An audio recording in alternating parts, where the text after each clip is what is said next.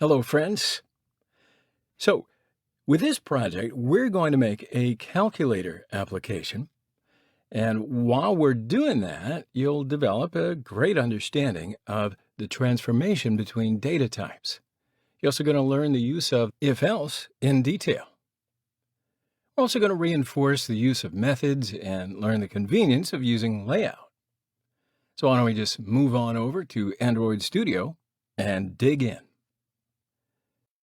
So I want to first show you the finished version of our application. So here there are two text views in linear layout. Now, while the first text view takes action steps, the second text view will include our processing results. There's a grid layout under the linear layout. Our numbers and operators are included in the grid layout. Now, if we look at the operation of our application, for example, if we make 5 plus 4 times 3 minus 2 divided by 5, and press equals button, now we're going to see that the result is printed in the result text view as 5. All right, so likewise, we see that the processing steps are printed in the text view at the top. Then when we press the AC button, we see that that clears the data in both text views. Also, after writing a few numbers, when we press the DEL or delete button, we're going to see that the numbers are deleted one by one. All right, so in addition to all this, we're going to be able to use double numbers that will not only operate with integers, but also in our calculator. So for example, when we'll type 6.5 plus 4.3 and press the equal button, we'll see that the result is printed as 10.8. So sure enough, my friends, you have got enough learning to achieve this, but don't worry, I'll be with you every step of the way. So we're going to design our project in the next video. I want to see you then. Hello, friends. So in the previous video, gave you some general information about our application that we're developing. So in this video, we're going to continue to design our application. So let's open Android Studio and start the design.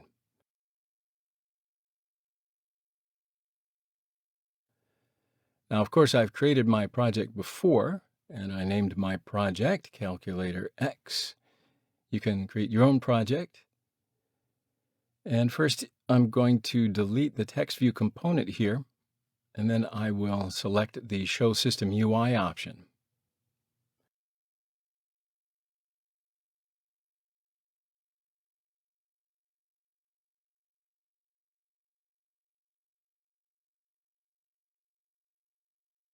Now I'm going to expand my design space. First, I'll close my palette and then close the Components tree field. And then finally, by selecting the Split option, I can make both the XML parts and the designer parts appear together. Now, with such a project, I am going to be writing linear layout instead of constraint layout, since it will be a lot easier to work with our linear layout than a constraint layout. You can, of course, work with a constraint layout if you want, but like I mentioned before, I'm going to be using linear layout.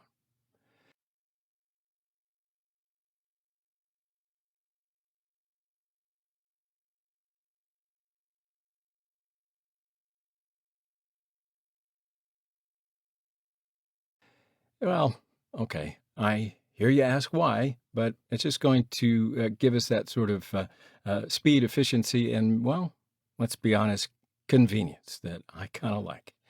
So after I create the linear layout, I'll just add linear layout and the grid layout inside.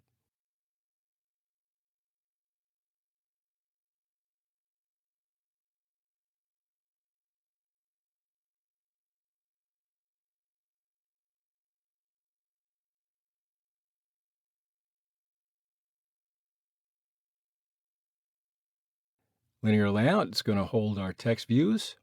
So I'll choose a width of the text view as a match parent. And I'll select the height to be 90. And I'll select text size to be 30. Now you can also change these features in the attribute section, whichever you prefer. It's okay. But I'm going to continue and set the ID of the text view as text view history.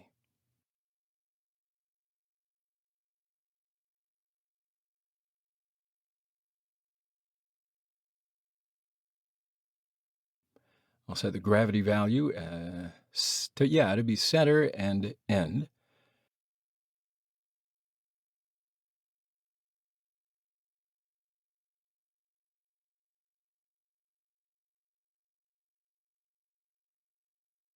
Because we determined in our application earlier, that's what we're going to do.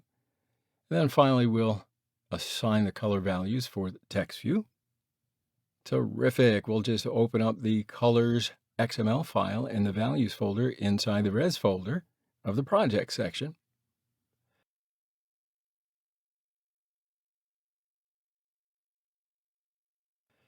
So there are 3 colors available here. So we're going to create our own 3 colors. What do you think about that? So if you take a look at the original project again that I showed you, you see the 3 different colors, orange, white, and black.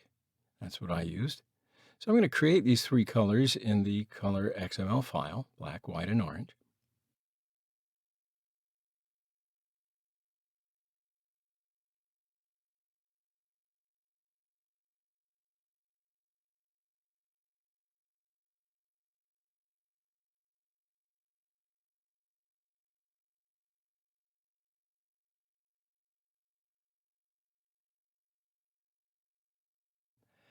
And I will create the corresponding colors according to these color names.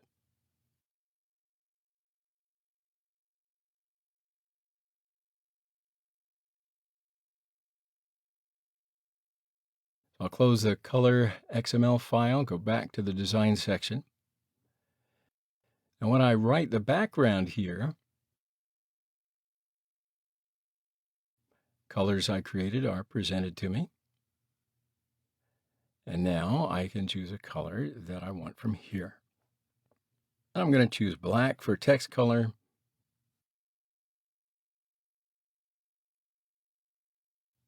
All right, so with that, the first text view was created. And all I'll have to do is now copy and paste these features for another text view.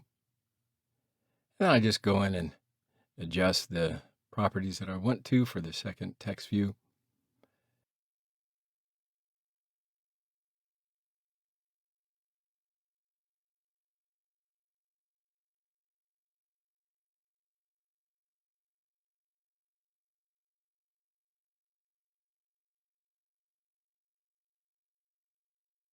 I'll also write 0 as text.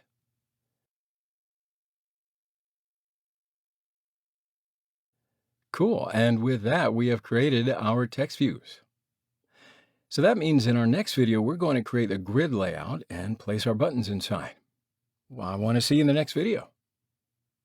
Hello, friends. So in the previous lesson, we created our text views and linear layout. In this video, we are going to create our grid layout and buttons. So for that, let's open up Android Studio.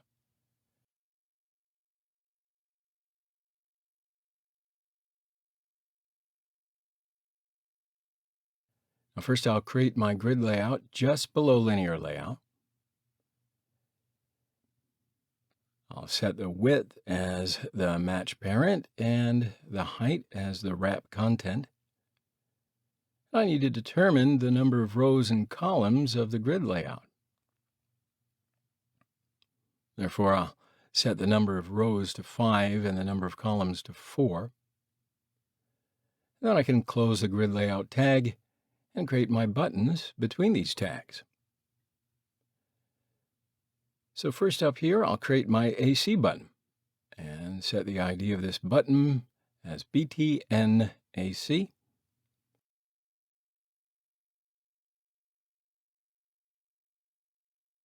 I'll set the height of the button to be 80, and I'll define its width as wrap content.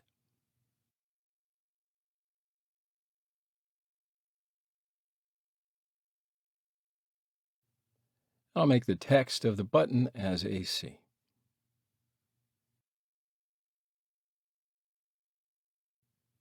So I'll set the text size to 30.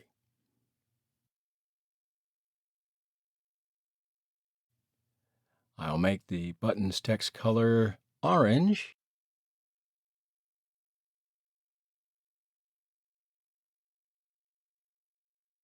And the background color white. All right, cool. So now I need to specify the row and column number of my button.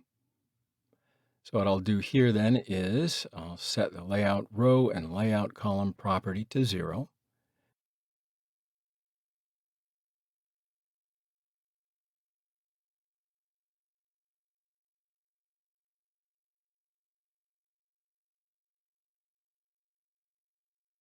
And by doing that, I position my button at the 0, 0 point, right?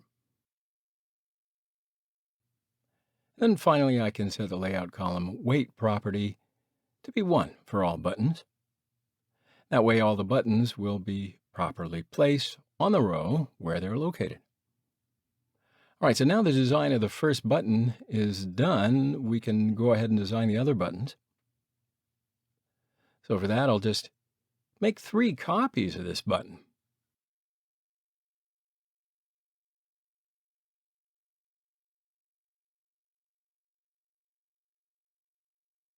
Right? And then I can just set the ID of the second button to be BTN DEL. Okay, so I'll correct the text here to be DEL. And then finally, I'll set the column number to be 1. I'll set the ID of the third button, BTN divide.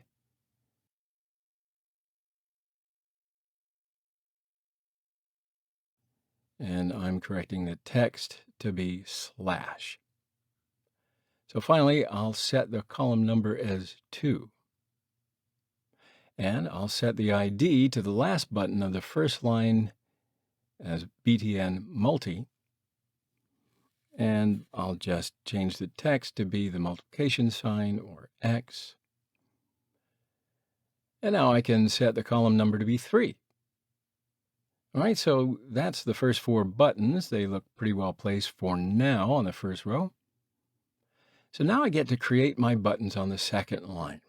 All right, so to do that, I'll just copy the 4 buttons that I created and paste them just below the last button. So I create the last button of the second line.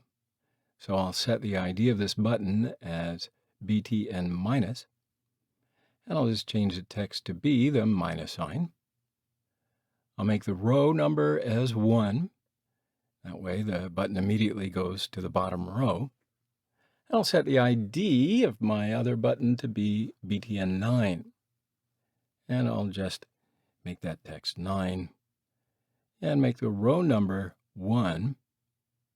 And I'll also just change the text color to be black. I'll set the ID of my other button as BTN 8. And I'll just make the text the number 8. And I'll make the row number 1. I'll also make the text color to be black. And I'll define the ID of the last button in the second line to be button or BTN 7. And then I can just change the text to the number 7. And I'll make the row number 1. And of course, we'll make the text color black. All right, so there's the second row. Now we can go ahead and create the buttons of the third line. So to do that, I'll just copy the 4 buttons that I've created and paste them just below the last button. And what I'll do here is create the last button of the second row. I'll set the ID of this button as BTN plus, and I'll just change the text to be the plus sign. I'll also set the row number to be 2. Then I can set the other ID of this other button here to be BTN 6. And I'll just change the text to 6, as we have done in the past. So now I'm making the row number to be 2, right? So I'll also make the text color black. Set the ID of the other button to be BTN 5. And I'll change that to be the number 5 and make the row number 2 and the text color black. Now I can set the ID of the last button in the second row as BTN 4. And I will change that text to be the number 4 and the row number to be 2. And I'll make the text color black, of course. And that is the third line done. So now I can create the buttons in the fourth row in the same way.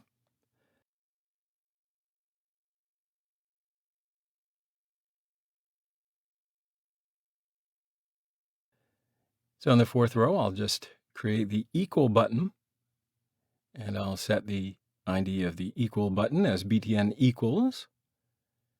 And I'll also just change the text to be equal, and we'll also make the text color white, right? And the background color orange. You've seen a calculator before. So I'll set the row number to be 3. Now also, this button is going to take up 2 rows of space, right? So I'll set the layout row weight property to be 1.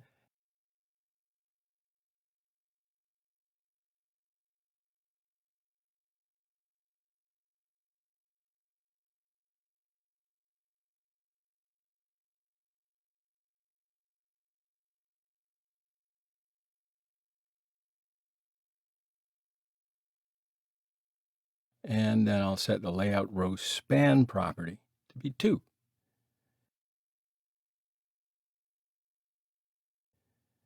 And then I can set the ID of the other button to be button 3. And I'll just change the text to be the number 3. All right, so that is line number 3 for row 3. And just make sure that you change the text color to black if it isn't. And I'll set the ID of the other button to be BTN 2. I'll change the text to be the number 2. And I'll make that row number 3. And double check, make sure the text color is black. And now I'm defining the ID of the last button in the third row to be button 1. So I'm correcting the text one more time to be the number 1. And I'll make that row number 3. Also text color black. All right, so that's the fourth row. Well done, we got another one. So let's create that fifth row. Now, since there are 2 buttons in this row, I'll just copy and paste the 2 buttons. So in the last row, I'll create the 0 button first. I'll set the ID of this button to be BTN 0. I'll set the text as 0.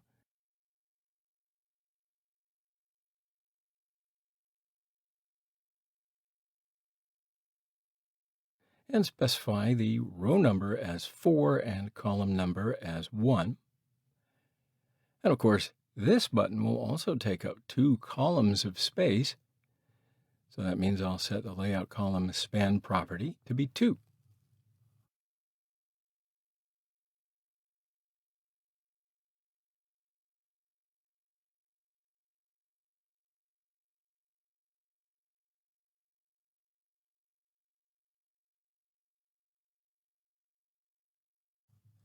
Now, finally, I can create the dot button, and I'll define the ID of this button as BTN dot, and we'll just change the text to dot, period, point, whatever, and the number of row will be 4, and the column 0.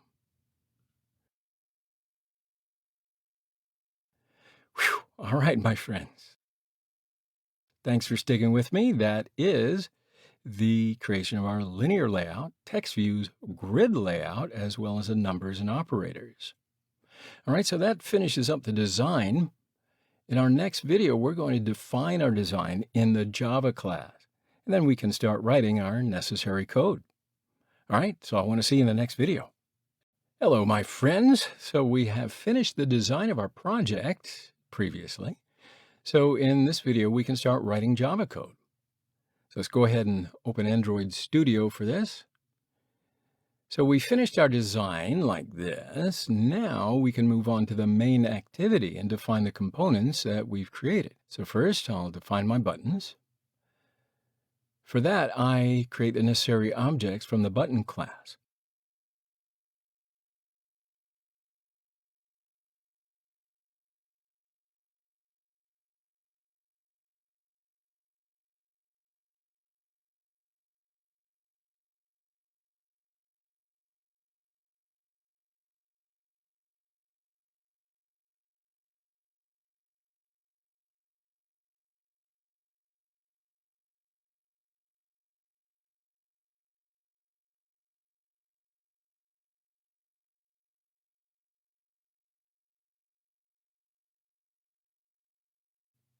All right, so now I'm creating text view objects.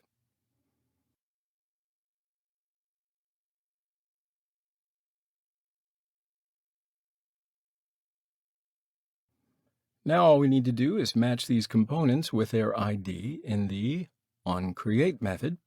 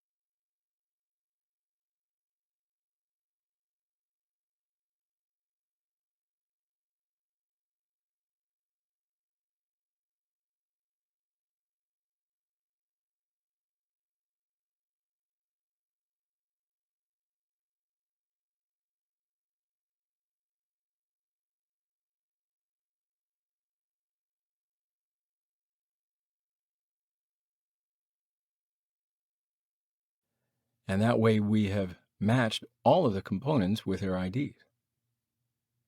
So now we can activate the button click feature. So we've activated the BTN 0 button.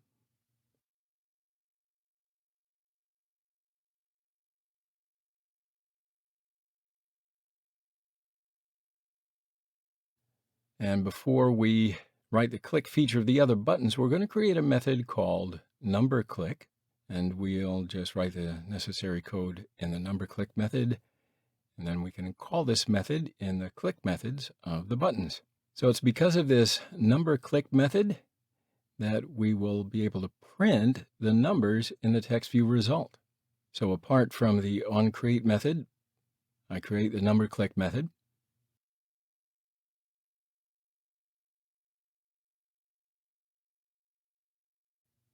And then this method will get a string type view object from the outside. And then I create the string type number object above.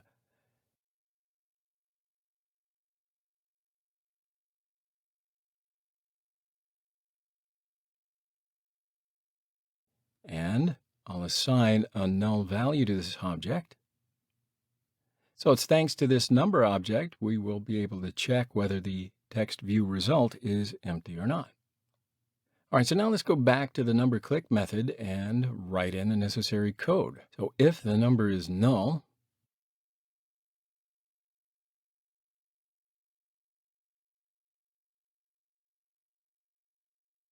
we will assign the view object to the number variable.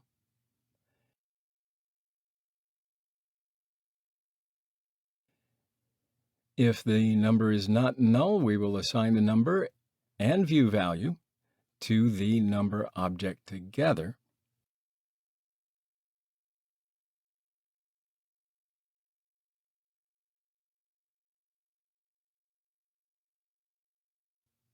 All right, so finally, we will print the number value in text view result.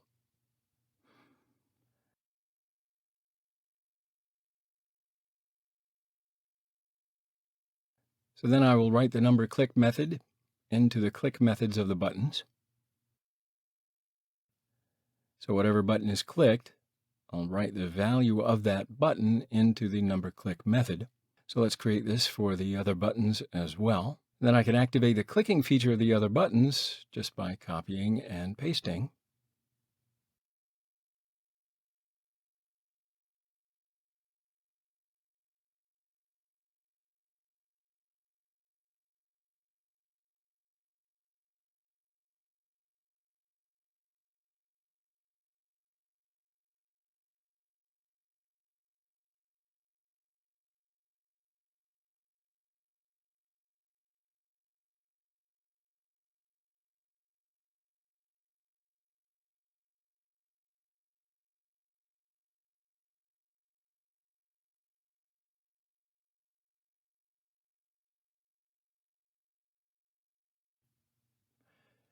Cool, so we have now activated the click feature of the buttons. Let's just do a little test. So we're going to run it in test.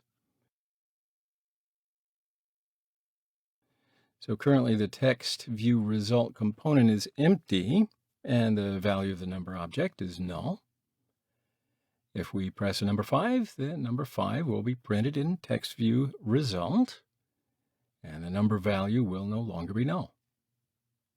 Now currently the number value is 5, so if we press the number 8, 58 will be printed on the screen. So whatever button we press, that'll be written next to the numbers on the screen. All right, so that's it so far. That is defining our components in Java class. We've also printed our numbers on the screen, so that means that in the next video, we're going to activate the click feature of our operators. So I want to see you in the next video. Hello, friends. So in our previous video, we paired our components with their IDs and then activated the clicks feature of our numbers. So in this video, we're going to activate the clicks feature of our operators, and then we'll be able to write the required methods. All right, so let's go on to Android Studio. Now, first of all, let's activate the clicks feature of the operators.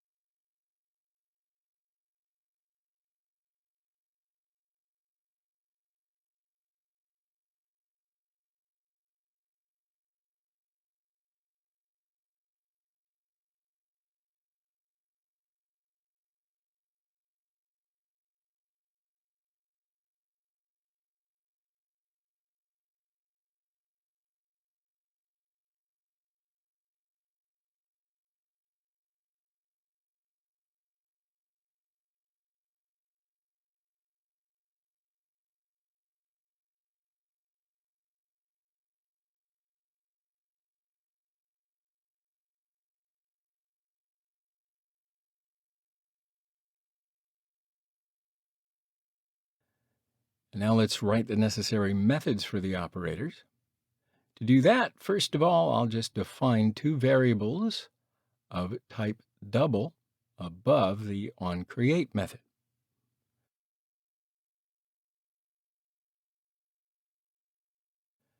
So I name these variables as first number and last number and set their initial values to 0.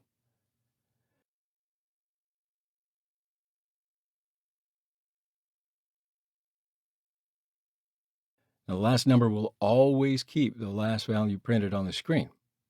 So if a new value is entered on the screen and any of the operators are clicked, the values in the last number will be transferred to the first number, and the new value of the last number will be the number on the screen.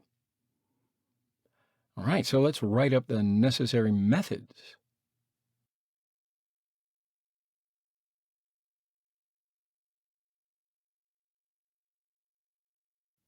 First of all, I'll create a method called plus.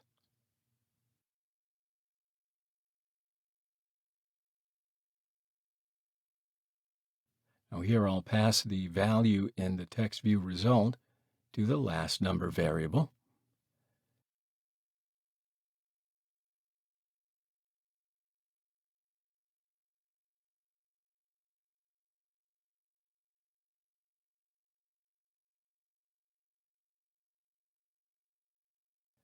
And then I'll transfer the sum of the first number and the last number to the first number value.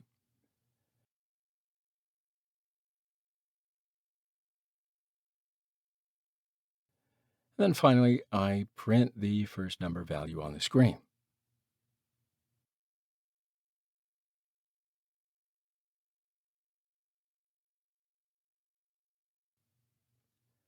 All right, very cool. So now we're going to create the method called minus.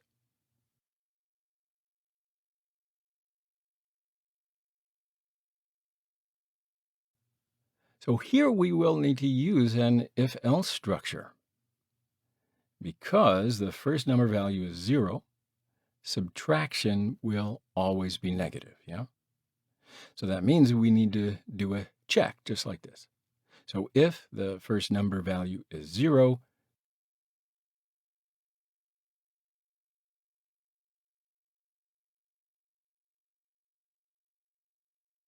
pass the number in text view result to the first number variable.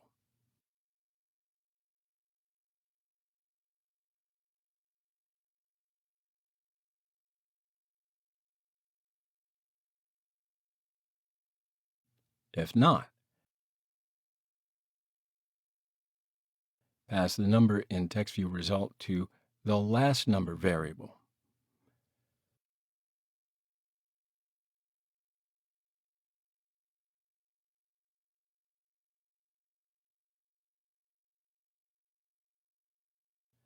Then transfer the difference between first number and last number to the first number value. And then finally print the first number value on the screen. Just like that, huh?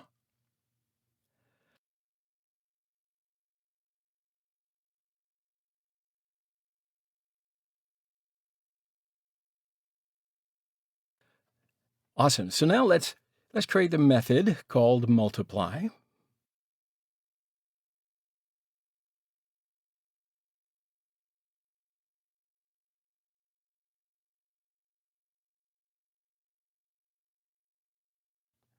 So here we will need to use an if-else structure as well. Because the first number value is 0, multiplication will always be 0. So that means we need to do a check like this. If the first number value is 0,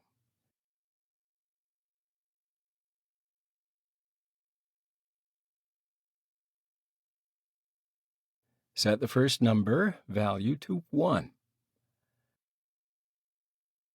Pass text view result to last number.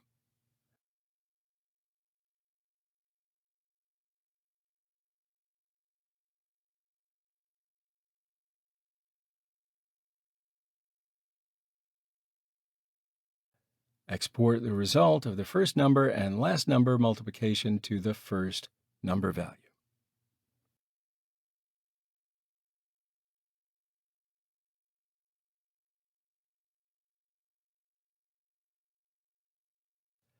If the first number value is not 0,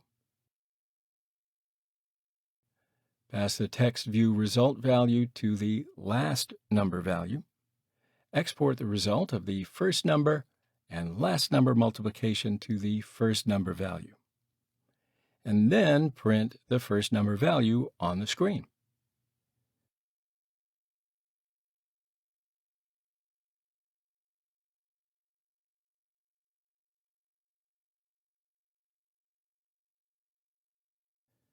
Great. So finally, we're going to create a method called divide.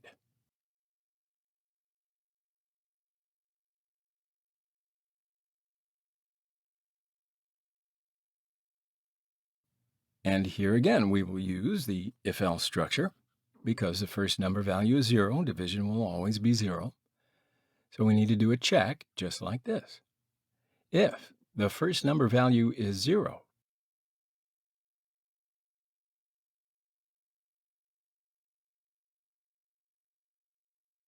pass the text view result value to the last number value.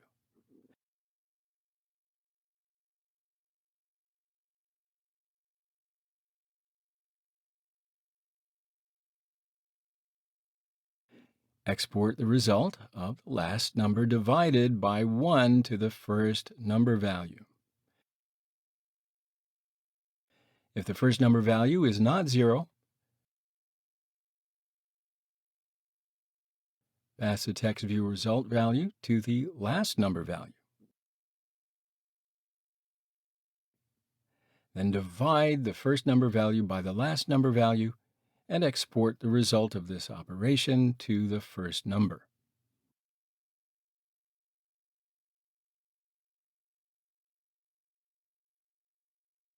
And then print the first number value on the screen.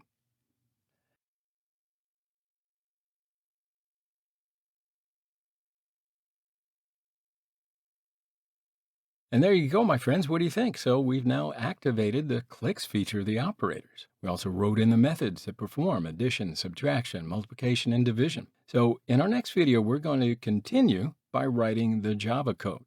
All right? So I want to see you in the next video. Hello, friends. So in our previous lesson, we activated the clicks feature of the operators and also wrote the necessary methods for 4 operations.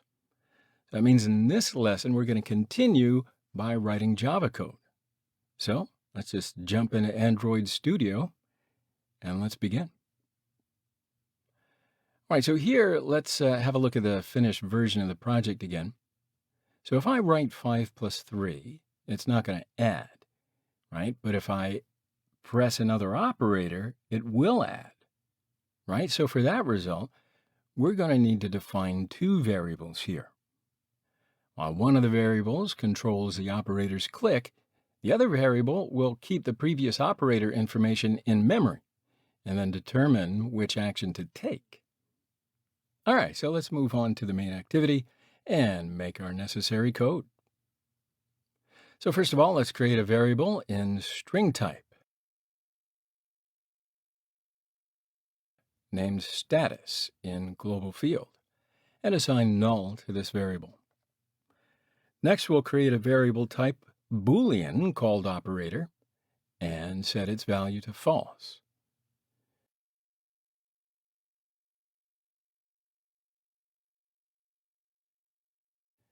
So now we can set the operator value to be true in the number click method.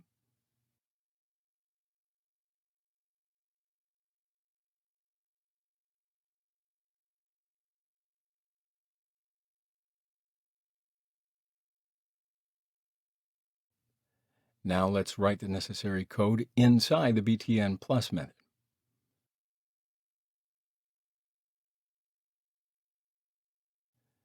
So if the operator is true,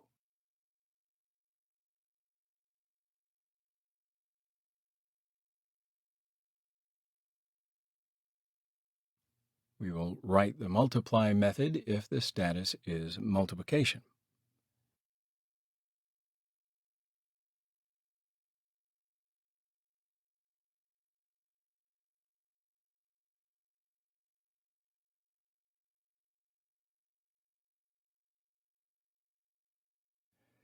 If the status is division,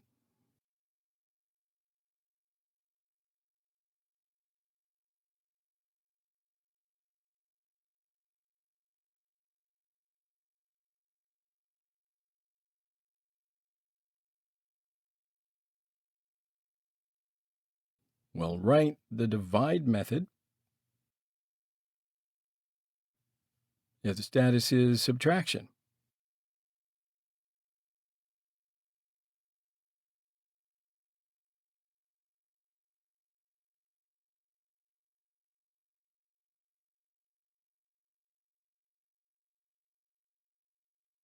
we're going to write the minus method.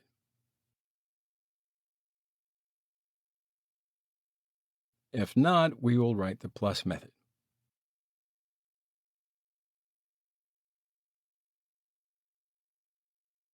See how that works? So finally, we're going to assign the sum value to the status variable outside the if structure. And we will assign false to the operator variable. We also need to set the number null again.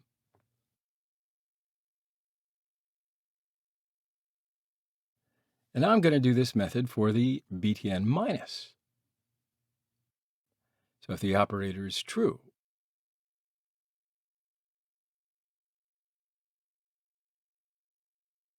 we will write the multiply method if the status is multiplication.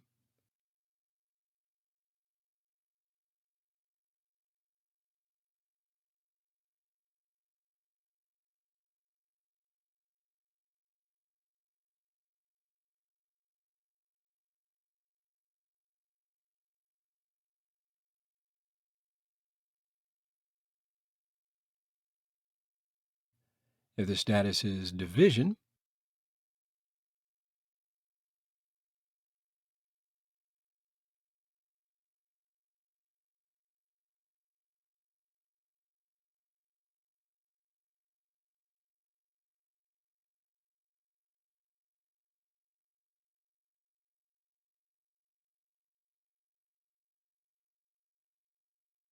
we will write the divide method.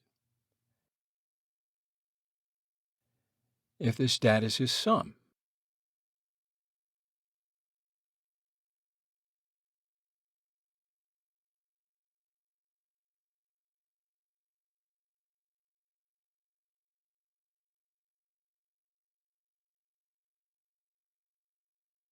we will write the plus method.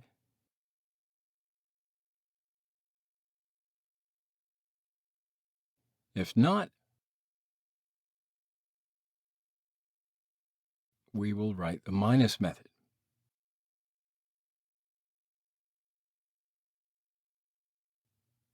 And finally, we will assign the subtraction value to the status variable outside of the if structure. Then we will assign false to the operator variable. We'll also need to set the number null again. All right, so if you're with me so far, we'll continue for the btn multi. If the operator is true,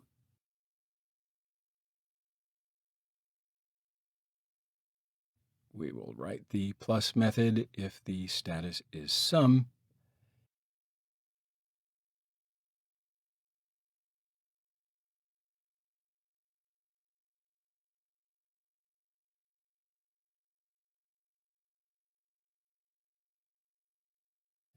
If the status is division,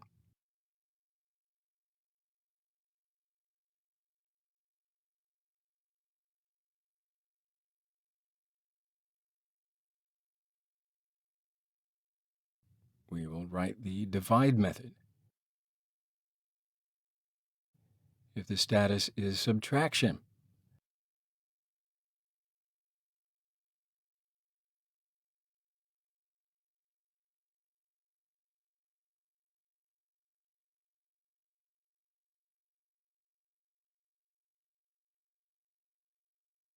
we will write the minus method.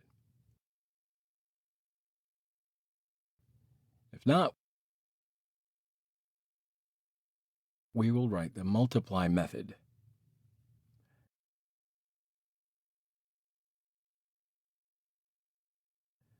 All right, so now we will assign the multiplication value to the status variable outside of the if structure.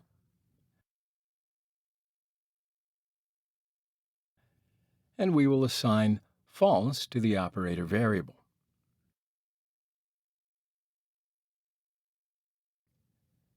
And again, we'll also need to set the number null. And finally, we'll do this method for the btn divide. So if the operator is true,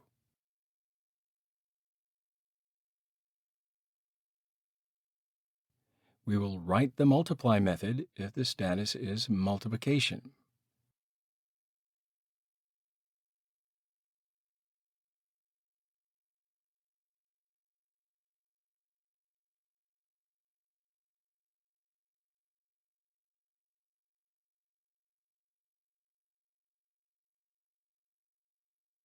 If the status is sum,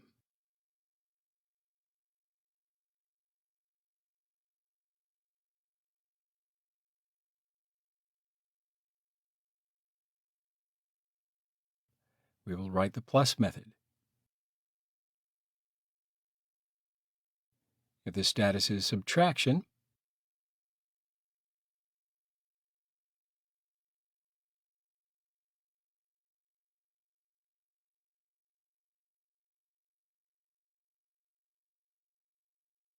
we will write the minus method.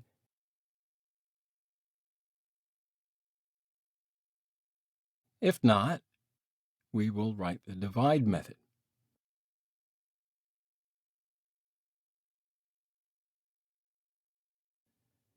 And finally, we will assign the division value to the status variable outside of the if structure.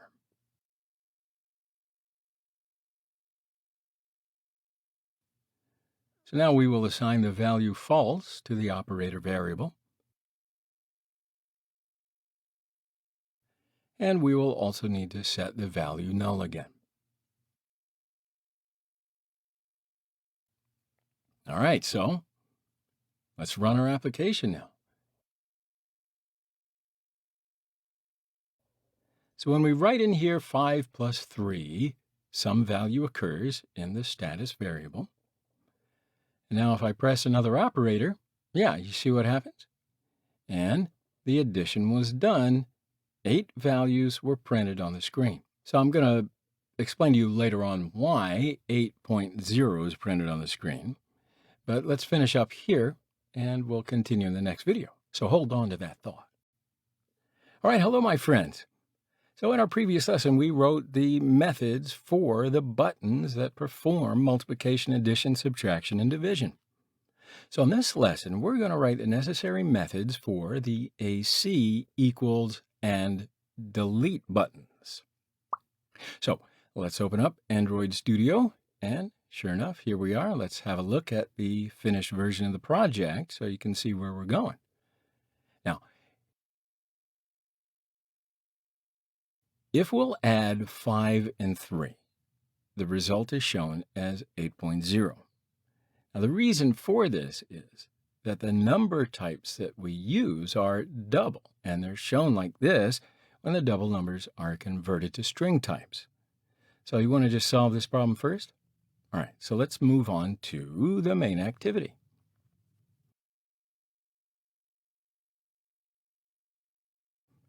Now here we will create an object from the decimal format class and call it myFormatter.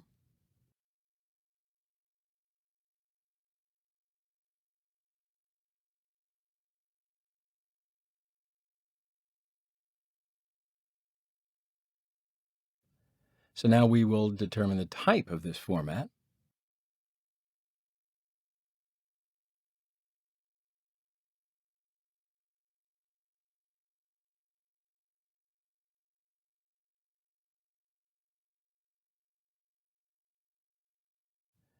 The sharp sign I'm going to use here, and that'll correspond to each digit. The dot sign indicates the length of the decimal part. All right, so here let's set it to be 6. Of course, you can determine whatever length you want, but I want to show you something, so just follow along. Now let's go on to the relevant methods and use this format.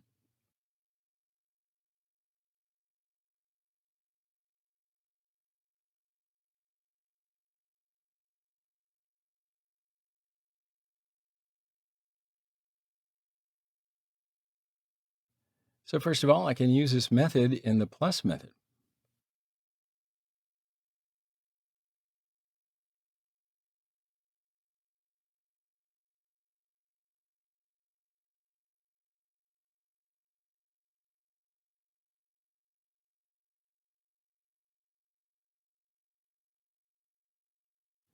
Similarly, in other methods, we will use this method to print the result on the screen.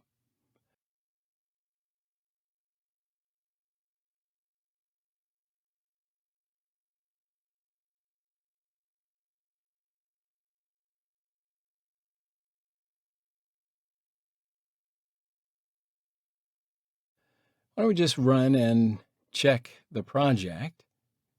So if we add 5 and 3, yeah, see, so the result will be printed on the screen as 8. All right, so now it's time to write the necessary code for the equals button.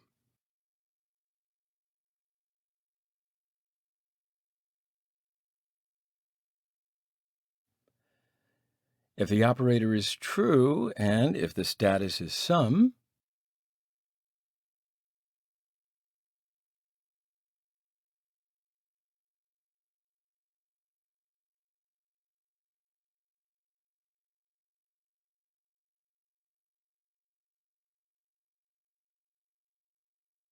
we will write the plus method.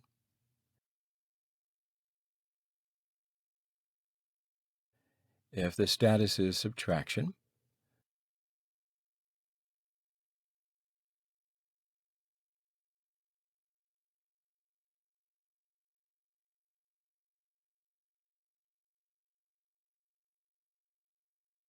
we can write the minus method. If the status is multiplication, we will write the multiply method.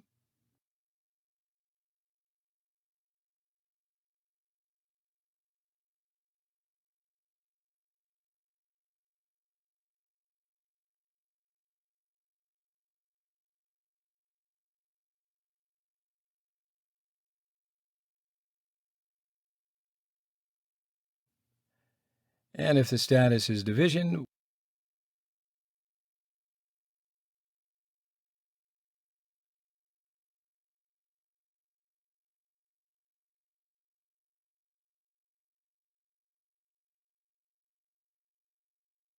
we will write the divide method. If not, we will pass the value in text view result to the first number variable.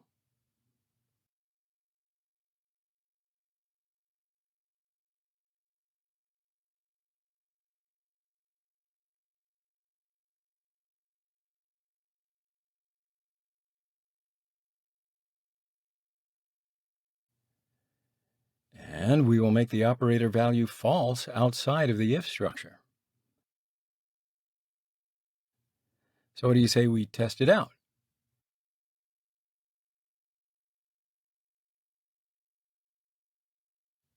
So if we add 5 and 3 and press the equal button, the result is printed on the screen as 8. All right, cool.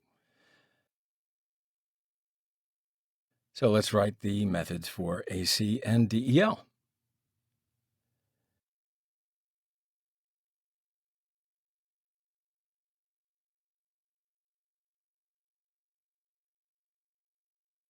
So pressing the AC button, that's going to return all values to the initial value. So for that, I will set the number and status values to null.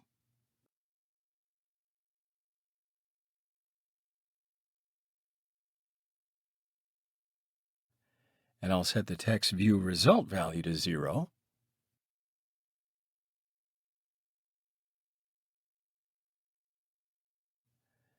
And I'm cleaning inside the text view history.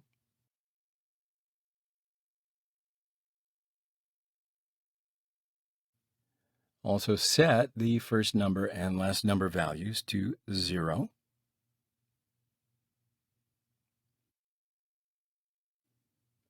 Now let's write the necessary code for the DEL button. So here we will use the substring method, and that'll return the desired length of a string expression. Number equals number dot substring.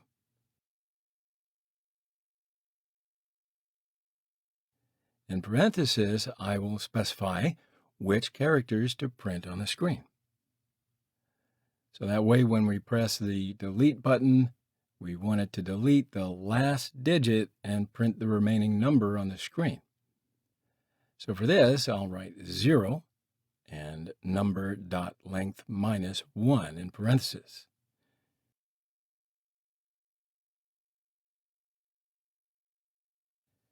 And finally, I'll print the number value on the screen. Cool, so let's run this and test our application.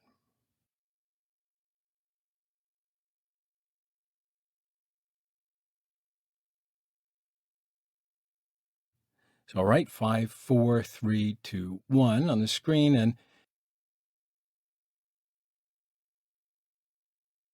that way when we press the delete button, we will see that, it's deleted one by one.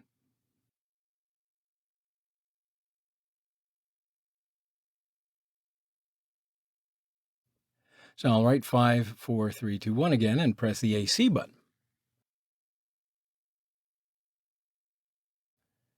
All numbers on the screen are cleared. All right, so that finishes this lesson, and in the next one, we're going to write the necessary code for the dot button. All right, so I want to see you in the next lesson. All right, hello, friends. So in our previous lesson, we wrote the code for AC, equal, and DEL. So in this lesson, we're going to write the necessary code for the dot button, and we'll show the operation steps in the text view history. So why don't we go ahead and open up Android Studio. So we're going to write the necessary code in the method of clicking the dot button.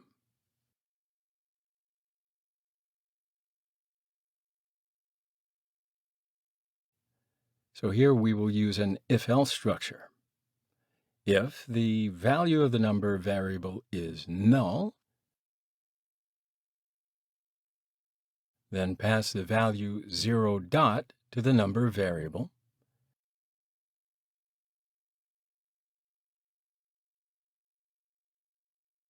If not, pass the number value and dot value together into the number variable.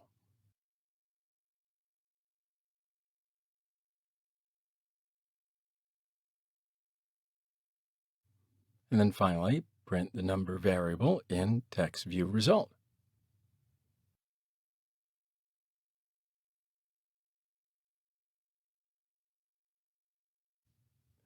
All right, so that's the necessary code for the dot button. Let's go ahead and write the necessary code for the text view history. So for this, we're going to first have a look at the finished version of the project. So when I press the number 5 here, nothing is printed in the text view history. But when I press any of the multiplication, division, addition, and subtraction operators, well, 5 numbers and the operator are printed together in the text view history. So as a result, the operators are controlling this process. So that means that we will write the codes in the click methods of the operators. All right, so let's go on over to the main activity now. So first of all, I'll create 2 variables of a string type.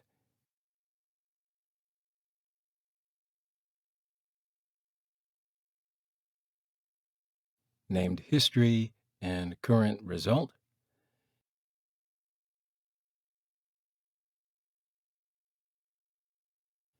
And now I will pass the information in the text view history to the history variable.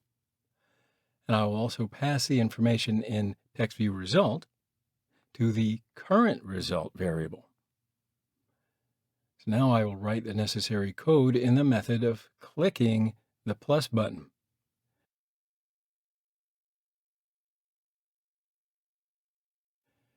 History equals text view history dot get text dot to string.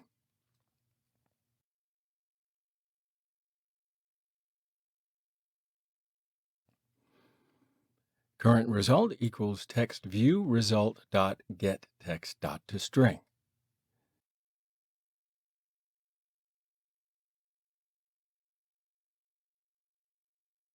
Now let's print them in text view history.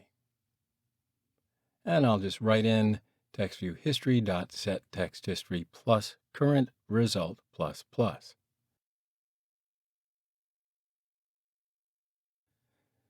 So now I can copy this method, paste it into the click methods of the other operators.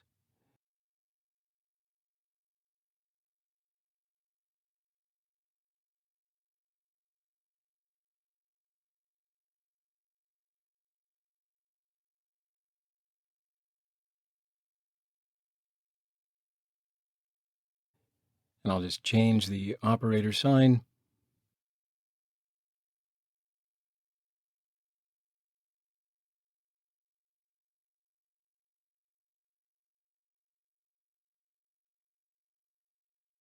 That's all we're doing here. That's the code for these operations. If you don't believe me, let's run it and test.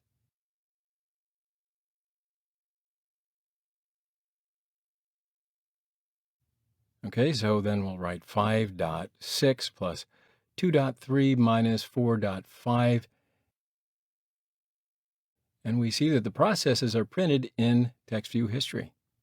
Now, when we press the equal button, we see that the result is printed in TextView Result. All right, so we're going to finish our lesson here. And in the next lesson, we're going to try to fix the errors that might occur when using the application. You say, what errors? But that's all right. I'll see you in the next video, and I'll show you what I mean. Hello, friends. So in this lesson, we're going to try to fix some of those errors that might occur when using the application. So for this, we'll just start up in Android Studio and open the finished version of the application.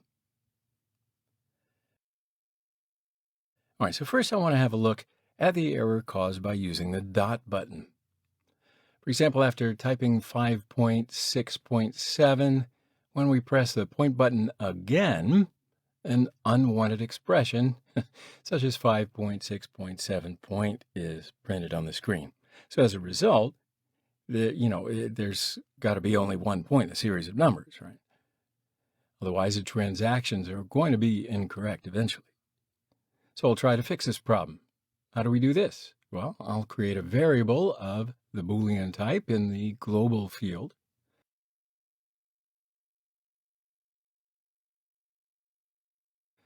I'll call this variable dot.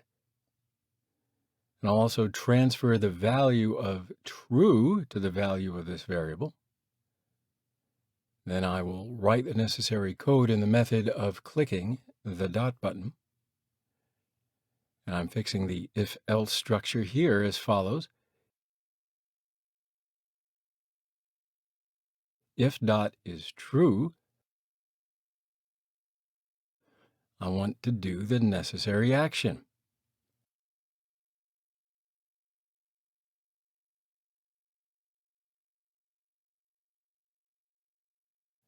So finally, I'll pass the value false to the dot variable.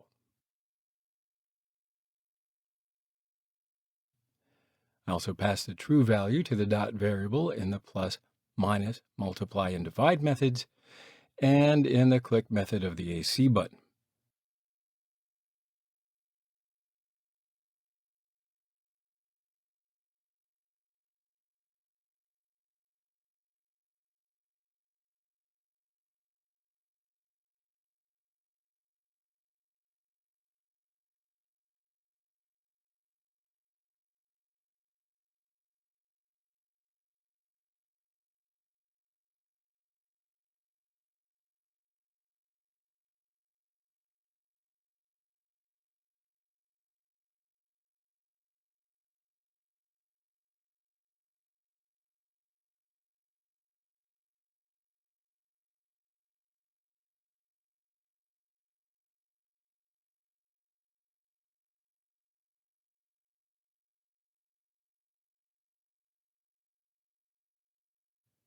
Thus, clicking the dot button will be activated when all data is cleared with the AC button or clicking any of the operators. Otherwise, it'll be passive. All right, so let's run the application and test it. So when I press the dot button again after typing 5 dots, no more dots are written on the screen. But if I write 7.8 after pressing any operator, a dot will be printed on the screen. And if I press the dot button again, no dot will be written on the screen. So if I press the dot button after pressing the AC button, the dot button will become active and the dot will be printed on the screen. Okay, so that's what I mean by fixing the point button error. So now let's see what I mean by solving the error with the DEL button.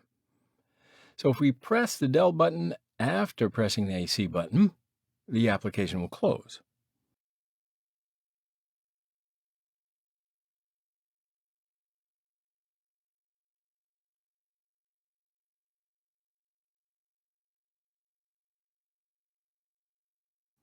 Also, if I press the DEL button after deleting the data on the screen, the application will close.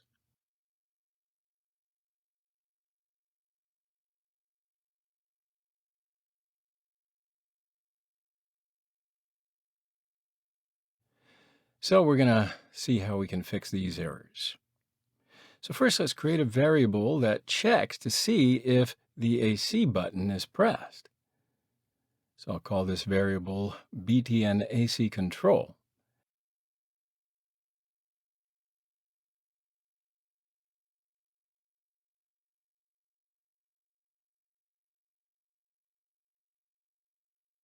And I'll also transfer the value of true to the value of this variable.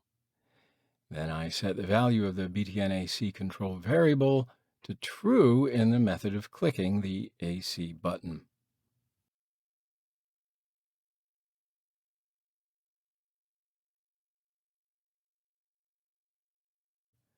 I also create an if-else structure within the method of clicking the del button. If BTN AC control is true, that is, if the AC button is pressed, I will print 0 in the text view result.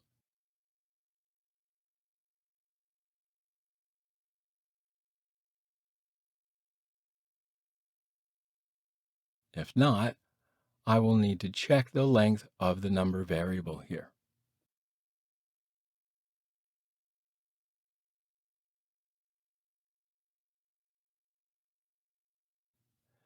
I'll create another if-else structure for this. If the length of the number variable is 0,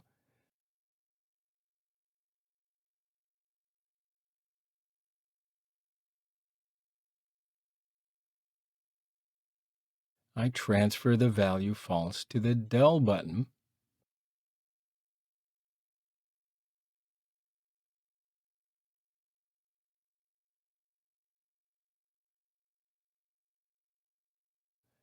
Thus, if I press the del button after the data on the screen is deleted, the application will not close.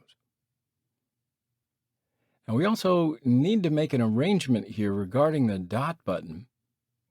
If you just take a look at the application again, for example, if I press the del button after writing 5 dot, the dot will be deleted, but if I press a dot again immediately, the dot will not be printed on the screen because the dot variable will take false, right? So I want to show you how to fix that.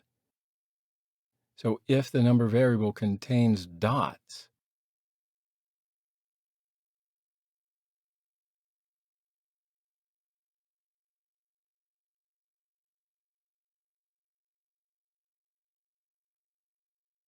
I pass false to the dot variable.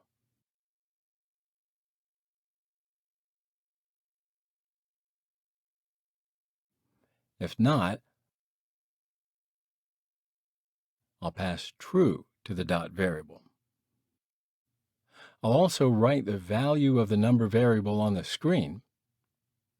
And then finally, I can pass false to the value of the BTN AC control variable inside the number click method.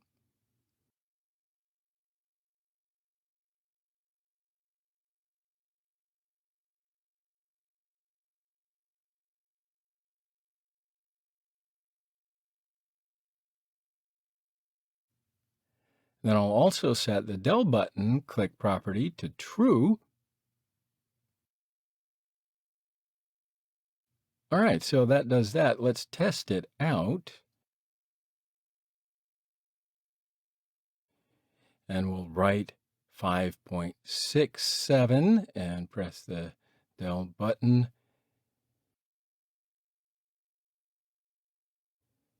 So if we now press the dot button again, the dot will not be printed on the screen because there is a dot in the number variable.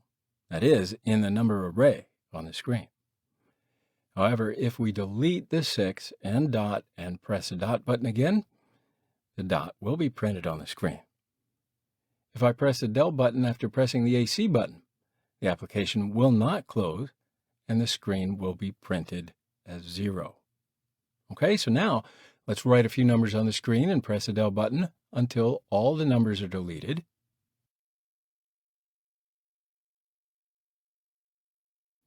And sure enough, after deleting all the numbers on the screen, when we press the del button again, the application does not close because the length of the number variable is 0. So the click feature of the del button has now been disabled. So that finishes this lesson. In the next lesson, we're going to fix the errors that are caused by using the equals button. All right, stay tuned, and I'll see you in the next lesson. Hello, friends. So in our previous lesson, we fixed the errors caused when we use the DEL and the dot buttons. So in this lesson, we're going to fix the errors that could be caused by using the equals button. So in order to do this, we'll go to Android Studio and open up the finished version of our application because I want to show you something. So let's write 5 plus 4 on the screen and press the equal button. Right. So now let's press the 7 button. Yeah, so 47 is printed on the screen instead of 7 because when we press the equal button, the value of the number variable is not reset. We can also solve this error with the help of an operator. So first of all, I'll create a variable of the Boolean type in the global field.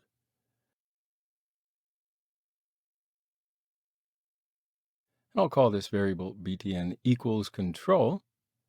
And then I can pass the false value to this variable.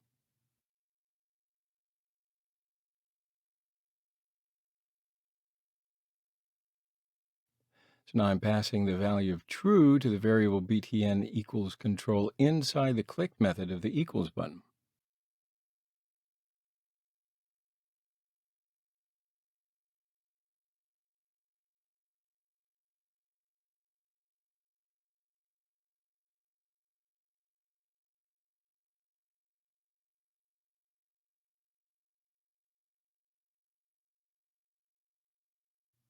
All right. So now I've got to check this in the number click method.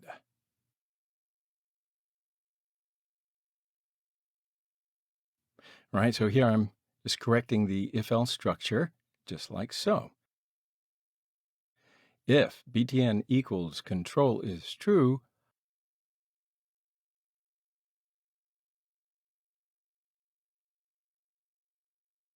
I pass the 0 value to the first number and the last number variables.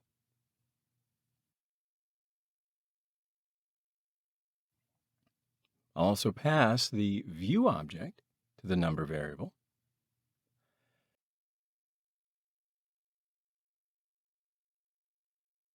And then finally, at the end of the method, I'll pass false to the variable btn equals control.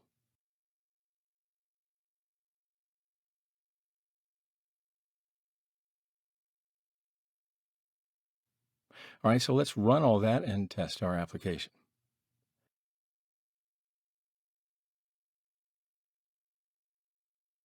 We'll write 5 plus 4 on the screen and press the equal button. Now let's press the 7 button, and there's the number 7. Lucky sevens. Okay, my friends, so that is our calculator application. What do you think? So just summarizing what we've done, we first created our design consisting of text view and buttons. Then we defined these components in the main activity. We activated the click properties of the buttons and created the necessary methods.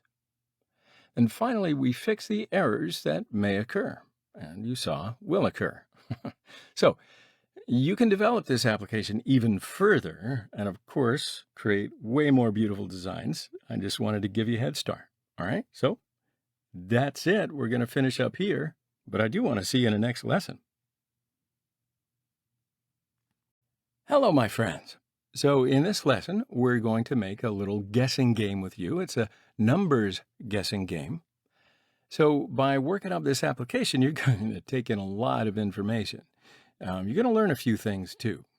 For instance, how to switch from one activity to another, how to transfer data between activities, how to prepare the splash screen, and how to make an animation. So if you're ready, I am. Let's head on over to Android Studio and have a look at what the finished product looks like so that you can see where we're going.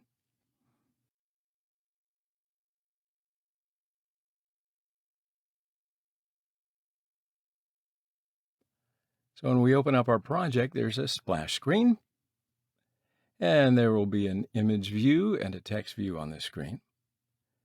And we'll animate both components. The picture revolves around itself, and its size gets bigger and bigger. And the visibility of the text view is increasing, and the text view becomes visible.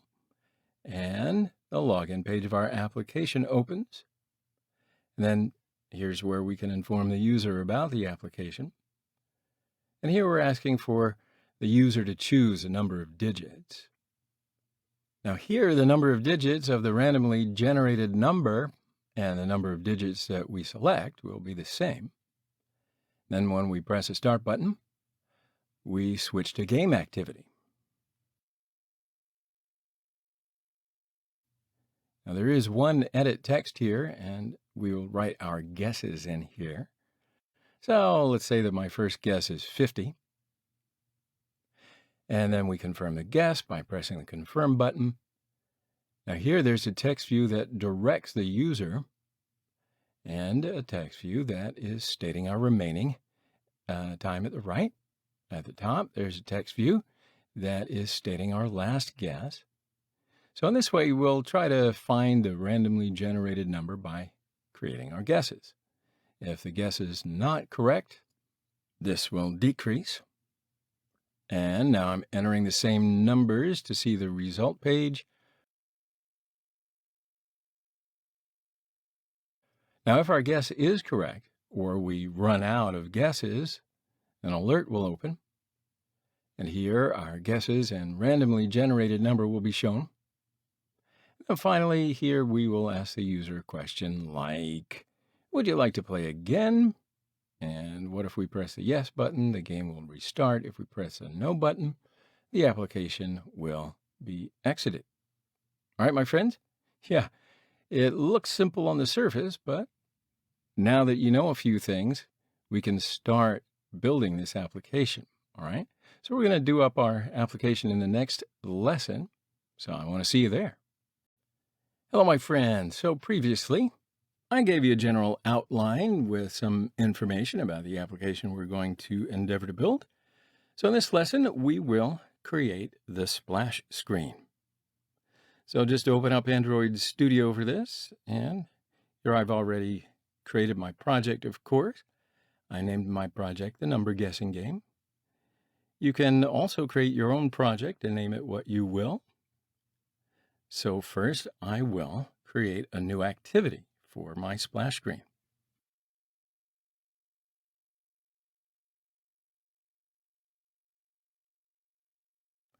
And I'll call this activity Splash Activity.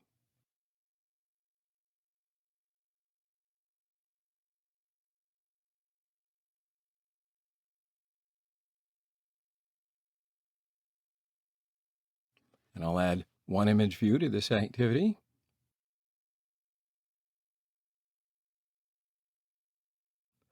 Here I can select a picture in the drawable folder. And of course, you can use whatever picture you want.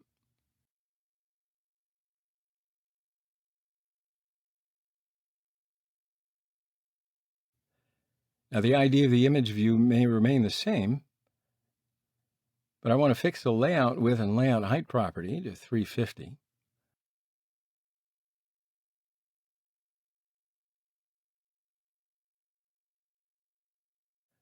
Then I'll hover over the image view, right-click, select the center horizontal feature, and I'll also make the layout margin top property 30.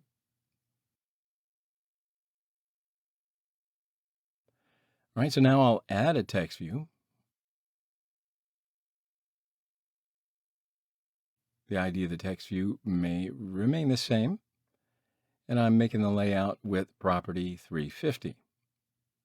So here I'll edit the text, and it'll be number guessing game.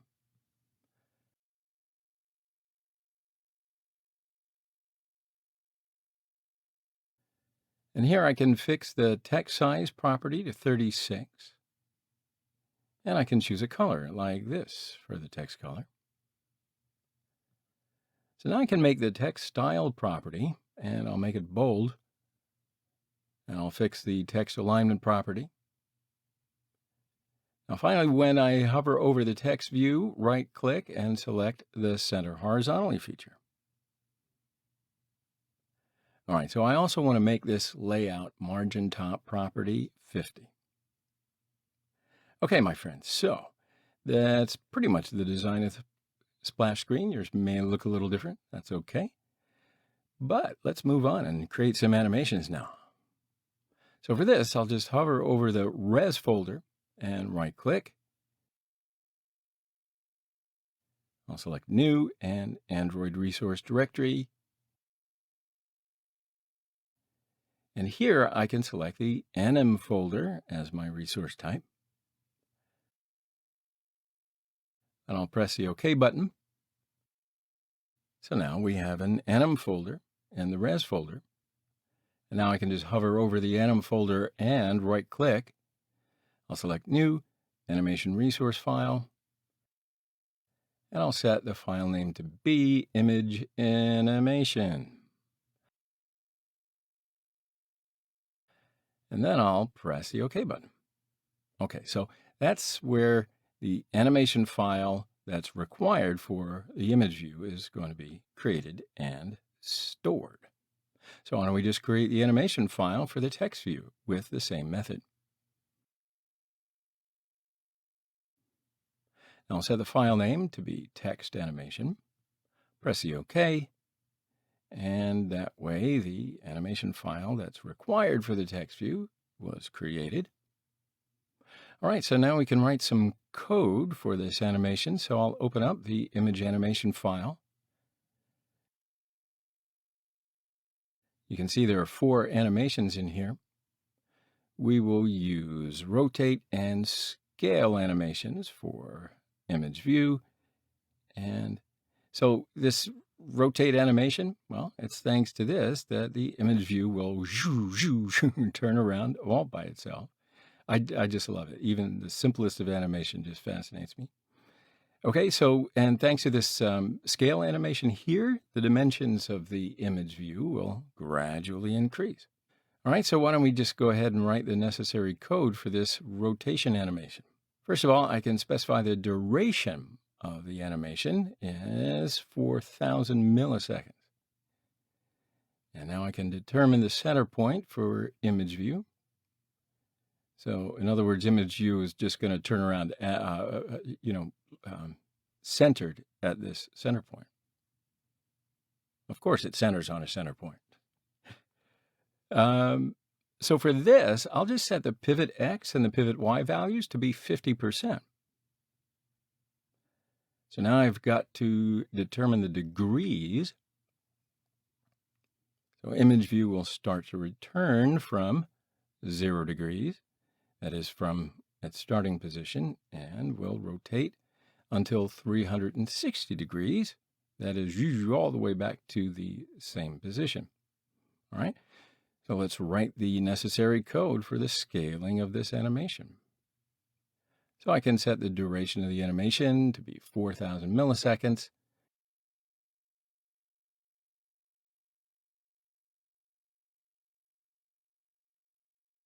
And I'll set the pivot X and pivot Y values 50%.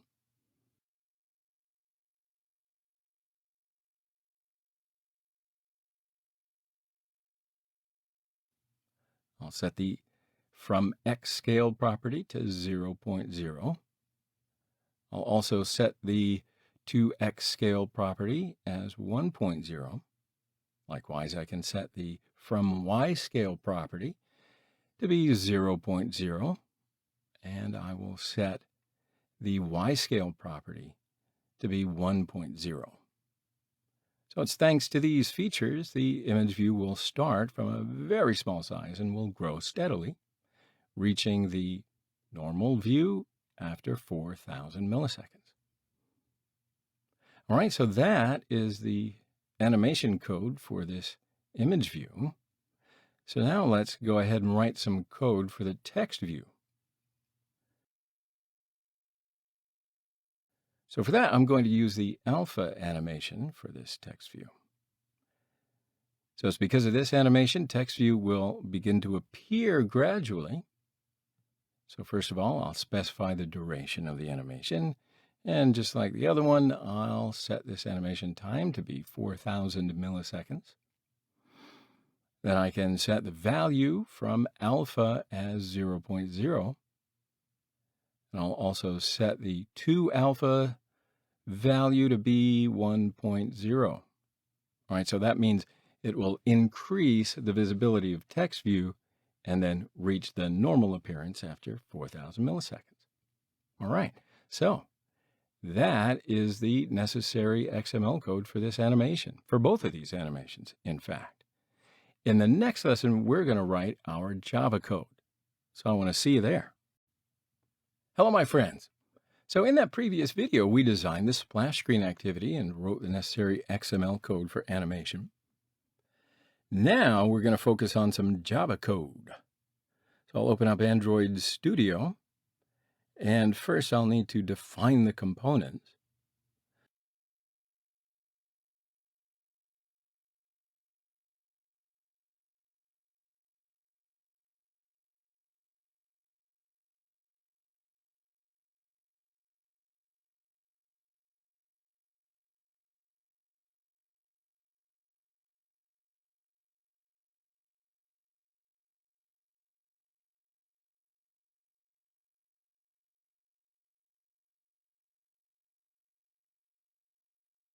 So I'll create two objects from the animation class.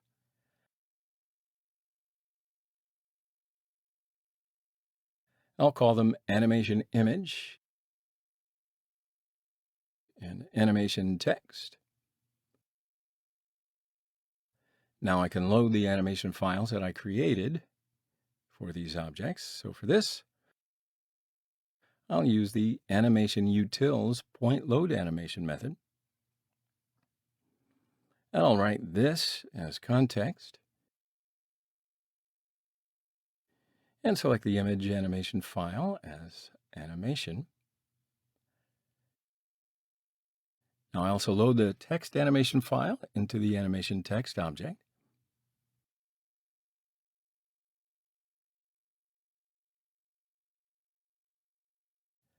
All right, so now we can start the animation. I'll use the set animation method for this. And just like that, the animation is done.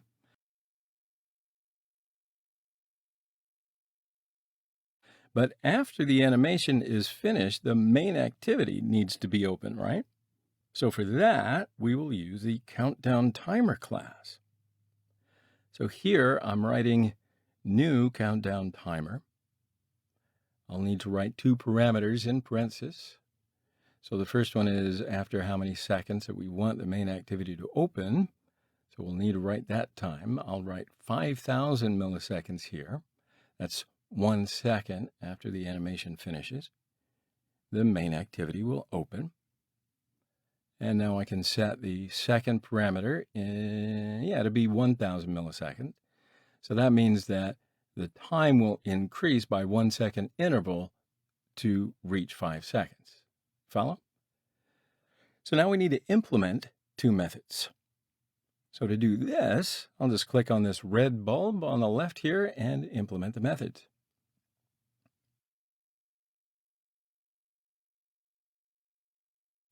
So the first method will state what will happen at each second. We won't need to write any code here. The second method states what happens when the time expires. All right, so here we will write pass codes to main activity. And I will use this method for this.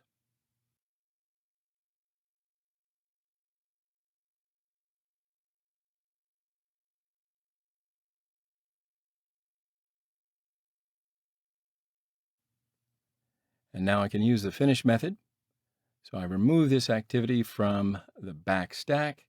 So if the user presses the back key, splash activity is not going to just spring open again. And then finally, we'll start the countdown timer method by typing .start. Now, there is one more thing that we've got to do. So currently, the starting activity is the main activity, right? So if we run the application, main activity will appear. So I want it to open with a splash screen, so I'll open up the manifest file here.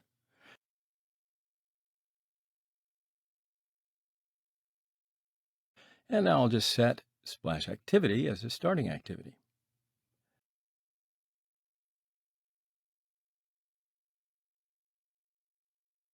So let's check it out, run it, and test.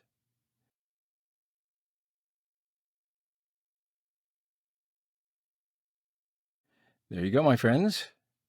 That's the animation. You can play around with it if you want, but we're going to continue in the next lesson where we will design our application. I'll see you there. Hello, my friends. So in the previous lesson, we created that splash screen. Very splashy indeed.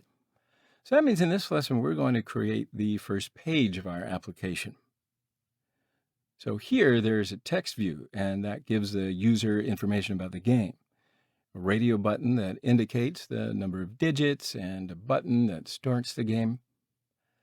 So let's open up Android Studio and make this design happen.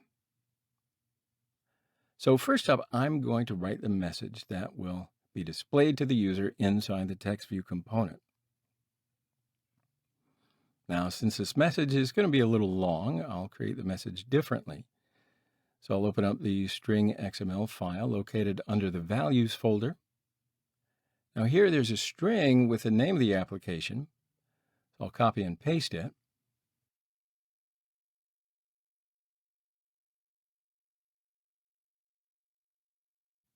Here I will name the message that I will create. And I'll define this as info. Of course, you can create any name you want, but just remember what it is. So now I'll write my message. I'll copy and paste the message that I created before.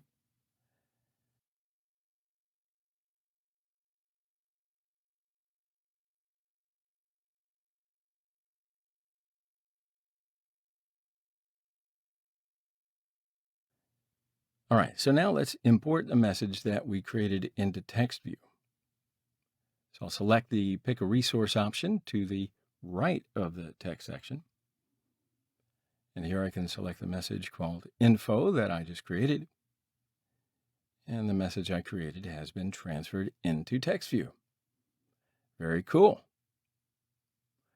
So now let's play around. I can make the layout width property of the TextView component 350.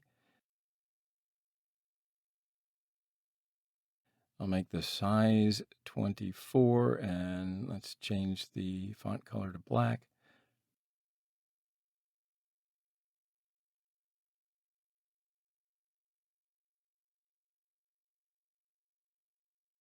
I'll also make the text alignment property center. And then finally, I can make the layout margin top feature 50. And I'll remove the constraint bottom feature.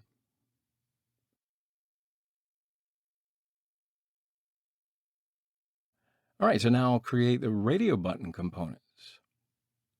I can just add one radio group for this.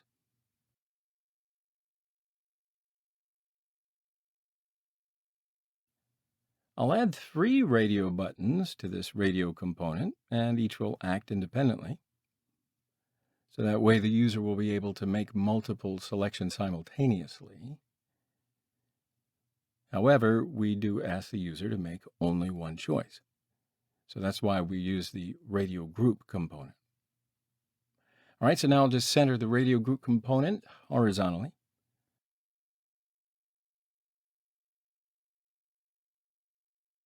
I'll set the layout margin top property to 50.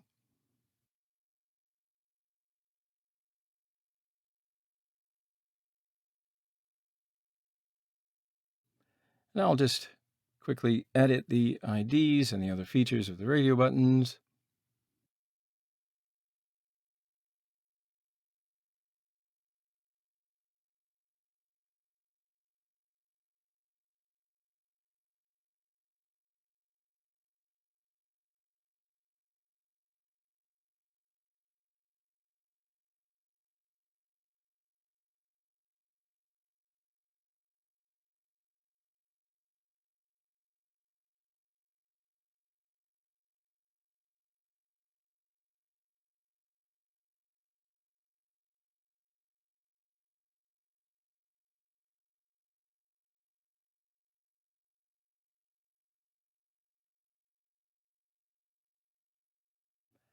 And then finally, I'll select all radio button components and set the layout margin value to 10.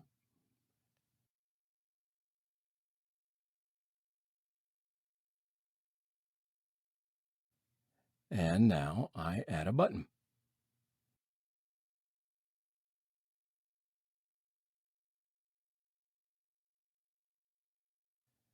Now I'm fixing the ID and the other features of the button.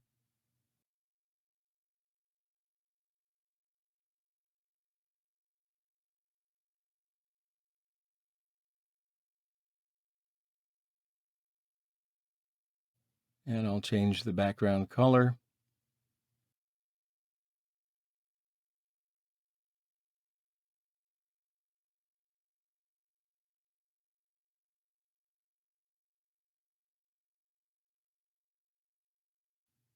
All right, so finally I'm changing the background of constraint layout.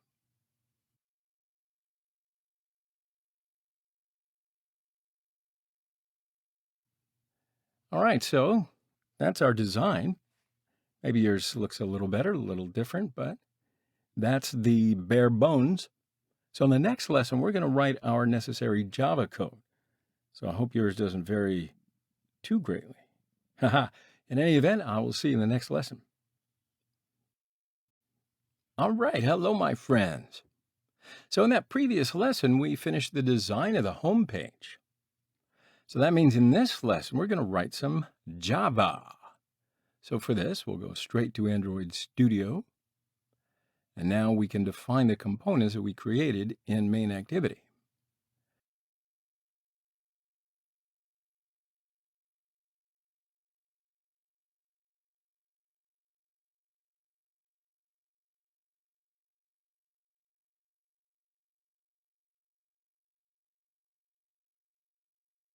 Now I'll also match their IDs in the onCreate method.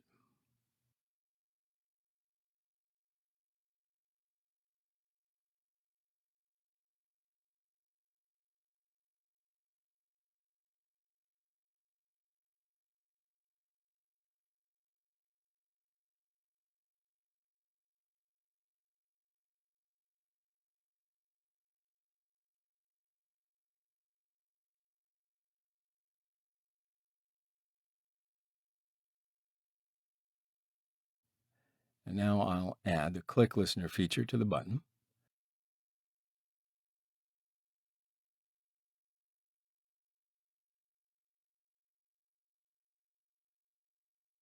So when I press the button, the game activity will open. Now that's why I'm creating an intent here.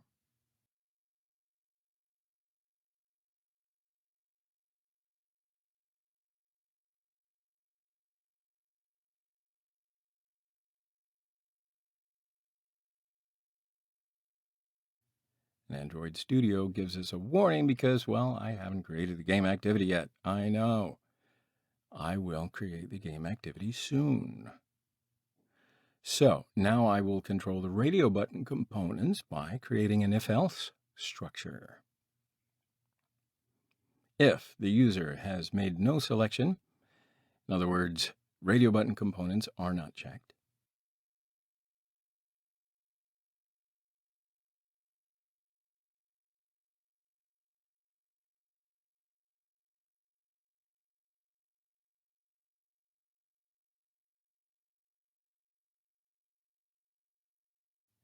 I will show the user a snack bar. Since the snack bar feature belongs to the material design library, we will first need to add the material design library to the Gradle file. You can add this library by writing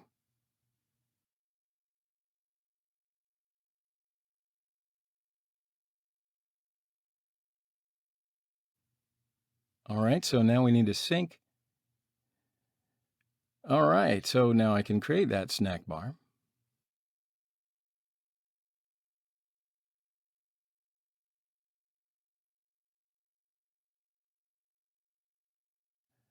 All right, so it wants a visual object here, so I'll write the V object, which represents the button.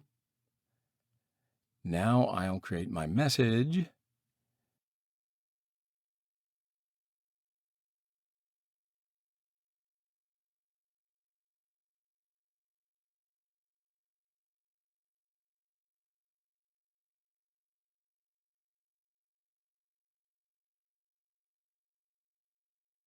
So if the user has made a choice,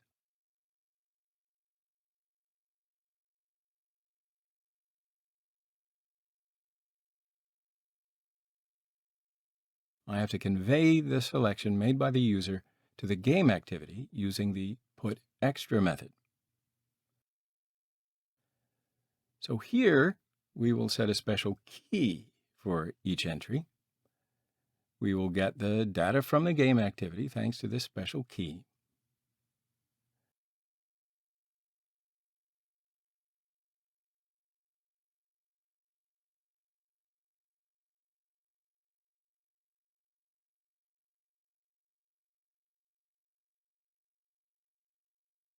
So finally, I can switch to the game activity using the start activity method.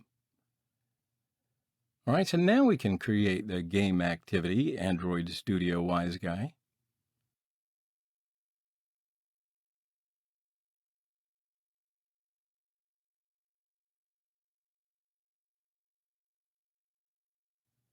So I'll call this activity game activity.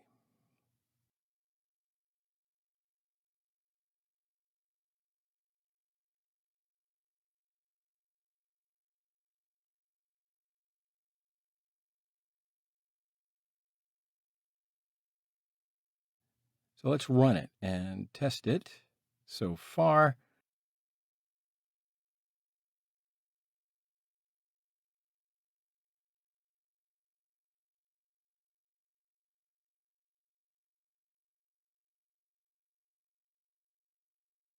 so first of all, I'll press the start button and I won't select anything.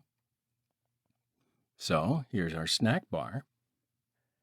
So now I select the 2-digit number option, press the button. All right, so the game activity opens. And just like that, that's what we have endeavored to do in this lesson. So if you do want to continue, which I do, I want to see it in the next video. That's where we're going to get into the game page design. Hello, my friends. So in the previous video, we wrote the necessary Java for the home page. So in this lesson, we're going to design the game page. So there's going to be 3 text views on this page. And into these text view components, our last guess, our remaining rights, and tips will be written. So these text view components will be invisible when the game starts, and it will be visible when the button is pressed, right? Oh, there's also going to be an edit text where the user will write their guesses. Now let's move on to Android Studio and start designing. All right, so first up, I'll add a text view to the design.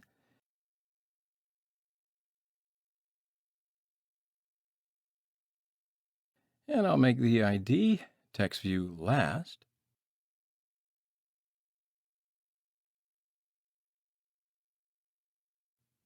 I'll make the size 24. I'll also make the color black. So I'll add one more text view and I'll make this ID text view right.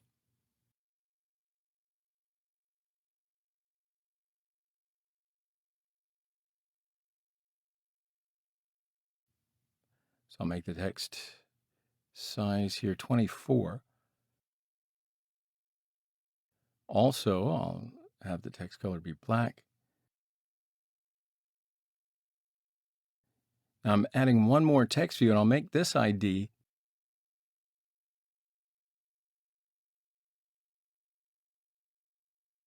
text view hint.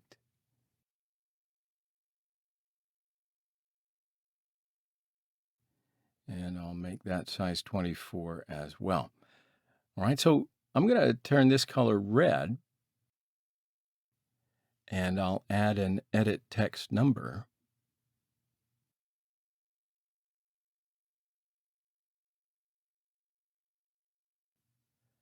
So I'll make the ID here, edit text guess.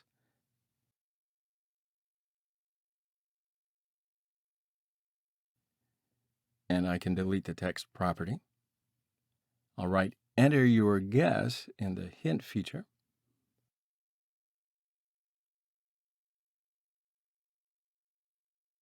And I'll change the color.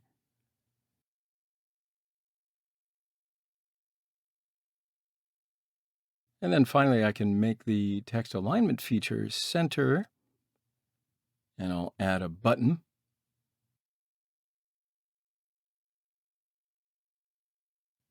And I'll change its ID to button confirm. All right, so I can set the layout with property to 250. I'll write confirm in the text section.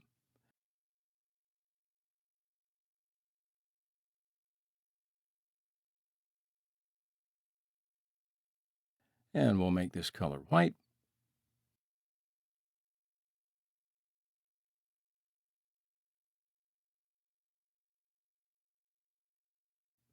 And I'll change the background color.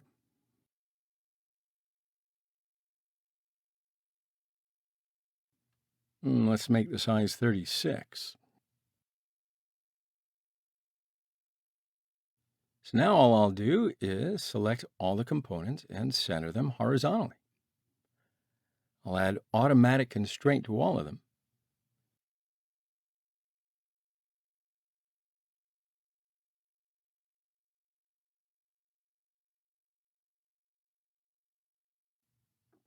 And then finally, I can change the background of the constraint layout.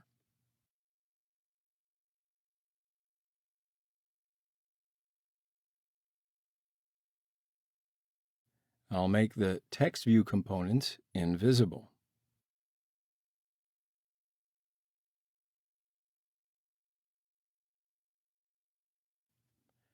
And that, my friends, is our design. So now we've got to define these components in the Java class.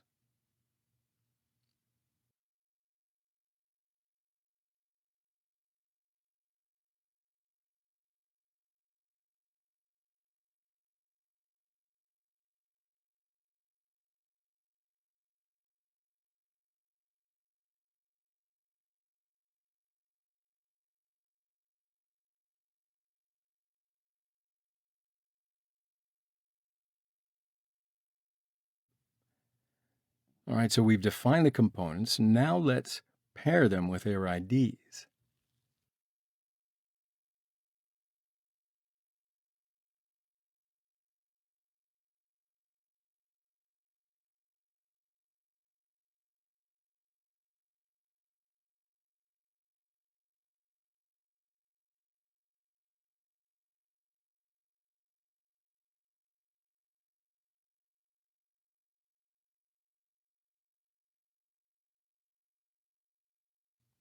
Now let's take the number of digits chosen by the user on the first page from this activity.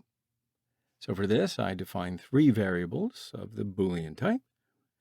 I will transfer the data from the first page to these variables.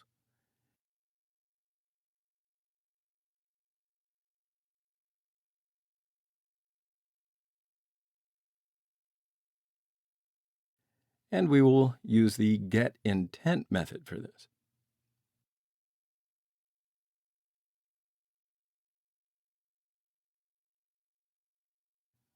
Now I have to enter the key values that I've previously determined in parentheses.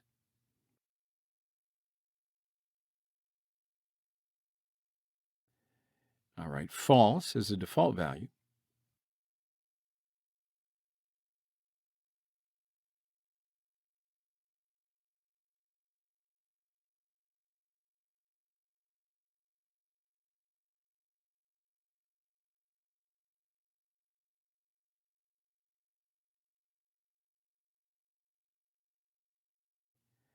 And yeah, so we've got the number of digits chosen by the user just from this activity.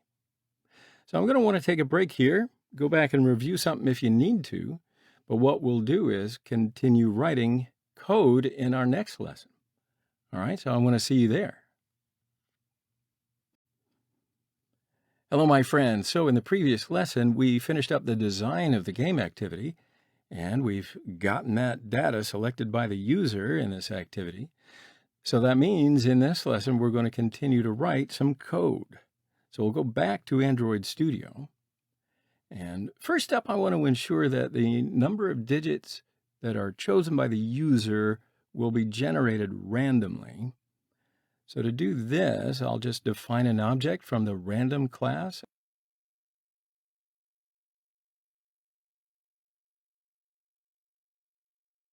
And a variable of type integer.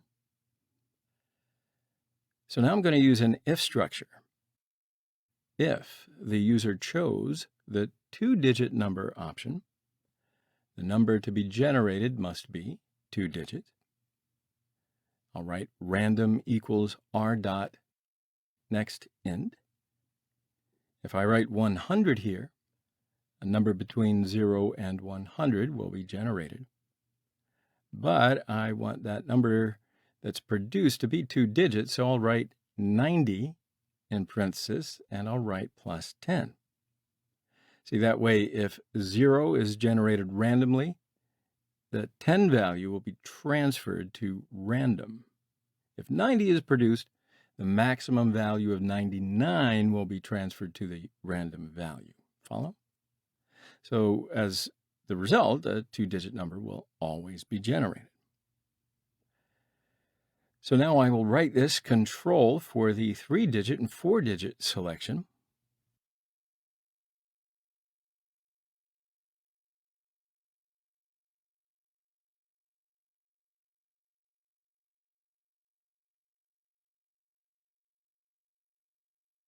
So whatever number of digits is chosen by the user, a number of that specific length will be randomly generated. All right, so now we can add a click listener to the button.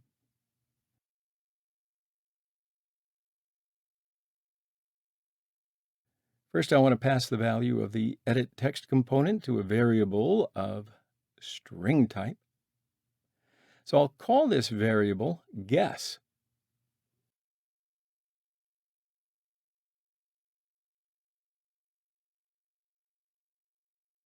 Now, first of all, I've got to check whether the guess variable is empty, because the user can press the button without even entering a guess, yeah? So if the guess value is empty, I will show the user a toast message.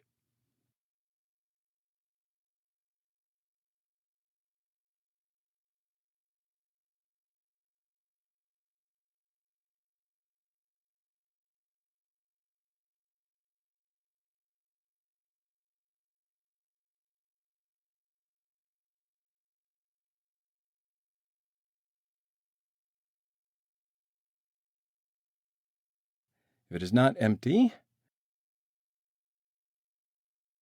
first I will make the text view component visible.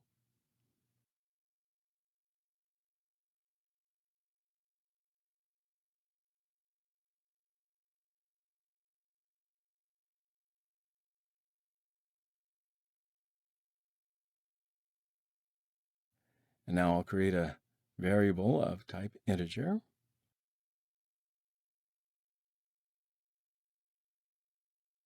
I'll call this variable remaining right, and I'll pass that value 10. So I can decrease the value of remaining right by 1.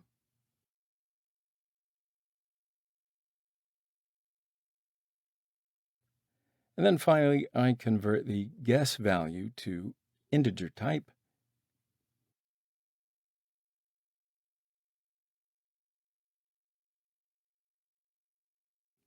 And now I'm just printing the user's last guess and the remaining right to the text view components.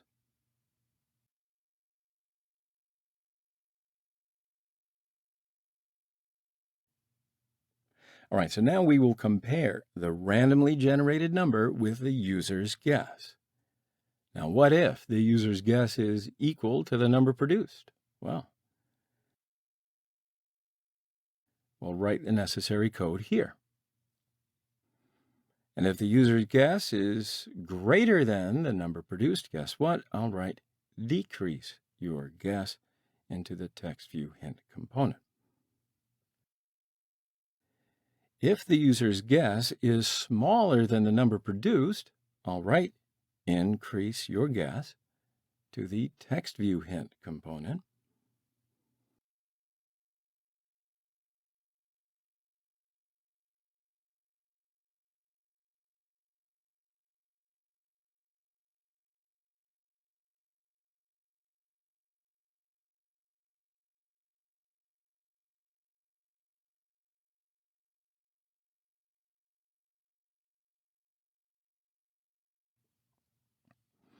And then we can write the necessary code here when the right of guess is over, or the number of rights, I guess I should say.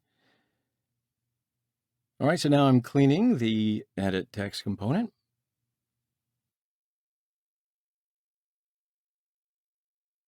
And sure enough, my friends, just like that, that's looking pretty good. So let's take a break here.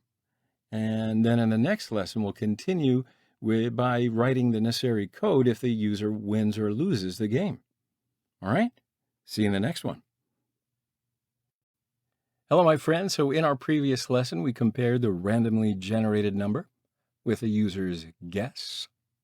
So in this lesson, that means we're going to show an alert dialog for if the user guesses the randomly generated number or if the user's right to guess is over. So this alert dialog will include the randomly generated number, how many steps the user knows this number, and the user's guesses. We're also going to ask the user if they want to play again. All right, so now let's go to Android Studio and write this necessary code. So we're going to keep the user's guesses in an array list. So I'll first create an array list, and it's an integer type.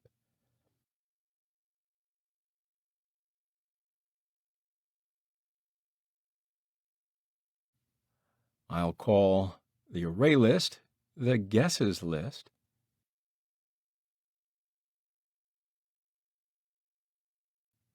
So I'll also create another variable of the integer type. I'll call this variable user attempts. So this way I will transfer the value of this variable to 0. And I'll increase the value of the variable user attempts within the onClickListener method of the button.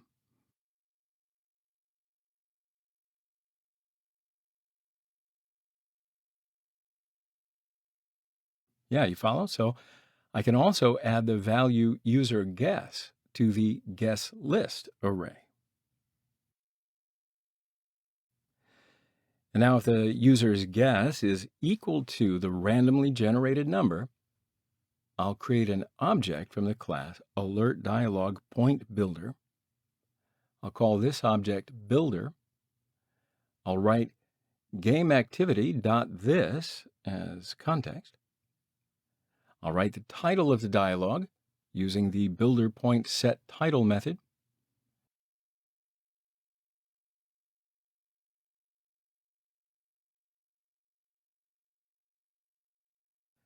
And I'm writing the builder.setCancelable method. I'll write false in parentheses. So it's thanks to this method, if the user clicks out of the dialog, then the dialog will not be closed. So I write the required messages using the builder.setMessage method.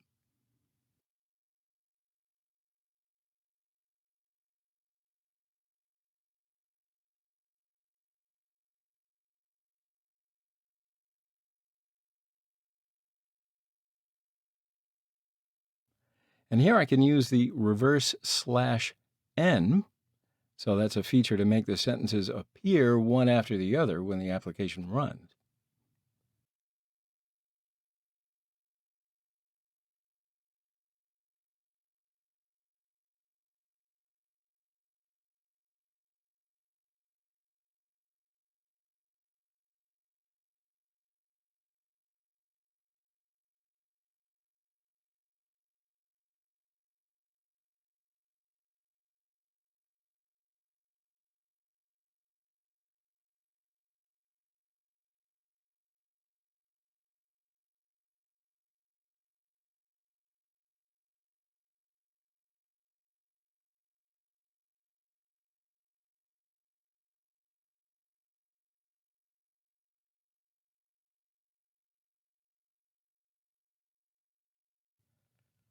All right, so now I can create the positive button. All right, yes, in the text of the button. And I can add a quick listener feature to the button.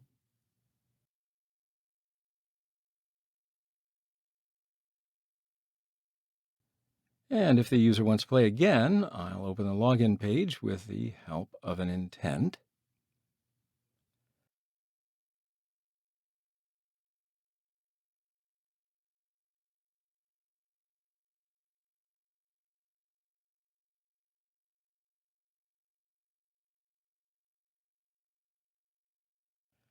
Now I can also end this page just by using the finish method.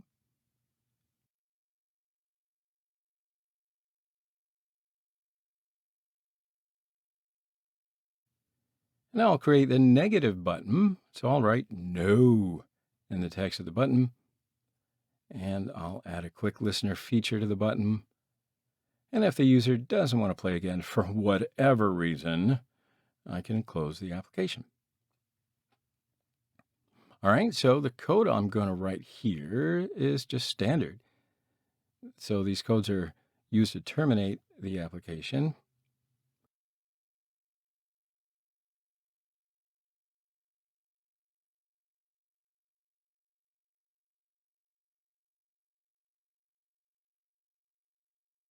Okay, so finally I can use the builder.create.show method, and that'll make the dialog appear.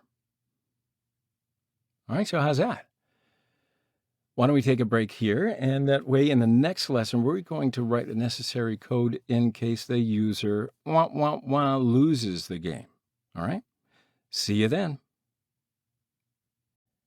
Hello, friends. So in the previous lesson, we wrote the necessary code for if the user wins the game. Yay! Now, if the user loses the game, well, we're going to have to write that necessary code as well. So why don't we go ahead and open Android Studio for this? So if the user's guesses run out, we'll show the user an alert dialog. This alert dialog will be the same as the alert dialog that we wrote before.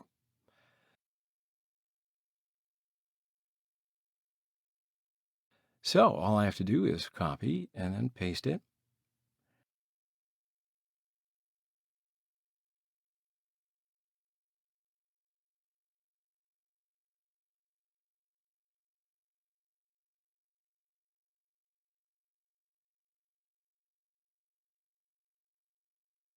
However, I'm going to change some parts of the message.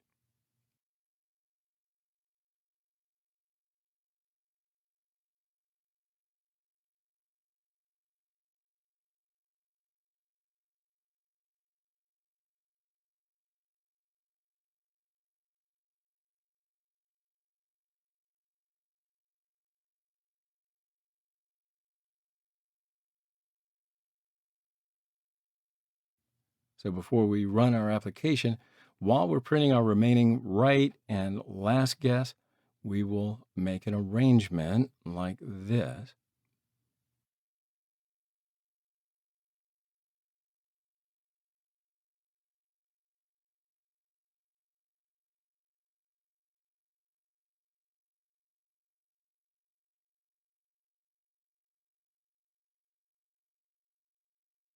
All right, so now we can run and thereby test our application.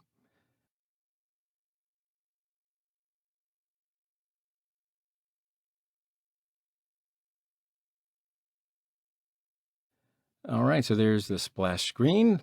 Don't you just love it? And first of all, I'll press the Start button, and I won't select anything. So snack bar appears. Now I'll select a number of digits and press the Start button. Game activity also opens beautifully, if I do say so myself. So now I'll enter my guesses. So first I'll just write 50 and press the Confirm button. So our last guess gets printed here, 50. Now right below it, it says my right to guess. So my right to guess decreased from 10 to 9. So here it says to decrease my guess. So I'll write my second guess, 30. Okay, it tells me to increase my guess. So now I can write my third guess. I'll just say 40. Tells me to reduce. Writing my fourth guess, 35. Tells me to reduce.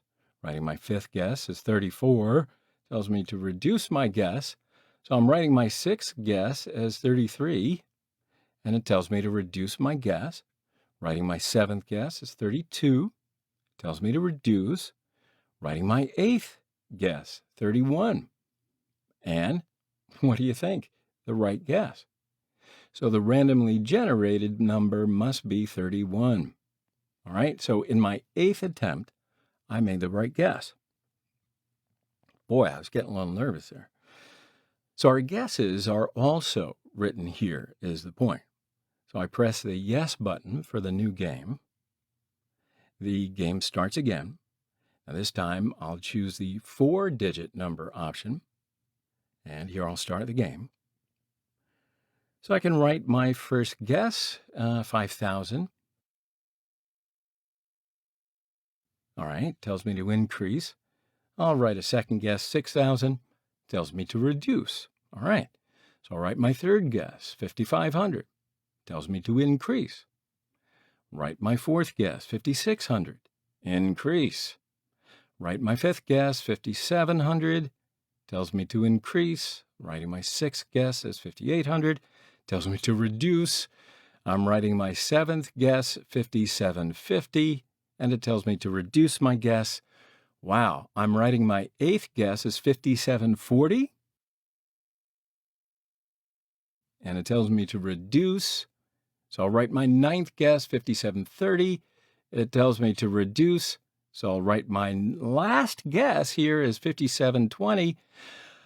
Oh, no, I don't know how you feel about losing the game, but that's it. So the randomly generated number is 5,728. And here's where our guesses are written. And this time I'll press the No button. Our application closes. Not that I am bitter or disappointed or anything else, but I know you figured that, hey, because I wrote the game, I'd be able to win. That's okay. The application works, and it works fine and smoothly. The inspiration is to, hey, let's do it again, right? So, of course, you can develop this application even more, even better. You can make it more beautiful. It's seriously only limited by your imagination to develop this. But for here, I'm going to leave it with you, and I want to move on to another project.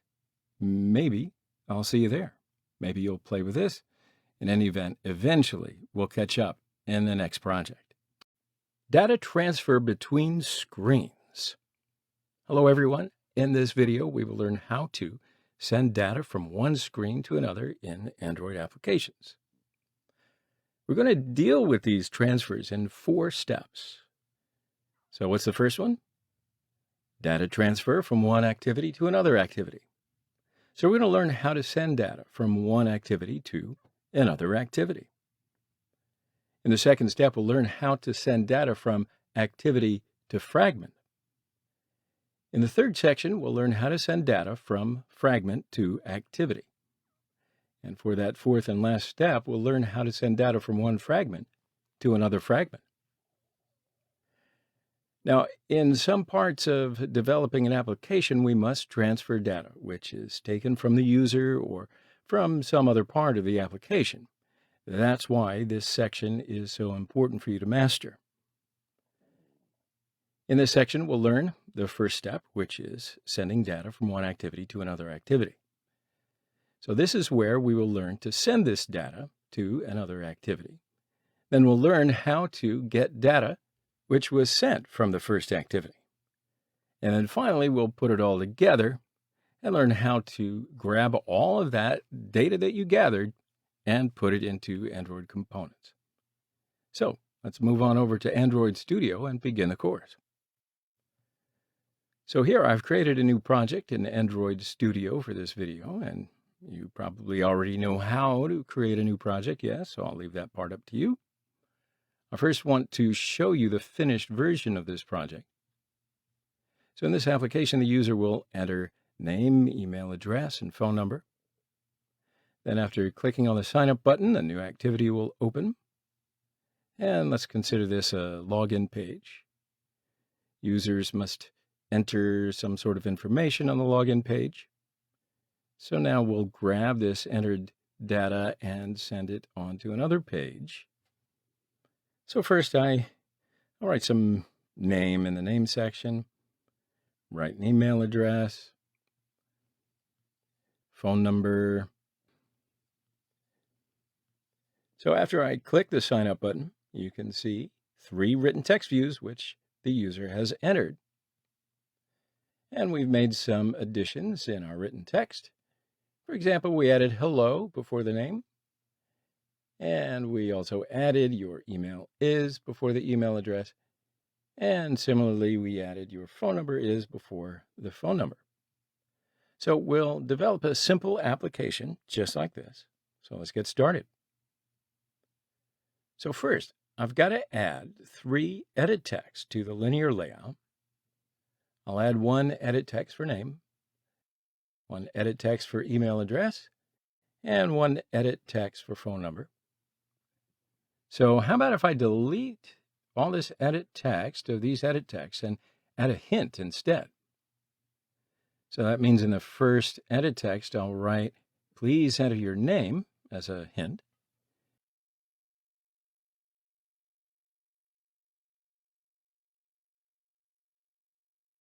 Second edit text, I'll write, please enter your email address.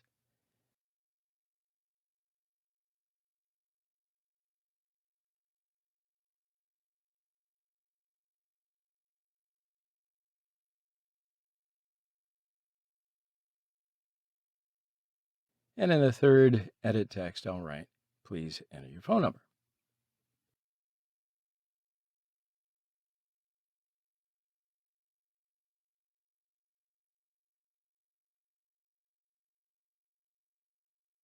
Yeah, that's more friendly. So now I'm going to add a button.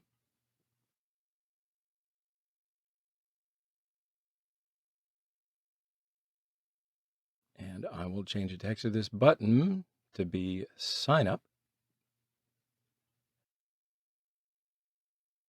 Now I will select all components. And I'll change the width of the components to wrap content.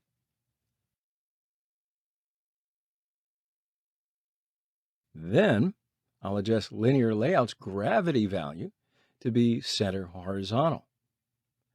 And that way all the components get centered. Oh, by the way, because hints cannot be seen, I can adjust edit text width to 300 dp.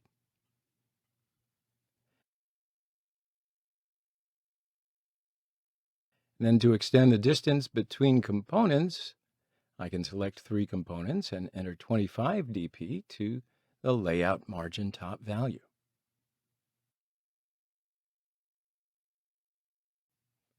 Also, for the top edit text, I'll just adjust the value of the layout margin top.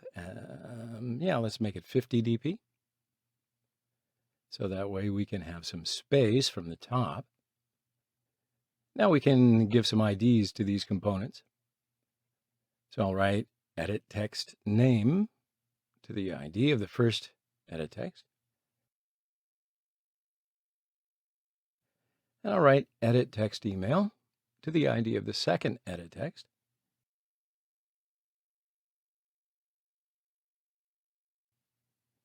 And I'll write edit text phone to the ID of the third edit text.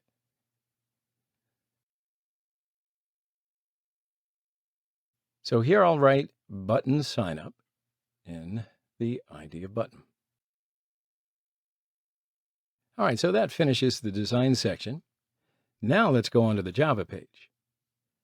So first up, we'll define components. So in this section, while defining components, it's enough to write edit text just one time only.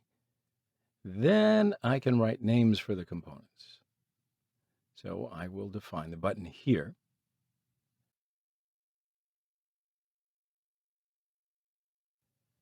Now inside the onCreate method, I will match components with their IDs.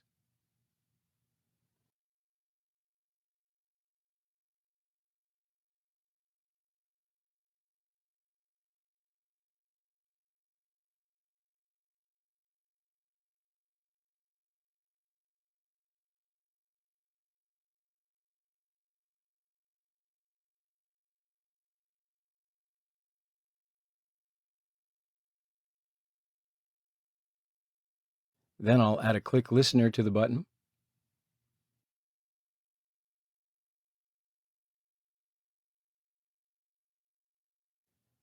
Inside the click listener, first I've got to get that data which the user entered.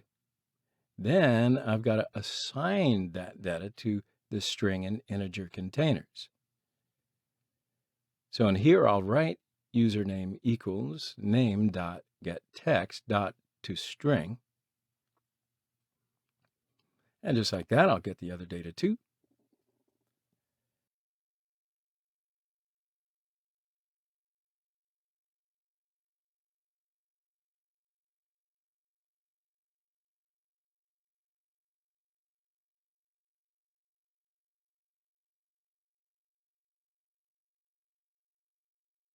So here is going to be a little different. To be able to get the phone data as an integer, I've got to change the form, and I'll write integer.valueOf.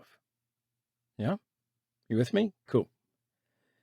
But instead of getting an integer value, we could get information as a string in the first place, and then have it be written as it is. Yeah? Right. So I did do that on purpose because I want to show you how to send an integer as data. So I made an integer transformation. Okay. So now we can send data. We will use intent as a sending operation. So first I'll create an object in the intent class. So I'll write intent I equals new intent. So in here, new intent gets two parameters. First one is name of activity in which the intent will work. And for the second one, I'll write secondActivity.class. Okay, so here we get a warning. Why is that? Well, because there is no activity by the name of secondActivity, right? Don't worry, we're going to create that activity soon. But here now we can pass to the data sending section. So in here, I will write I.putExtra. Now we use the putExtra method so that we can send data with intent. So it's because of that method, the new activity opens with intent, and all that data goes to the other activity. put extra method gets two parameters. First one is keyword. Now the keyword is, of course, so very important because we will use that same keyword in other activities to get data, right? So you don't want to have a variety of activities with the same keyword because that's going to create some serious confusion.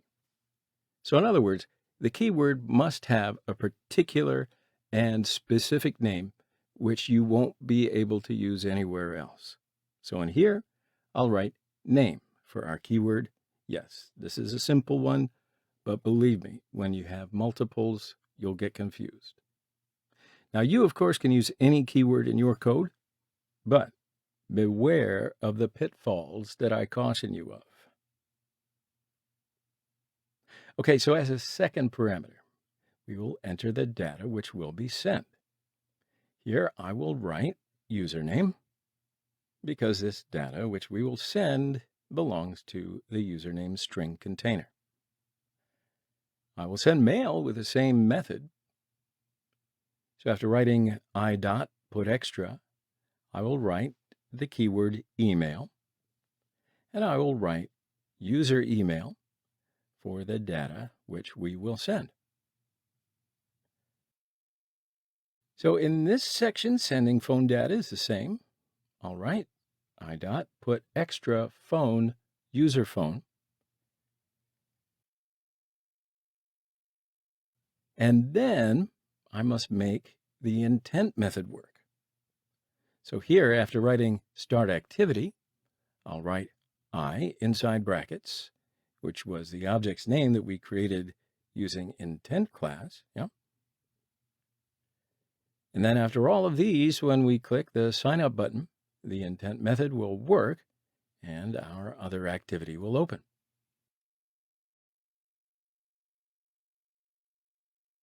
Now, of course, we must create a second activity. So for that, I select the app folder, then File, New, Activity, and Empty Activity. All right, so now I've got to give a name to this activity. Now I started the intent with a name of second activity, so I'm going to use the same name here, and I'll click the Finish button.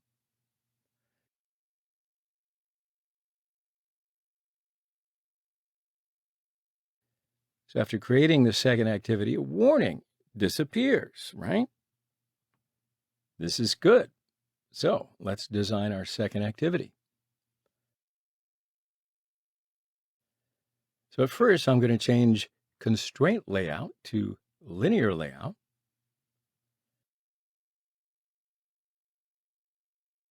And I'll adjust the value of orientation to be vertical.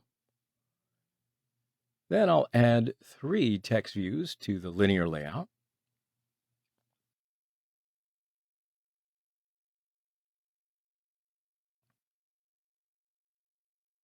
I'll choose all text views and adjust their width to be wrap content. Then I can choose linear layout and adjust the value of gravity to be center.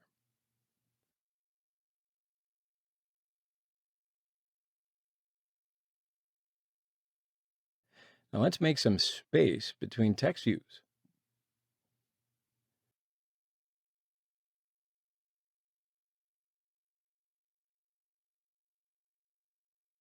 So here I've got to give IDs to these text views. I'll write text view name for the name of the first ID. For the second, I will write text view email. For the third one, I'll write text view phone. Now let's define these components in the Java section. I'll write text view name, email, phone. And then in the onCreate method, I'll match them with their IDs.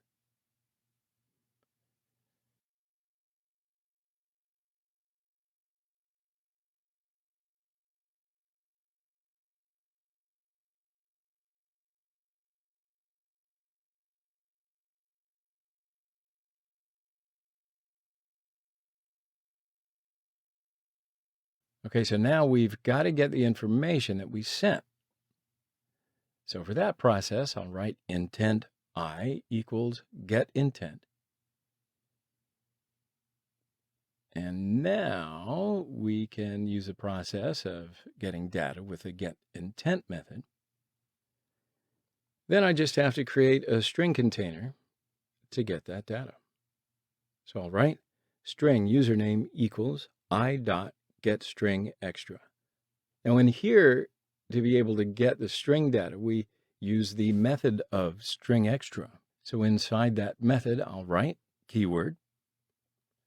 For name, we identified the keyword to be name. Now, if the keywords don't match, of course, that data cannot be taken. Then we will get email. So after writing string user email equals I dot get string extra, I'll write the keyword for mail.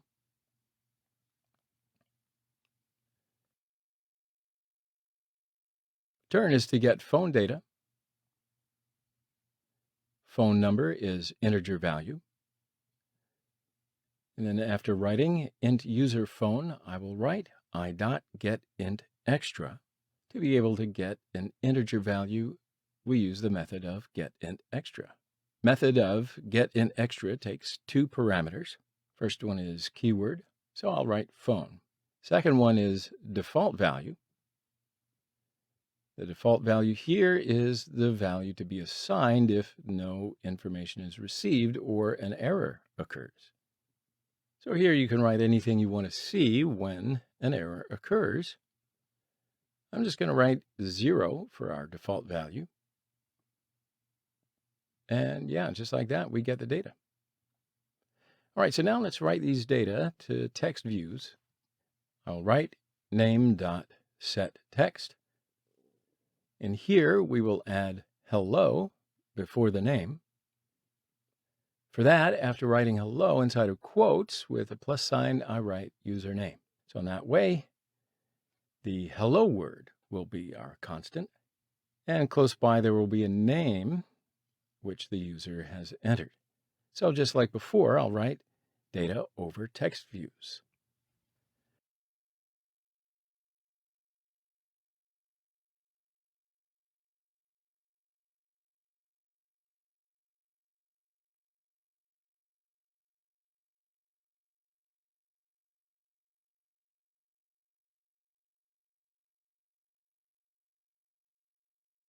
But in the process of writing the phone number, I'll convert integer value to string. Okay, so now the application is ready, so let's just run it and see. And sure enough, the application opens. So I'll just enter name and an email address.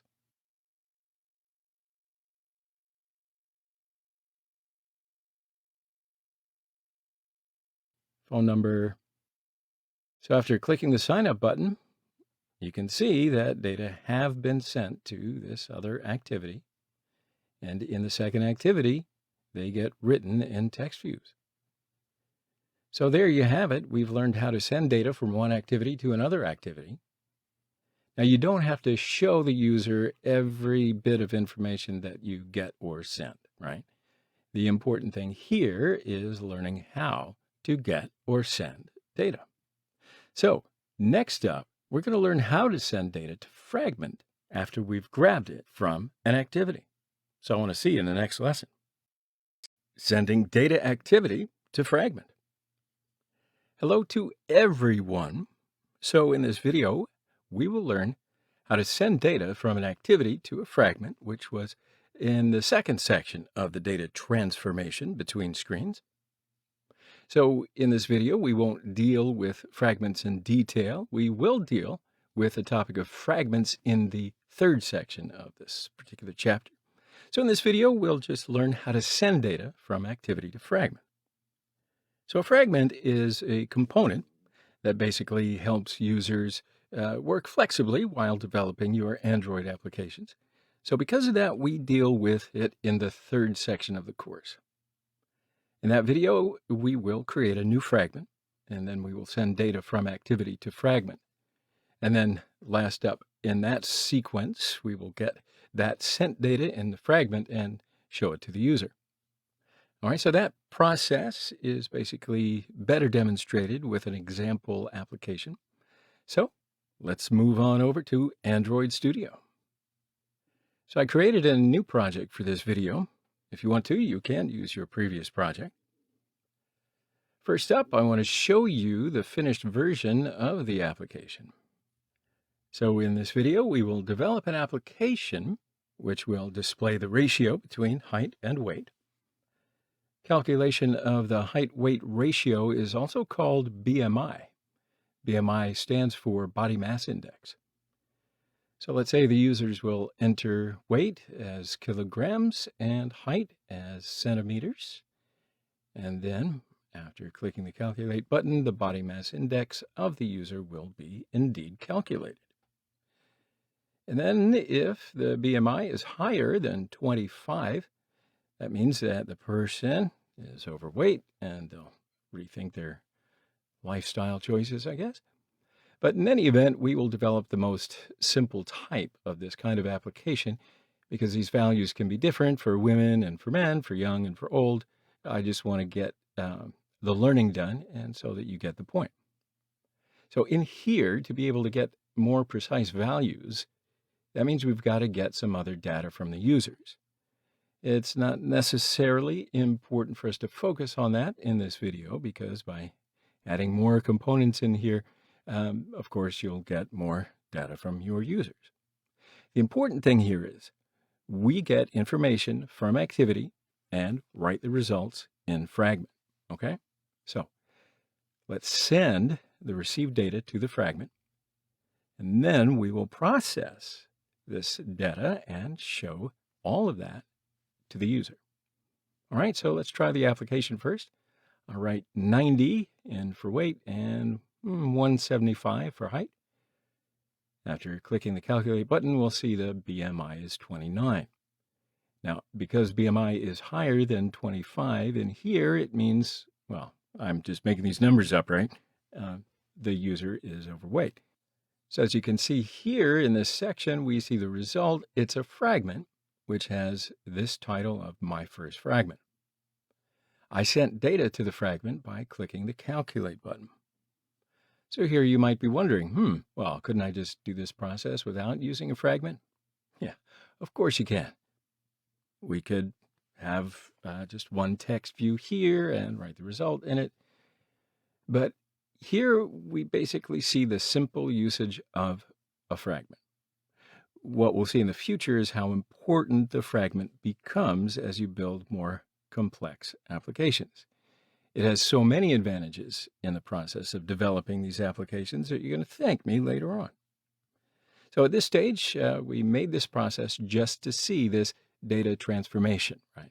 So in the future, you can use that information in your bigger projects. In fact, you can start right now. Let's start to develop the application. So first, I will add 2 edit texts under linear layout. These edit texts must be number edit text because the user will be entering numbers here, right? And if we look at the application, we must add a button in here. Now to show the title, I'll add a text view. And I'll add one more text view to show the explanation under the button. And for the last, I will add a frame layout to the bottom to add fragment. I will show fragment inside that frame layout. So let's go ahead and customize that design. So first I'll write BMI calculator at the very top text views text. And then I'll change the color of my font.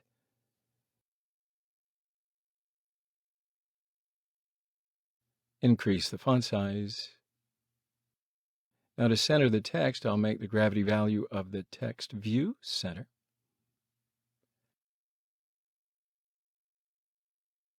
And then let's customize the edit text where we enter data. So in here, I will add a hint to edit text so that the user will know which data you got to enter. So as a hint, I'll write, please enter your weight.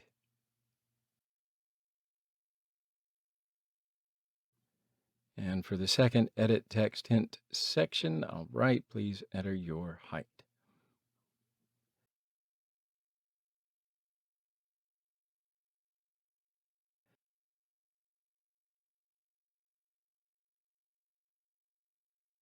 Then I'll write calculate as my button text.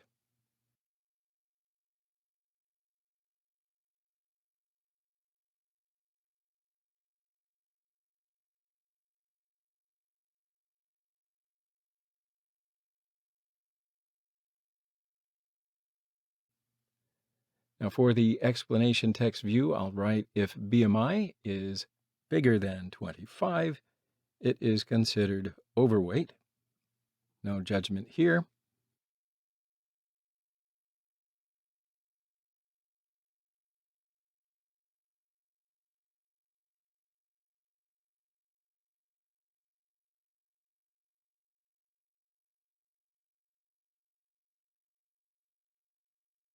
So then I'll just make the width of the edit text, 300 dp. And I'll make the button's width wrap content. Now let's center the explanation text.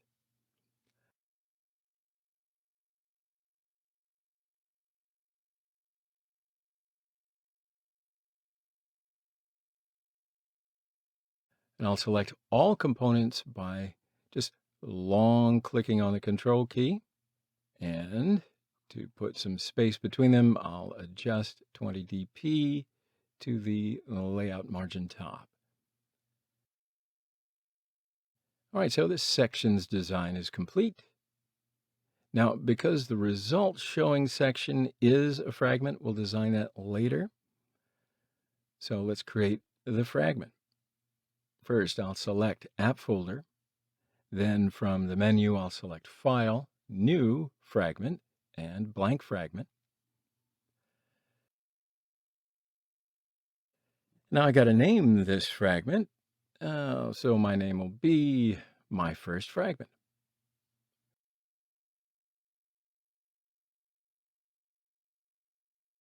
And then I'll click the Finish button. Okay, so there you have it. Android Studio has now created a new fragment.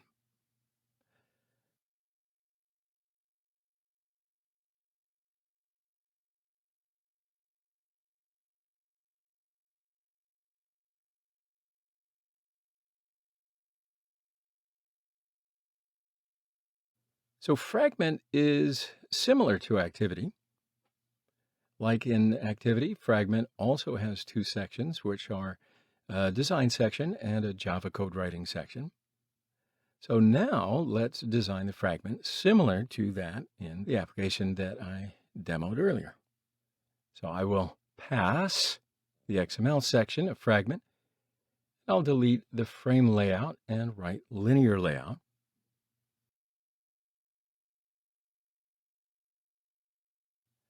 I'll make a vertical value of orientation. Then I will change the background color of the linear layout so that the difference to the fragment will, well, be easier to spot. Okay, so now I'll change the text view's text to be my first fragment.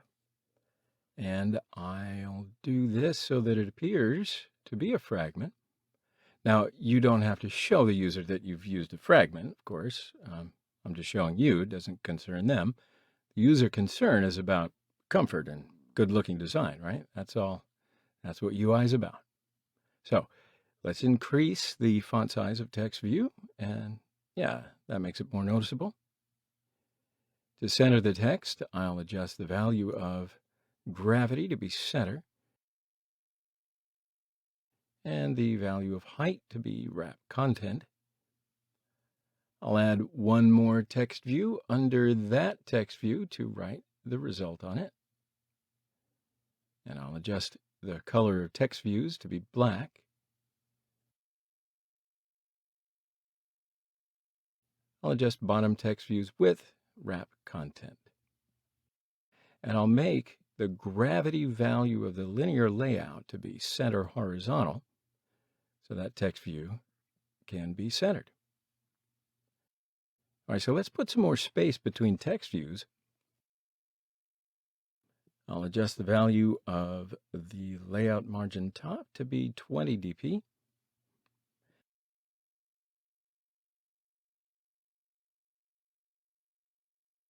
And give an ID to this text view. I'll write text view result for its ID name. And lastly, I'll delete this text inside text view. The text view won't be seen until the result is written, right? Okay, so the design of the fragment is ready. Let's move on over to Java. So at first, I pass main activity. And before going on, we've got to give ID to components in main activity. So I'll write edit text weight to the ID of the edit text. I'll write edit text height to the second ID.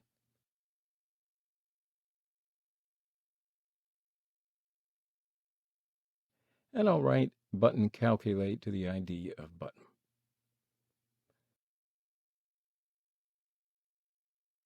Now I've also got to give an ID to the frame layout because I will use it in Java to show a fragment. So I'll write frame to its ID.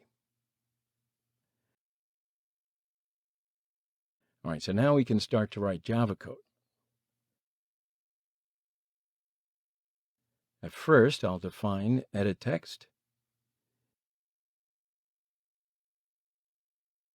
Then I define bottom. Then inside onCreate method, I'll create an object from class of the Fragment Manager. And I can write Fragment Manager. Fragment Manager equals get support Fragment Manager. Then I create an object from the class of Fragment Transaction. So I'll write Fragment Transaction. Fragment Transaction equals Fragment Manager dot begin transaction. So I've got to do all of this just to be able to work a transaction. Good. Okay, so then I'll create an object from the class of my first fragment. And I'll write my first fragment equals new my first fragment. And now we can match components with their ID. So I'll write weight equals find view by ID r dot ID dot edit text weight. And just like that, I match the other components as well.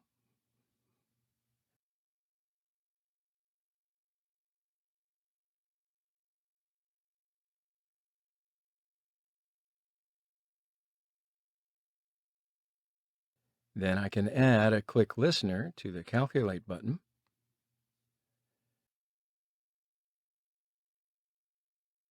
And now it's time to get some data. So to get that data, which the users entered, I will use the method bundle. And for that to happen, I'll create an object from class bundle. And I'll write bundle. Bundle equals new bundle. So the bundle method is used for data transformation, right? So to be able to send data, first we've got to add data to integer containers. So after I write int user weight equals weight dot get text dot to string, I've got to change that to integer. So I can write integer dot value of and enclose them all in parentheses. And I'll do the same thing for the height value.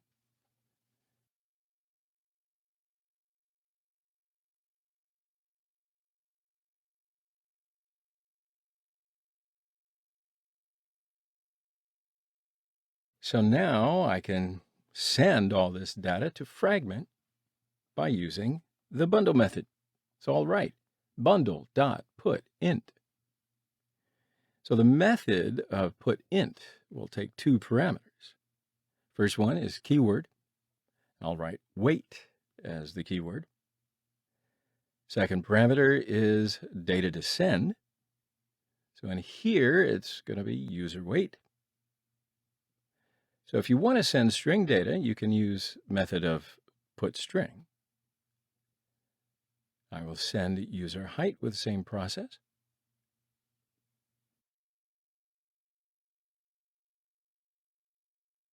Then I'll define where to send it. And I'll send data to Fragment, whose name is myFirstFragment. So that's why I use the object that I created from its class. So I'll write the object of my first fragment.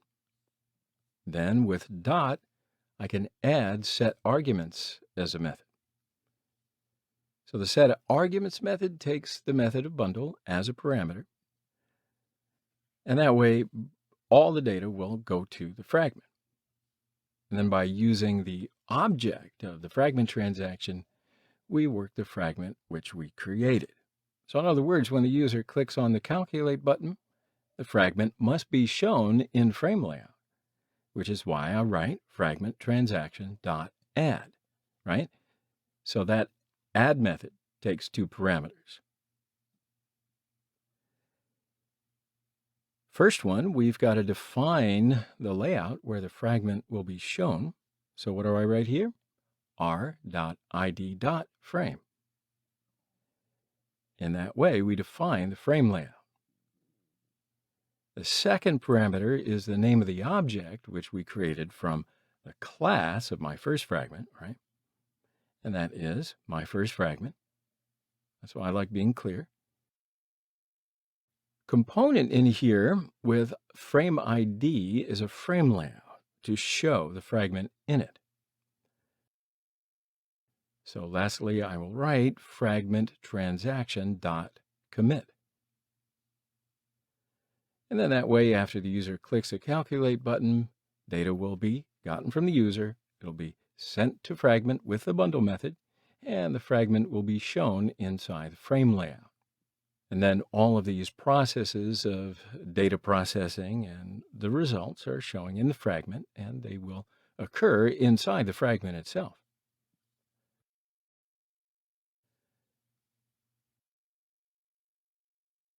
And in that way, we can go on over to Fragment.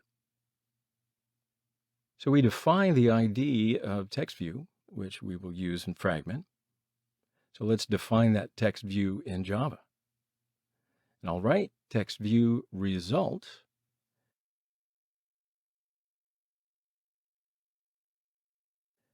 In here, my first fragment is the constructor of that fragment. And we'll continue inside the create view method. So in here, I can delete the return part. We'll create a new object from class of view. And I will write view equals inflator.inflate. And this inflate method takes three parameters. First one is r.layout.fragment, my first. And then in here, I can write an XML name of fragment, which is named my first argument. So the XML page will be inflate. Second parameter is container. Now, container is an object created from the view class. Third parameter is false. Now here we are in need of standard code to work fragment. That section is the same for all fragments. Only in the section of r.layout, you will write the name of the XML page of the fragment. So why don't we match text view with its ID? I'll write result equals view dot find view by ID r.id.textViewResult. So then after that, I will call the class bundle, and I'll write bundle equals get argument. And I'll get them by using the get argument method. All right, so now it's time to get the data. After writing bundle.getInt, I'll write keywords, which this time will be weight. And if I was supposed to get string data, I would have used the method getString. So, in case that's what you were doing. I'll add received data to an integer container. And by using the same process, I will get the user's height.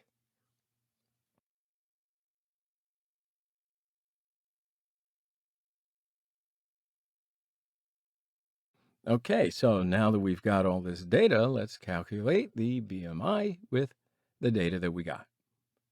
So there is a formula to calculate BMI. Do you know it off the top of your head? I'll give it to you if you don't know it. So the formula is user's weight times 1,000 divided by the square of the user's height.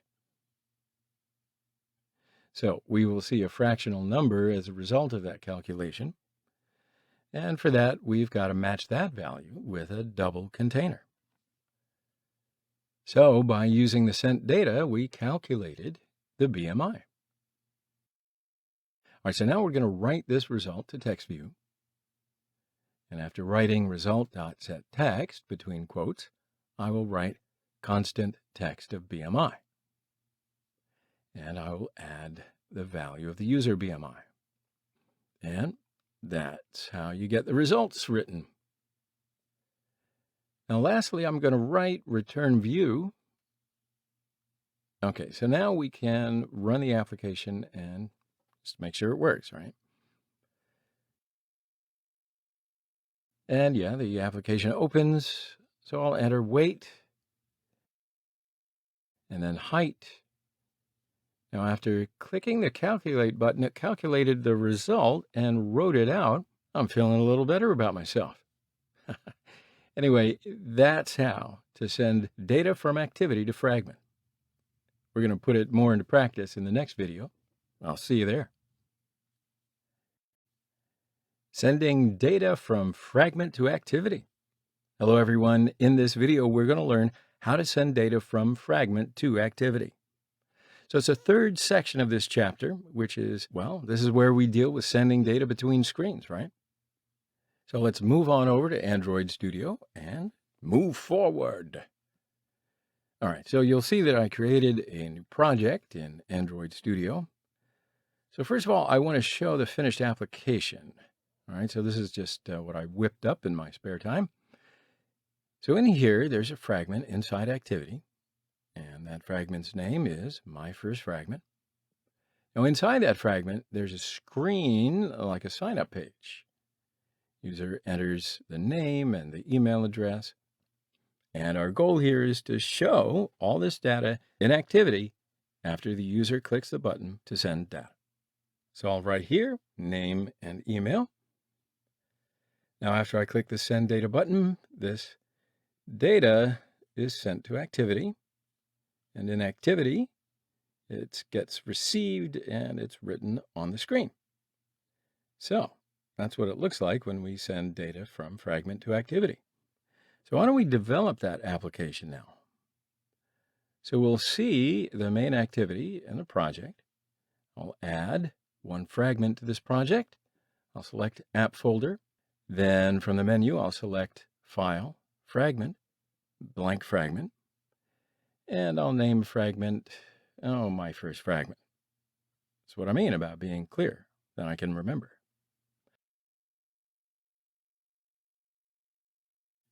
Click the Finish button, and Android Studio has now created a fragment.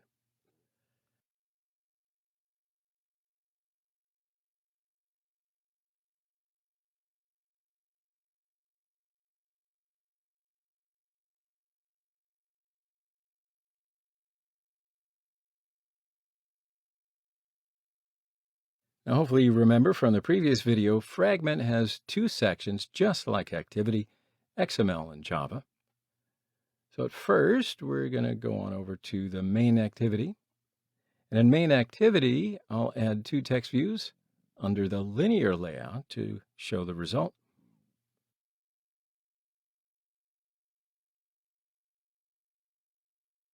And then I'll select these text views and adjust their width to be wrap content and make the font color black.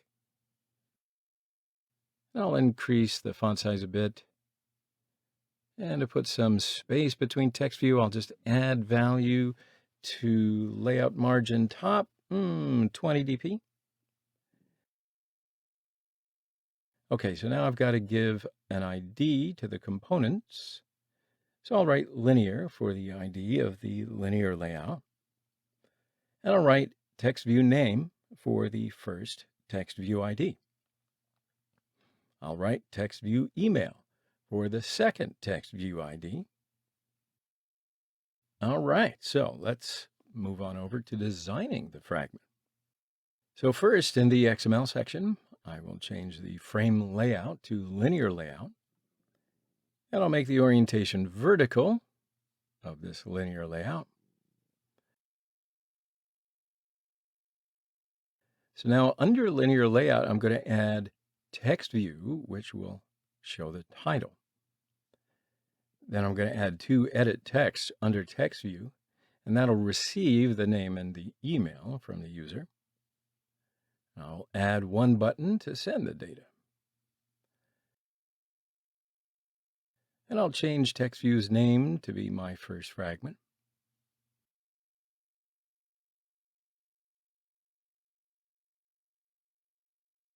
I'll adjust the gravity value to be center to center the text.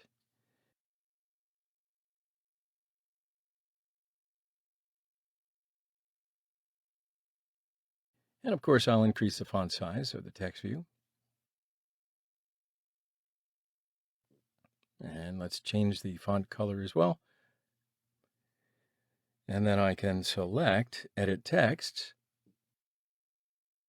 And let's adjust their width to be 300 dp.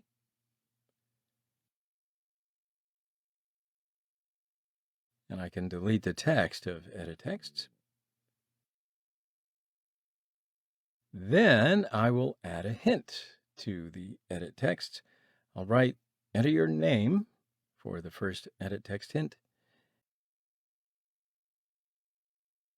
And I'll write, enter your email for the second Edit Text hint.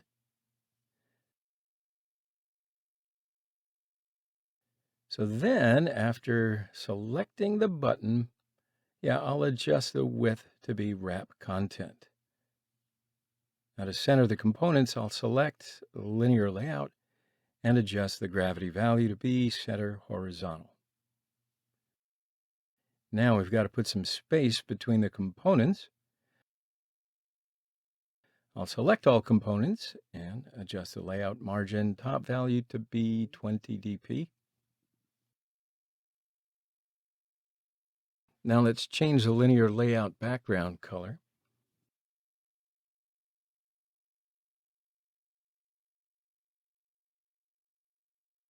Okay, so that looks to be about ready for this fragment design. Now we've got to give an ID to these components. So the ID of the edit text for name, I'll write edit text name. And the ID of the edit text for email, guess what? It'll be edit text email. And the ID for button, I'll write button send.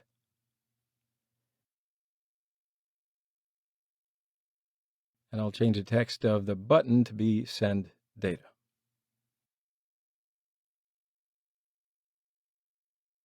All right, so now we can start to write our Java code. So first I'm going to write main activity codes. So I'll define the components in main activity. For that, I'll write text view name email.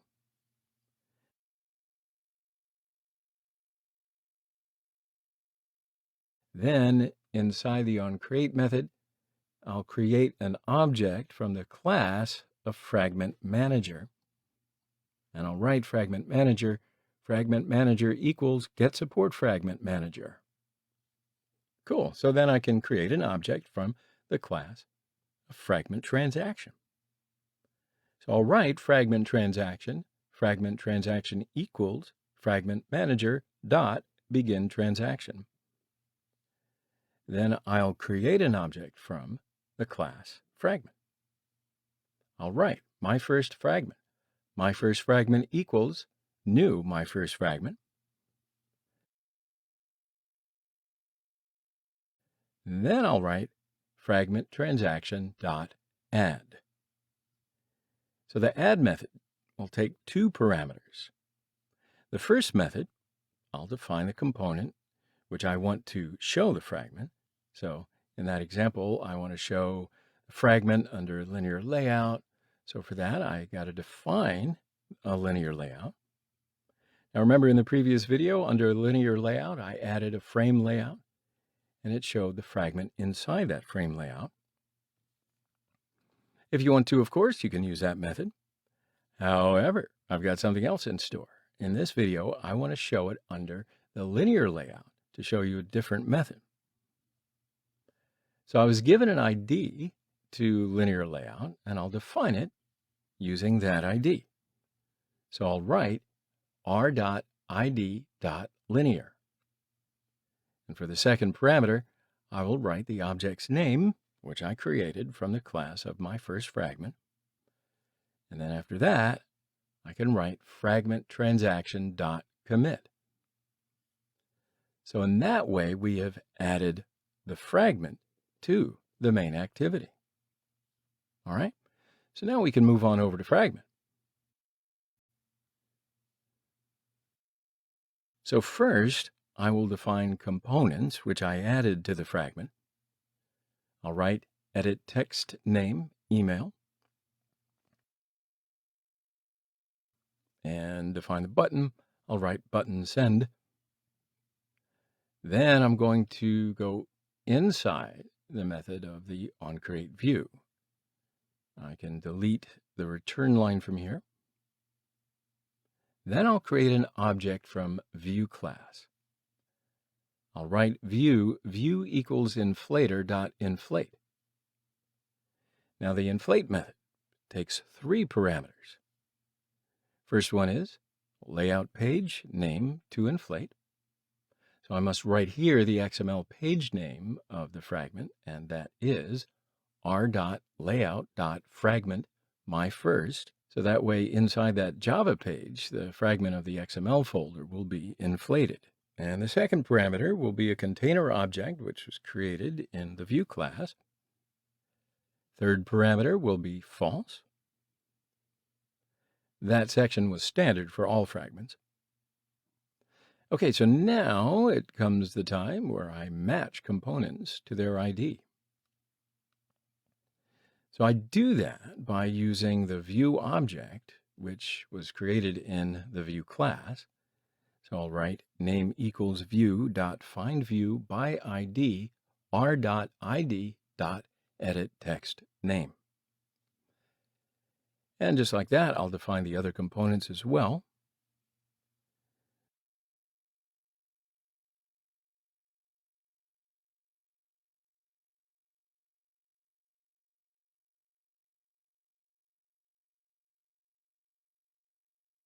So then I'll add a click listener to the send button.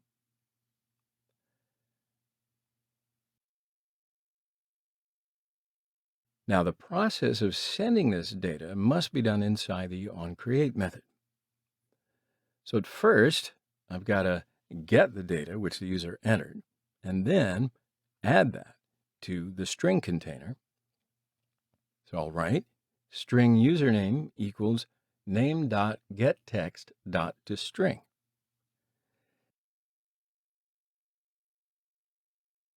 And just like that, I get the email.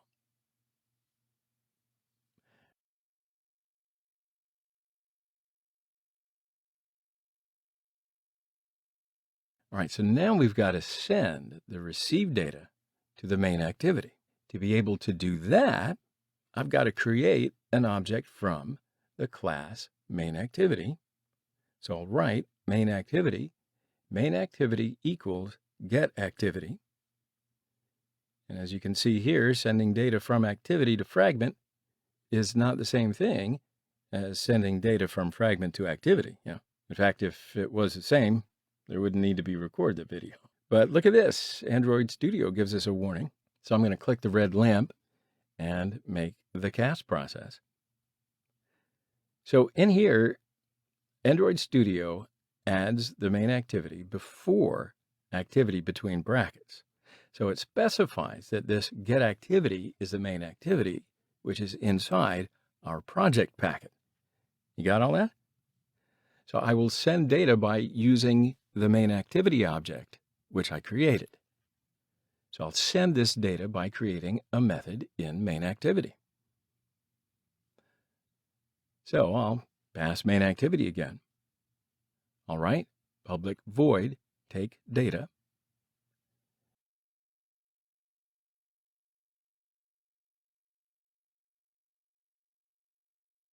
Now that method gets two arguments. They will be string username and string user email. Now I can call that method inside Fragment.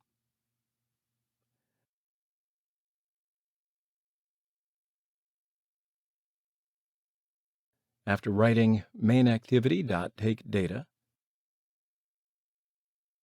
I'll write arguments, username, and user email. All right, so that completes a process in the Fragment section, but we didn't fill that method's inside yet. It's inside you're hungry. So we got to make this process here in main activity. So let's move on over to main activity again. First, I'll need to match text views, which I will print the data on with their ID. So I can do that either inside the onCreate method or inside the takeData method. You know what? Let's do it inside the takeData method. So for that, I will write name equals findViewById r.id.textViewName. And similarly, I will define textView, which I will get the email.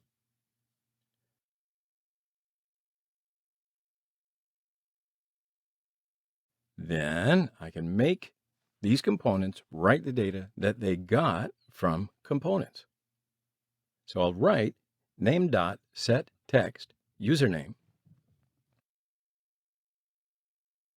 and email.setText user email. Oh, and by the way, there is a missing part at the Fragment section, right? So in here, we deleted the return line. Now I must have a return view instead. Now, earlier I may have forgotten to show you this line, but after doing that process, now it is complete. All right, so now we can run the application. And sure enough, the application opens. And you can see here, there are two text views at the top. Now, I didn't delete the text of the text views. If I deleted them, of course, you wouldn't be able to see.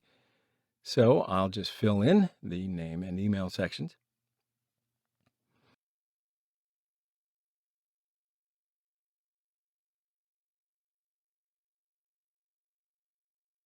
Now, after clicking the Send Data button, the data is sent to activity and written in text views. Perfect. So yeah, we learned how to send data from Fragment to activity. Now, in the next video, we're going to learn how to send data from Fragment to Fragment. Sounds like a plan? All right, then. I'll see you in the next video. Sending data from Fragment to Fragment. Hello, everyone. In this video, we will learn how to send data from Fragment to Fragment, which is the fourth chapter of sending data between screens. So why don't we just move on over to Android Studio and go forward. All right, so here you'll notice I created a new project in Android Studio. There are going to be two fragments in that project. So first I want to show you the finished version of the project. Gives you a clear idea of where we're going. So inside main activity, there's a fragment. That fragment's name is first fragment. And there is an edit text to enter the name inside that first fragment. So if I enter name and click the Send Data button, the second fragment opens and the name can be seen inside of it, which I entered. So the second fragment's name is second fragment. Now after I click the Send Data button, the second fragment opened and the data which I entered is written. So by using this example, we can learn how to send data from fragment to fragment. So if you're ready, let's develop this application. So first up, I'll create first fragment. Now I know you know how to create a fragment. I'll write first fragment for its name and click the Finish button.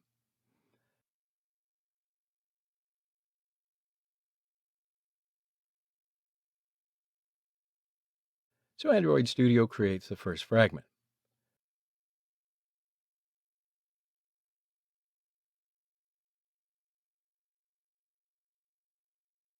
Now I'll create the second fragment.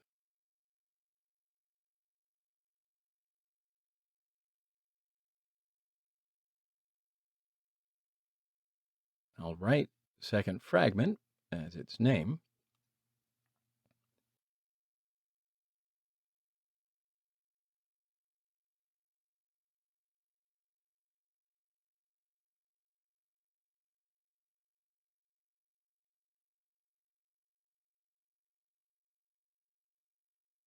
Second fragment is also created. So now I can do the design for the first fragment.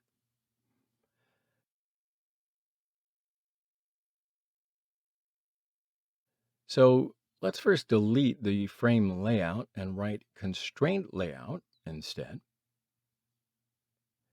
You know that we use the linear layout in general, so let's use constraint layout for this video. And then I can adjust text view height to be wrap content. All right, first fragment of the text view so that we can later understand that it is indeed the first fragment.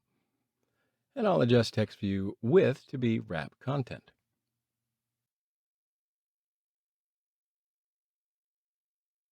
And I'll adjust font size to be 30. And let's now locate the text view on the constraint layout. Now to be able to do that, I've got to define the constraints.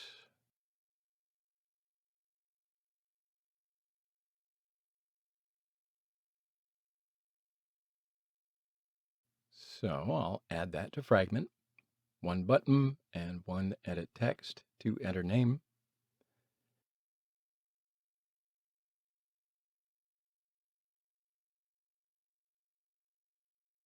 Then I'll locate these two components on constraint layout.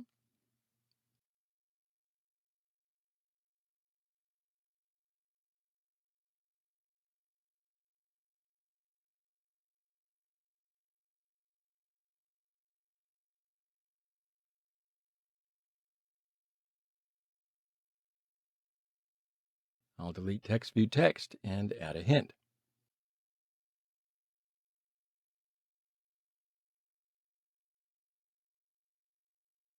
And then I can change the text of the button.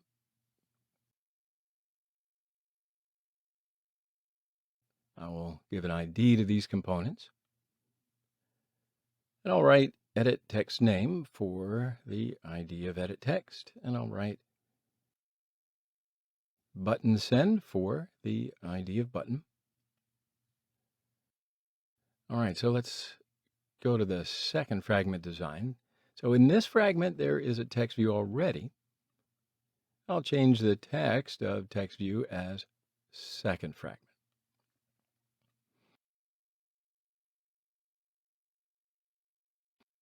So I'll adjust the height and the weight of the text view to be wrap content.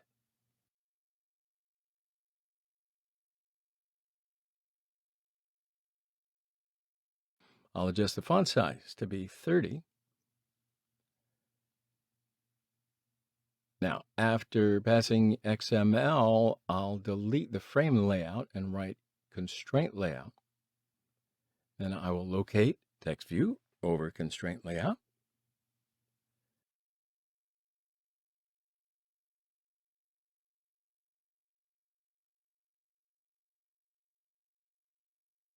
I'll add one more text view to make it write data which we received.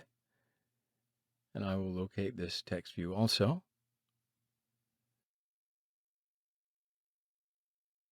I will change the text of this text view.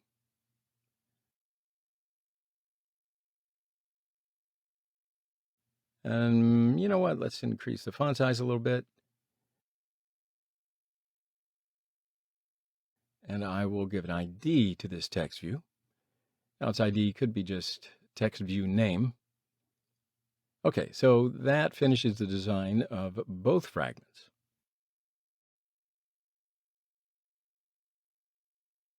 So that means that we've got to move on over to the main activity.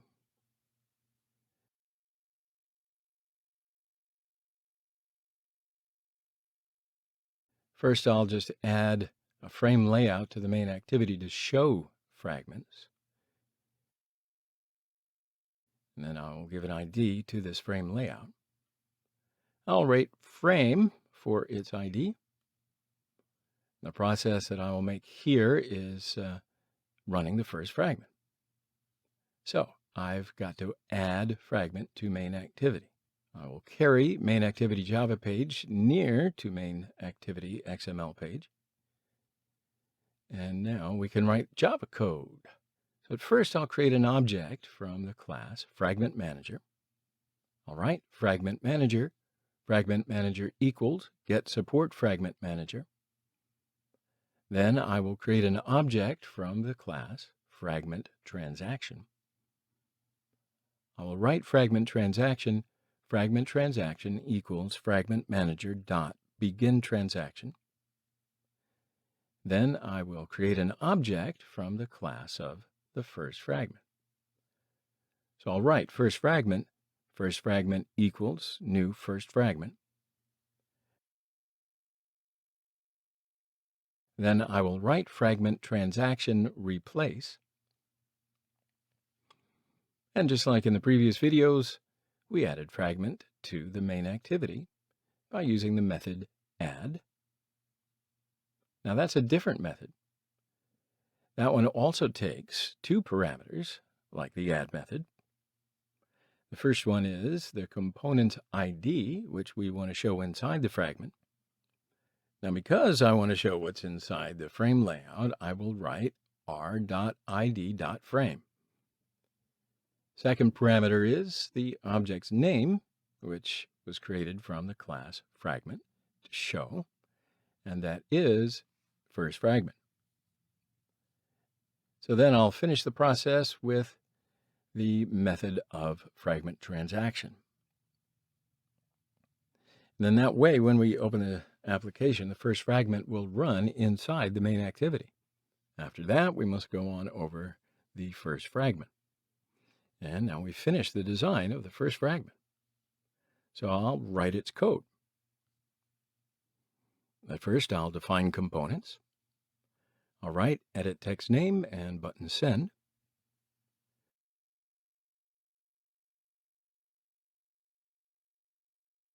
Then I will delete the return line and create an object from the view class. Now after writing view equals inflator.inflate, I will write the necessary parameters. I'm sure you know these parameters already because for all the fragments, that section is standard. So in the below line, I will write return view. Now by using the view object, I will match components to their ID. And I will write name equals view.findView by ID r.id.edit text name.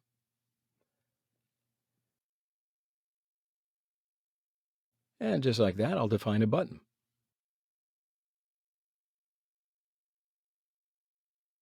Then I'll add a click listener to the button.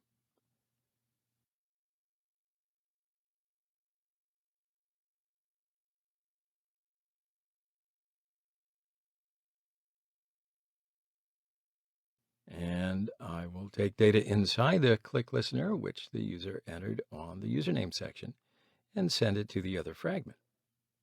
So let's get the data and assign it to a string. So I'll write string username equals name.getText.toString. And I'll use the bundle method for this process of sending. So first, I'm going to create an object from the bundle class. I will write bundle equals new bundle. Then I'll send data using the bundle method. So I'll write bundle.putString. And the putString method gets 2 parameters. We'll write keyword and the data to send.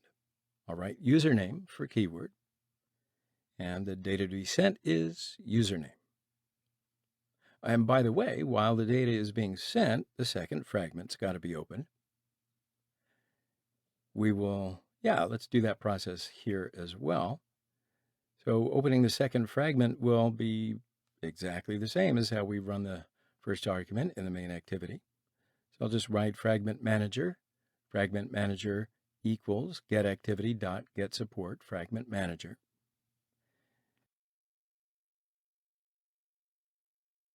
Then I'll write fragment transaction equals fragment manager.begin transaction. So now I can create an object of the second fragment. And I'll write second fragment equals new second fragment. Then with the bundle, I'll specify that data that's going to be sent to the second fragment.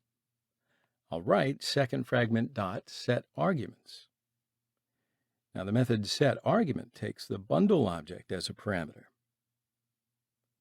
Then we must run the second fragment. So I'll write fragment transaction.replace. Now I will show the second fragment again inside the frame layout at main activity. I'll write here r.id.frame. So that first fragment will close, the second fragment will open, and in that way I will run 2 fragments in the main activity. Cool? So the second parameter is second fragment. So finally, I'm going to write fragment transaction.commit. So then that data that's been sent to the second fragment and the second fragment opens.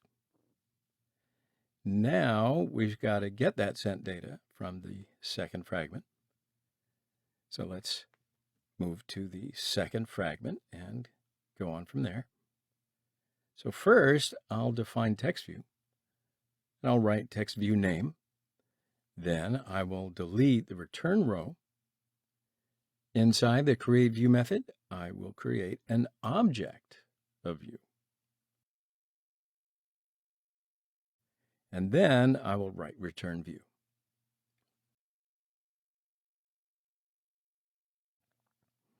So let's match text view with its ID.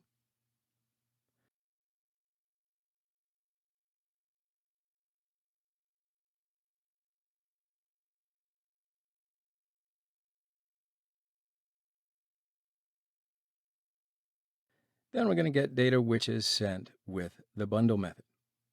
So here I just write bundle equals getArguments. Then I will create a string to assign the data that we get. And I'll write string username equals bundle.getString.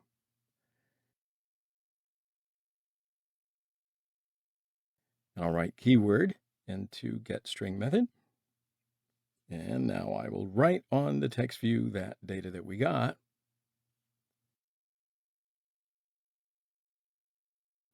And with that, the process is complete. So why don't we go ahead and run the application.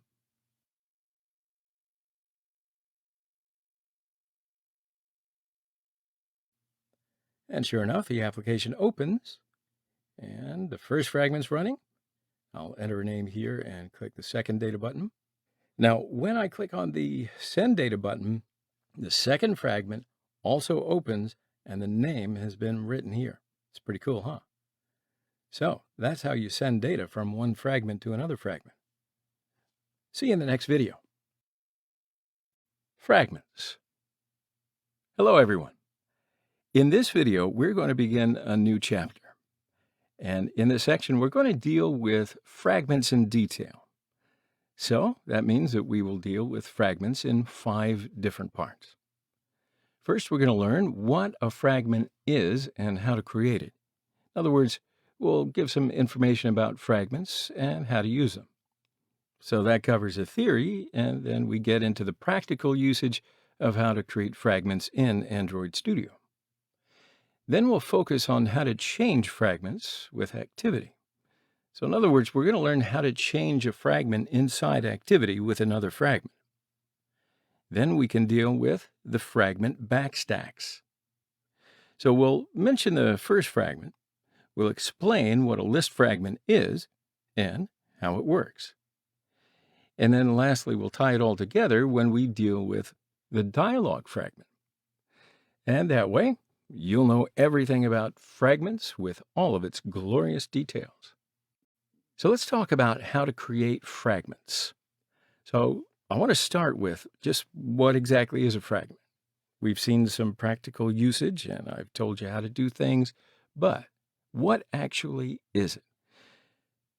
So we could say for a fragment, it's a small particle, which is created inside of activity. But fragments are different from normal activities. Fragments have their own life cycle.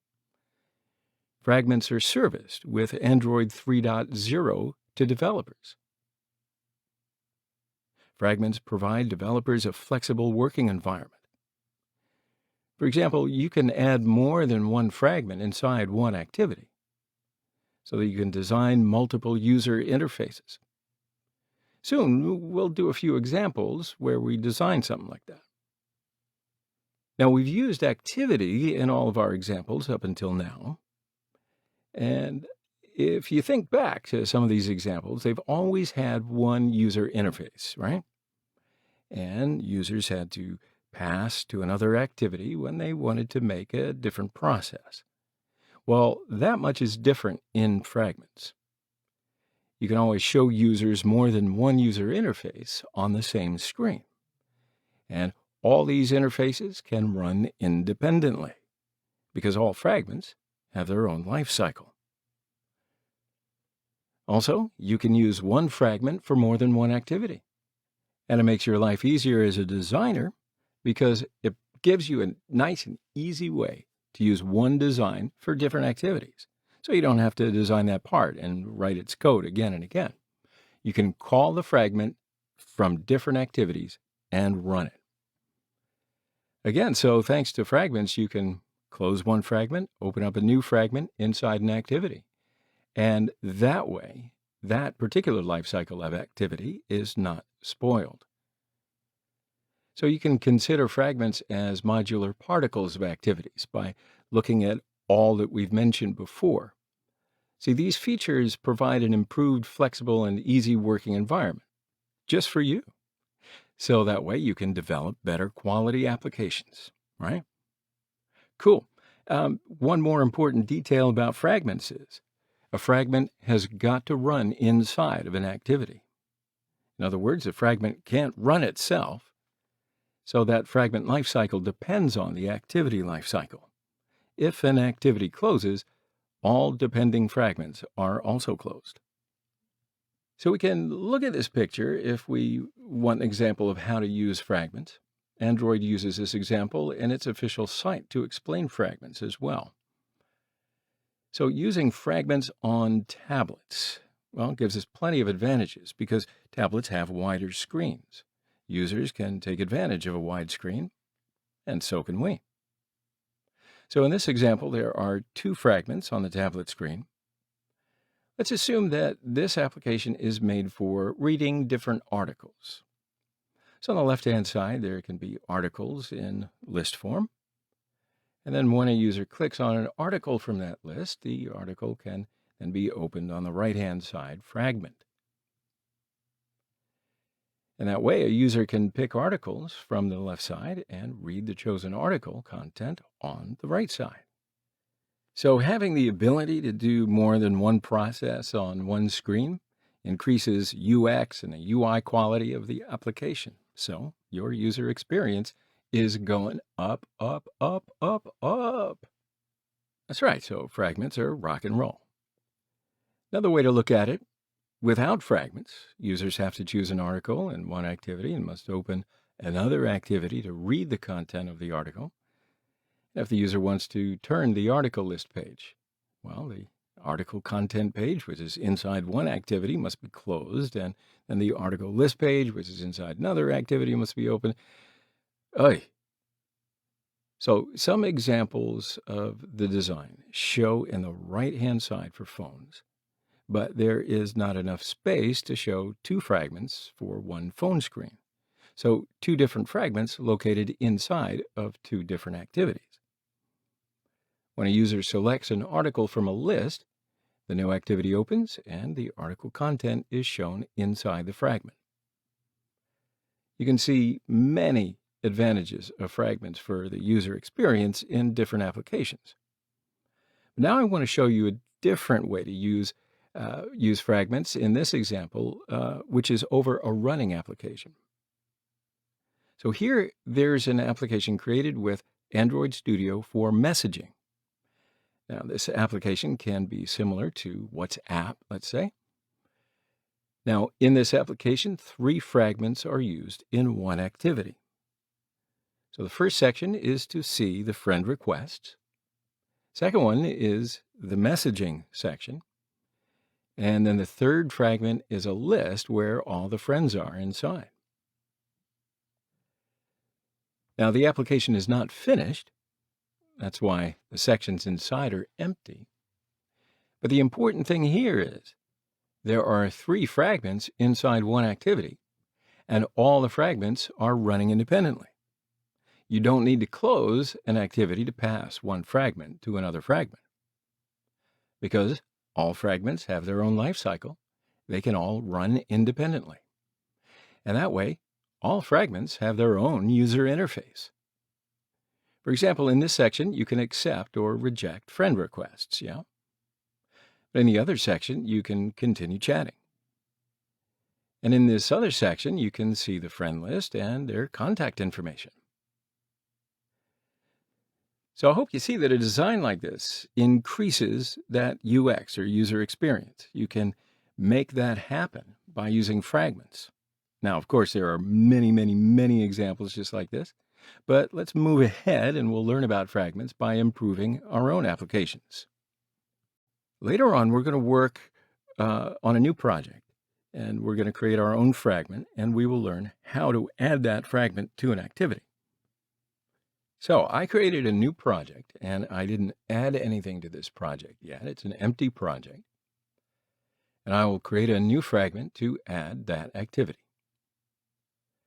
So after selecting the app folder, I'll select from the menu file, New, Fragment, Blank Fragment. So now I must give a name to this fragment, and what'll I write? First fragment, because it's my first fragment. And click Finish.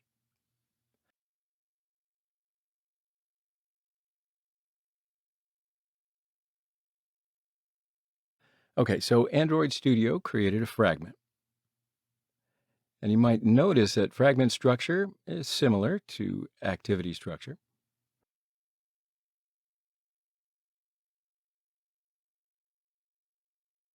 Just like an activity, fragments also have a section where Java code's written and a design section where XML code's written. Now, do you remember while we were defining fragment, we said you can think of a fragment as a small activity particle? So in other words, it's a small activity particle and it works inside an activity. And now we're just going to add that fragment to main activity. And I can add that fragment directly to the relative layout. Or I could add a frame layout and add a fragment to that frame layout. And also you can define sizes of the frame layout. So there's lots of possibilities. All right, so let's pass to fragment. Now here is a text view that writes a blank fragment. So I'll change the height of this text view to wrap content. I'll change its text to my first fragment.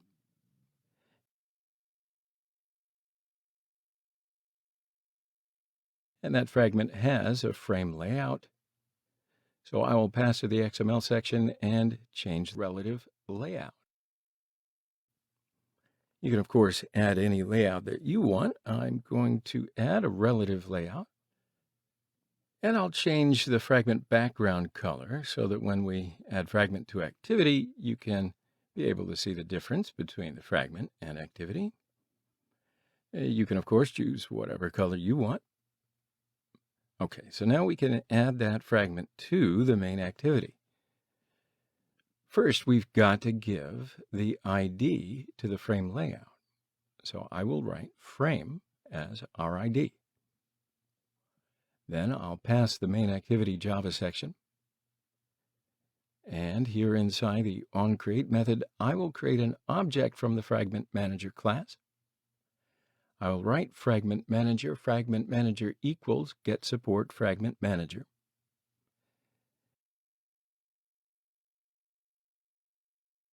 Then I will create an object from the Fragment Transaction class. I will write Fragment Transaction equals Fragment Manager.begin transaction. Now that code will start the process of running fragments inside main activity by using the Fragment Manager object. Then I can create an object of the fragment class to add main activity. And here the fragment I want to add is first fragment. So I will create that fragment's object. So I'll write first fragment equals new first fragment. Then I will write fragment transaction.add. And here the add method will add the fragment to the main activity. To be able to make this add process, it's got to get two parameters. So the first one is defining in which part we will add the fragment inside the activity.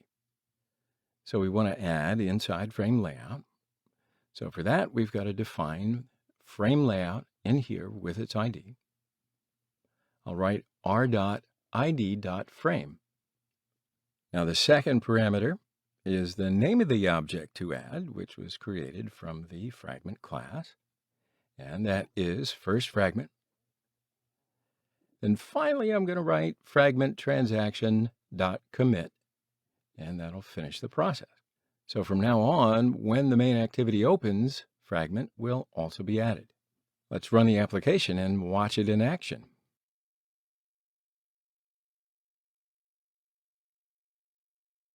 And sure enough, the application opens and fragment is added just by opening.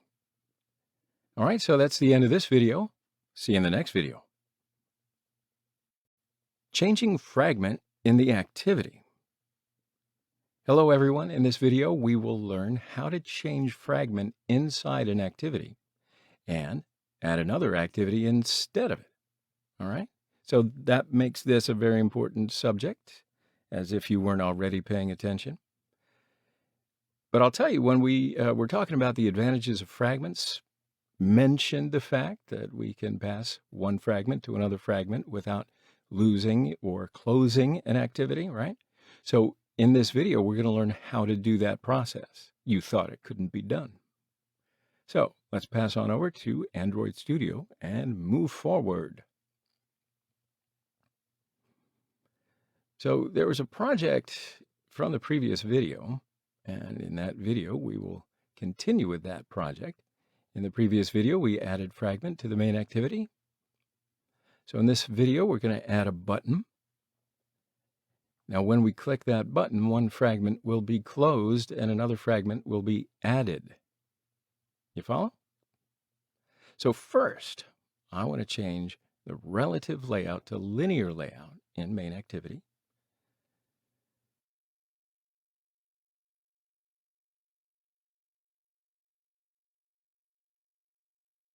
So now our main layout is linear, And under that, there's a frame layout, which will show fragment. I will add a button here.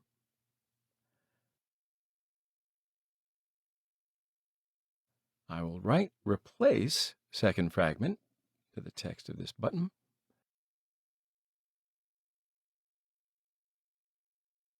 So that when I click that button, I want a second fragment to open. So I'll adjust the width of the button, wrap content, and I'll make the gravity value of the linear layout to be centered.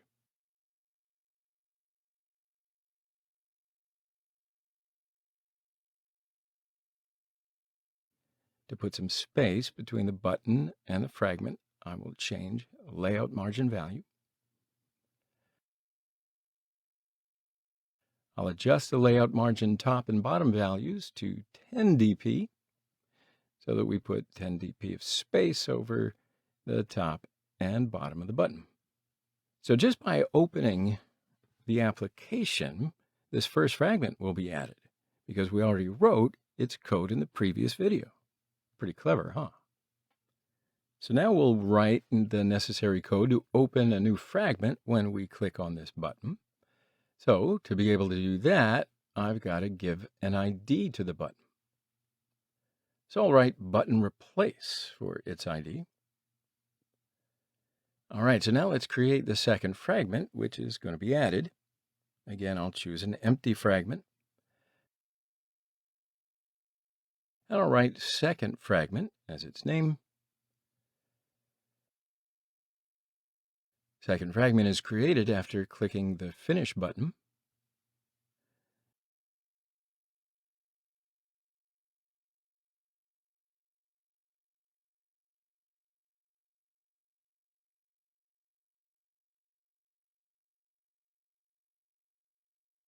So there is a text view that comes up with fragment, and I'll adjust the height of that text view to be wrap content. And I'll write my second fragment for text so that we can just, be clear and understand that it is indeed the second fragment. And I'm going to change the background of the second fragment.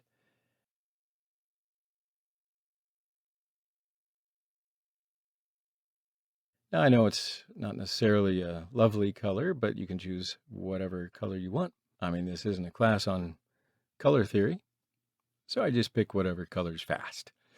And let me just increase the font size a bit. And the second fragment is now ready. So I can write some Java code in main activity. First, I'll define the button in the main activity. I'll write button replace here. Then I will match the button with its ID in the onCreate method. I will write replace equals find view by ID r.id.button replace. So then after that, I will add a click listener to that button. And that way the process of calling the second fragment inside the onCreate method will begin. So here I'll create an object from the Fragment Manager class. Now I've got to call the second object something else because we've already got an object named Fragment Manager. So let's make this Fragment Manager 1. All right, so now to start the transaction process, I'm going to create an object fragment transaction class again.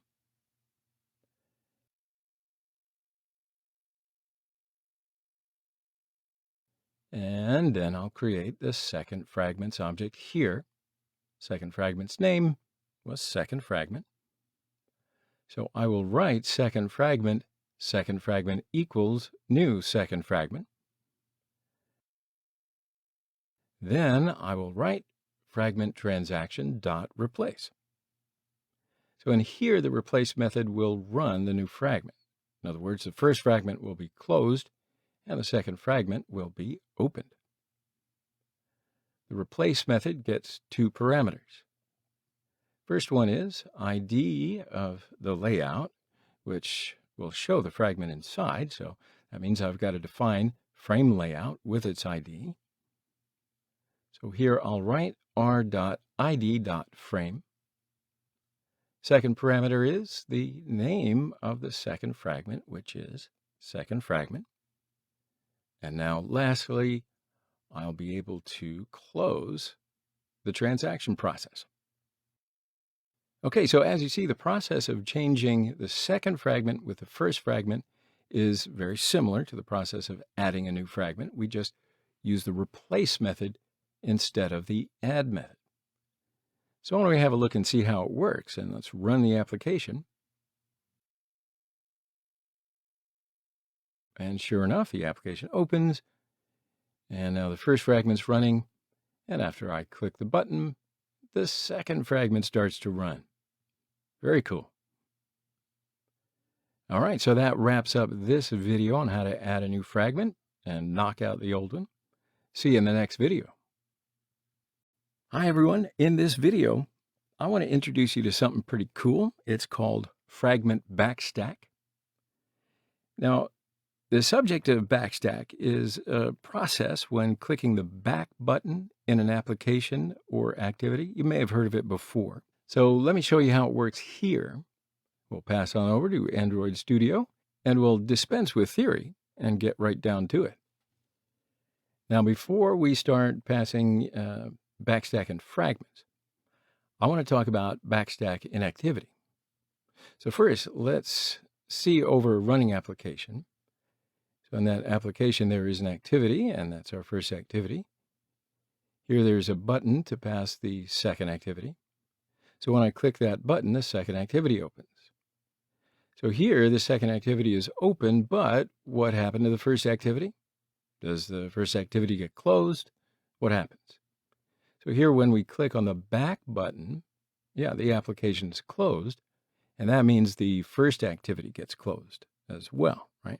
Because we got out of that application. So while passing from the first activity to the second activity, if you don't write closing code for the first activity, Android Studio doesn't close that activity automatically. So in other words, if you don't write closing code for the first activity when you pass to the second activity, the first activity won't close. The first activity will be added to stack. You remember stacks, right? If you go way back to your data structure lessons, you might remember the concept.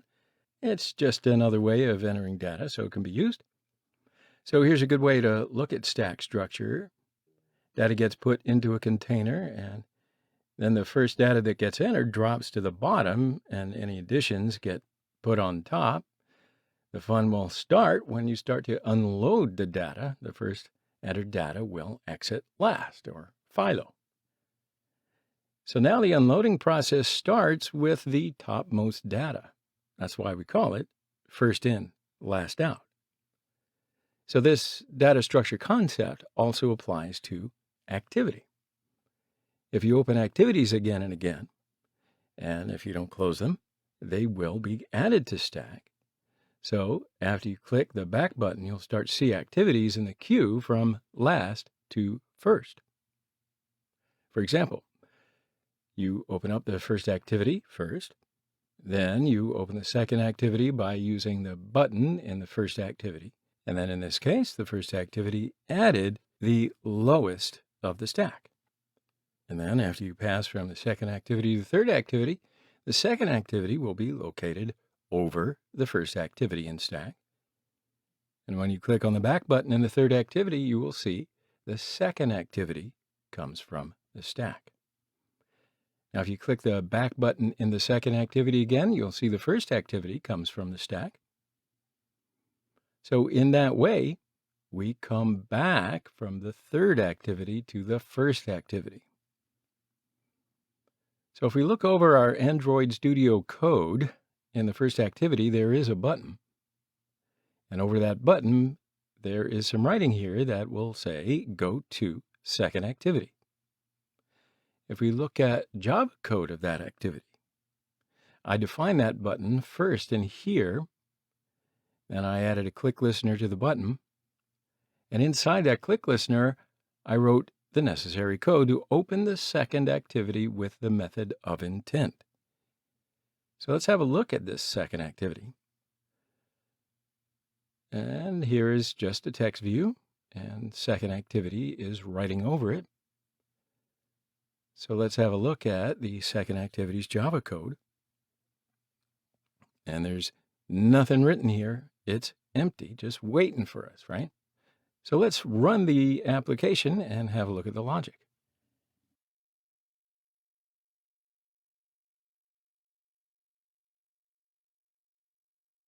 And yeah, here we have the application opens. Second activity opens after I click the Go to Second Activity button. Now the first activity added to the stack just by opening of the second activity. So when I click on the back button, stack gets control. Because there's only one activity in stack, we'll just see the first activity. Now if I click the back button again, stack gets control and the application is closed. Because stack is empty, there is no activity to open. All right? So that's what we call backstack. Now, if we want to, we can control that backstack. So if I add a finish method after the click listener in the main activity, that activity won't be added to the stack and it will close. So let's run the application again.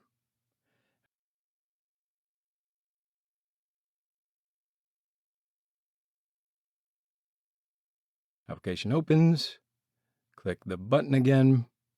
So now when I click the back button in the second activity, the application closes because the first activity didn't add to the stack. That's why the first activity didn't come back, right? But also I can override the back button and direct it as I want. In Android Studio, there's a method named onBackPress. So this is the method that controls the back button. So by using this method, I can control the process of the back button in a few different ways. So right now, let's overwrite onBackPress in the second activity. And here I will create a new intent inside the method onBackPress. First, I will make the activity open by using the intent method. In fact, when I click the back button, the first activity will not open because I closed it. But by overwriting the back button with a new intent method, I'll be able to open that first activity once again. So now let's run the application again. It's opened. I'll click the button and pass a second activity. Now the first activity gets closed by the finish method, and by clicking the back button, the first activity opens. Now that's the basic practice and theory of backstack in activities. But does that system work in fragments, you might wonder? And if so, how? I'll show you.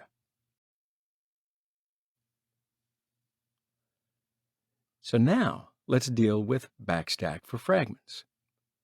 So in Android Studio, we can use one of the examples that we worked on before. In this example, there is a main activity, frame layout, and button. When I open the main activity, the first fragment is running inside the frame layout, right? And when I click the button, the second fragment is shown inside the frame layout instead of the first fragment. Now, if we look at the Java code inside the main activity, first up, the first fragment is running. Then, the second fragment runs inside the button's click listener. Now, have a look at this. There's no finish button in here, right? So if you think the fragment is an activity, when we open the second fragment, the first fragment must be added to stack because we didn't close the first fragment with code. So why don't we run the application and see? And we can see how the backstack method works with fragments. So the application opens, and the first fragment starts to run just by opening. And after clicking the button, the second fragment also opens. When I click on the back button, the application is closed. So in fact, first fragment must be open. that means the backstack system doesn't work on fragments. So in other words, when we open a new fragment, the old fragment doesn't go to the stack. So that means that I've got to have a process to add to the stack with code. So let's go back and have a look at the main activity code again. Here, while the second fragment is running, the first fragment closes. And as you may remember in activity, that process was completely the opposite. Activity was not closing by itself. So now I will add the first fragment to stack with code. And in the second fragment opening section after the add method, I'll write fragment transaction.add to backstack null. Now that method will run stack empty. So by using this, because the stack system won't work, the first fragment won't close and it will be added to the stack. So that means I've got to make a process to keep the old fragment in stack while opening up a new one. So now let's run the application again. Application opens, first fragment is running, and I'm opening the second fragment. Second fragment is also opening, and after clicking the back button, the first fragment is open, because the first fragment was added back to the stack. Just by clicking the back button, it carries it from the stack. So now stack is empty, and when I click the back button again, the application closes. So if you use more than 2 fragments, let's say 5 fragments, you can add fragments in the stack however much you want to just by writing the code. And sure, there you go. That's backstacking fragments. See you in the next video. Hello, everyone. In this video, we will talk about list fragment. So we call fragments a list fragment if they include a list view inside. So a group of data is shown in list format in the list fragment. By clicking any data from the list, you can do all kinds of things. In fact, you can pretty much use list fragment the same way that you would use list view in fragments. Now, I want to explain this a little bit further because using list view is a little different in fragments, but that's the thought behind it. So list fragment contains list view features, but here it is way more flexible. So you get to benefit. Now, if you want to, let's move on over to the Android Studio and see how it works. So I created a new project for this video in Android Studio, and I want to show you what it looks like when it's finished. So here is a list view, and it lists the names of cities. This list view is inside a fragment, and as you know, fragment is inside the main activity. So when I click any city in the list, a new activity opens, and inside that activity, there's another fragment. Inside that fragment, you can see a city picture of the chosen city. Now, in case you're wondering, yes, we are looking at the Android Studio's official webpage example design of what a list fragment is. Now, we are creating a mobile version of that design. So if you want to, you can make the same design for tablet. It's up to you. Let's go on back to the application. So when I click on the back button, we go back to the list fragment inside the activity. If we click on another city, then we see another picture of that chosen city. And like I said, in this example, there are 2 activities and there are 2 fragments being used. You get it? Cool. So let's start to develop this application. So first, we got to create a new fragment. Now in here, there is a list fragment option, but I'm not going to use it because when I choose list fragment, Android Studio, well, it just shows too many methods and I don't want to use any of them in this example. I don't want to get you confused. You can do that on your own time. But also, if we just stick to what we need at the time that we need it, I think it's much more clear. Okay, so let's select blank fragment, and I'll write its name, my list fragment. So after I click the Finish button, Android Studio creates a fragment.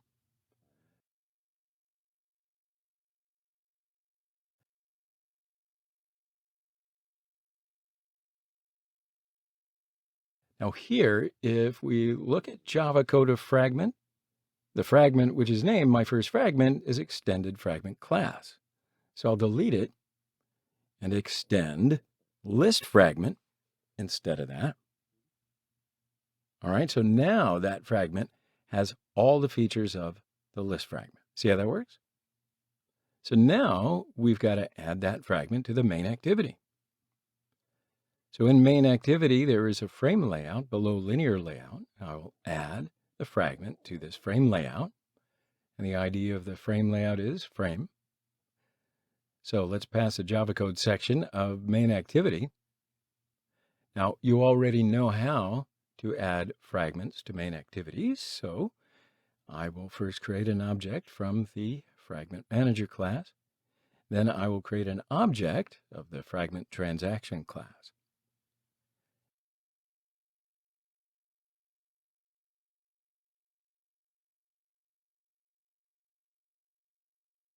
Then I just create an object from the Fragment class that I will add.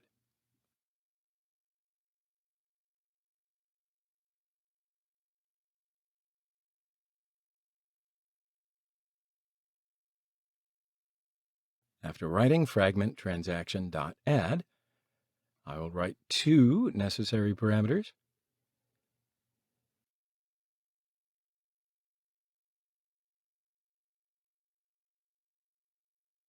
And then lastly, I will write fragment transaction.commit to finish the process. So my list fragment is now added to the main activity. So let's work on this my list fragment. I will add a list view to that fragment, and I'll delete text view here. In the XML section, I can change frame layout to be linear layout.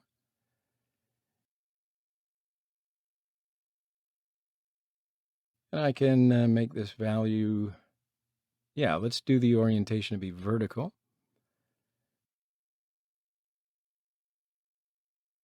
Then I add list view. And I must give an ID to this list view. Now, I've got to make an important point here. You must not write ID to list view directly on list fragment. All right? For ID, you must pass to XML section, and inside XML tab of list view, you've got to define it. So after writing Android ID equals between quotes, I write Android ID list. Now you must write exactly like that. Otherwise, the list fragment won't recognize list view. All right, so let's pass to the design section again.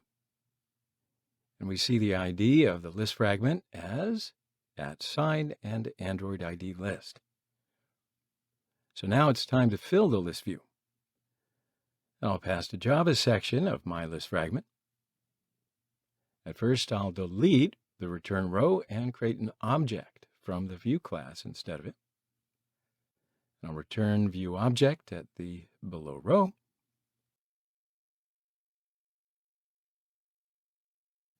Then I will overwrite a new method, and I will call that method. The method that I will call is onActivityCreate. And I will write my processes inside that method. I will create an array adapter first. And if you can remember back to the list view lesson, we must first create an adapter for list view. So I can write array adapter equals arrayAdapter.create from resource. And that method will take three parameters. First parameter is getActivity. Second one is the name of the array that contains elements that will be added inside list view. So in here, city names is the one that I want to add inside list view. Now I wrote them inside the array named cities, which I created inside strings.xml. So yes, indeed, it is a string array. All right, so we've created this array, and I'll write cities for its name. And I've added 5 city names in it. Now, if you want to, of course, you can add more city names. So now I'm going to add that series to array adapter. I'm going to write r.array.cities. And the third parameter is the name of the layout, which I will use inside list view. And of course, you remember from the list view lesson, if we don't make a special design for list view, we could use one of the ready-made layouts. So I'm going to write android.r.layout.simplelist_item1 in here. And that's a type of layout that is already in Android Studio, showing one element for every section. Then by writing setListAdapter arrayAdapter, I will add that adapter to list view. So now the elements inside the series are added to list view. So let's run the application just to see.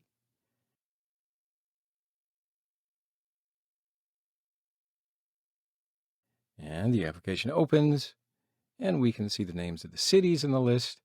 But when I click on a city, well, there's nothing happening because there's no process yet. We're going to complete that in some of the other sections that follow. But I just wanted to let you know that this process is pretty simple because it uses list fragment. In other words, to add a list to list view, you just need the short code row.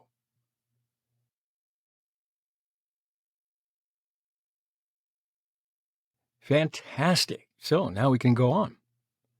So let's add a click listener to list view.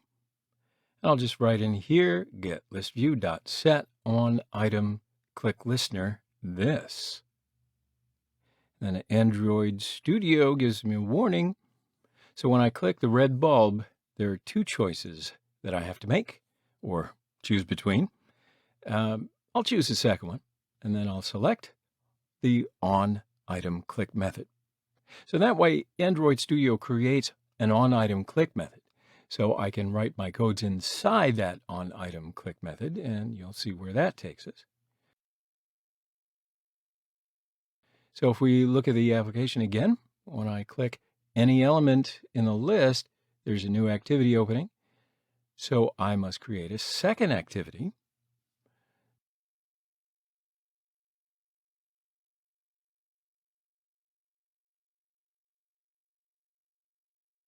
So that means I'm going to write second activity for the name of the second activity.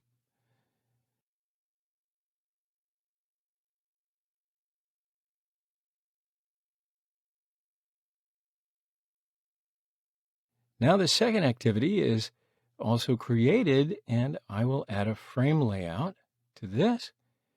And to that frame layout, I'll add second fragment.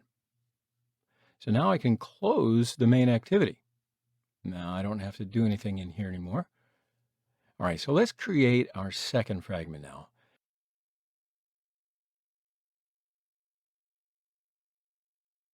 And I'm going to write second fragment for the name of the second fragment.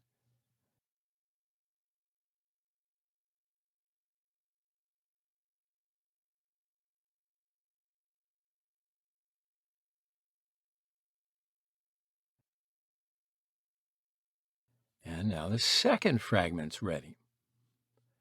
So now I can add the second fragment inside the second activity. So I'll do this process just like we did in main activity. So I'll create an object from the Fragment Manager class.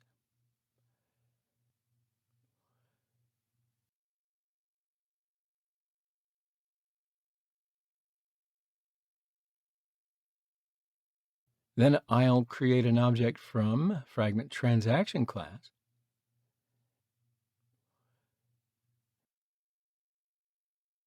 Then I'll create an object of the second fragment. And then after that, I can add the second fragment to frame layout.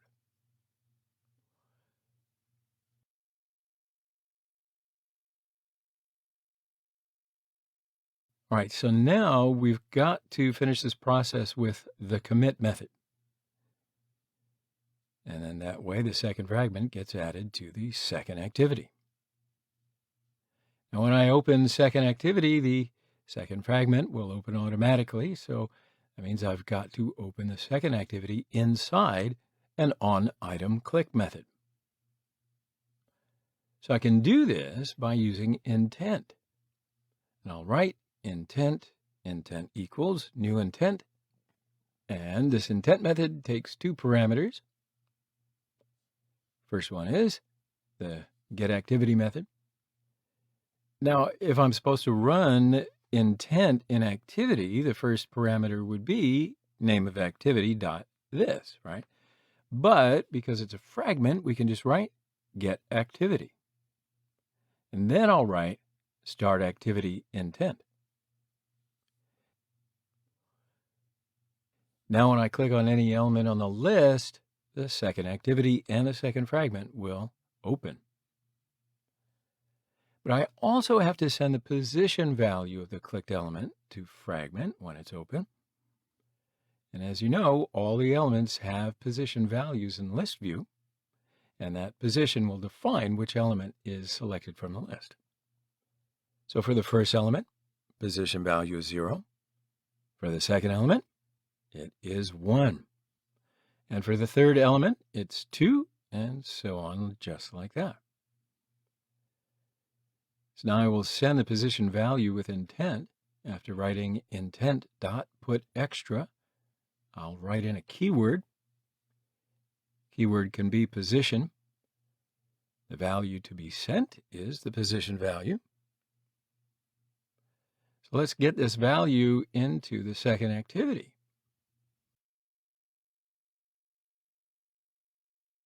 So in the second activity, I'll write intent equals get intent. Then after writing intent dot get int extra, I will write keyword and default value.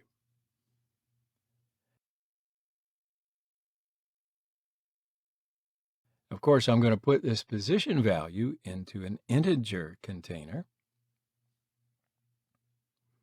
So now when I click any element in this view, when opening the second activity, the position value will also be sent.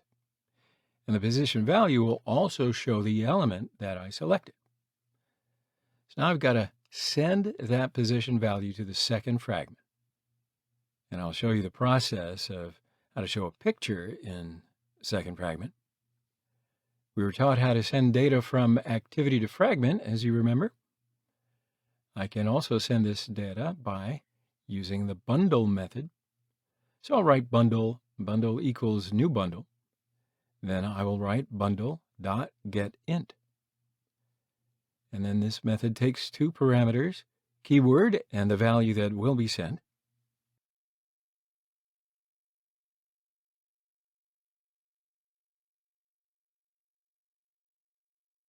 And lastly, I will write second fragment dot set arguments bundle. Now we can pass to the second fragment. So we will show an image in an image view in our second fragment.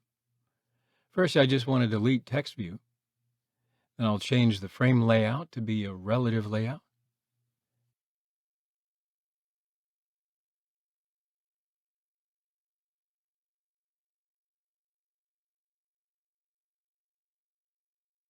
Now I can add an image view.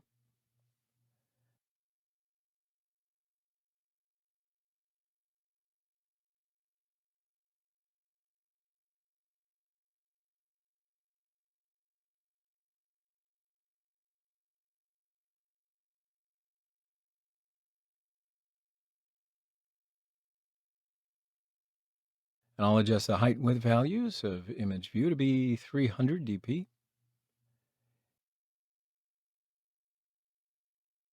ID of image view is, again, image view. So let's move on over to the Java section of the second fragment. So here I'll define image view. Then I'll delete return and create a view object. And then I will return view.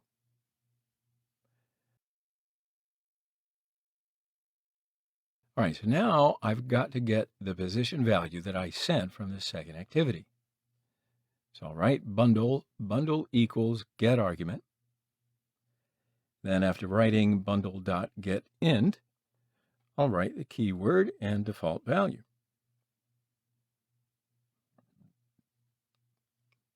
Of course, I must assign it to an integer. And according to this position value, I will create an if-else structure. So according to if position equals 0, I will define the process to be done. Cool. Now before that, I must match image view to its ID.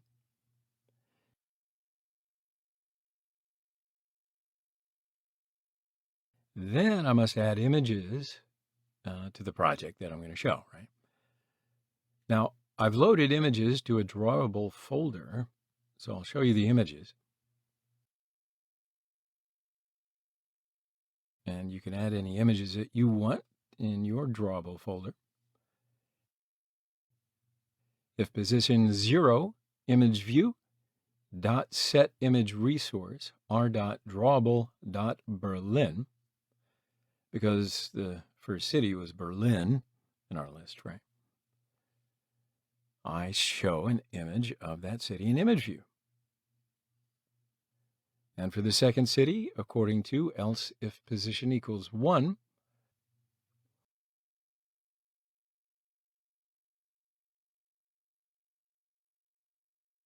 and the only thing I'll change is the name of the city, which is Athens.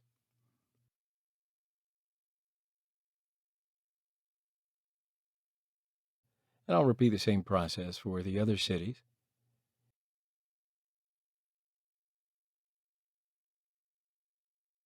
Third image is Roma.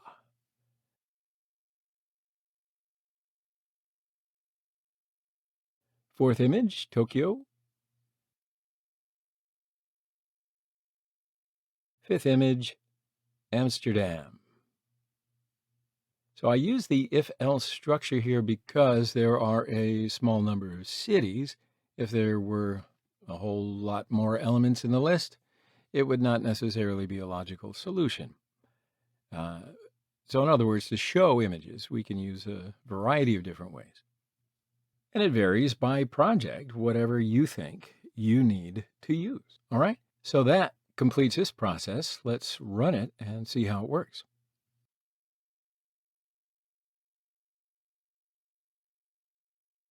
Okay, so the application opens. Oh, but when I click the list, it gives an error. So let's check the error.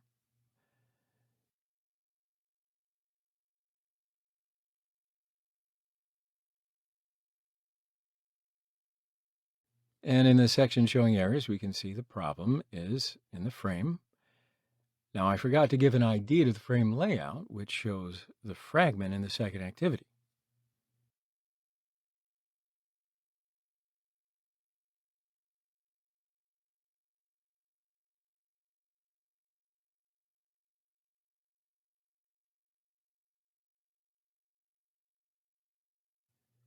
So I fix that section.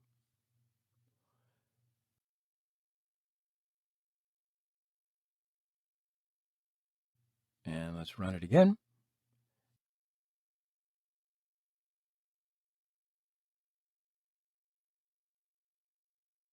So the application opens, and when I click Berlin, we see an image of Berlin. Bravo. Now, when I click the back button, the first activity opens again. And when I click Athens, again, we see an image of Berlin. So we see an image of Berlin when we click any city, it seems like. All right, so that means there's a mistake somewhere. That's how I teach you troubleshooting, right? So every time we click on whatever, we see the same image because the position is 0. So in other words, it takes the default value. So the position value does not get to fragment.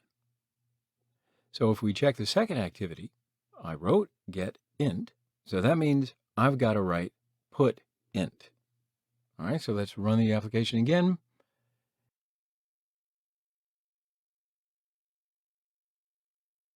And the application works now without any error. Cool. All right, so that finishes this list fragment lesson. I'll see you in the next video, though. We're going to have a lot more fun. Hello, everyone. So we're going to talk about this subject of dialogue fragments in this video. A dialogue fragment is a kind of fragment, and it's used for getting data from the user. Now, you can see it in the example here on the right. As you may remember from the dialogue message lesson, we used layout to interact with the user. But here we're going to want to use fragment. So, you may ask, what's the difference between a dialogue message and a dialogue fragment? Well, we're going to learn. So right here, the dialogue fragment has all the aspects of a fragment structure. In other words, it gives all the advantages that fragments have.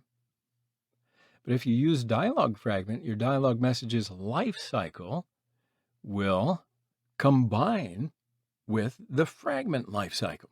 So in other words, it won't be dependent on the activity life cycle any longer. I don't want to tell you too much about all this and just make it all a big confusion ball, but you should know that there are several advantages to using dialogue fragments, and you will learn them as we go along. So let's move on over to Android Studio and go on and learn some of them. Now here I've created a new project for this particular video in Android Studio.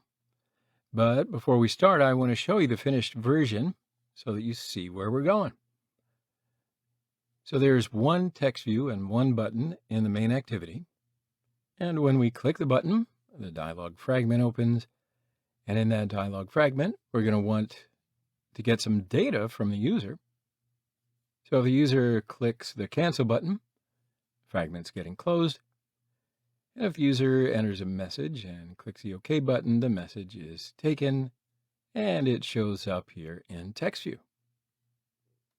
So you can use that example in a simple yes-no chat form of alert dialog, or you can design a more complex interface and get some more detailed data from users, like in a form. All right, so let's start to develop the application. So first off, I'm going to add a button to the main activity.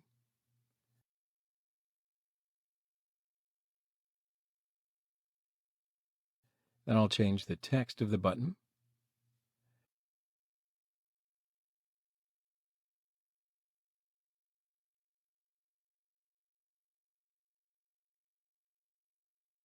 Now, because the layout is constraint layout, I will give a position to the button.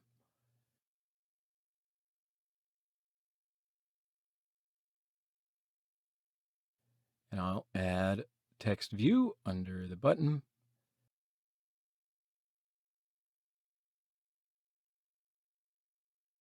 Increase the font size of text view. And I'll position the text view on layout.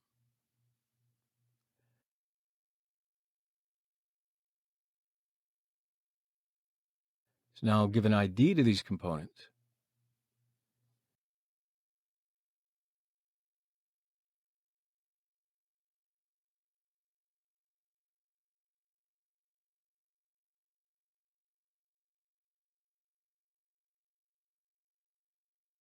All right, so now we can move on over to the Java section of the main activity.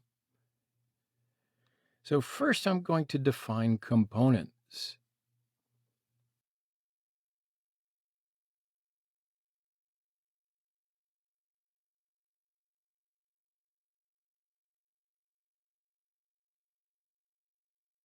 Then inside the onCreate method, I will match the components to their ID.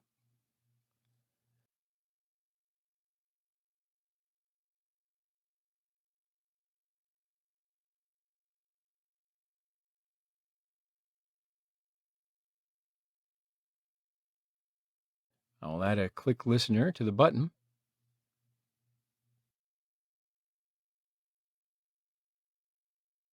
And now it's time to create the dialog fragment. So for that, I'm going to create a new fragment.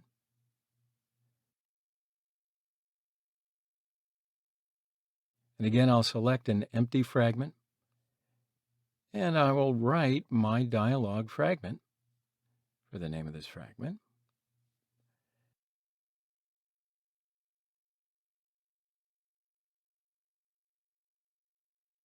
Now, Android Studio has created a new fragment for me.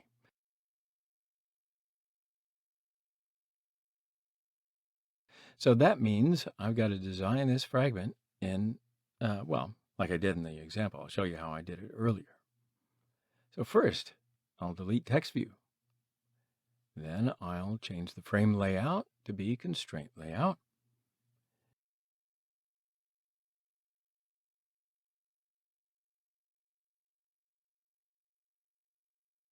Then I will add and edit text here.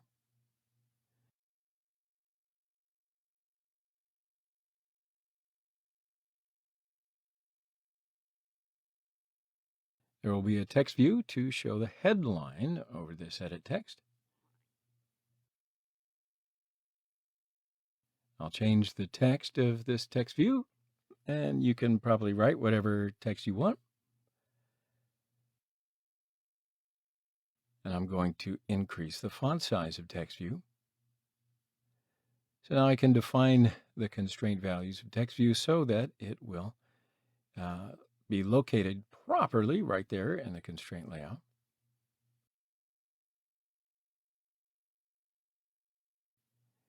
And there you go. I've defined the constraint values of edit text. So now I can delete the text of edit text. And let's add a hint inside of it. All right, so now we can get that data from the user with edit text. So I will add 2 buttons.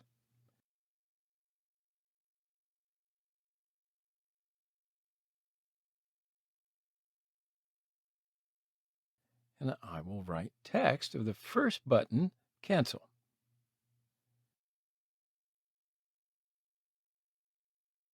For the other button, I'll just write OK.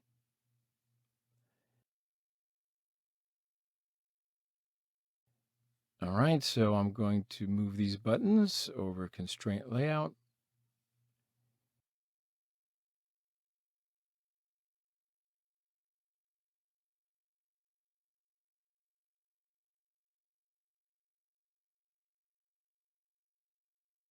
And I'll adjust the constraint layout height value to be wrap content so that it's not going to cover the whole page. And I'll change the background color of the constraint layout.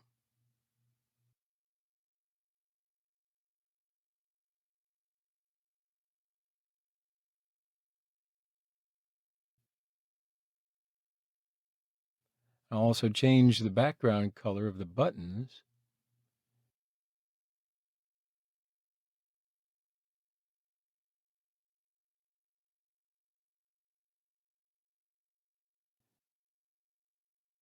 And I'll change the text color of the text view on the top.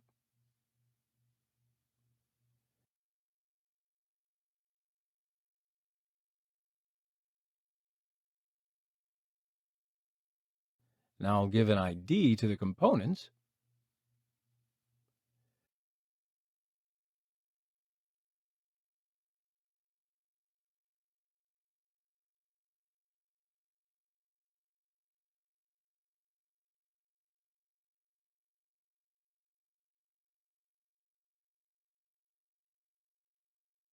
Okay, so that's the design of the dialog fragment. So we're ready to move on.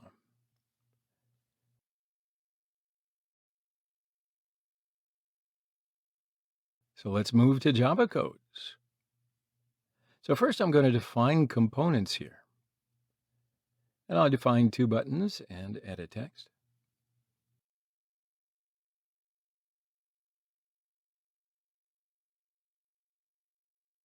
Delete return and create an object from the view class inside the onCreate method.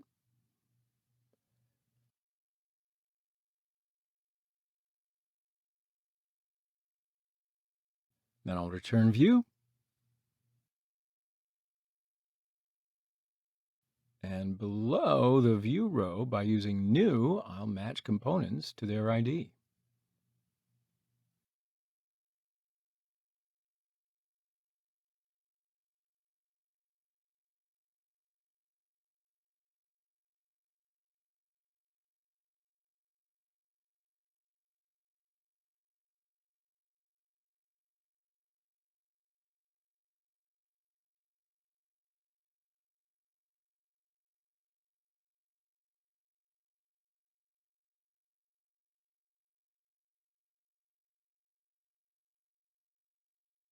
So I will add a click listener to the OK and cancel buttons.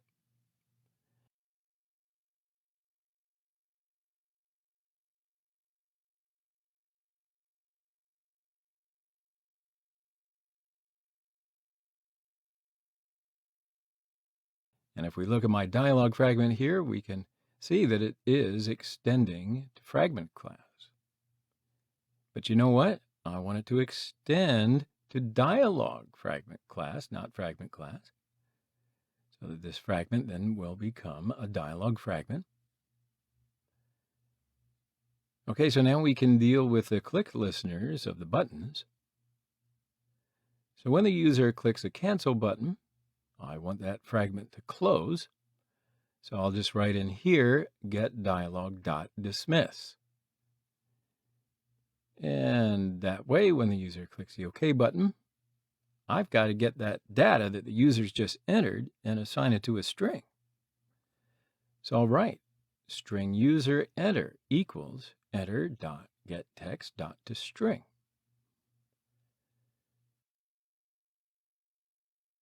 All right, so now I've got to write this string to text view in the main activity.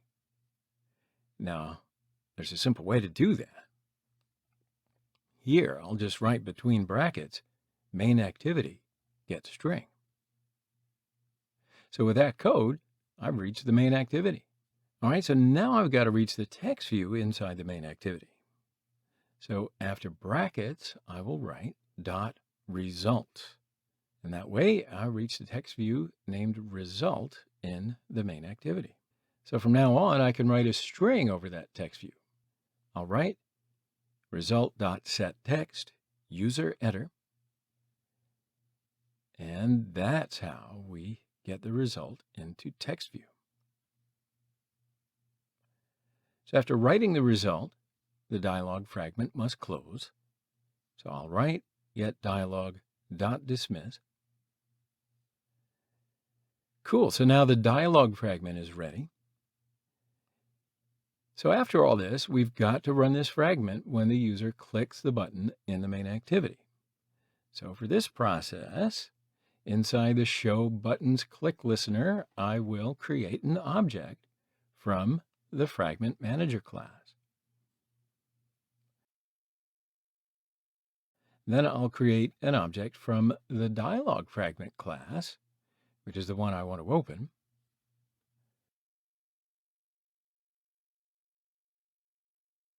And then I'll write my dialog fragment.show. Now that method will run Fragment, but it's got to have two parameters. First one is the name of the object that we created from the Fragment Manager class. And the second one is a tag. With this tag, this method will recognize which fragment will open. You got it? So we do need a tag. So that means we've got to write a tag value. So here in the tags section, we've got to write the name of the dialog fragment which will open. So you got to be really careful here because you've got to write the class name, not the object name that's created from the class. All right, so now the dialog fragment is ready to run. So let's have a look. Application opens. And when I click the button, dialog fragment runs. And when I click the cancel button, the dialog fragment closes. And after writing a message, when we click the OK button, it gets the message and writes it to text view. Now you can add another feature in here if you want. While the dialog fragment is open, when I click an empty section, the dialog fragment gets closed. If you want to, you can make it so that it doesn't close.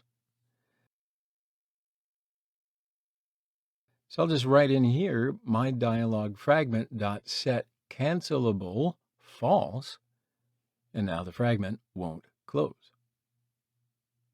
All right, so let's have a look. Let's run the application again. Application opens.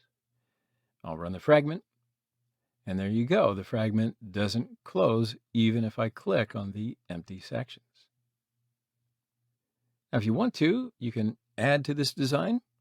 You can put in an icon, some emoji, images, whatever you want. So that way you can continue to get creative and build way more beautiful designs for your applications. But this is the mechanics. Of course, it all depends on your imagination. You're only limited by your imagination. Cool. So anyway, this is the end of the fragment section. See you in the next video. Hello, my friends. So we are going to write a new application in this lesson. So the name of this application is the information book. Now, my purpose of doing this particular application is to break down the subject of fragmenting thoroughly, because fragments are very important in terms of user interfaces. Now, it's a subject that you may encounter in many areas. Now, in addition to all that, we've used the new updates that were made in the View Pager component, which has great importance in the transition between fragments and interaction with the user in this application and others that you will build. So if we talk about the application a little bit, on the main page, I want to show you in Recycler View, there will be different categories. You can specify these categories any way you wish. But I've determined 4 different categories, so that the duration of this particular lesson won't be too long, but you'll certainly get the idea and be able to go crazy with it after. So these categories are countries, leaders, museums, and 7 wonders of the world. If you want to, we can just go ahead with a finished version of the application. So when we click on any category, information regarding that category is opened. Now, also, this information will be kept in fragments, right? That's the whole point. So just above here, we see the use of the tab layout. Well, also, the tab layout component can be scrolled, just like this.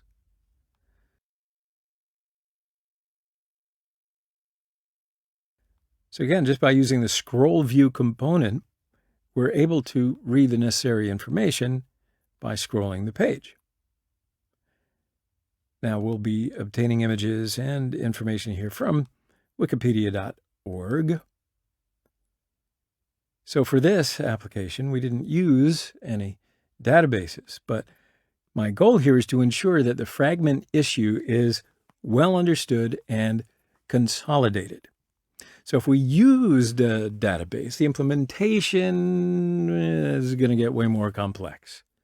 So for that reason, I'm just going to leave the database part to what you want to do and focus in on this. So you can also swipe tab layout or finger gesture to switch between fragments.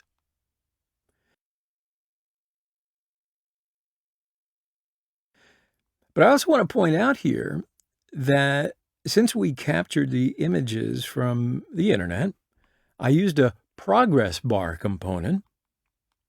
So until the image is uploaded, the user will be shown a progress bar. Then after the image is uploaded, the progress bar will be invisible.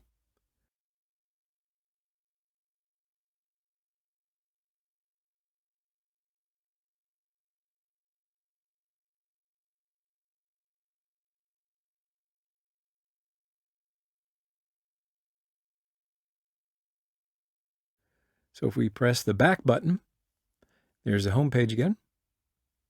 All right, so that's the way our application will go, my friend. So We're going to take a short break.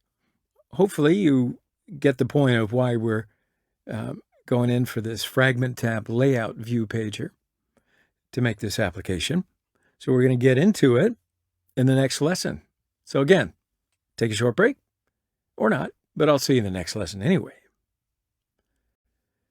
Hello, my friends. So in our previous lesson, I introduced you to this application that we're going to put together. So in this lesson, we're going to create our project. So also we're going to include recycler view and card view components that we're going to use in our application. So that means we've got to create a new project. And I'll just choose the Start a New Android Studio Project as my option. Now from this window, I'll choose the Empty Activity option. Project configuration window opens, and here we can determine the name of the project. So I'll just write Information Book. Programming language will be Java. You can choose any SDK as the minimum SDK. I typically choose the API 17 as my option. And then finally, we'll create our project just by clicking the Finish button. Now, the creation of the project may vary depending upon the speed of your computer, but not to worry, my friends. It might take a little longer as I'm currently screen recording, right? So at this stage, I'll just stop the recording, and then when it's created, I'll restart it again. All right, my friends, so project has been created, and first we'll open the design part. So I'm going to remove the text view component in the design area.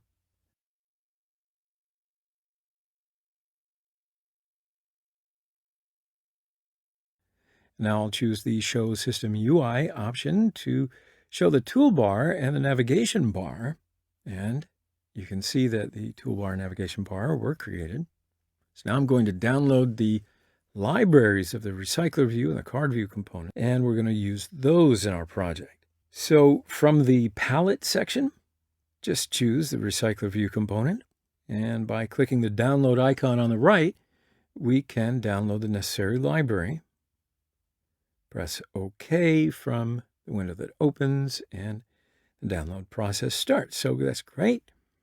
I'll talk a little bit about this while the download's in progress. Now, of course, one of the questions you might be thinking is, why don't you use list view or grid view instead of recycler view? Well, you can use list view, but recycler view is just more flexible, and it's certainly more advanced version than list view. So that's why I use and recommend using the recycler view in your projects. The recycler view component has been added to my project now, so I will include the card view component in my project. And if you type card view in the search bar in the palette section, you can find the card view component quite easily. And I'll click on the download icon to the right of it and press OK from the window that opens. And you can see the download starts. Now, card view components are an important component in terms of the user interface. So it's by using this component, you can show the data to the user in a better way. And when you use recycler view, I certainly recommend that you use the card view component. All right, so now that the download is finished, to see the libraries that we've included in the project, we can look at the build Gradle file under Gradle scripts on the left. So the added libraries appear under dependency, and we should always add the different libraries that we will add under dependencies.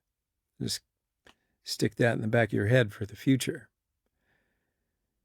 And as you can see, recycler view and card view components have been successfully added to our project. So now that that's done, we'll take a short break here, and in our next lesson, we'll start designing the app. I'll see you then, my friends. Hello, my friends. So in the previous lesson, we included the recycler view and the card view components into our project. Now in this lesson, we're going to design the main activity. There will be a recycler view in the main activity. But for recycler view, we're going to create one design file using the card view component. So why don't we get to it? Open up Android Studio and start designing. So first I'm going to create a design file for recycler view. And for this, I'll just right-click on the layout folder in the resource folder on the left. I'll choose a new layout resource file option and determine the name of the design file from the file name section. And I'll write card design.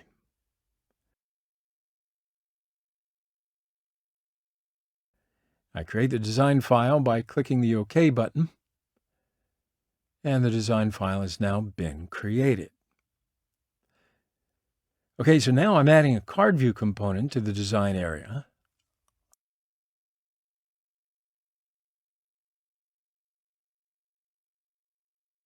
I'll change the ID of the card view component, typing card view, and let's determine the constraint values.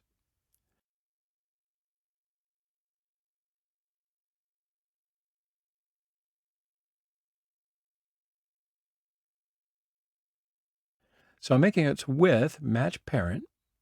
I'm making its height 275.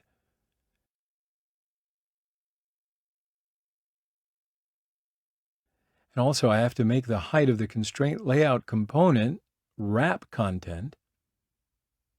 Otherwise, only one design will appear on the screen, right? Now, the beauty of the card view component in terms of the user interface is that thanks to the card corner radius feature, you can make the corners of the view appear curved. So let me show you. We can write 7 here.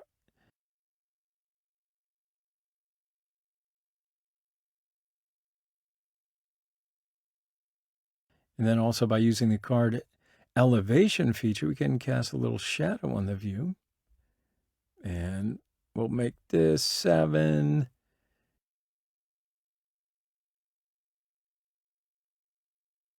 And finally, to leave some space between the views, I'll just set the layout margin attribute to 7.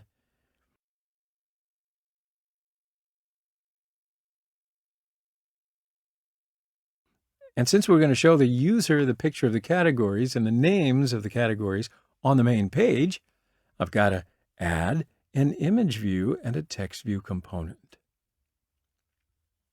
However, to add more than one view into the card view component, we've got to use a new layout. Otherwise, we won't be able to position the views that we added in the card view just the way we want. So for this, I'm going to choose a new layout from the palette section. You can choose a different layout here if you want. But since there will only be 2 views, I think it'll be more logical to use the vertical linear layout. So for this, I'll add a vertical linear layout.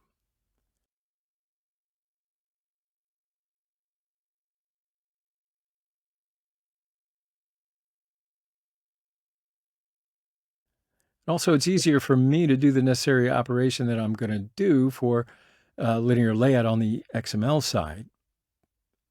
So that's why I choose the split option on the upper right. And that way both the XML and the design will appear together.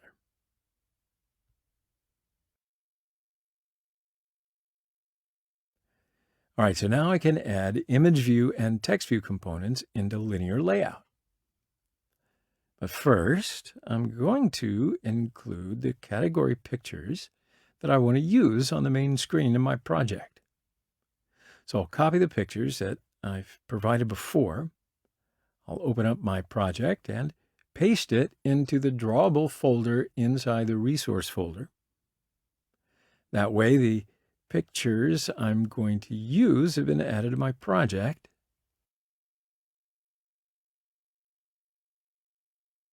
Yep. So now I can add the image view component.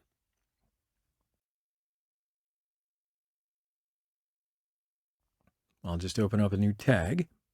I'll write image view in it. And I will change the width and the height of image view to 200. All right, so now let's add a picture. For this, I'll write app src compat. I'll choose one of the pictures that I just added from the drawable folder. And there you see the picture was added. Now here I do want to remind you of something. You can also do these operations from the design side, but like I mentioned before, when you use linear layout, it's just easier for me to operate in XML. So I'll make the scale type property to fit XY. That way the pictures that I use will be placed in the image view component completely. And then finally, I'll determine the ID of the image view component. So just by typing image view splash. Thus, the image view component was created. All right, so now let's add a text view component. And I'll make the width of the text view component match parent. Make the height of the text view component 50. And I'll write the text 7 Wonders of the World.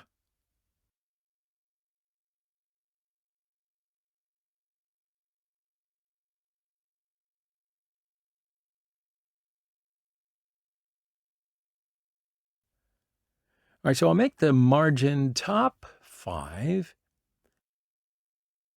So there will be some space between it and the picture. I'll make the gravity property center. And I'll make the text size 18. Also, I'll make the text color black. And finally, to determine its ID, I'll write text view splash.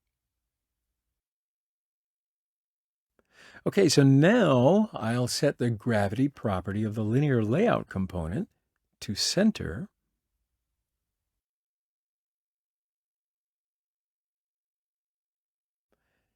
And what do you think, my friends? That's the card design required for the recycler view component. Done just like that. All right, so now we can add a recycler view component to the design area of the main activity. So I choose a recycler view from the palette and add it to the design area. And here I can determine the ID of the recycler view component. And I'll also specify the constraint values. Set the margin values to 0 so that it spans the screen completely. And also I'll make the width and the height 0. And just like that, we finish the design of the main activity. So I think that's enough for now. Why don't we take a short break, and in the next lesson, we'll define the recycler view component and then create our model class. Cool. So I'll see you in the next lesson. Hello, my friends. So in our previous lesson, we created a card design required to show the categories. So that means in this lesson, we're going to define the recycler view component in the main activity. We're also going to create a model class for category information to be displayed to the user. In the model class, we will create 2 string variables representing the category name and the category image name. And then later, we will create a constructor and getter methods for these variables. Now, in this application, there's really no need to create the setter method because we're not going to, make any changes to the data, right? We're just going to take the data and show it to the user. So working with model classes will make your applications more structured and professional, my friends. So for this reason, I recommend to you that you work with these model classes in many applications, especially when working with databases. So if you're ready to proceed, let's open up Android Studio and get into it. All right, so if you want to, let's go ahead and create our first model class here. Otherwise, you can follow along and create it step by step yourself. So here, to create a new class, I'll just right-click the application package name from the left. And then, see this window that opens, I'll choose the New Java Class option. Now, it wants to specify a name for the class that we're going to create. So I'll just name the class that I create. Let's just call it Model Class. And I'll press the Enter button. So now my model class has been created. And if you can't decide which variables to create in the model class, you can always make a control just like this. What data will I show the user? And then try to find the answer to the question. So in this application, we're going to show the user two different components. The first is the name of the category. The second will be the picture belonging to the category. So for the category name, I think, yeah, you guessed it. We're going to create a variable type of string. So how do we create a variable for the picture?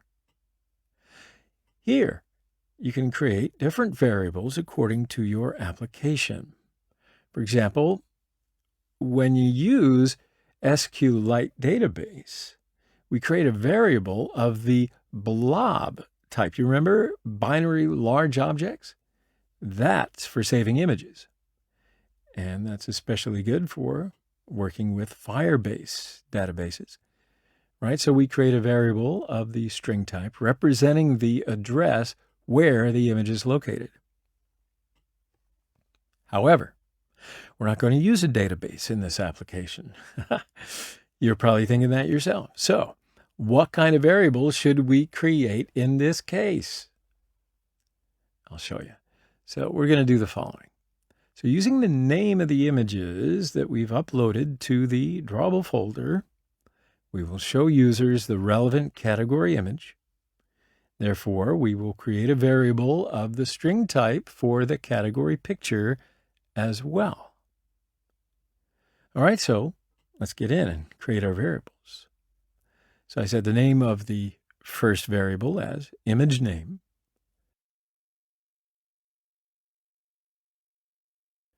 And I can set the name of the second variable to be category name.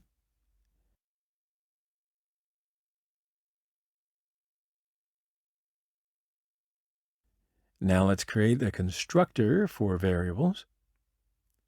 Constructor in other classes, when we create an object belonging to this class, it's the method to be called first, right? So typically when using the model class, a full and empty constructor is created. But it's thanks to the constructor that we can create objects from the model class and pass some values to these objects.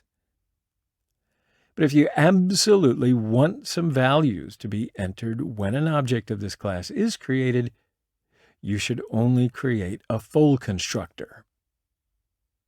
Make sense? All right, so in this project, when an object is created from the model class, we're going to definitely ask for values to be transferred to the image name and category name variables. So for that reason, we're not going to create empty constructors. We're only going to create a full constructor. All right, so with that preamble out of the way, let's create the constructor. I'll right-click with the mouse, choose the Generate option,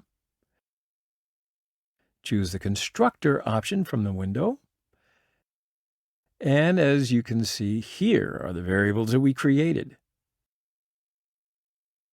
So I'll select both variables, press the OK button, and that creates a constructor.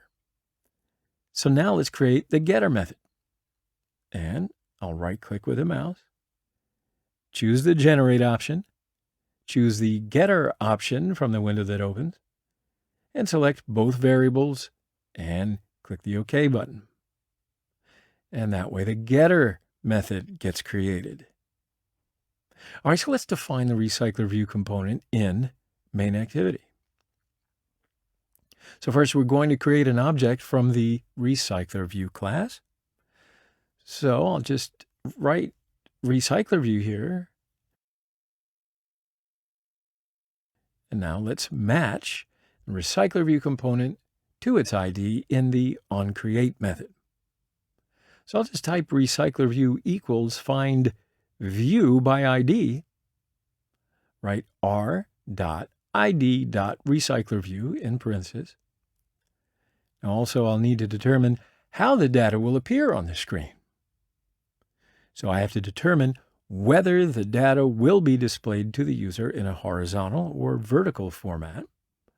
So for this, we use the recycler view.setLayoutManager method.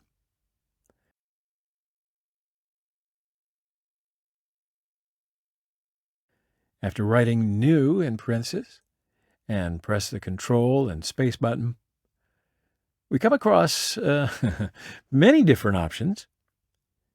Now, if you use the linear layout method, your data will be displayed to the user in a single column from top to bottom. So in that case, it will be sufficient to just write context in parentheses.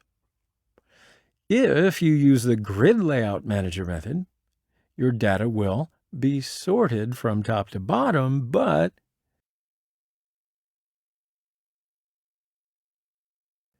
you'll also have the chance to specify the number of columns. So that way you can view your data in 2, 3, or more columns. But in this case, you've got to write the context and the number of columns in parentheses. Then finally, if you use the staggered grid layout manager method, you're going to have the chance to display your data vertically or horizontally besides the number of columns. So in this case, we have to specify the number of columns and the way the data is displayed in parentheses.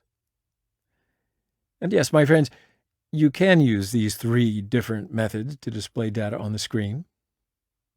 But since we will display our data in 2 columns and from top to bottom, we're just going to be choosing the grid layout manager method. But I will leave the other methods as comment lines.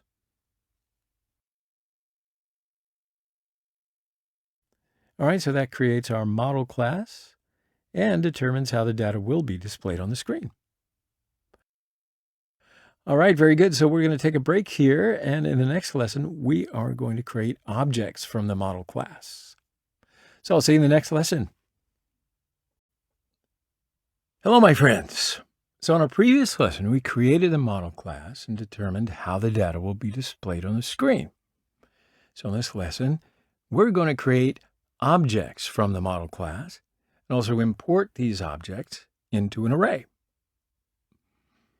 So you can either do it on your own or follow along with me.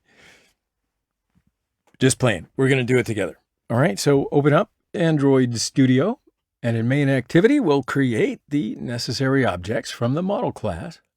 Now, since we have a total of 4 categories, we'll create 4 different objects from the model class. So I'll create the first object, and to create a new object, we just write the name of the class, model class. Now we can write the name of the object that we create, and I'm just going to call it model class 1. I'll write equals new model class, and there you go. In order to create an object from the model class, I'll also need to set some parameters. Because in the model class, of course, since we are creating a constructor, I have to specify the values of the image name and category name variables in parentheses. So I'll write countries as the image name, and I'll write the countries as the category name.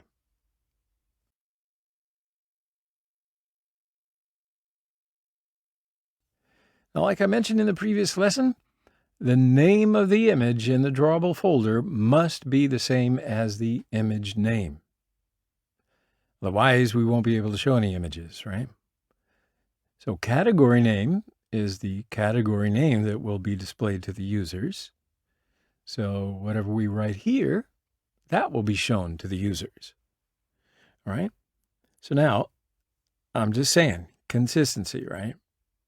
simple, clear consistency. So now let's create some objects belonging to the other categories. So for this, I can just copy the line of code here, paste it 3 times, and set the name of the second object to be model class 2. Let's write leaders for the image name. And I'll write the leaders for the category name. I'll name the third object as model class 3. And here I'll make the image name museums. And for the category name, the museums.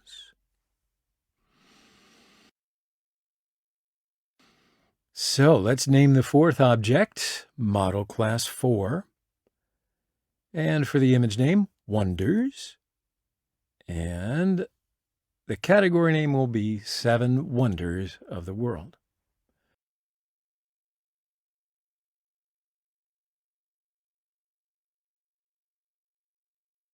All right, so that is the creation of the necessary objects. Now, at this point, I want to touch upon a very important issue.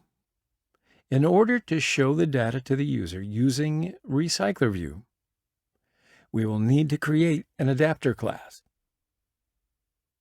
Now, I don't know if you saw that coming, but we'll create this adapter class in the next lesson, but I just want to point that out to you, right? So in other words, we're going to do the process of showing data to the user in the adapter class. All right, so for this, we will need to pass the objects we created here to the adapter class. Now, perhaps in your opinion, it might make more sense to transfer these objects one by one to the adapter class. Or, let me ask you again, would it be easier to add these objects into an array and transfer the array we created, that is a single object, to the adapter class? Yeah, no, I know I already gave you a hint perhaps earlier, but yeah, I just wanted you to think about that for a second because, yeah, it makes way more sense to create an array, my friends. So that's why I'm going to create a new array of the type array list. So what do you suppose should be the type of this array? String, integer, something else? Well, sorry to disappoint you, but this type of array will be model class. How many of you guessed it? Because the objects that we're going to add into the array belong to the model class, right? So don't get too set in your own method. So I'll set the name of the array to be array list. So now let's define the array list, within the onCreate method. So I'll write array list equals new array list. So now I can import the objects I created into the array list. And I'll write array list.add. I'll write model class 1 in parentheses. All right, so we've now added the first object array list. Similarly, I can add other objects. So we've added the second object.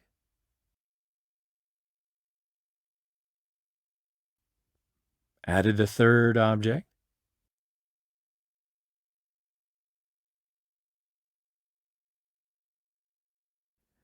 And if you're still doing this with me, added the fourth object.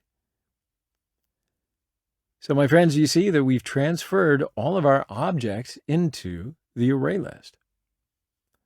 All right, so we'll take a short break here, and in the next lesson, we're going to create the adapter class, and we will then be able to display the categories on the screen. All right, see you in the next lesson. Hello, my friends. So in the previous lesson, we created objects from the model class, added the objects we created into an array. So that means in this lesson, we're going to create the adapter class, which of course will be necessary to show the data to the user. So let's go ahead and open up Android Studio and do some necessary operations. Now, first of all, I'm going to create a new class. I'll define the name of the class. It's called adapter class. create my adapter class by clicking the Enter button. So now we'll need to create two objects in the adapter class. First, I'll create an array list of the model class in order to receive the objects we send from the main activity.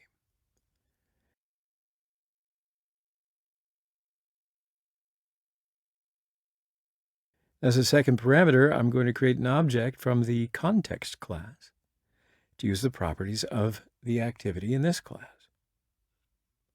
So using the context object, we will be able to show the category pictures on the screen and open the fragment just by clicking any of the categories. So now we're going to create a constructor for this class. I'll right-click with a mouse. I'll choose the Generate Constructor option and select both variables and click the OK button. And thus the constructor gets created. Now we can create an inner class within this class. So the class that we'll create will represent the card design, and we will define the components in the card design in this class. So I'm writing public class, and I'll set the name of the class to be card view holder. And also this class will be derived from the recyclerView.viewHolder class.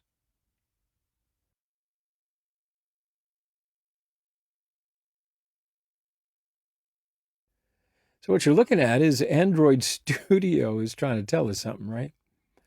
Because we need to create a constructor for this class. So let me just click on the light bulb and see what it says. I'll choose Create Constructor Matching Super for my option. All right, so that creates a constructor. So now let's define here the image view and the text view components that we will use in the card view design. Now, first of all, I'll create an object from the image view class.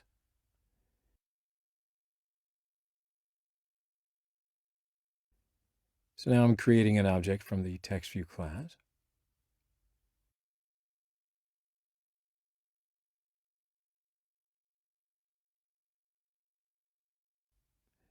Now we're going to match the components to their IDs in the constructor. So here I'm just writing image view splash equals. But here we can't do a match directly using the find view by ID method, right? So what we'll do is make a match using the item view object representing the card view. Make sense? So I'll just write item view.findView by ID, and I'll write r.id.imageViewSplash in parentheses.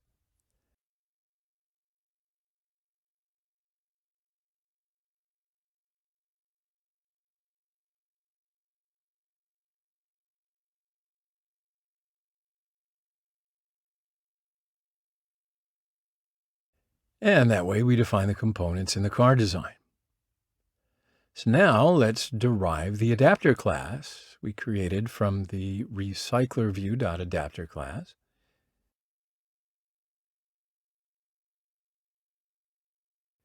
So inside the tags, I can write adapter class.cardViewHolder. And what you're looking at is Android Studio is trying to tell us something, because there are methods that we've got to implement, right? So I'll click the light bulb, choose the Implements method option. And here we're presented with three different methods that we have to implement. So we're going to add all of these methods, my friends. And the required methods are added. So I want to talk a little bit about these methods. This first method, onCreateViewHolder method, as soon as the cardViewHolder class that we have created below is created, the method is called. So in this method, we will define the card design that we made. So thanks to this method, we determine which design will be displayed in the recycler view. And let's have a look at the second method, onBindViewHolder. So this method is also the method in which we specify what should be done when the design we created is connected to recycler view. In other words, we will display the data on the screen in Recycler View in this method, right? So the third method, getItemCount, well, this method might be self-explanatory. We're going to specify the amount of data to be displayed in Recycler View. Okay, so we have 4 categories for this application, but sometimes you're just not going to be able to fathom this number in more complex applications, believe me, such as retrieving data from the internet or working with databases. So that's why we always write in here the size of the array we created. All right, so we can write that straight away. I'll just write model list.size. And now let's do the necessary operation for the onCreateViewHolder method. Now, first of all, I'll create an object from the view class that I will transfer the card design to.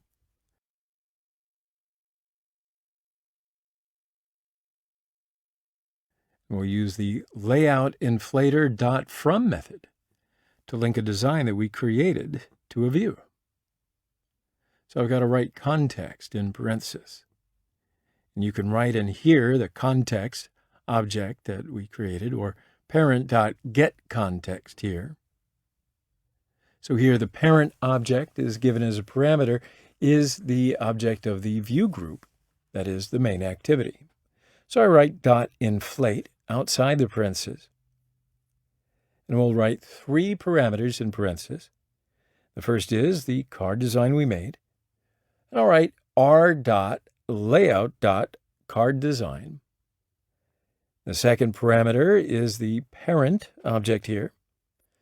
The third parameter will be false. Now finally, because this method will return an object from the cardViewHolder class, I write return new cardViewHolder. I'll write the view object in parentheses. And that finishes this method. All right, so finally, we'll need to do the necessary steps for the onBindViewHolder. So for this, we'll need to send the ArrayList object that we created in the main activity to the adapter class. So to do that, I'll just create an object from the adapter class. This is the class in main activity. So I define the name of this object, adapter, and we will now define the adapter class just after the methods for adding model class objects to the array. So I'll write adapter equals new adapter class, and it wants array and context as parameters. So as an array, I'll write array list. I'll write this as the context, and then I've got to set the adapter object into the recycler view. So for this, I can write the recyclerView.setAdapter. I write adapter in parentheses. So now we've transferred the data here to the adapter class. Now let's show the data on the screen. So in the onBindViewHolder method, I will transfer the data in the array from the model class to an object. I determine the name of the object as a model, and I write equals model list.get. Inside the parenthesis, I'll write the variable position given as a parameter, and thus the category images and category names in the array will be transferred to the model object in order. So now let's write the category name on the TextView Splash component. Of course, we cannot directly access the TextView and ImageView components here. So for that, we've got to use the holder object. So I'll write holder.textViewSplash.setText. I write model.getCategoryName in parentheses. And thus we have printed the category name on the TextView component. So now let's show the category picture on the screen. So I'll write holder.imageViewSplash.setImageResource. I write context.getResources.getIdentifier in parentheses. And then this method will allow us to display the image in the Image View Splash component using the image name. I'll write 3 parameters in parentheses. As the first parameter, I'll write the name of the image. That is model.getImageName. As the second parameter, I'll write the name of the folder where the image is located, namely Drawable. And as a third parameter, I can write the name of the package, that is context.getPackageName. And that way, we also show the category pictures. Very cool. So let's run this and test it out.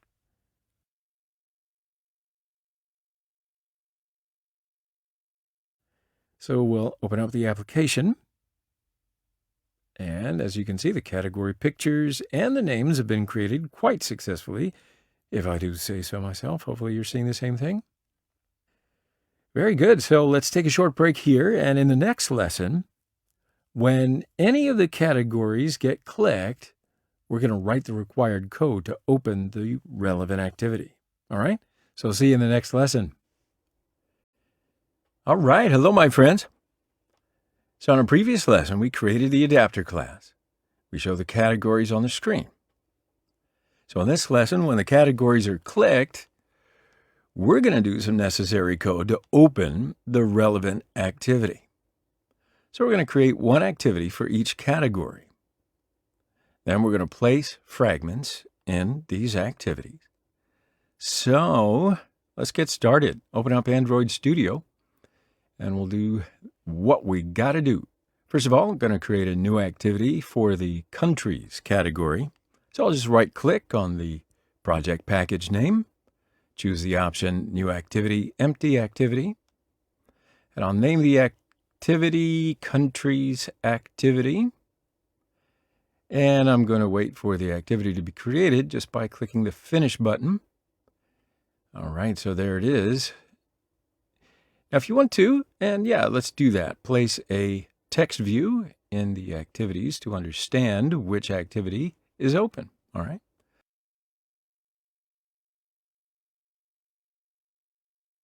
So I'll just write countries in the text field here.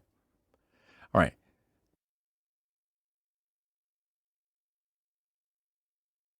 Now let's make the text size 30.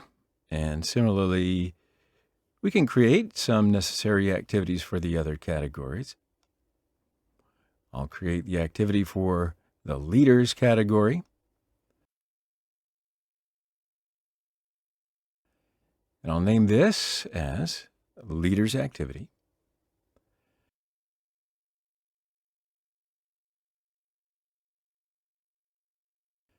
Press the Finish button.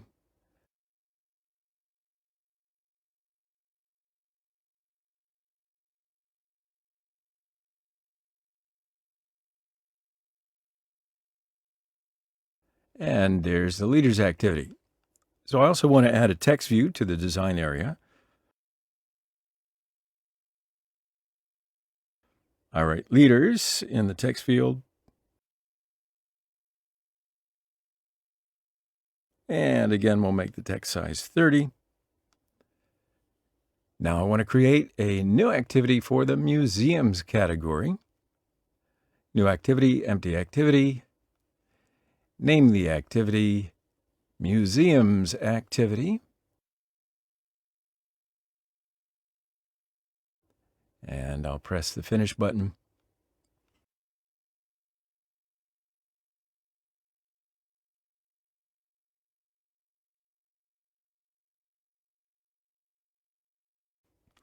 And now the activity will be created. So here it is, museums. So now let's add the text view to the design area and write museums in the text part. And we'll make the text size 30. And finally, I'm going to create the new activity for 7 Wonders of the World, which is yet another category. So new activity, empty activity. Name the activity to be Wonders Activity. I'll press the Finish button, and Wait for the activity to be created.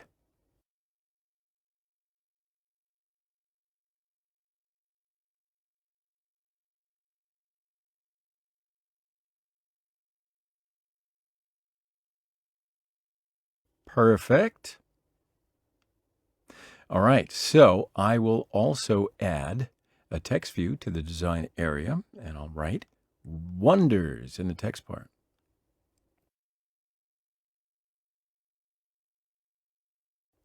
And again, we'll make the text size 30. All right, so sure enough, we've created all of our activities.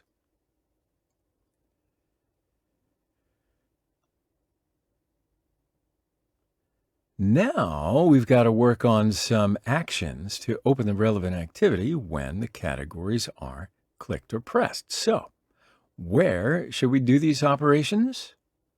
Is it in the main activity or is it in the adapter class? So of course the correct answer is adapter class, my friends. I'm just, teasing you, because in order to open the new activity, we need to click on the categories, more precisely on the card design.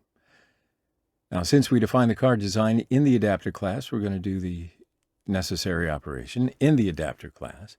So I'll open the adapter class, and we'll do some necessary code in the onBindViewHolder method. So first of all, I'm going to need to define the card view component, and I'll do this in the cardViewHolder class.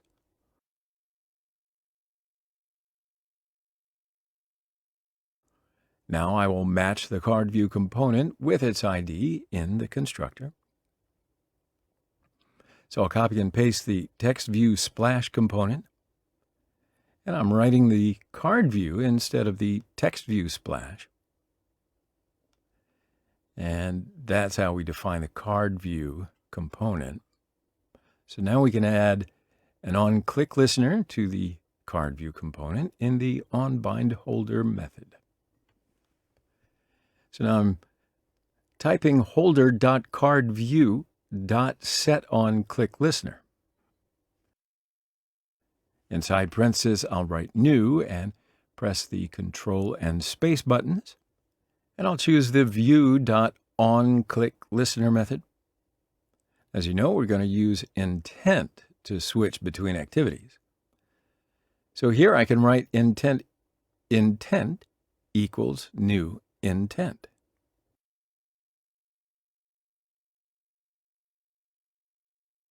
All right.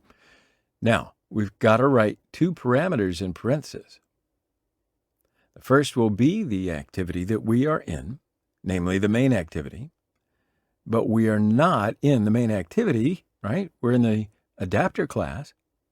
So if we write main activity.this, the Android Studio will give an error. So for this reason, we create an object from the context class. And it's going to be enough to write the context object here. So what activity do we write in the second parameter? All right.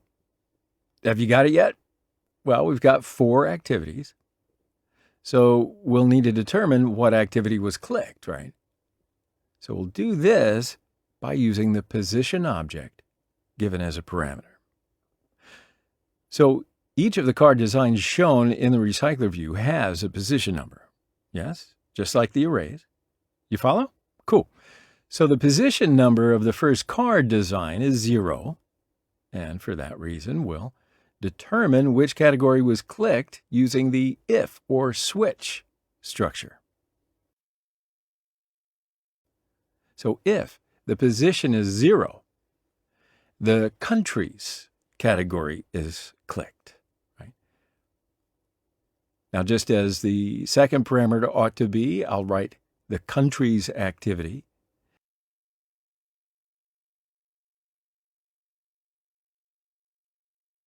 And then finally, I have to open the country's activity using the start activity method.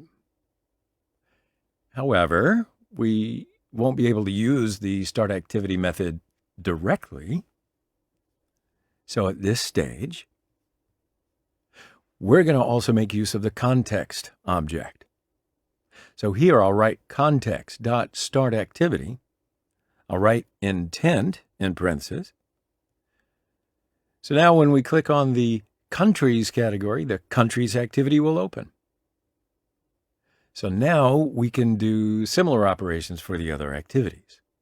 So I'll just copy the if structure here and paste it 3 times.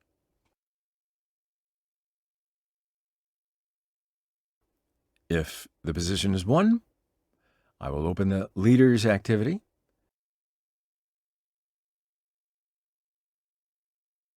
If the position is 2, I will open the museums activity. And of course, if the position is 3, going to open the wonders activity. All right, so that's pretty cool. So that's how you do the steps to open the activities. And of course, you can have many more activities. I just want to show you the ones that we have here. All right, so why don't we run the application and test it out, make sure it works. So the application opens. Now, first I'm going to click on the countries category. All right, so the countries activity opens. That is good and as expected. So let's click on another category. So museums, and there that opens. So my friends, what we'll do is we'll take a short break here and review that if you need to, because I know it got a little, complex, but it's all good, because in the next lesson, we're going to create fragments, and that's what we're here for. All right, so I'll see you in the next lesson. Hello, my friends. So in our previous lesson, we created the activities for each category. So when the categories are clicked or pressed, we made the necessary code to open the relevant activity.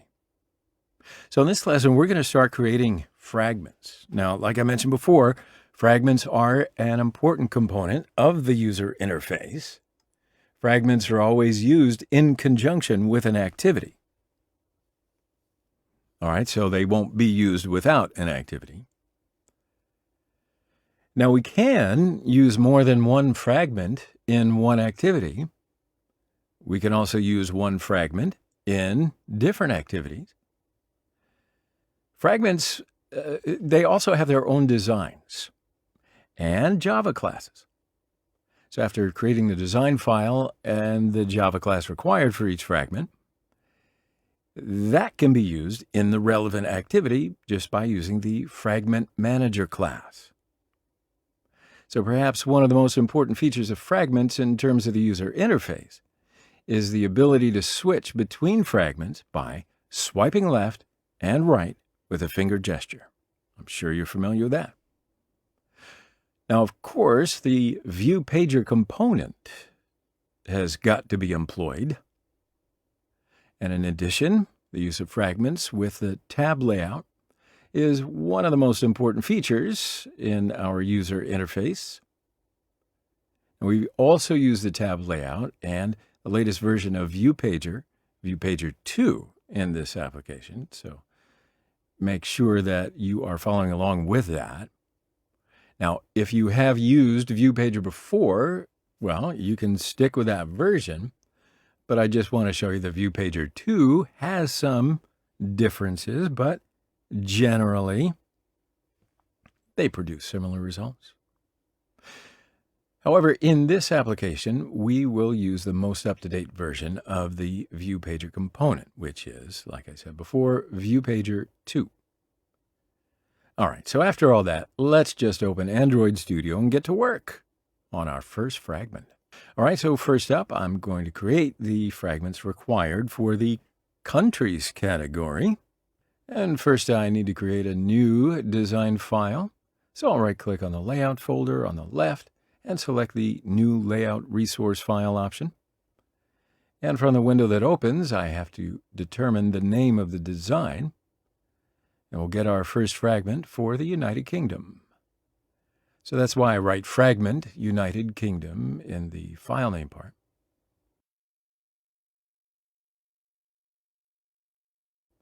I'll press the OK button without changing anything else. Now, the design file for the first fragment has been created.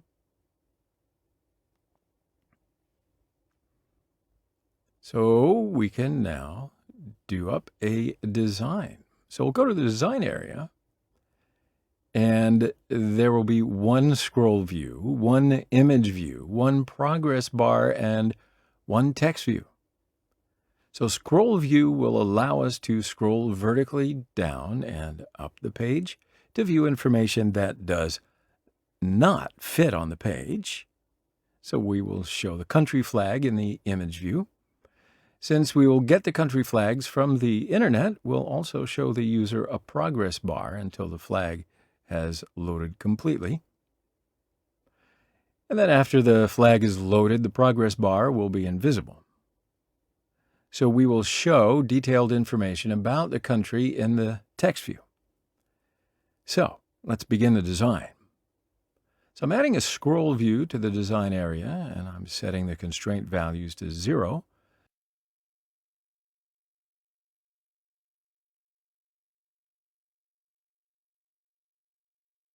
So that the scroll view component spans the entire page. Now I'll also make the width and height 0 dp. I will add a constraint layout in scroll view. Now notice that the scroll view component contains a vertical linear layout in itself. So I'm just going to delete the linear layout component here. I will add a constraint layout instead of the linear layout. I will place other components in the constraint layout. So the width of the constraint layout component will be the match parent, and the height will be the wrap content. Now I can add an image view in the constraint layout.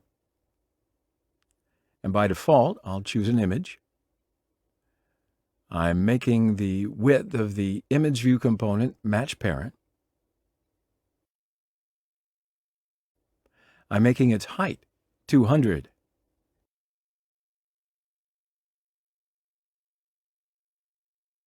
And I'm going to change the ID of the image view component.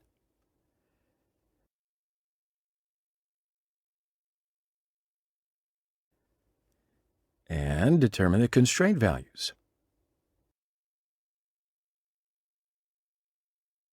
So to leave a space around the image view component, I'll just make the margin values to be 16.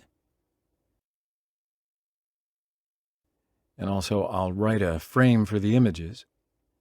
To create a frame, I have to create a new design file inside the drawable folder. So for this, I right-click on the drawable folder, and I'll choose the New Drawable Resource File option. I'll write Image Frame in the File Name section. And I write Shape in the Root Element section. And press the OK button. All right, so that completes that part of the design. Now, since I'm just going to create a frame inside the stroke tag, I'm going to set the width value to 3. And we got to determine the color of the frame. I'll just change the color to black. All right, so that's the frame created. So now in the design area, I'll add the image frame design that I created to the background of the image view component. And the framework is now added. Also, I'm making the scale type property of the image view component fit XY. Now, to leave space between the picture and the frame, I change the padding to 3.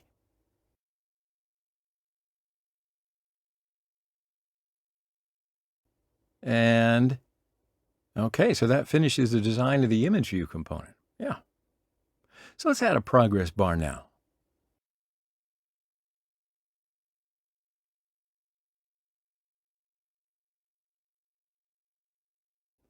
I'll just change the ID of the progress bar.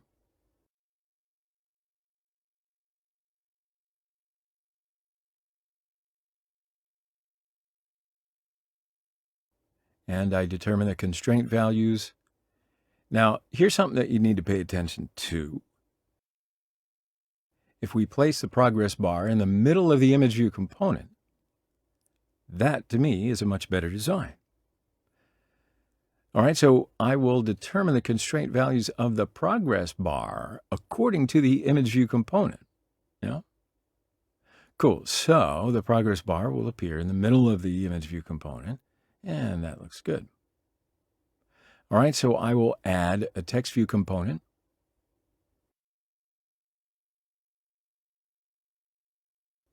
And I'll change the ID of the text view component.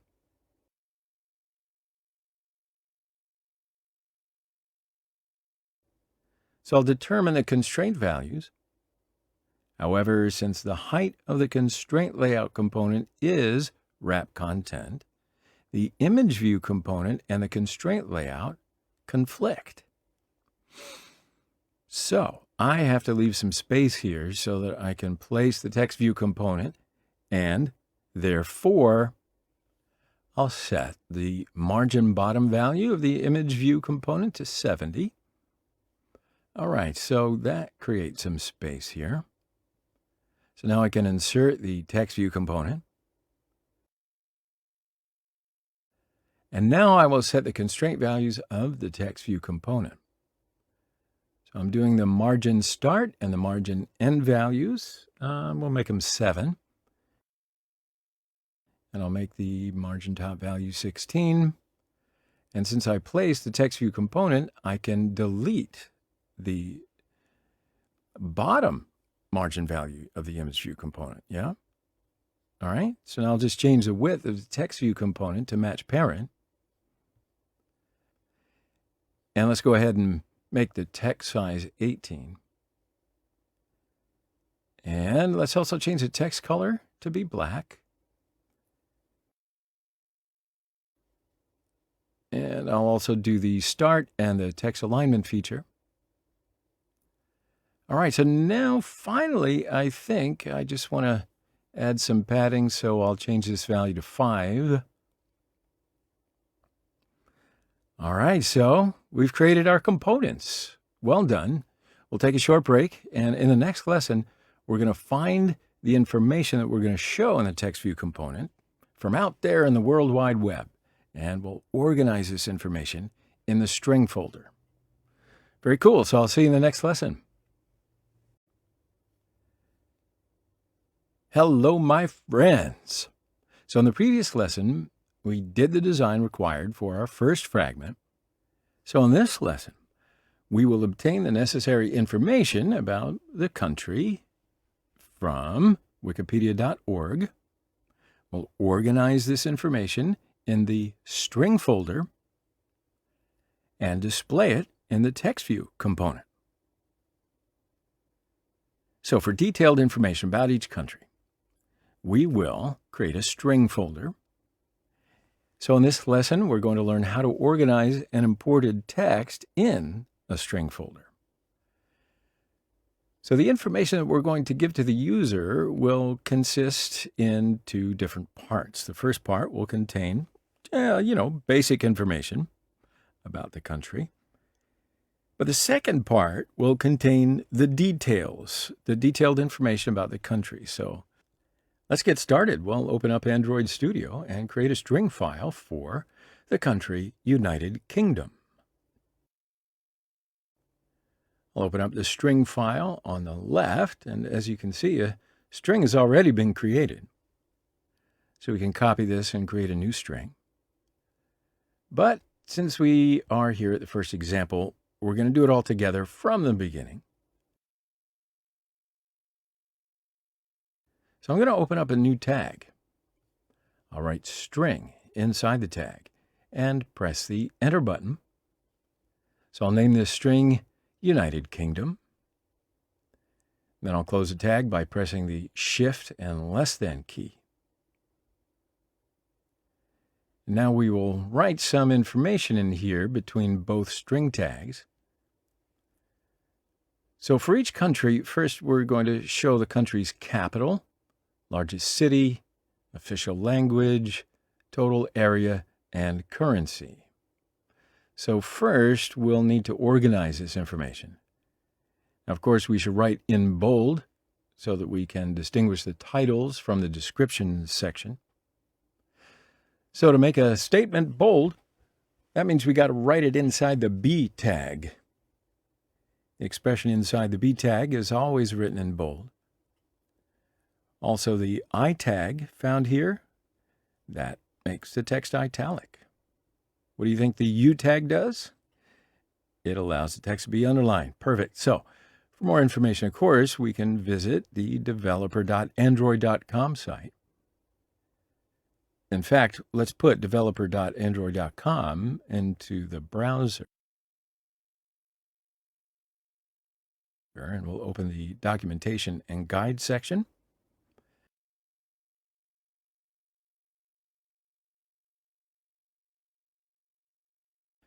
And if you open the app resource type string section from the directory on the left, well, here you can find much more detailed information about editing text. So I'll just mention some of the essential features for our lesson. However, I know it's going to be useful for you now and in the future to review this document. But now you know where it is, so let's go back to the app. So I'll write capital here.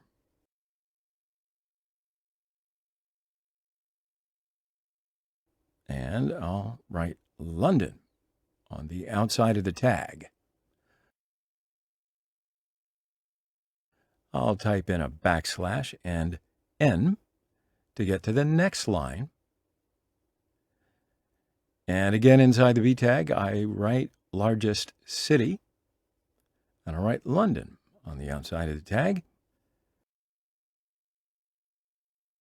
Type in backslash and N to go to the next line. Inside the B tag, I write national language.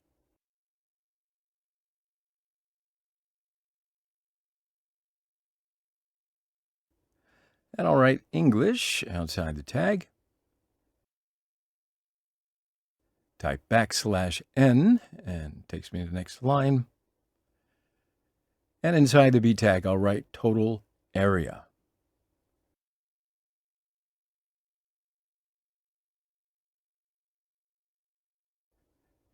Now, at this stage, if you wish, you can open the browser and provide the necessary information.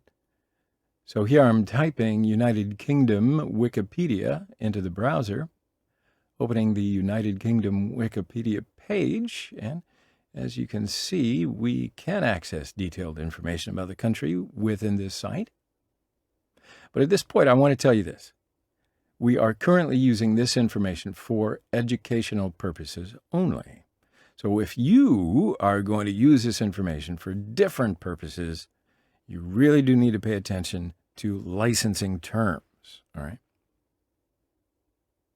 So let's get the necessary information for our course right here, right now.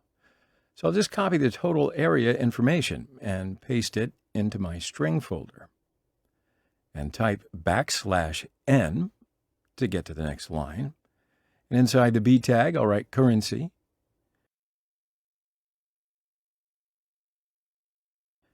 And I'll write GBP on the outside of the tag. Now, of course, in order for this information to appear more organized, I will need to align it properly. I'll use backslash and T for this. So backslash T is used to add a tab. So we can backslash T as needed to align text. So since the longest expression is national language, we can align the text accordingly. So if you use backslash T with approximately as many characters, your text will be aligned as well. So I'll leave the alignment processes to your own preferences, depending upon what you have, if you've been customizing or not. But what I'm going to do is add some other information just to keep this lesson as succinct as it can be.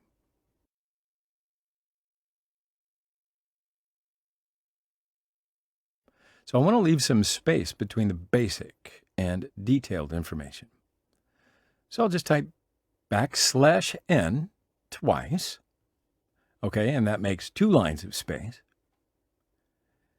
So also I'll type \t twice. So the text begins, 2 tab spaces over. So now we can copy and paste the detailed information. So I'm just copying the first 4 paragraphs here.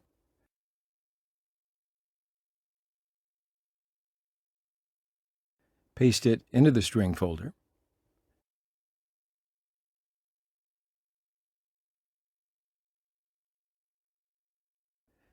And as you can see, each paragraph is written on a single line.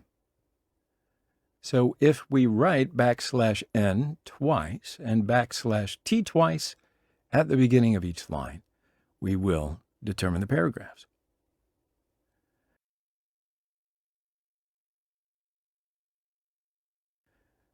Now also, I want to point out a couple of things you need to pay attention to here. If there are single or double quotes in the text, we got to correct that spelling, because the spelling of a single quote is / and single quote. All right, so similarly, the spelling of double quotes is / double quote. So if you don't fix that, the application is going to crash. So let's go through here and find the single and double quotes in the text and correct them. So to find the single quotes and double quotes in the text, we can just press Control F, and you know this, right? So search bar will open, search for single quote in the search bar, and correct the spelling of each single quote that we find.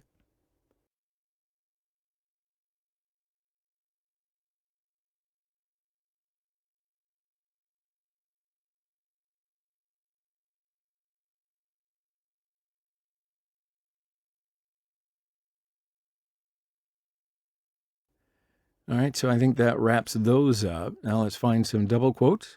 All right, so there might not be any double quotes in this text. Aren't we lucky? Now, of course, it didn't take any time here. However, you do need to do that process every time. Now, let me show you something else. We can also delete the footnotes. And yeah, I think that wraps up our corrections. Looks pretty good to me. So now we can add this file that we created to the text view component. So from the text part, I'll select the string file we created. And what you're looking at, the details about the country, are right here printed in text view. All right, so my friends, that is how you do the text editing process in the string file. Now, the alignment of the text is not so very good. But like I mentioned, you can do this editing yourself just by using \t. And also, like I said earlier, to keep this lesson shorter, I'm going to leave that to you. So you go ahead, space it the way you want, and I'll give you some time to do that. I'm going to take a quick break here, and in the next lesson, we're going to create the Java class that's required for the fragment. All right? See you in the next lesson. Hello, my friends. So in the previous lesson, we organized detailed information about the country in the string file. We showed it in the text view component. So we've created the design required for our first fragment. So that means in this lesson, we need to create the Java class required for the fragment. We will extend the Java class that we will create for the fragment from the Fragment class. That makes sense, right? So here we will define the components we created in the design file. So of course, first of all, we will have to introduce the design file that we made to the Fragment class. For that, we need to use the layout inflator method. And once we've done that, we'll do the necessary action to show the category pictures here. So let's go ahead, open up Android Studio and get to it. So I'm going to create a new class. And we'll do some editing here before creating a new class, I think. because we're going to have many fragments and activities. So here I'm going to combine activities, fragments, and adapters in separate packages so that we can, well, just see it a little better. So for this, I can right-click the package name, choose New Package, and I've got to determine the name of the package, and I'll type Activities. I'll press the Enter key. So now I just select all the activities and drag and drop them into the Activities package. Of course, you don't have to do this, but we're just doing it to make the project package folder way more organized. I think it's clearer, more succinct, and more understandable. So I don't need to explain myself, do I? In fact, it's going to be good for you to get used to this type of appearance, because when you're doing large-scale projects, a view is usually created like this, so comfort is important sometimes. Anyway, the choice is entirely yours, but do it like this. All right, so now I'm going to create a new package for the Fragment class, and I'll right-click the package name, and I'll choose the option New Package. And the name of the package is going to be Fragments, and I'll just press the Enter key. So now I'll create the fragments in the package. And I'll also need to create a package for adapters. So I'll choose the New Package option, and I'll determine the name of the package. Let's call it Adapters. So I drag the adapter class and drop it into the package. And that creates the packages. So now we've got to create our Fragment class. Right-click on the Fragments package. Choose New Java Class. And I've got to name it, of course, so I'll write Fragment United Kingdom.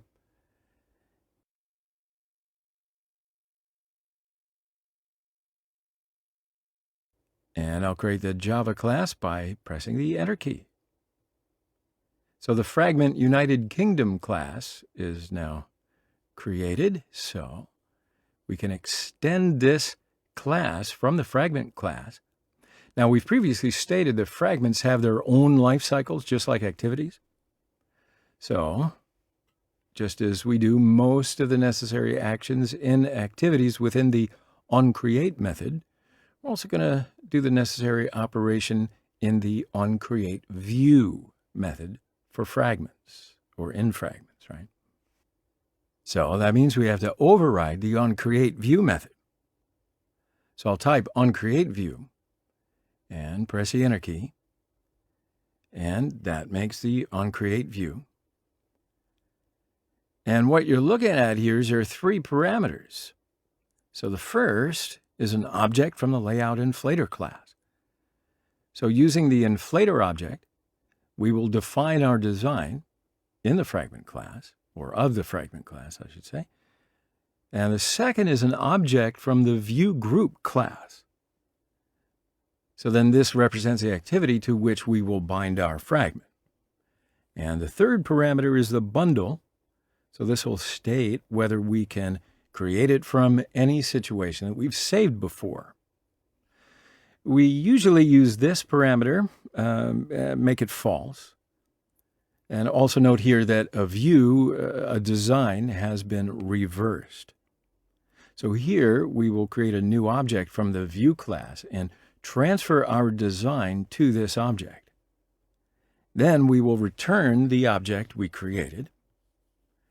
So if you got all that, let's just make it happen. And I won't explain it further, well, except for the step-by-step part. So here, I'll create a new object from the View class. Now, if you remember, we use the layoutinflator.from method while defining the design file for the recycler view. So we will use layoutinflator the same way here. But since we are given an object of the layoutinflator class, we're going to use this object. So I'll write inflator.inflate. And we will write three parameters in parentheses. First, the design file, So I'll write r.layout.fragment United Kingdom.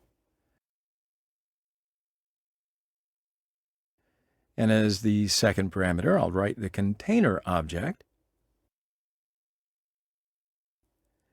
And the third parameter will be false. All right, so that's the way we define the design file that we've created. And finally, I'll return this design by typing return view. So now we've got to define the image view and the progress bar components. So I'll create the image view United Kingdom object from the image view class.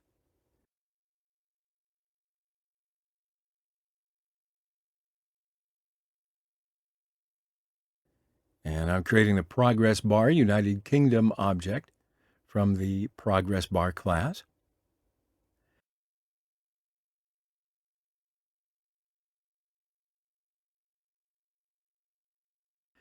Now, in the onCreateView method, I'll match these components to their IDs. So I'll write image view United Kingdom equals. Now here we cannot use the find view by ID method directly. So for this, we're going to use the view object we created. So I'll write view.findView by ID. I'll write r.id.imageView United Kingdom in parentheses.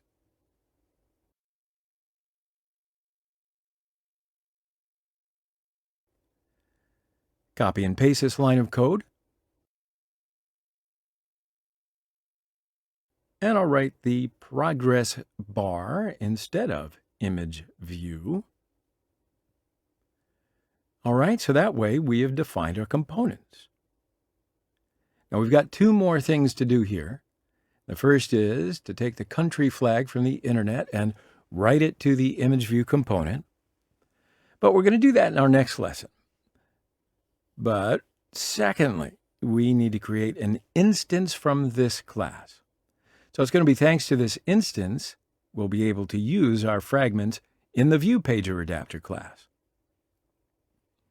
All right, so for better understanding of that subject, we're going to do this when we create the ViewPager Adapter class a little bit later. All right, so we'll take a short break here, and in the next lesson, we're going to print the country flag in the image view component. All right, so I'll see you in the next lesson. Hello, my friends. So in the previous lesson, we created the Java class required for fragments and defined the design file to the Java class. In addition, we defined our components in the fragment class. So that means we are ready to, in this lesson, get the country flag from the internet and show it in the image view component. And for that, we're going to be using the Picasso library. So you might not have heard of the Picasso library before, but by using this library, we can show the image in a different location on the components. You'll see why when we get to it. But if you type in Picasso library in your browser and search, you can access its own page of this library. And here you can learn the usage purposes, how it's used for Picasso. And of course, we're going to talk about it a little bit later. But you do need to become familiar with it. It can only help you. So if we take a look at how this library is used, first of all, we should add this library to our project. And to do that, you've got to write this line of code to the dependencies section in the Gradle file. So we'll see where to get this line of code in just a second, but I just want to give you an overview. So after we include the library in our project, we can then use it the way we need to. So it's really simple to use. Picasso.getPart is fixed. So in the load section, we'll specify the address of the image that we will display in the component. So here we will write the address of the country flag. In the into part, we write the component to show the image. Also, by adding a new callback, we can check that the image is not loaded into the component. So if the transaction is successful, we will specify the necessary actions here. So, for example, in this application, when the image upload process is successful, we'll make the progress bar invisible, right? So if there is an error, a toast message may be shown to the user. And that's pretty much the common usage of this library. So let's go ahead and put that all together. So first, I can add the Picasso library to my project. And I'll just open the download section on Picasso's own site. And here is a GitHub link where we can access the latest version of the library. Click on this link. And a GitHub page is opened. So if you look down here, we can find the part to add to our project. I'll just copy the line here.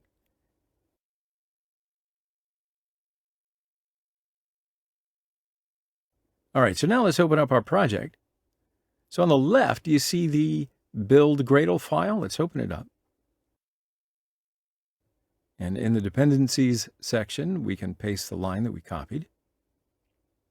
Then finally, we'll add the Picasso library to our project by clicking the Sync Now statement in the upper right-hand corner.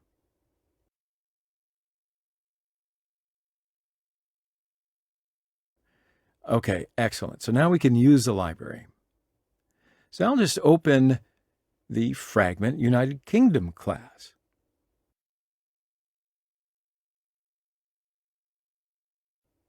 And then just below components, I write picasso.get.load.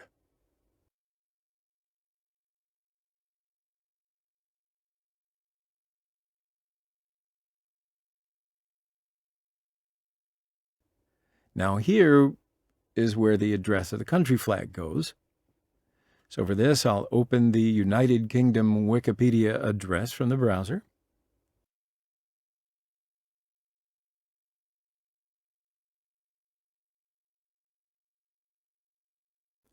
And I can just copy and paste the address of the country flag here. So if you right-click on the flag, select the copy image address, and now we can open the project and paste that address of the copied image. Of course, my friends, we do need to write this link in string type. So for this, I'll enclose the image address in double quotes. Now, in addition to that, since the link is kind of long, we can show the link in 2 lines by dividing it from here. All right, so it looks a little better that way. So now I'll write .into outside the parenthesis. Here I'll write image view United Kingdom. And also I will add a callback to check to see whether the image upload was successful or not. So I'll type comma, new callback, and press enter. Now 2 methods occur. The first is the onSuccess method. So if the image upload is successful, we'll make the progress bar invisible here. So for this, I can write progress bar United Kingdom .set visibility. So I write invisible in parentheses. And if there is an error, we can show the user a toast message.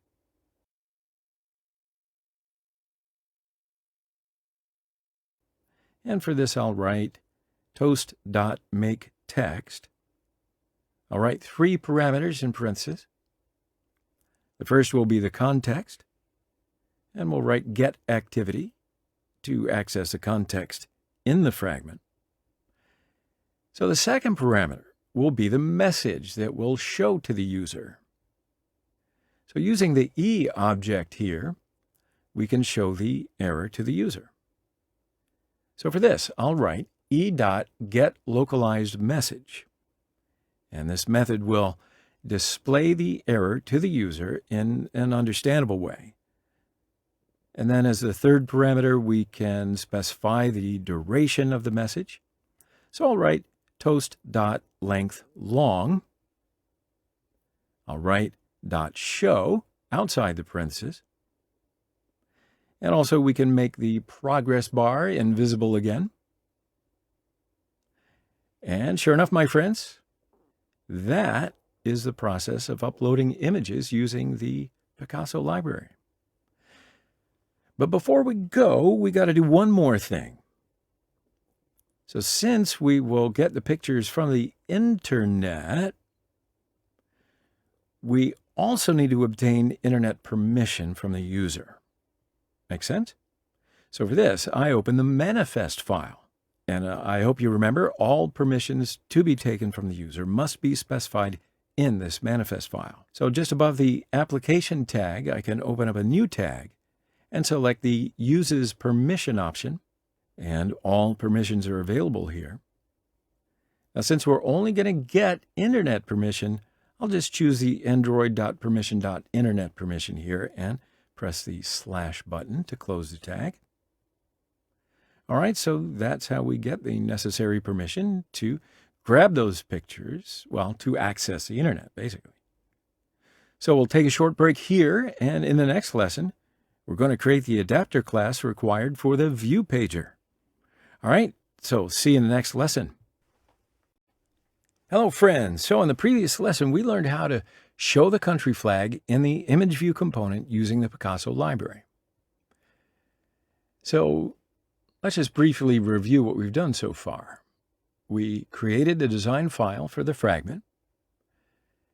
We then organized detailed information about the country in the string file and displayed it in the text view component. Then we created the Java class required for the fragment and defined the fragment design we made in the Java class. And then finally, by using the Picasso library, we showed the country flag in the image view component. So we've got 2 steps left in order to complete our first fragment. The View Pager 2, which we'll see in this particular tutorial, will allow us to switch between fragments just by swiping left or right. But the second step is to define all these processes that we do in the activity. So in order to use the View Pager 2 component, we've got to add the library of this component, namely the Material Design library, to our project. Otherwise, we won't be able to use the View Pager 2 component. All right, so after adding the Material Design library, we've got to create an adapter class. And then we will extend the adapter class that we'll create from the Fragment State Adapter class. And as a result of the extend operation, we'll need to override 1 constructor and 2 methods. As a constructor, there will be Fragment Manager and Lifecycle. So the first method is the createFragment method, which returns a fragment. And we're going to call the fragment classes that we created here. And while doing this, we will use the instance we will create from the fragment class. We'll also specify the order in which we will display our fragments using the position object. The second method is the getItemCount method. So in this method, we will specify how many fragments that we will use in the relevant activity. All right, so why don't we go ahead and open up Android Studio and get to work. So first of all, I just need to add the View Pager 2 component to my project. For this, I can open the design file. I find the View Pager 2 component from the palette. I just click on the download icon on the right and press the OK button in the window that opens. And you can see that the download has started.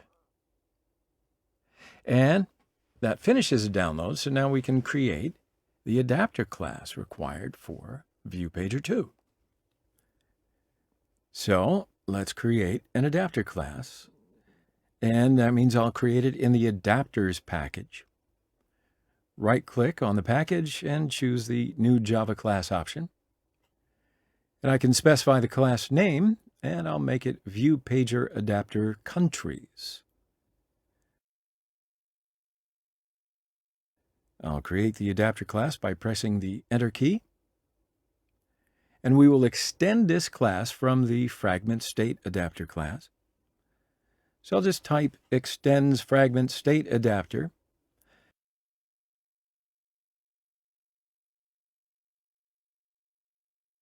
And what does Android Studio warn us about? All right, because there are just two methods that we need to implement, I'll click the little lamp on the left, choose the Implement Methods, and as you can see, we need to add the Create Fragment and Get Item Count. So I'll press the OK button, and that triggers the methods.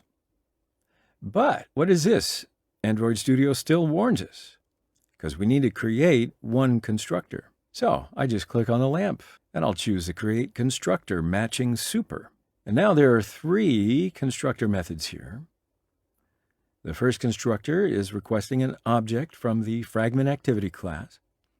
So if the ViewPager component is to be used in Fragment Activity, we must create this constructor. The second is requesting an object of the class Fragment. So this constructor must be created if the ViewPager is to be used in a fragment. The third is requesting an object from the Fragment Manager and Lifecycle classes. So if the ViewPager is to be used in an activity, this constructor must be created. Yeah? All right, so since we're going to use the ViewPager component in an activity in this application, that means we've got to create this constructor. All right, so this constructor is used generally. You don't need to use any other constructors very much. But because the ViewPager components are mostly used in an activity, therefore I'll select this constructor and press the Enter key. All right, so that brings the constructor into life. And now I can do some more. So first, I'm going to make the necessary operations in the Create Fragment method. So first of all, I'm going to create an object from the Fragment class. And because this method will return a fragment object, I'll now write return fragment instead of return null. Now I've got to specify the order of the fragments using the position variable here with the if or switch statement. So in these cases, the switch statement is used more, I guess. Yeah. So therefore, we'll use the switch statement. So I'll just type in switch and write position in parentheses. And because we will check the variable position, we're also going to create the cases inside the switch structure. Now at this stage, I've got to mention that the position number of the first fragment should be shown in the activity as 0, right? Just like in the array. All right, so therefore we will be starting the cases from 0. So if the case is 0, we'll create an instance of that fragment class if we want to show which fragment comes first. So of course, we only have one fragment at the moment. And I'll create an instance from the Fragment United Kingdom class and import it into the fragment object. Fragment equals fragment United Kingdom dot new instance. And Android Studio warns us because we haven't created the new instance method yet. So why don't we just go ahead and create this method right now? So I'll open up the Fragment United Kingdom, and just above the components, I'll create the new instance method. And this method will be public static. It will also return the Fragment United Kingdom object.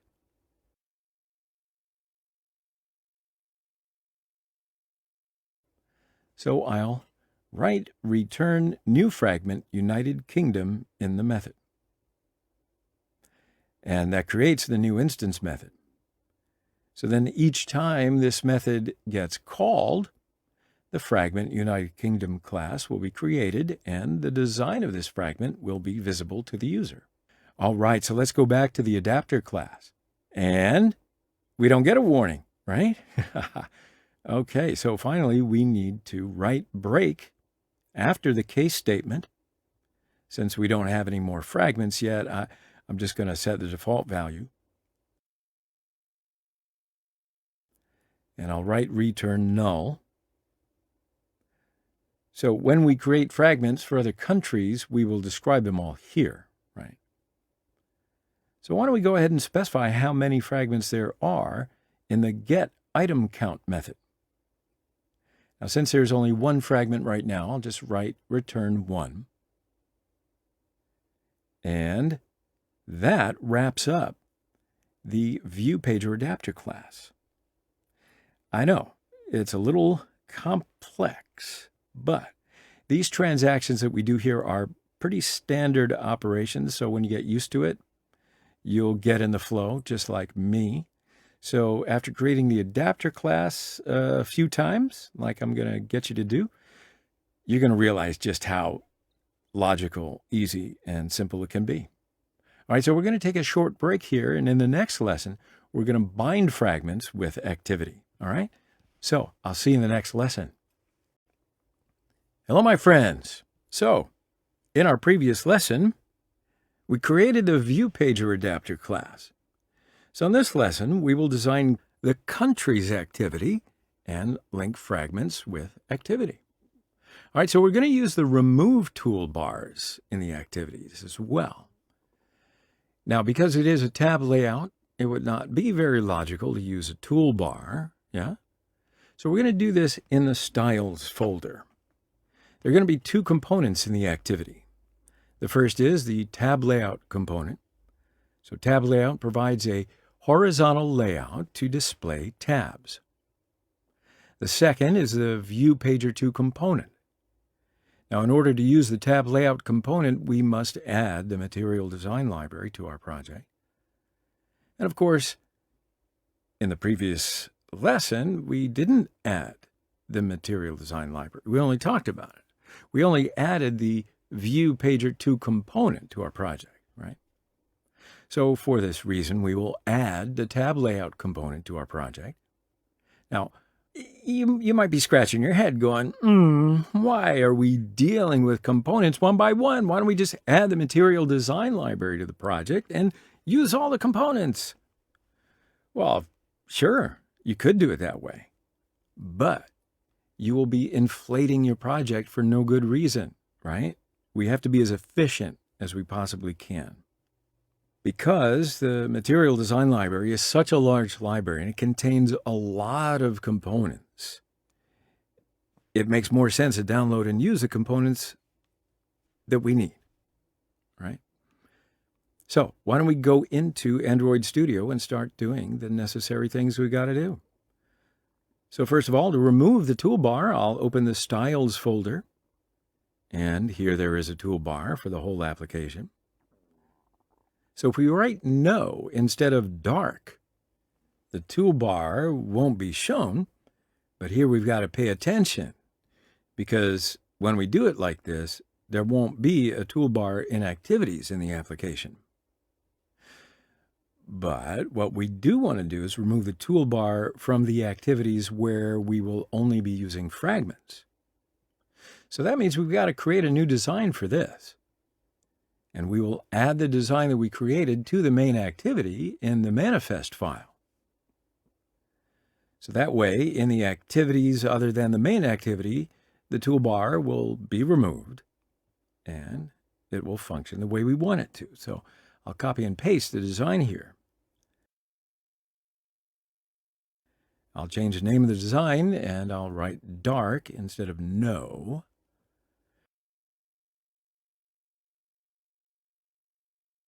All right, so now we can open the manifest file and add the design that we created for the main activity.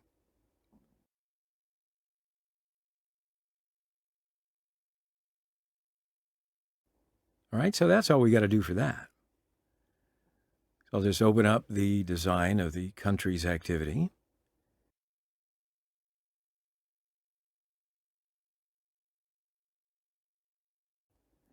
Now we can add the tab layout component to our project. So I'll find the tab layout component from the palette. I'll click the download icon on the right and start the download process. And when the download is completed, I can add a tab layout to the design area.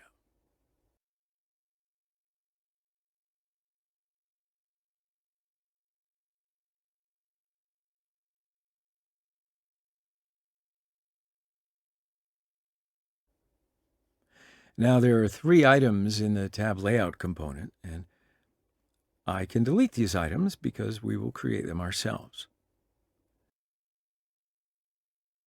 So I'll just make the ID of the tab layout component tab layout United Kingdom.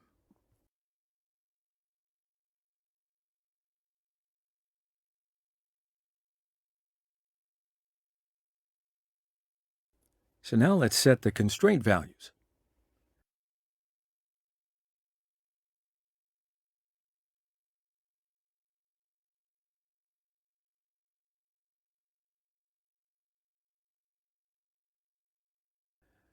And I'll make the width of the tab layout as much as the parent.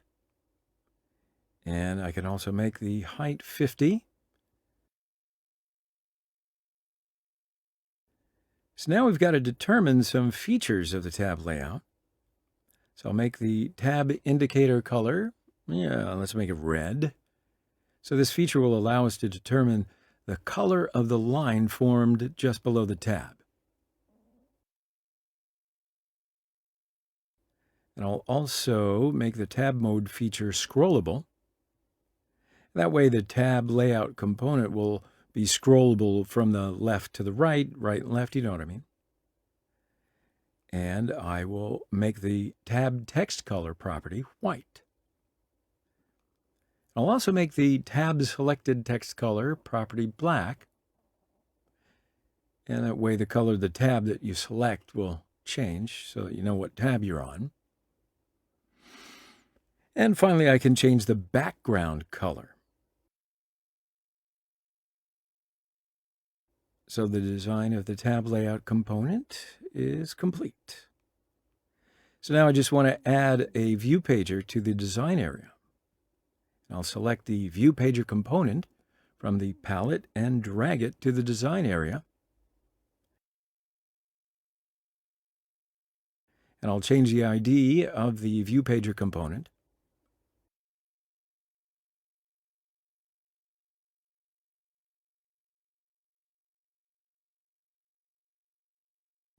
And I can change the constraint values.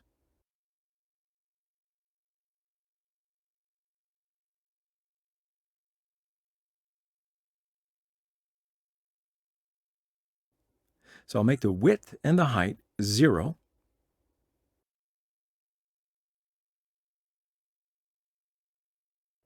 And look at that. That finishes the design, my friends. So now we can define our components in the Java class. First of all, I'll define the tab layout component.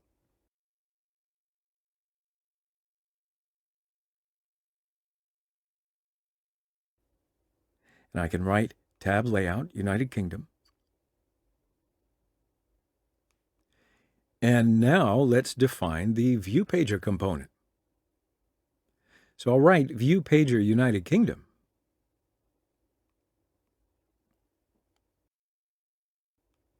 Now let's match the components to their IDs. So I'm writing tab layout United Kingdom equals find view by ID. And I'll write r.id.tab layout United Kingdom in parentheses. And then similarly, I'll match the view pager component with this ID. So I'm typing r.id.viewpager United Kingdom. So now we're going to create an object from the viewpager adapter class.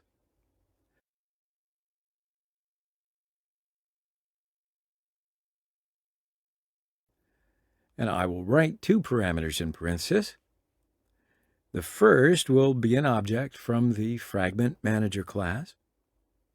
And to access the Fragment Manager class, we'll write get support Fragment Manager. And for the second parameter, I've got to access a lifecycle class. So for this, I'll write get lifecycle.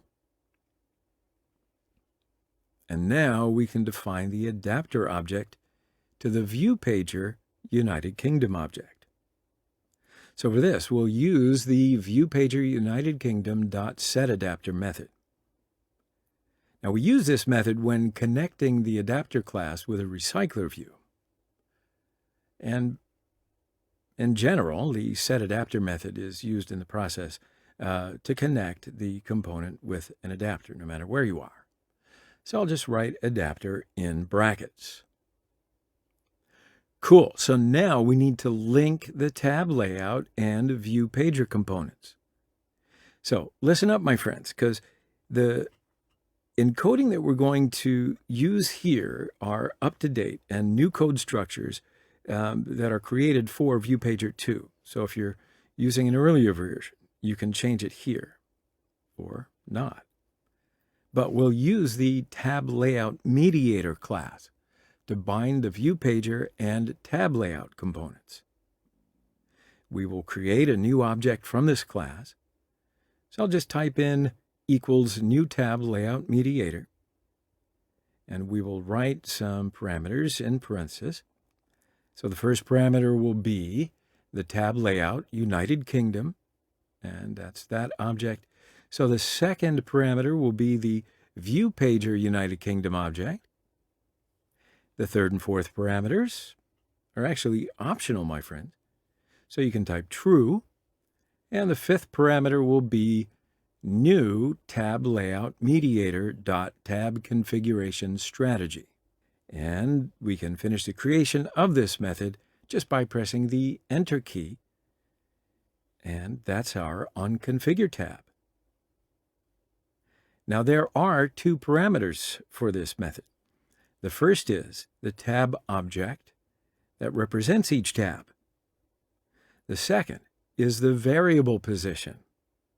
So using the position variable, we will determine the text on our tab layout. So why don't we try to use the switch structure here? So I'll write switch position. So if the case is 0, that is, if United Kingdom fragment is shown on the screen, I should write United Kingdom as a title, right? So for this, I'll use the tab.setText method. I'll write United Kingdom in parentheses.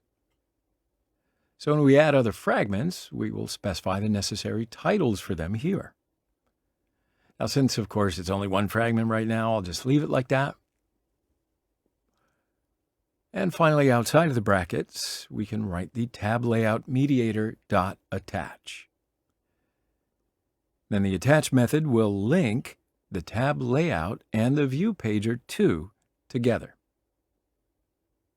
Now, before we run the application, we're going to remove the image in the image view component. Otherwise, a user will be shown the image here until the country flag is installed, right? Now, I don't want any images to be shown to the user until the flag is uploaded. Okay, so now we can run the application and test it out. So I open the application and click on the country category. Countries activity opens and okay, so the progress bar until the picture gets loaded. And when the picture is finished loading, the progress bar goes away. And also, there's a toolbar in the main activity. There is no toolbar in the countries activity. So my friends, that is what we wanted to do. So that means that the codes that we've written up until this stage are working just great. All right. So we're going to take a short break here. And in the next lesson, we're going to create a fragment for a different country. So stick around. We'll see you in the next lesson. Well, hello there, my friends. Now, in our previous lesson, we created the tab layout and the ViewPager components and created the tab layout mediator class. And that ensures that these two components work together. So in that way, we have completely finished our first fragment.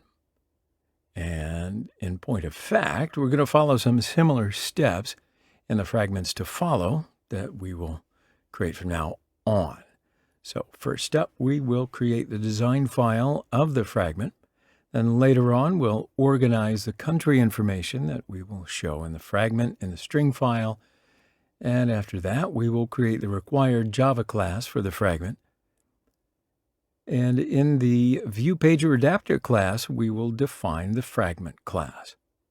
And then finally, we'll just link up the ViewPager and the tab layout components. All right, so the operations that we will do from now on will consist of these steps. Therefore, we will mostly develop our application from here on out just by copying and pasting, right? Because we've done a lot of the more complex work. However, we will be employing some proofreading skills.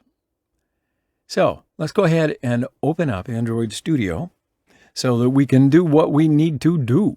All right. So I'll copy the Fragment United Kingdom design and paste it into the layout folder. Now I have to change the name of the design file. So the second country,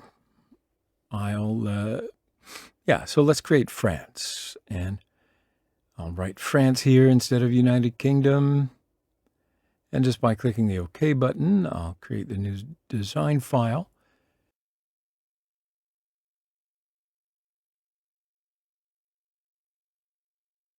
And here I can just change the component IDs, right? So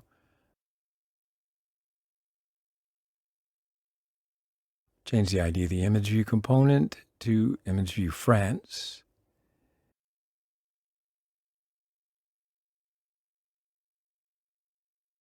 And I'll change the ID of the progress bar component to progress bar France. Now it's okay to not change the ID of the text view component because during coding, we don't use the text view component. But we can change it here anyway if you want to, because maybe we'll need it later. But in any case, it's a good exercise to do. So since we've changed the IDs, the constraints have also changed. That's why I'll be copying the ID of the image view component. I'll paste it into the constraint values of the progress bar component. And finally, I'll change the constraint value of the text view component. All right, so now let's change the ID of the text view component. So I'll write text view France.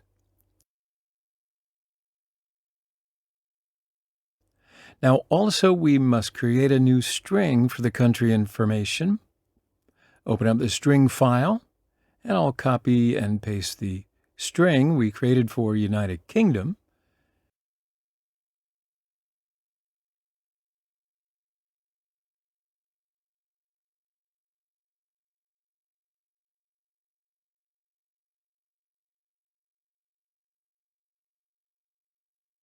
And I'll change its name, so I'll write France instead of United Kingdom. So now let's find the information about the country on the internet and make the necessary changes there. So for this, we will find information about France in the browser. And again, we can obtain the necessary information from Wikipedia. And we'll copy the information here, paste it into the string, and make the necessary arrangements. So now in the previous lesson, I explained how the process is done. So I'm going to leave that part up to you right now, okay? Just copy and paste the way that we did earlier. Otherwise, of course, this lesson could go on and on. So let me just copy the country information, open the string file and paste it.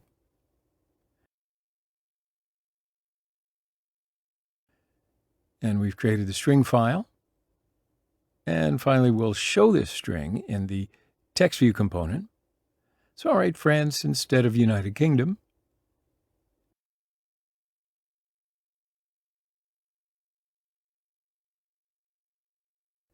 And just like that, we finished the design file of the second fragment.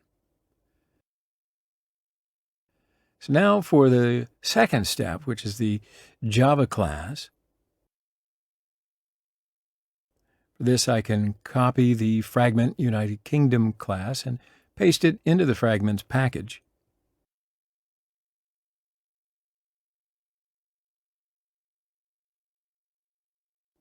I'll write France instead of United Kingdom and create the Java class by pressing the OK button. And now we have to make some changes in this class. The new instance method has already changed automatically. So I'll change the name of the components. So on both components, I'll write France instead of United Kingdom.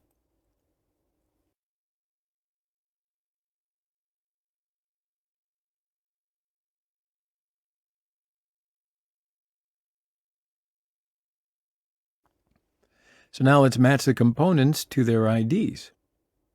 I can copy the statements here and paste them in these two places.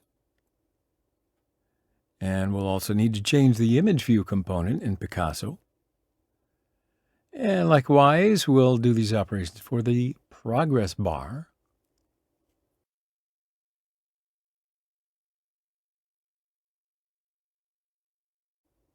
All right, so we have matched the components. Now let's rename the design file. So I can write France instead of United Kingdom. We also connect the design. And finally, I've got to change the link of the country flag. So for that, I can just open up the browser, click the country flag, and now I'll right-click and select Copy Image Address.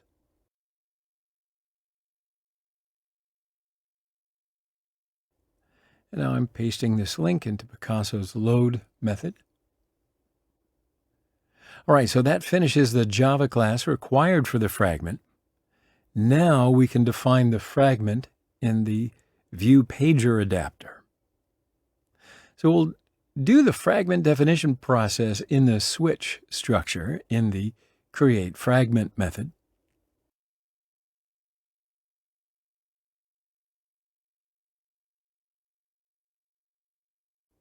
So if case is 1, I'll write fragment equals fragment France dot new instance.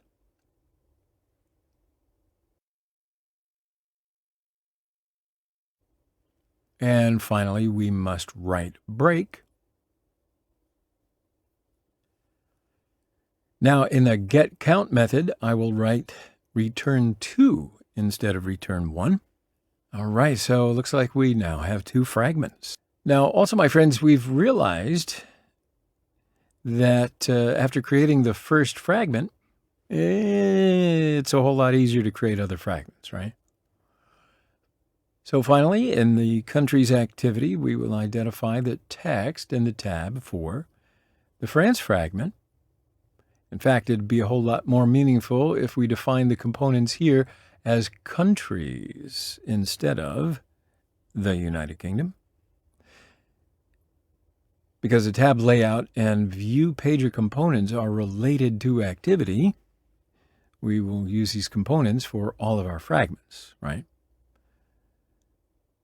So if you want to continue that way, we can write countries instead of United Kingdom expressions to make it more meaningful. Of course, it would be better if we changed their IDs as well, but for now, let's just change the name of the components here. Change their IDs if you want to, because if you look at this application later, you can change their IDs to avoid confusion. All right, so now we're going to add a new case to the switch structure in the tab layout mediator. So if case is 1, I'll write tab.setText, and I'll write France in parentheses. And finally, I'll write break. And yes, my friends, it looks like we have finished all of the necessary steps for the second fragment. Now, if you want to, of course, let's do it. Let's run the application and test it out. I was going to cut you loose and have you do it on your own, but it's way more fun if we do it together. So let's open the application. Click on the countries category.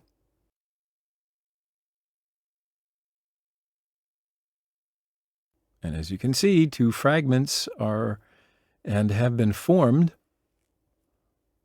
Now you can change the fragments just by clicking the tabs.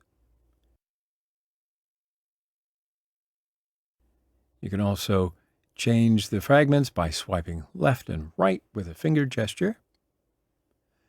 Guess what? We could also scroll up and down the page to read more information about the country. So yeah, it's looking like our application is working very well, my friends. So why don't we take a short break here and we'll continue. Well, we'll create a new fragment in the next lesson. All right, you'll see how we do that when I see you there. Hello, my friends. So in our previous lesson, we created a new fragment for the country called France. Now in this lesson, we will create a new fragment for the country called Italy.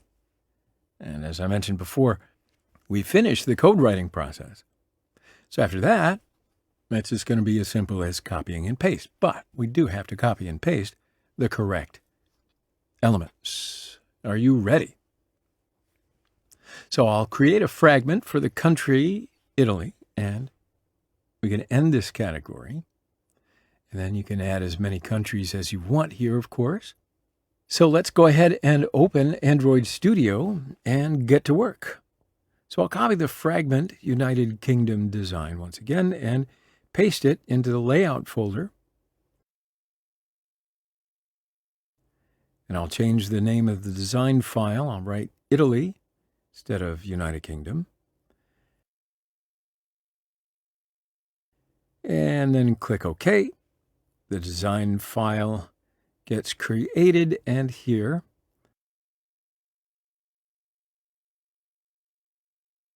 I can just change the component IDs.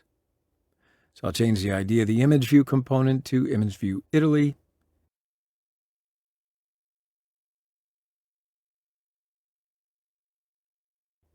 And here I'll change the ID of the progress bar component to progress bar Italy.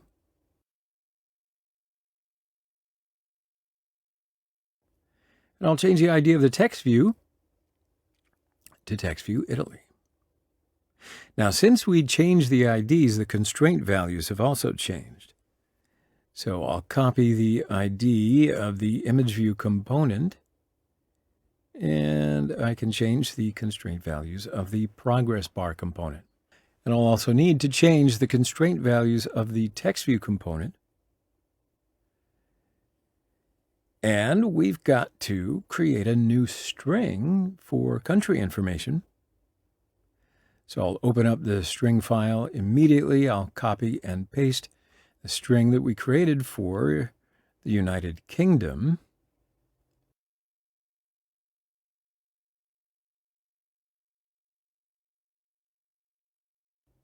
So I can change its name. I'll write Italy instead of United Kingdom. So now we can find the information about the country out there on the World Wide Web, and we can make some necessary changes. So for this, we'll find some information about Italy in the browser. And again, we've got some information from Wikipedia. Copy the information here, paste it into the string file, and make the necessary changes. So I will copy and paste the information that I have edited earlier. And now I'll copy the country information, open up the string file, and paste it.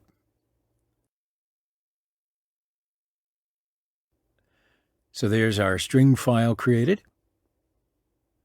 And finally, we'll show this string in the text view component. So I can write Italy here instead of United Kingdom. And that finishes the design of the third fragment. So now we've got a second step, right? The Java class. So for this, just copy the Fragment United Kingdom class and paste it into the Fragments package. And I'll change the name to Italy. And I'll create the Java class just by clicking on OK. Now we've got to make a few changes in this class. The new instance method has already been changed automatically, so I will change the name of the component. So in both components, I'll write Italy instead of United Kingdom. Now we can match the components with their IDs. I'll copy the statements here, paste them into 2 places, and we also need to change the image view component in Picasso. And I can do these operations for the progress bar as well. All right, so that's matching the components. Now let's rename the design file. So I'll write Italy instead of United Kingdom. And we also have connected the design. All right, so finally, I've got to change the link of the country flag, yeah? So for this, I'll open up the browser, click the country flag. Now just right-click and select Copy Image Address. And then I can paste this link into the Picasso's load method.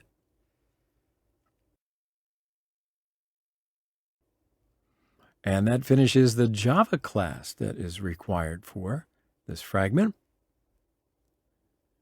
So now we can define the fragment in the View Pager adapter.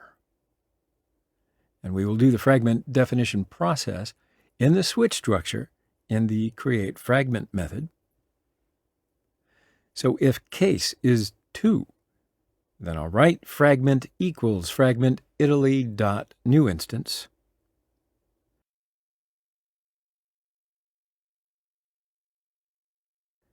And we've got to write break. Now in the get count method, I will write return 3 instead of return 2, because of course we have 3 fragments. All right, my friends, there you go. We have created another new fragment. So creating new fragments, once you have that first one set up, is pretty doggone easy. And finally, in the countries activity, we will identify the text in the tab for the fragment Italy. All right, so we will add a new case to the switch structure in the tab layout mediator. If case is 2, I'll write tab.setText. Write Italy in parentheses. Finally, write break. And just like that, our necessary steps for the third fragment are complete. So why don't we go ahead and test it out? Let's run the application. There it opens, click on countries, and what do you see? 3 fragments have been formed. And you can change 2 different fragments just by clicking the tabs. And you can also change the fragments by swiping left and right with a finger gesture. And did you notice the color of the selected tab also changes? Of course you did. So it looks like our application works pretty well, my friends. So that finishes this category for us. And, you know, we don't necessarily have to do the same thing over and over again. I can leave that to you. There is nothing like practice, of course. But why don't you go ahead and do some more, add some more categories, add some more countries. Remember, it's just copying and pasting from here on out. But in any event, I'm going to take a short break here, and we will do some interesting things for a different category in the next lesson. I don't want to tell you too much. All right, so I'll see you there. Hello, friends. So in our previous session, we created 3 fragments for the countries category. So after creating the first fragment, we copy and paste rather than write code to create some other fragments. So, of course, I've limited the number of fragments to 3, because otherwise it just takes a while to repeat, and you should be doing that on your own for practice. So in this lesson, we're going to create the fragments for a new category. But you know something? It's going to be pretty much the same way that we created with fragments. So we'll just create a new View Pager adapter class. And just as in the countries activity, we will add tab layout and view pager to the activity. Since there will be similar codes while doing these operations, you'll be able to use the codes that we used in the countries activity. All right? So, now that you know that, you're right there with me. You might have already been ahead of me. But here we go. So let's open up Android Studio and we'll get to work. So we'll create first a fragment that belongs to the 7 Wonders of the World category. First of all, we'll need to create a new fragment design. For that, I can just copy and paste any of the designs that we've created earlier. So I'll copy the Fragment United Kingdom design. I'll paste it into the Layout folder. I have to determine the name of the design file, though. So I'm writing Fragment Taj Mahal.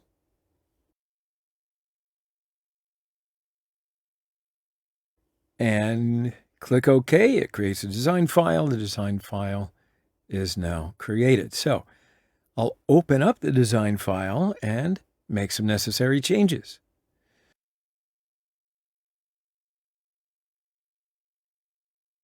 First of all, we've got to change the IDs of the components. So instead of Image View United Kingdom, I'll just write Image View Taj Mahal.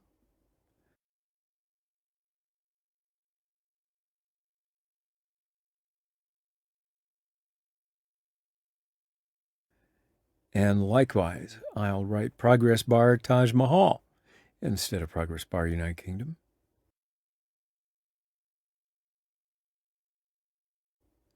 And then finally, I will change the ID of the text view component. So I'll write here text view Taj Mahal. And of course, the constraint values of the components have changed because their IDs have changed. So why don't we go ahead and make some necessary changes immediately. I'll copy the ID of the image view component, change the constraint values of the progress bar component, and likewise, I will change the constraints of the text view component. Okay, great. So now we need to create the string expression that we will show in text view. So first, we'll open up the string file, and I have to create a new string here. So for this, you can just copy and paste any string here, really. So I'll change the name of the string, and I'm writing Taj Mahal. Now we can give some information that we're going to show.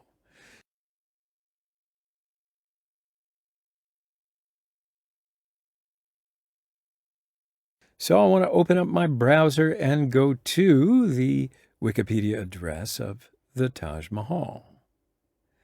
And from here, we can get all the information that we want.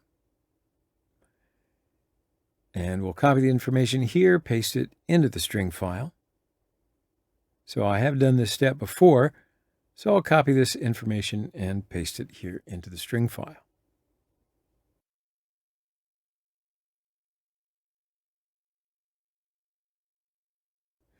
But the point here we need to pay attention to is in the text here, expressions such as single quotes and double quotes, you gotta prepare them in accordance with Java language spelling rules. You remember this from before? Otherwise, you're going to crash the application and you might not actually know why. So if you're not quite sure what I mean by that, just repeat a couple of the previous lessons, all right? And you'll get the hang of it. I know you will. So now what we'll do is show the string expression that we created in the text view component.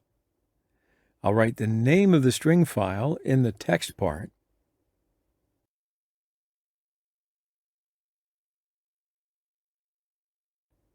And that finishes the design process.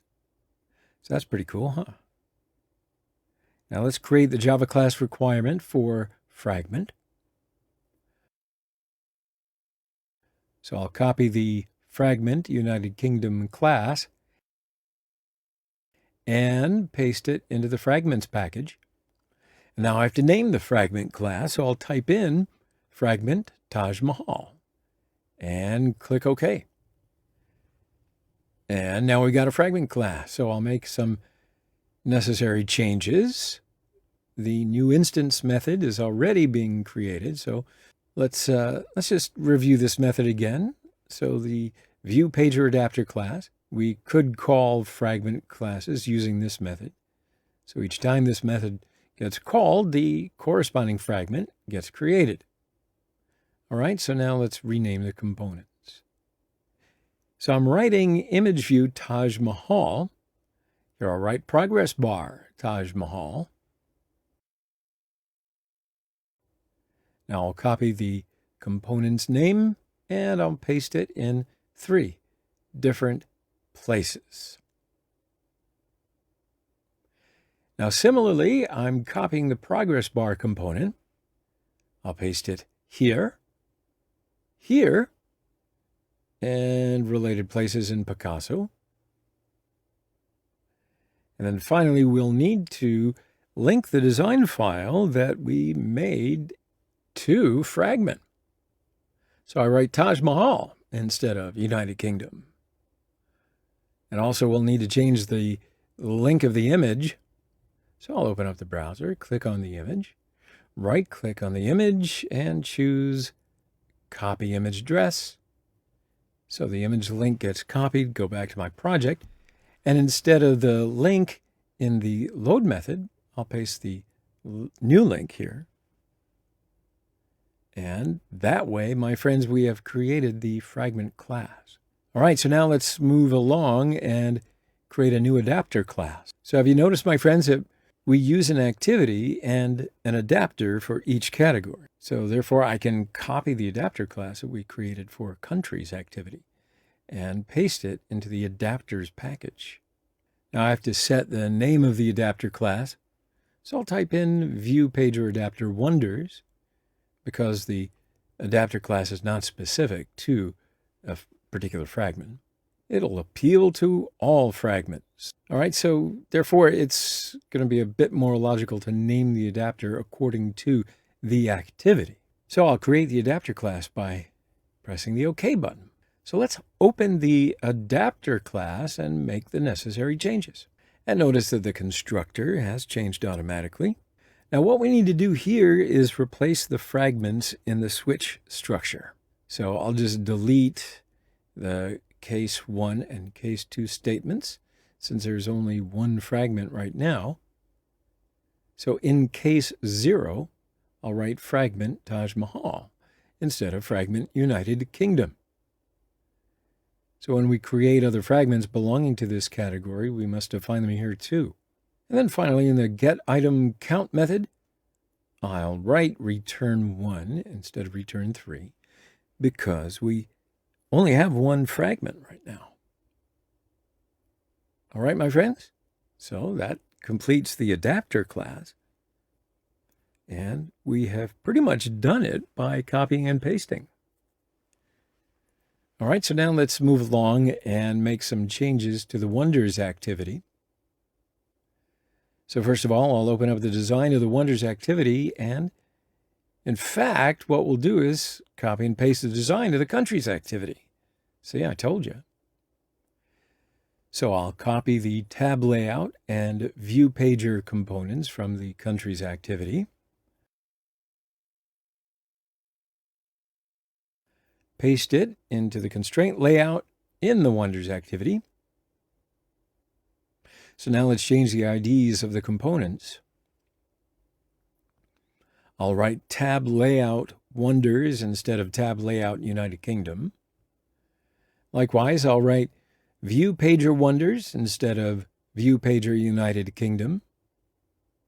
Now, of course, when I change the IDs, the constraints also change. So we'll edit the constraints. And I'll write tab layout Wonders instead of tab layout United Kingdom. And thus we have finished the design of the activity. Well done. So now we've got some work to do in the Java class. So if you want to, we can do this step by coding it ourselves instead of copying and pasting. So yeah, indeed. So first of all, let's define the tab layout component. So I'll just write in here tab layout wonders. Now let's define the view pager 2 component. So I'll type in view pager wonders. Now we can match the components with their IDs. So I'll write tab layout wonders equals find view by ID. And I'll write r.id.tab layout wonders in parentheses. And I write view pager wonders equals find view by ID. And I'll write r.id.view pager wonders in parentheses. All right, so now we've got to define the adapter class. So what I'll do is I'll create an adapter object from the view pager adapter wonders class. And I'll type in here new view pager adapter wonders. Now we need to write 2 parameters in parentheses. First parameter, we've got to be able to access the Fragment Manager class. So for that, we'll write get support Fragment Manager. And for the second parameter, we'll need to access the lifecycle class. So for this, we can write get lifecycle. Now we need to link the view pager component and the adapter class together. And for this, we will use the viewPagerWonders.setAdapter method. Inside the parenthesis, we'll write the object adapter, and that is how you connect the adapter class and the view pager component. But you're not off the hook yet. We'll need to connect the tab layout and view pager components. So for this, we can use the tab layout mediator class. And we'll create an object from the tab layout mediator class. So we can write tab layout mediator equals new tab layout mediator. And we will write a few parameters in parentheses. First parameter will be the new tab layout wonders object. Second parameter will be the view pager object. Third and fourth parameters are Boolean type parameters, and they're pretty much optional, but you can specify it to be true.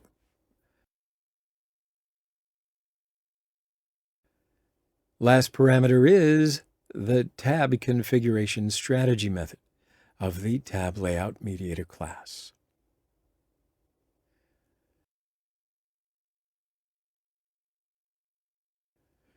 Awesomeness. So after completing this method, the onConfigureTab method gets created.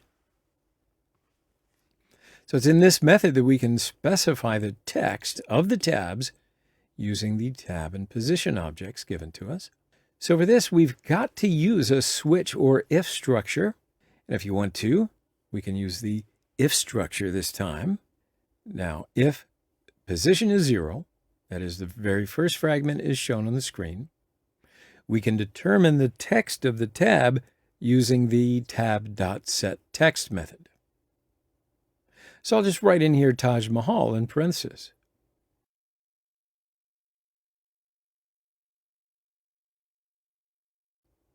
So we currently have only one fragment, right? When we create the other fragments, we can create the text of the tabs with new if structures. So right now, we will use the tab layout mediator.attach method outside of the parenthesis. So this method is going to connect the view pager and tab layout components. All right, so that's all we need to do. We can test it if you want to. So let's go ahead and run the application. And the application opens. Click on 7 Wonders of the World.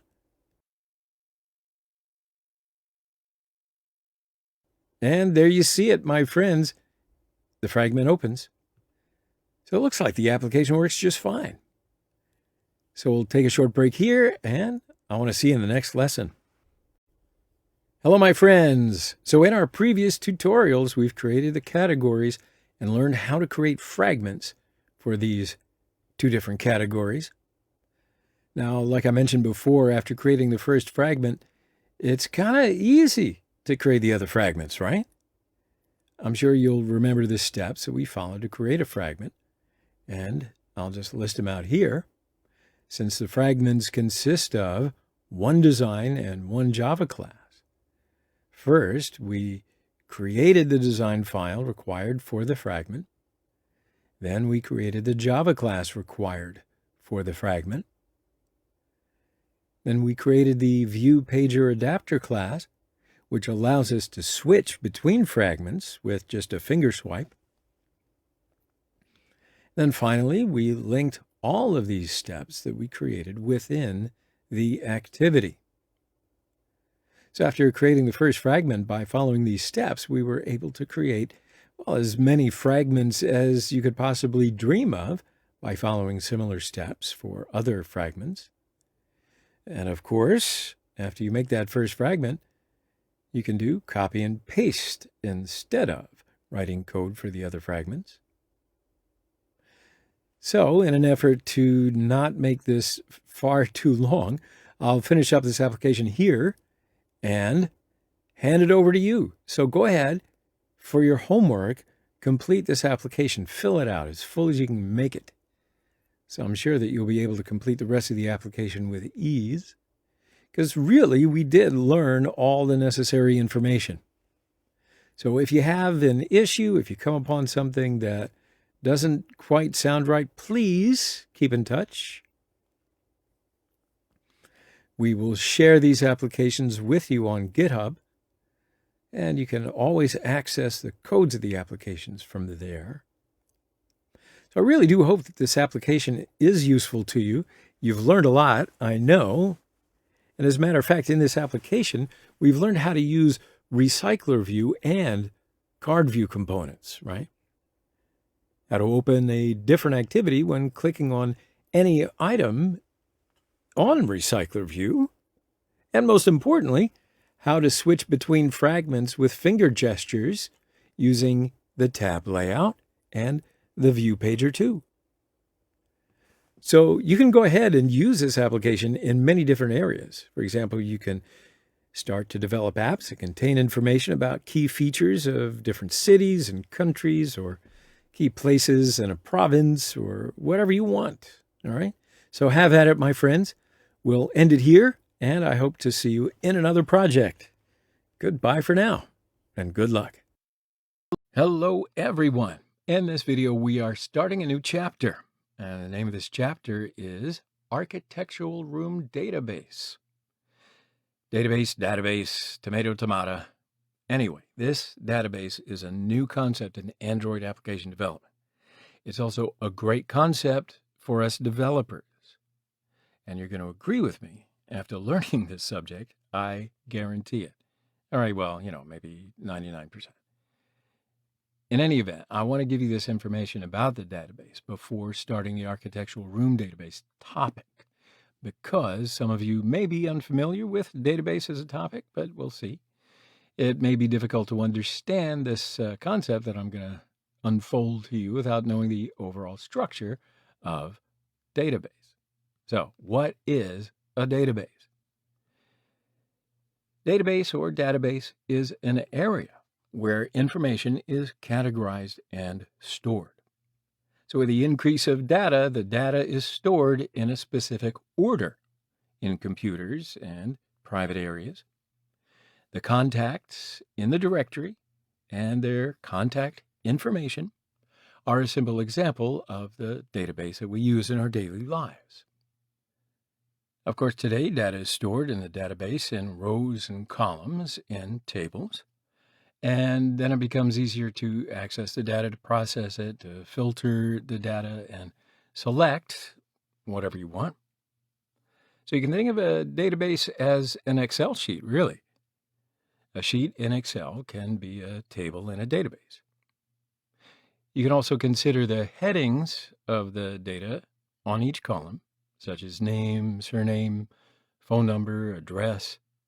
Thousands or even millions of points of data can be stored under these headings. So the database is the regular storage of data in a similar file system. The difference is that in Excel, you open a file yourself and you edit, modify, delete, or filter the data, whatever you need to do.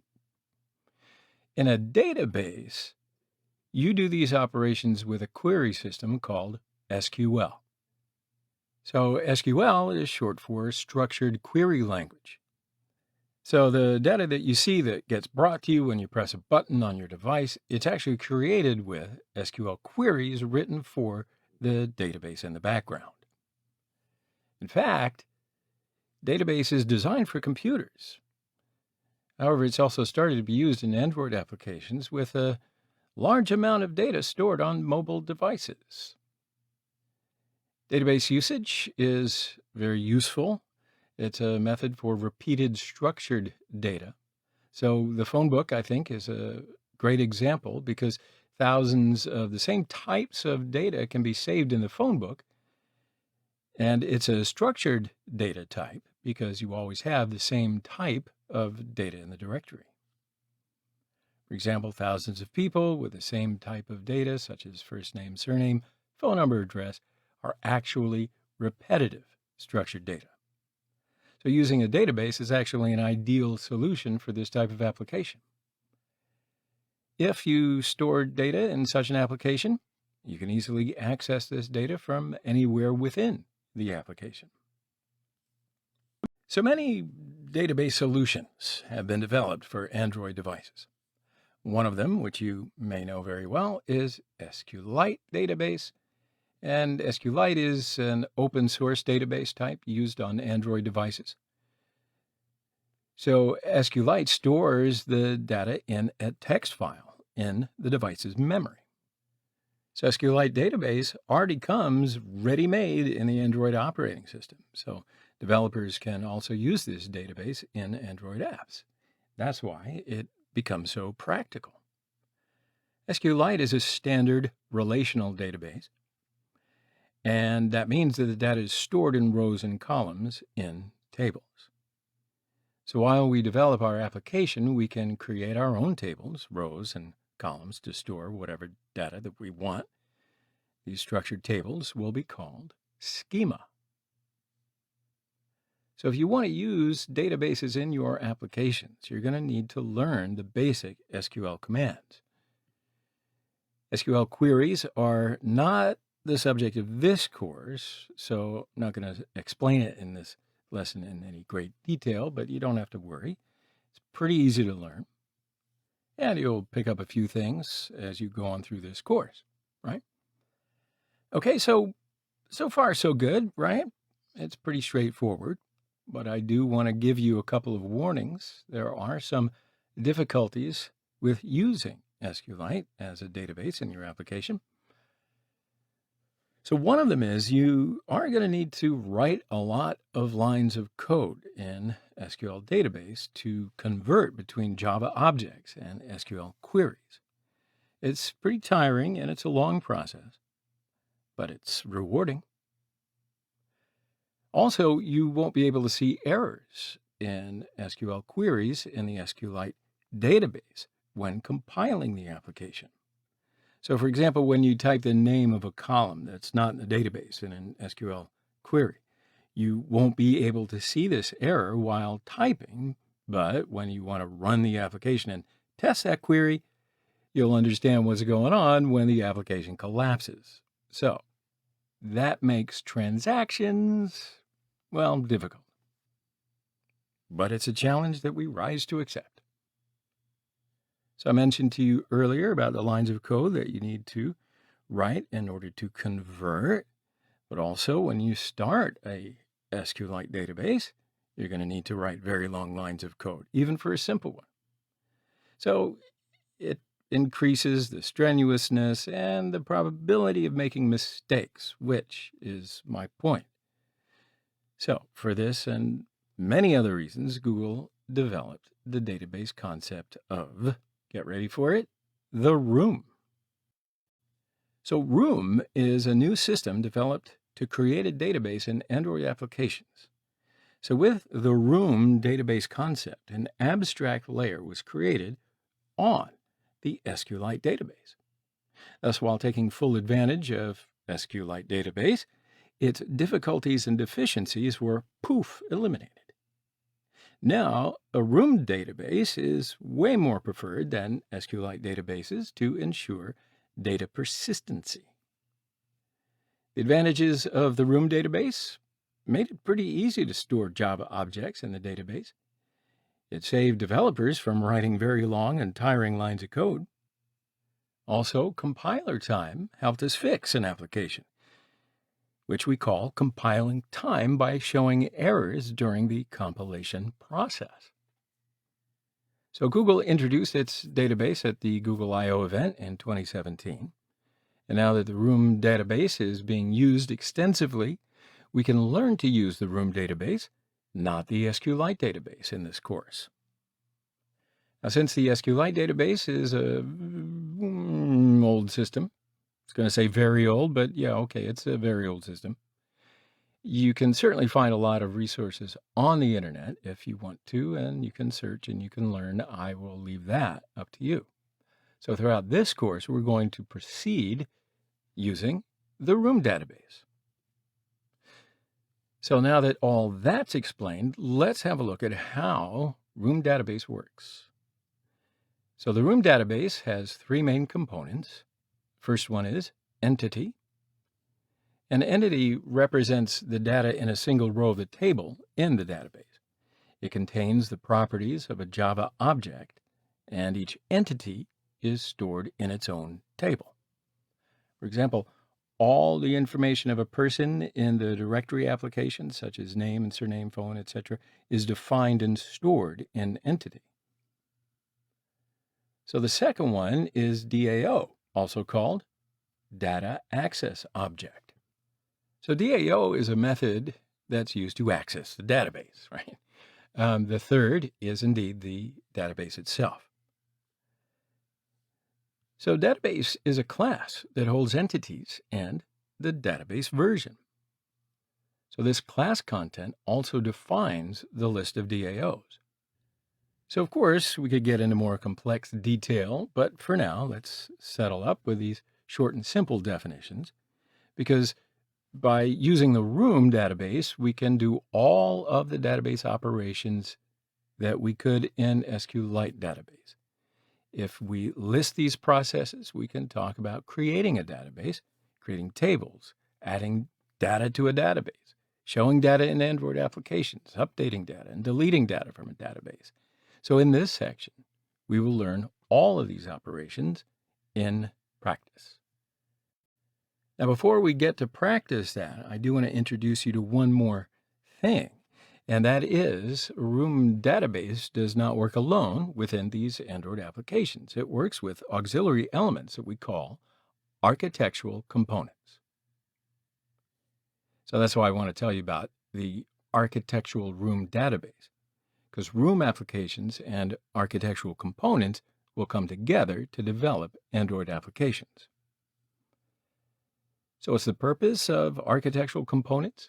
Well, it's to guide the issues such as management of the application lifecycle, as well as data persistency while creating the application architecture. So these architectural components help us develop stronger, more sustainable, as well as testable applications. So basically, we've got three components, and they are room database, view model, and repository. So if you want to develop a quality and sustainable application, you should use these architectural components. Just to give you a little quick information about these components, I've already talked about the room database. So here's another component, and it is view model. Now, the view model is a class that's used to store and manage data to be displayed in the user interface.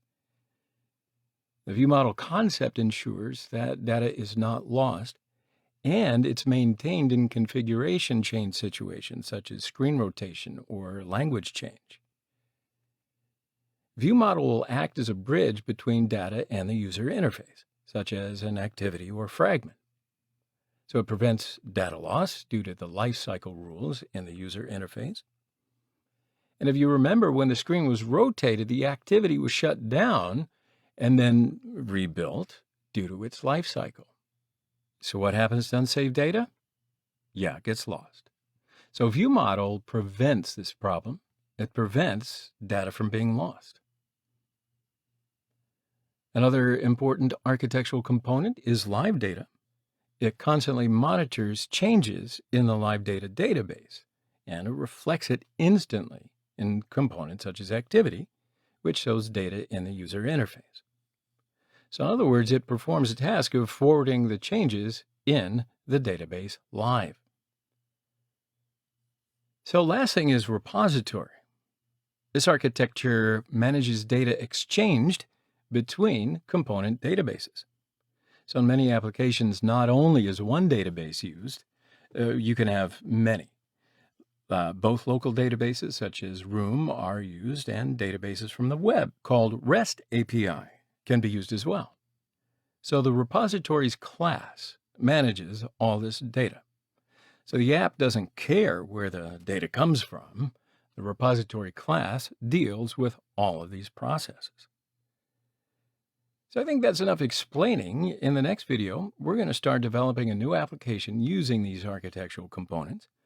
And then you'll be able to understand how these architectural components are, well, way ahead of the game, much better for you, and you're going to learn where the best place to use them are.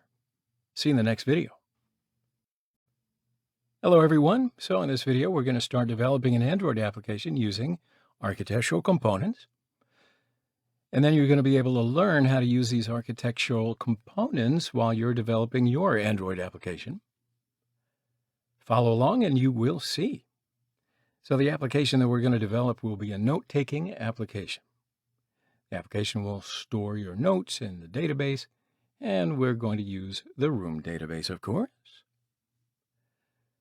So if you remember, since the Room database is working on the SQLite database, we're actually going to be able to save our data in the SQLite database.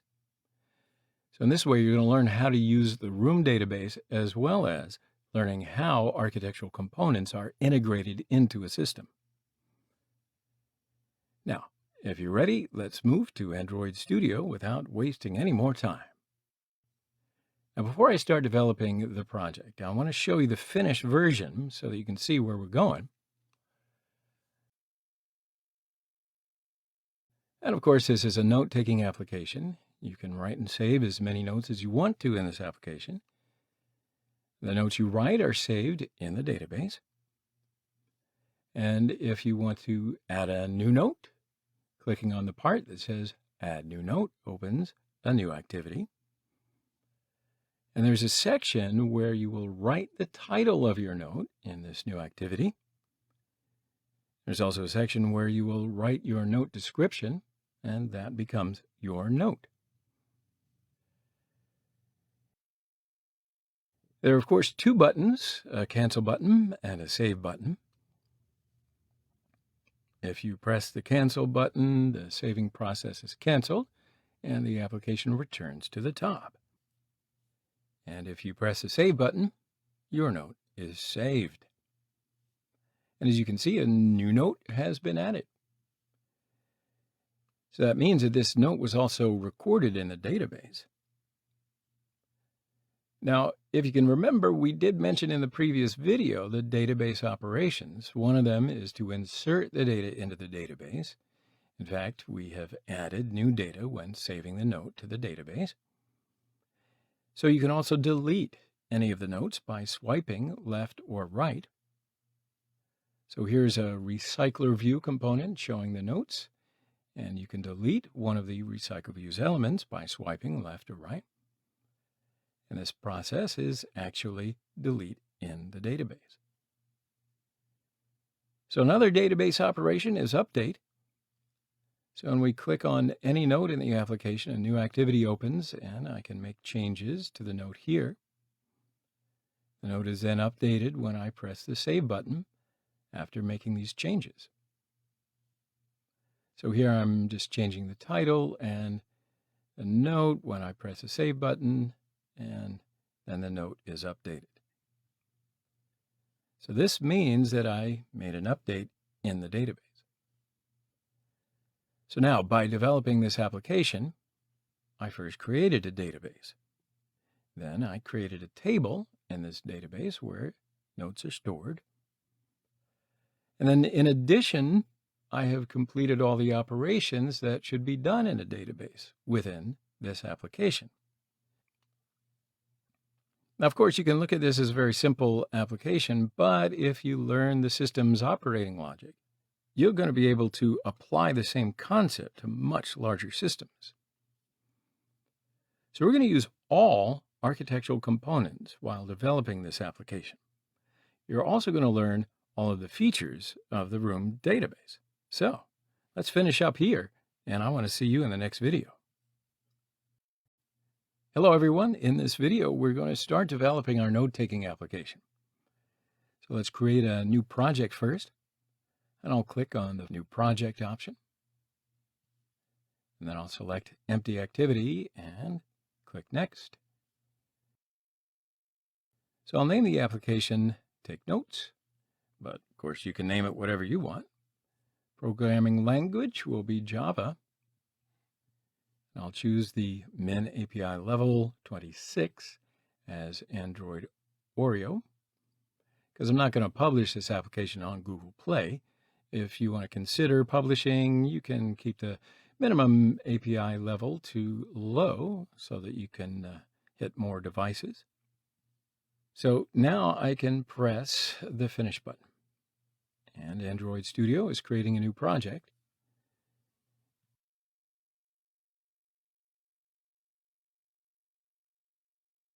Now, after it's created, I want to show you something before I start. So I'm going to open the Gradle file.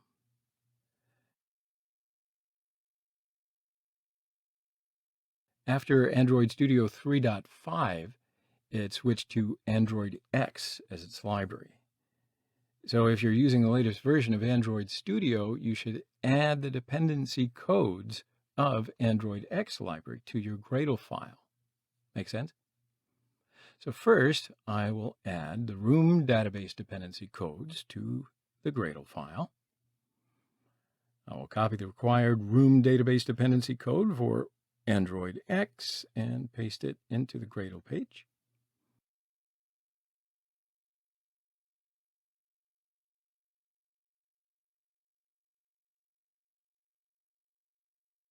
So then I have to add the code of the view model and the live data library to the Gradle file.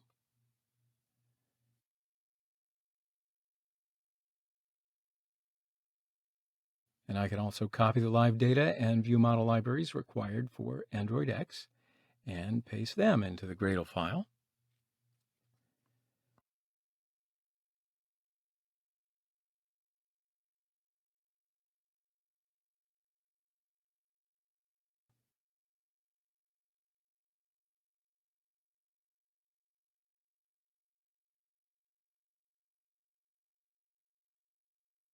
Then all I have to do is click on the Sync Now button. And now we can start developing our application. So first up, we will create the Entity class. Now this is a model class for our note-taking application. All I have to do is right-click the project package folder and select the new Java class. I have to name this class, so I'll just write Note as the name and press the OK button without changing anything else. So now I'm writing Entity after the @ sign on the class name. So this is a Room annotation process. By writing this annotation process, I'll enable the Room database to write the necessary code in the background. All right, so now the Room database will automatically create the required SQLite tables for this note object. So throughout this project, we will be doing many similar annotations. Now, normally, many operations in code you would do in SQLite database, but here we're going to let the room database do it for us. So after defining the entity, I just write the table name in parentheses. The table name can be note table, and thus Room has created a table in the SQLite database to which we will save all of our notes. And that is pretty swell, huh? So we're only going to use one table in this project, but it can have multiple tables in other projects. Depending upon your familiarity of databases, there can be many tables in a database, basically. For example, you can store contact information in one table and the company information in another table. And if you have more than one table, you should create model classes for them as well. So I'll just give you a brief rundown. And then I need to define the column names. And we will keep the data under these columns. So I'm going to need two columns, as I'm going to keep the note title and the note description in the database. And then also notes will be stored in the database with an ID number. So an ID must be given to each note, like 1 or 2, 3, etc. So that means I also need an ID column. So I'm just going to create these 3 lines. Public integer ID, because ID will be an integer value. Public string title and public string description. So I created these values to be public. You can make them private if you want. Now the room database will automatically create the columns required for these headers. Then I'll just put the ID as a primary key. The primary key simply means that there will be only one of this value in the database. So the ID to be given to each note will be, of course, unique to that note. And that number will not be given to another note under any circumstances. Okay, so I'm also going to write auto-generate true in parentheses. And that way the database will automatically assign the ID itself. That way I don't have to deal with the process. See how this is already benefiting you? Now ID is primary key, so there will be a special number for each note, and it'll be automatically given by the database. So now I need to create a constructor for this model class. So I'll right-click and select the constructor after choosing Generate. So here I'll select Title and Description by pressing the Control button and clicking OK. Now, I did not choose ID in this section because the ID will be generated automatically. So Android Studio prepares the constructor for this class. Now, I also have to write the getter codes for this class. But all I have to do is click Generate again and select Getter. And this time I'll select all the elements and click OK. And only the setter code now remains. So I'll select Generate and Setter. And this time I'll just select ID and press OK. All right, very good. So now our entity class is ready. So in the next video, we're going to create the DAO class. See you in the next video. Hello, everyone. So in this video, we will continue to develop our note-taking application using the Room database. So in our last lesson, we created the entity class. In this lesson, we will create the DAO. In other words, the data access object section. So we're going to run down all the database operations in this section, but just as a reminder, the DAO, or data access object, is a unit that mediates between the user and the database. So why don't we just move on over to Android Studio and continue from there. Now what you're looking at here is we have created the note model class entity. So why don't we create the DAO unit now? And all I do is right-click on the project package folder and select the new Java class option. So I'll write note DAO in the class name. Now check this out. The important part here is that it's not going to be a class. It will be an interface. So what I'll do is I'll choose interface and click OK.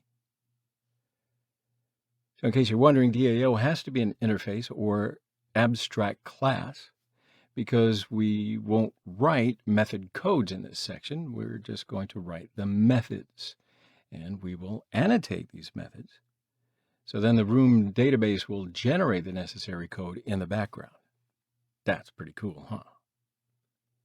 And now what I do is annotate this interface to be DAO so that the room database detects the interface. So I'll write @DAO over the class name. Now the room database will recognize this interface as DAO.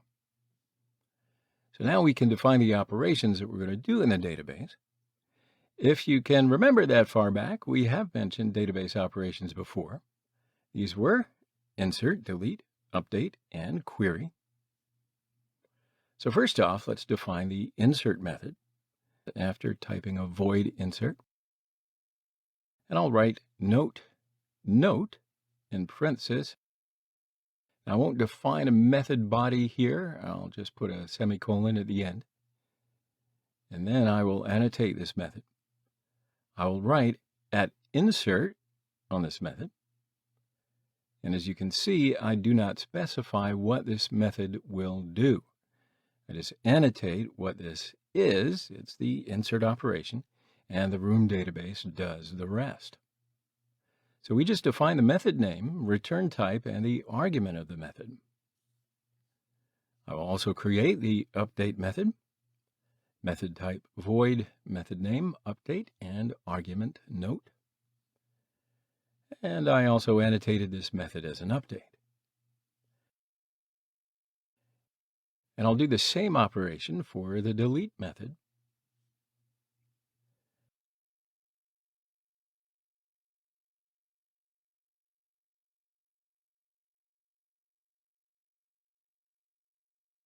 And finally, I will need to perform a query operation. So I can use the query to list the notes in the database. So I'll need to list them in order to show the notes saved in the database to the users. So here I will use the SQL query.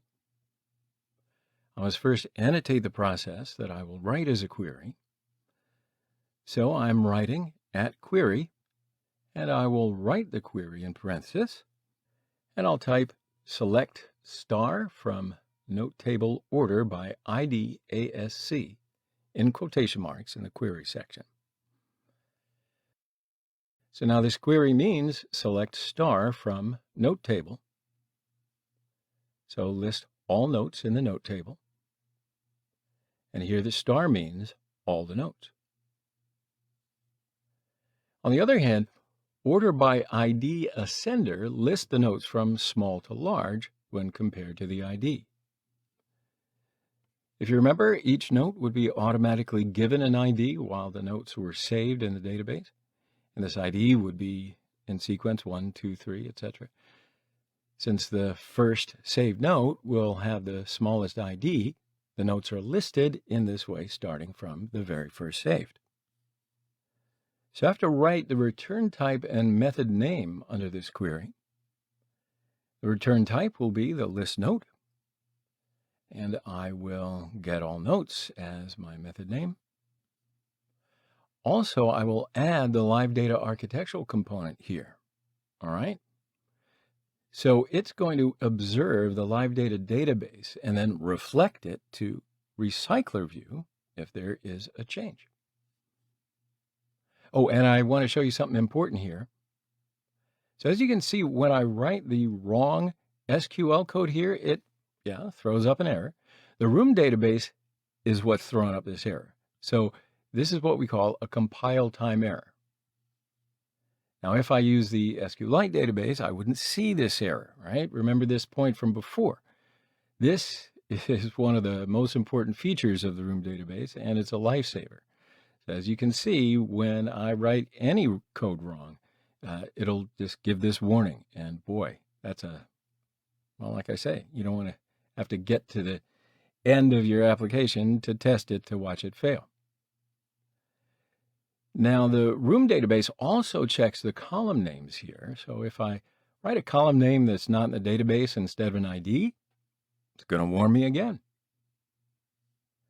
And in a similar fashion, it'll check the column names in the note table. Now, it also compares the room column names with Java objects. And it warns us if there are any errors. So in other words, it'll compare the column names in the note table with the Java objects in the note class. Fantastic. So we have now prepared the DAO interface. So in the next video, we'll be able to create the database part. Looking forward to see you there. Hello, everyone. So we continue to explain the room database, and we've already created the DAO unit in the previous video. So in this video, we will create the room database class. Now the database class will connect DAO and the entity to each other. It's also going to create the necessary model for the database. So why don't we move on over to Android Studio and we'll continue from there. So here I will right-click on the project package and I'll select the new Java class option. And I'll write Note Database in a class name. Now, unlike the others, this class will have a super class. So I'll choose the room database as the super class. And now this class will extend the room database class. Also, this class must be an abstract class. Okay, so first up, I'll have to annotate this class as a database. So after writing at database, I will write inside the parenthesis entities equals note.class. All right, so I linked the note table to the database. Now, since we have a table here, I just linked it. If there is more than one table, you're going to have to add them here as well. But now it's time to add a second argument, and that's the database version number. So here I'll just write 1. The version number is about the SQLite database. So if you know the SQLite database, you'll understand this. If you don't know it, just writing 1 in this section will be enough for you right now. Okay, so now I have to define some elements. First, I'll write private static note database instance. And here I'll write an object from note database. And I will use this database object everywhere in the application. So I define this object to be static, and that enables it to access it from anywhere in the application. Now, secondly, I will write public abstract note DAO, note DAO. So here I created an abstract method called note DAO. The method has no body and argument because the rest of the room database will handle it. Yes. So now I will write the method required for the database. Public static synchronized note database get instance.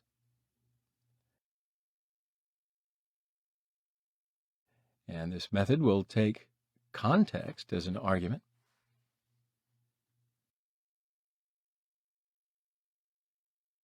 Then I have to check if the instance is null.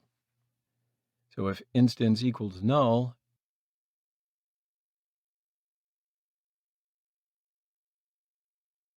instance equals room.database builder context dot get application context comma note database dot class comma in quotation marks note database, and after parenthesis I will write fallback to destructive migration dot built, and this will be done if the instance is null. If not, we'll just return the instance.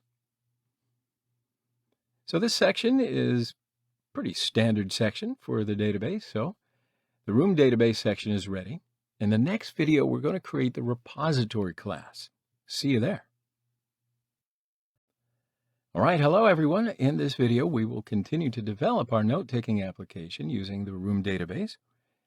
In the previous videos, we created entity, DAO, and database components.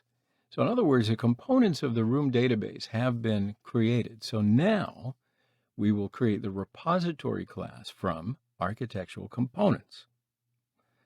So repository is a standard Java class. Its task is to establish a connection between different data sources and the rest of the application.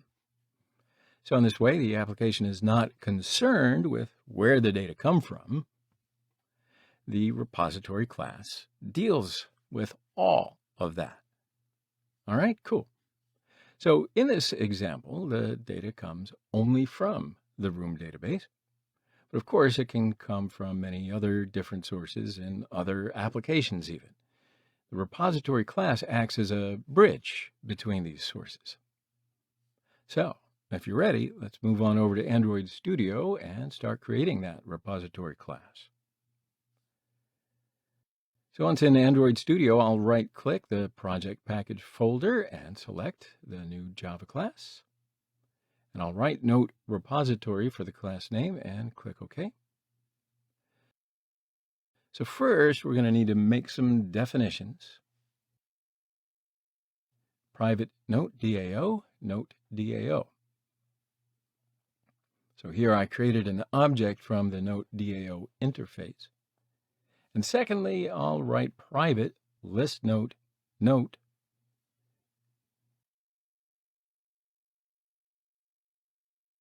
And I created an array of notes here. And also this array will be observed by live data. I'll also create a constructor for this class. And I will send the application as a public, not repository argument. I will create an object of the note database inside the constructor. Note database, database equals note database dot get instance application. And I should also define the note DAO here. Note DAO equals database dot note DAO. So if you remember, the note DAO method was an abstract method. And typically, we cannot call the abstract method from anywhere else because it has no body.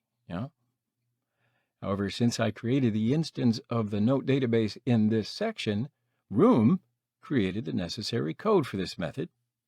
And for this reason, we can call the note DAO method here. So then I can write note equals note DAO dot get all notes. And we created this method in the note DAO interface. So now I can call the methods that I will use in the database in this section, right? So first, I call the insert method, public void insert note, note.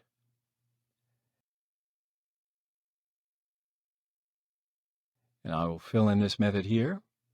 But first, let's write other methods. Why not while we're here? So second, I will create the update method, public void update note, note. So I also create the delete method in the same way.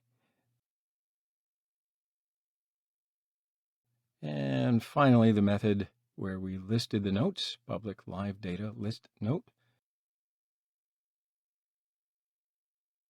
Get all notes. So then this method will return the note array that we created above.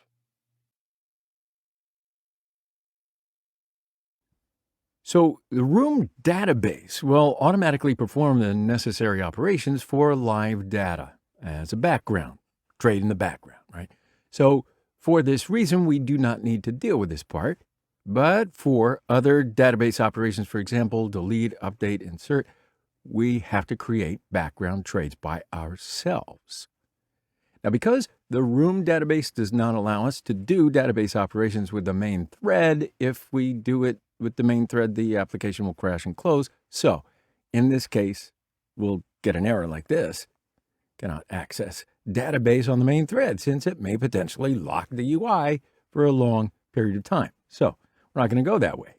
Of course, there are a couple of different ways to avoid this. First, I just want to show you the, well, not so recommended way. Let's open up the Note database class. If you use the allow main thread queries method here while creating an instance in the database class, you will not get this error. However, since it uses the main thread, it may cause you some problems with the user interface in longer running processes. For example, the application interface might not be available. Right? So for this reason, we shouldn't use the most healthy and Android recommended method. In this method, we need to add, delete, and update notes in the background, and without using the main thread. So for this, we're going to use the async task abstract class like we did before. This class was deprecated after API 30, but I do want to show you how to use this class and also the current method. All right. Now, if you're ready, we're going to get started with the async task first. That way you'll be familiar with it, and then we can learn the current method. All right. So for right now, let's just go back to the repository class. We're going to create a new class for background operations and extend this class from the async task class. So first of all, I will create an asynchronous task for this insert operation. Private static class, insert note, async task. All right, so this class will extend the async task class. The async task will take 3 parameters, note, void, and void. So I do want to explain these parameters if you want to listen for just a second. There is a method that we need to add when we use the async task class. So this method is called doInBackground. All right, so that is the method that will do the processes in the background, right? That's what this method is called, doInBackground. So we're going to add this method in just a second, but some parameters are needed for this method to be able to work. For example, what will be the return value of the method? And what will be the parameter that the method will take? So the first parameter that we're going to write here is the parameter that the method will take.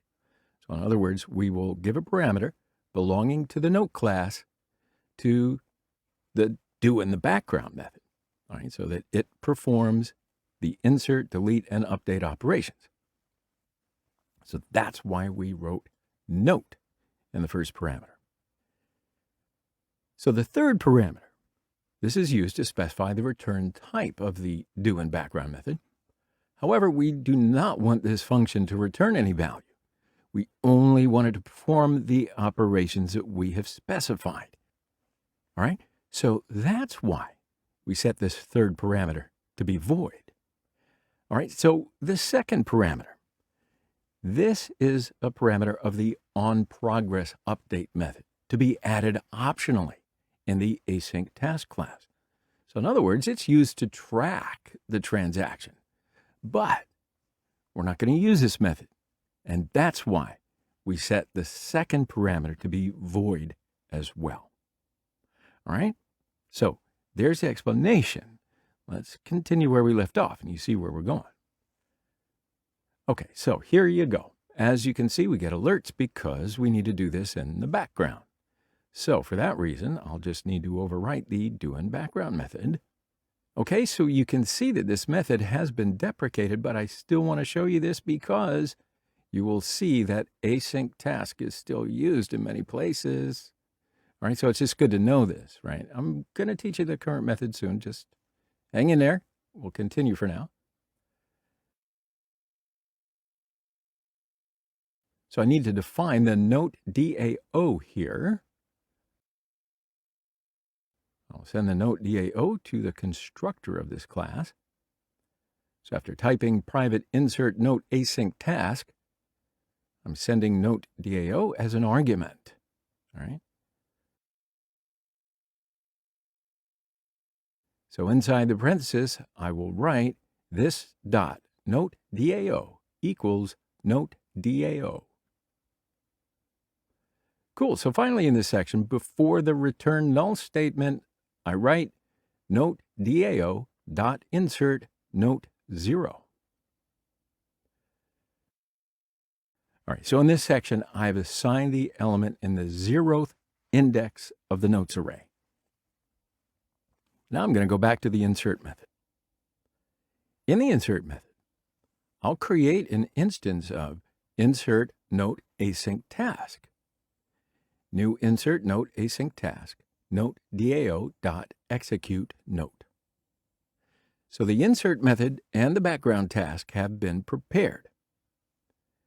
Now we have to do the same with the other methods, of course, update and delete. So I copy the entire async task section and paste it below twice because we're going to do almost the same. So in the first, I will just write update note async task instead of insert note async task, right? Likewise, I'll just change the name of the constructor. And I'm writing update instead of insert at the bottom. Now, in the second copy and paste, I'll do the same for delete.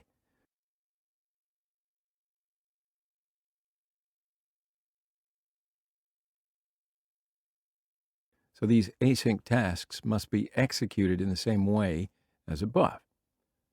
So first, I'm writing the update, new update note async task, note DAO dot execute note. I do the same for delete.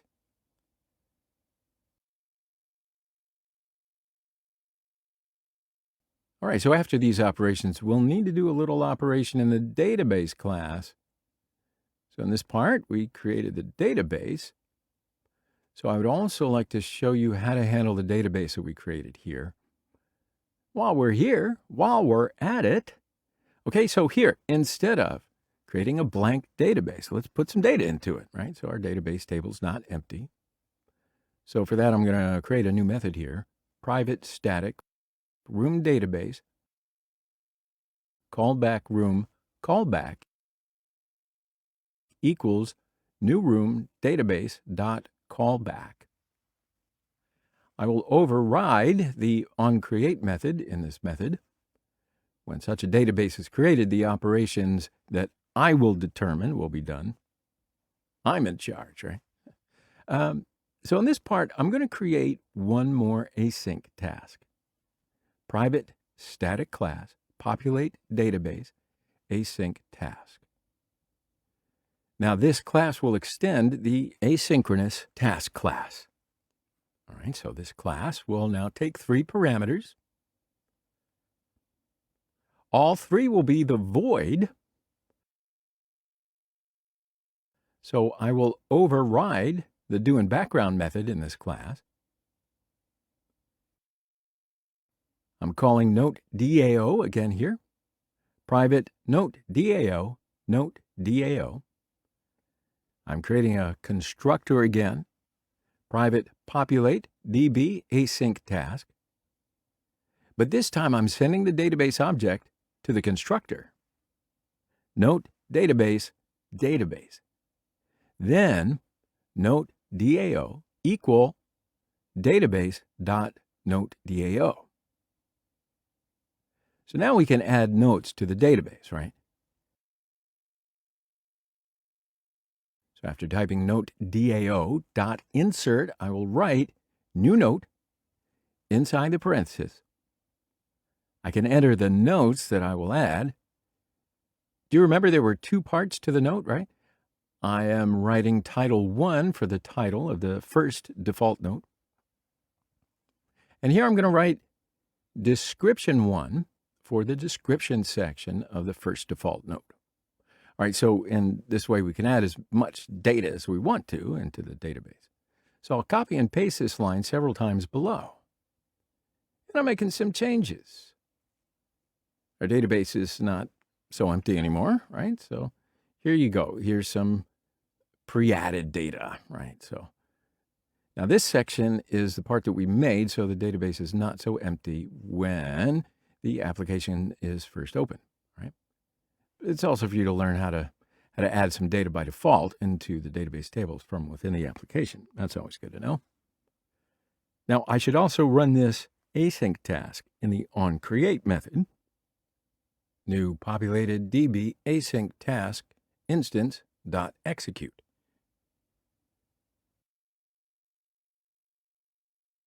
So finally, I have to integrate this callback method into the database builder.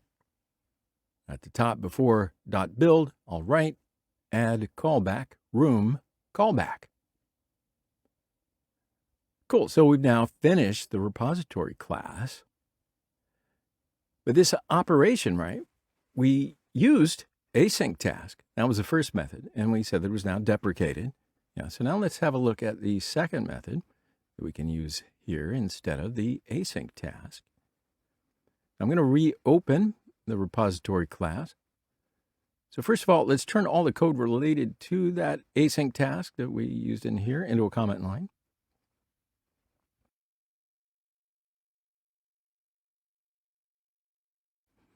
Yeah, so now we can start with the other method. Now, the class that we're going to use here is going to be called the executors class. Now, using this class, we can do our operations using a different thread. So that's the reason that I'm first going to create an object from the executor service class, which is in the repository class. Executor service, executors equals executors dot new single thread executors. I guess depending upon where you're from, you could say executor, but you know what? This is a real execution. Yes. So anyway, it's thanks to this method that we can perform insert, delete, and update operations in a different thread just by using the executors object. All right, so first we'll perform the insert operation. In the insert method, I'll write executors.execute. I'll write new in the parentheses and leave a space and press the Control and Space keys on the keyboard. So here I select the runnable class and press Enter. Look at this. You can see the run method has been overridden. And here we're going to do our background processes in the run method. And you can see, well, you can basically think of this method as the do in the background method that we used in the async task class. Remember that? So now let's do the insert operation. So here I'll write note DAO.insert. I'll write the note parameter in the parentheses. And that's it. There you go. As you can see, we've now easily done our background processes in a different thread without using a UI thread instead of that async task. So now let's do the delete and update operations in a similar way. So I'll just need to copy the codes here and paste it inside the update method and inside the delete method. All right, so now let's change the names of the methods. Just type in update here and type in delete here too. Okay, so update and delete operations, they're going to work. Now, let's see how we can add notes manually in the note database class. So first of all, let's convert the async task operations here to the comment line. Now I also convert the populate database line in the onCreate method to a comment line. Now let's do the necessary actions. So first let's access the note DAO class because of the insert operation belongs to the note DAO class, right? So here I write note DAO equals note to access the DAO class. We will use the instance of the database class. I write instance.note DAO on the right side of the equal sign. Now let's create an object from the executor service class. Executor service equal executor dot new single thread executor. Right? So now let's run the service for the insert operation. I'm typing in executor service dot execute. And I'll write new runnable in parentheses and press enter. All right, so now we can add notes manually within the run method. So therefore, I'm just going to be able to copy the default notes that we wrote in the async task, and I can paste these notes inside our run method. Cool. All right, my friends. So that's how you navigate through the repository class and bend it to your will. Now, just for a brief summary, we really should do the operations related to the room database in the background. Previously, the async task class was used for this, but after API 30, the async task class has been deprecated. Okay. I did show you how to use the async task, just so that you know, and the new method that you can always use instead of that async task. Okie doke, so let's take a short break here. And in the next lesson, we're going to create the view model. All right, so I'll see you on the other side.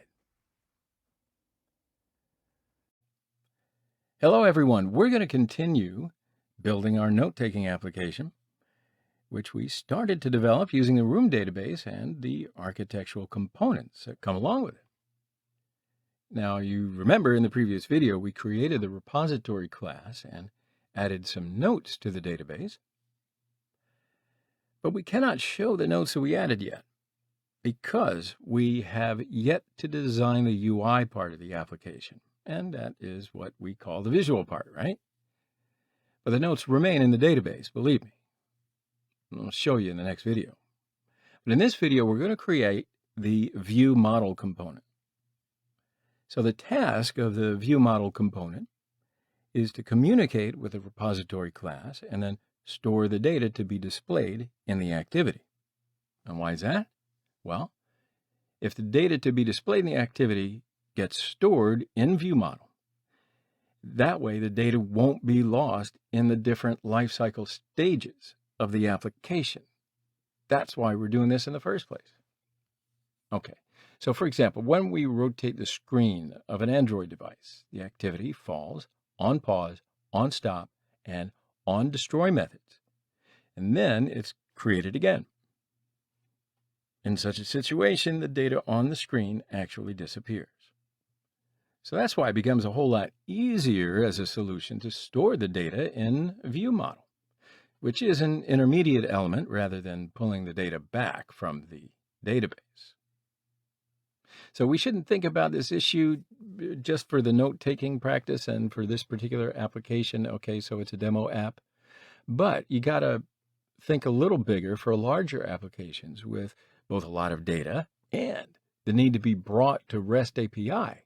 Well, it might have brought some data from the internet, let's say, and therefore it is unnecessary to do the same operations again. So it puts you in a bad situation in terms of what your application architecture is. So that's why, by using the view model structure, it's a way better solution. We can also integrate live data into the view model. Did you think of that one? So if there's a change in the database, these changes will be displayed in the application because of view model. So with all that being said, let's just switch on over to Android Studio and start creating our view model. So immediately I will go to the application package folder, create the new Java class, and I'll write note view model for the class name.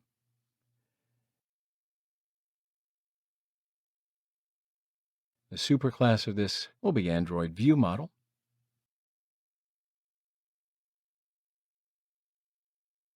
Now, of course, yes, it gives a warning.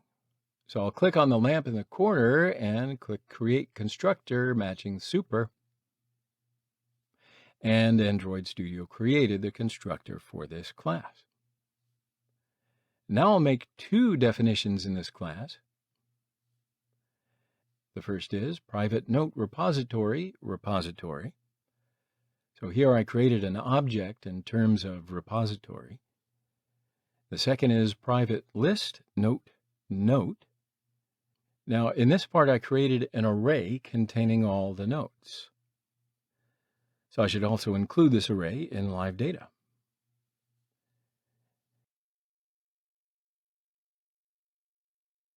Then I can continue to define these elements into the constructor. Repository equals new note repository application.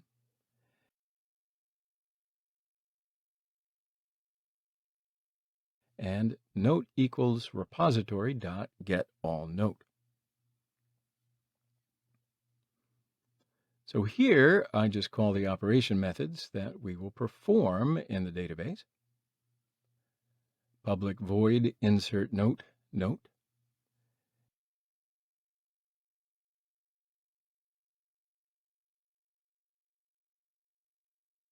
And repository dot insert note.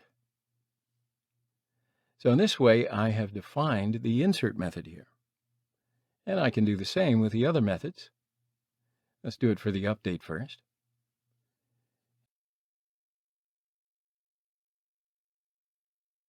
And then we can do it for delete. So finally, let's call the getAllNote method, where we list all the notes. Public live data list note getAllNotes.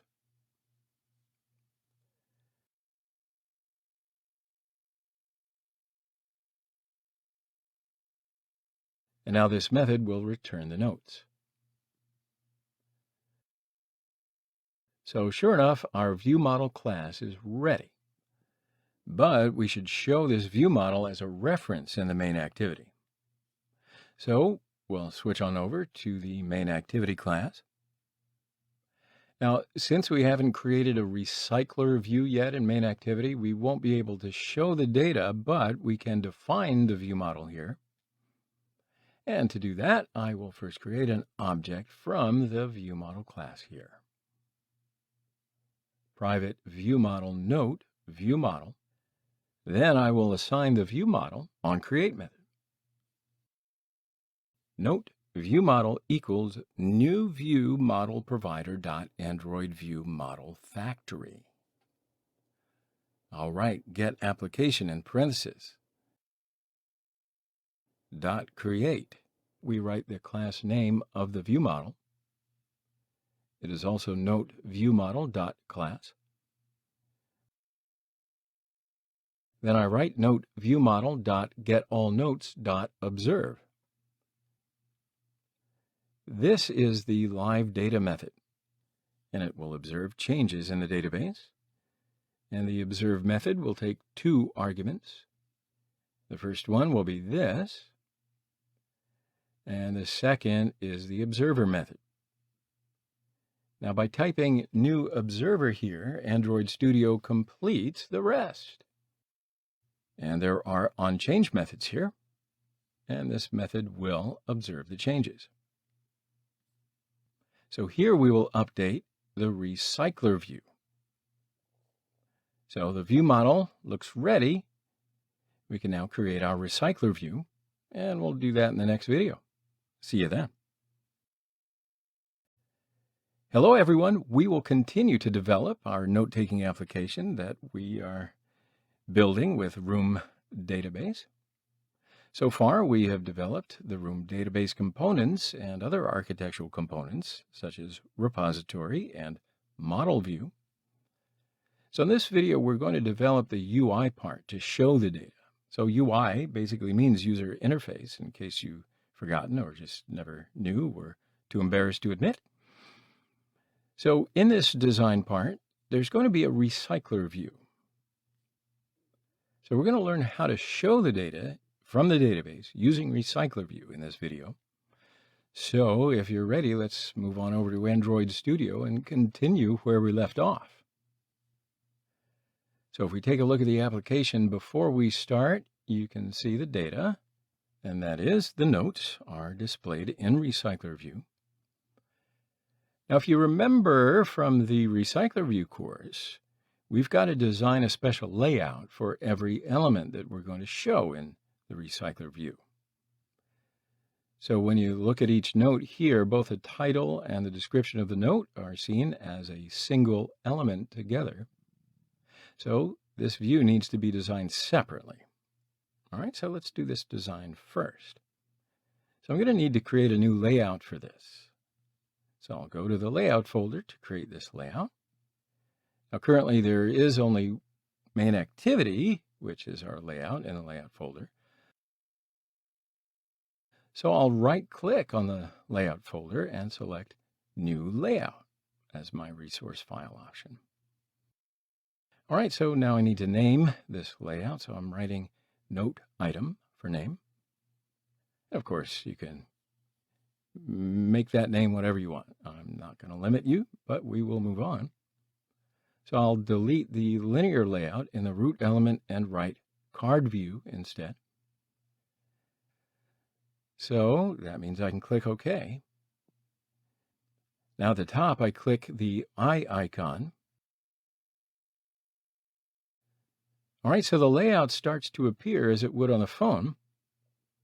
So now I can add a linear layout under this card view.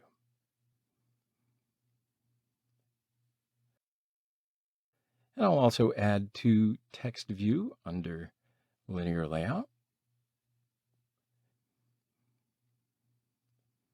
And I'm going to change the height of linear layout to wrap content. Also make the layout margin value 10 dp for linear layout. So in this way, the 10 dp space was left on all four sides, right? You see that? So I'm going to make the text color blue of this first text view.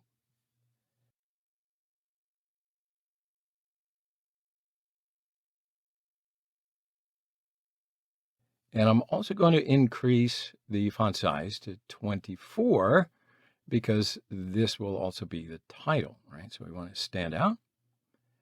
Change the text color of the second text view to black. And let's make that font size to be 18. And I'll also make the second text view in layout margin top value of 10. And that way there'll be some space in between the two text views. Now I'm also making the height of card view wrap content. All right, so that's cool. So now I can move on over to the design part of the main activity. And I'll add one recycler view to main activity.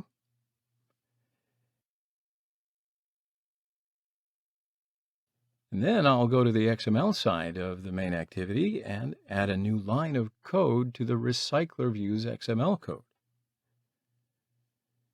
And then after writing tools list item here, I'll write the name of the layout that I designed. That's why I like to keep it clear. The name of the layout was note item. So I will write at layout/note item because it is under the layout folder. So if I switch back to the design part, I can see how the layout I designed looks in Recycler View. So this is how you can observe how the design is going to look without writing any code yet. So now I've got to go back to the Note Item XML page and give an ID to the text view because I will use these text views when writing code. So I'll write text view title to the ID of the first text view. I will write text view description and the second text view's ID. And that pretty much wraps up the design part of Recycler View, at least as much as I'm going to do here. But now, more importantly, I can start writing the necessary code for this Recycler View. We'll do that next.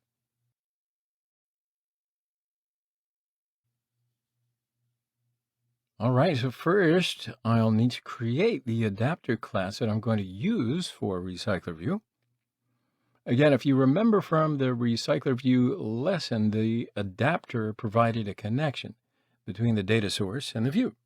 So in this example, our data source is the database and the view is Recycler View. So I have to create an adapter to connect these two. And for that, I'll just right-click the project package folder, select the new Java class option. So I'm writing note adapter to the class name.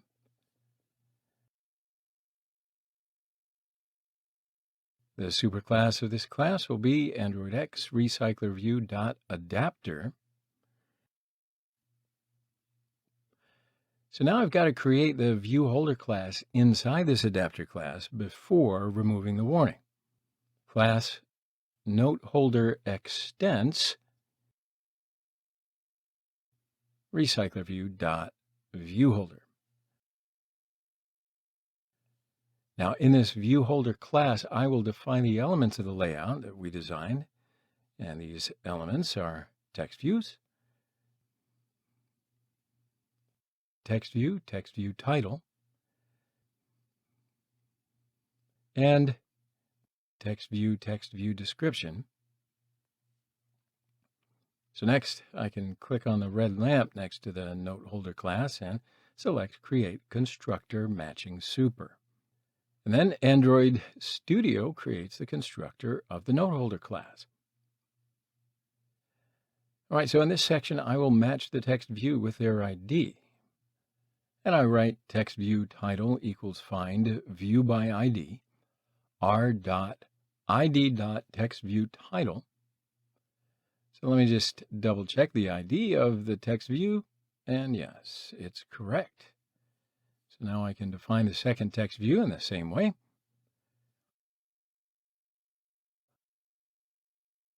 And I can now deal with the adapter class. So what I'll do is I'll write here note adapter.noteHolder. So that's how I connect the note holder class to the adapter class. So now I'll just click on the red lamp and select the implement method option. And while all three methods are selected, I'll click OK, and Android Studio creates all three methods required for Recycler View. And these are on Create View Holder, on Bind View Holder, and Get Item Count. So that's cool. As you can see, the Android class created these methods according to the note holder class, since we connected the note holder class. But let me tell you that if we had created this part before, then Android Studio would not have created it this way. So first I create an array list of notes.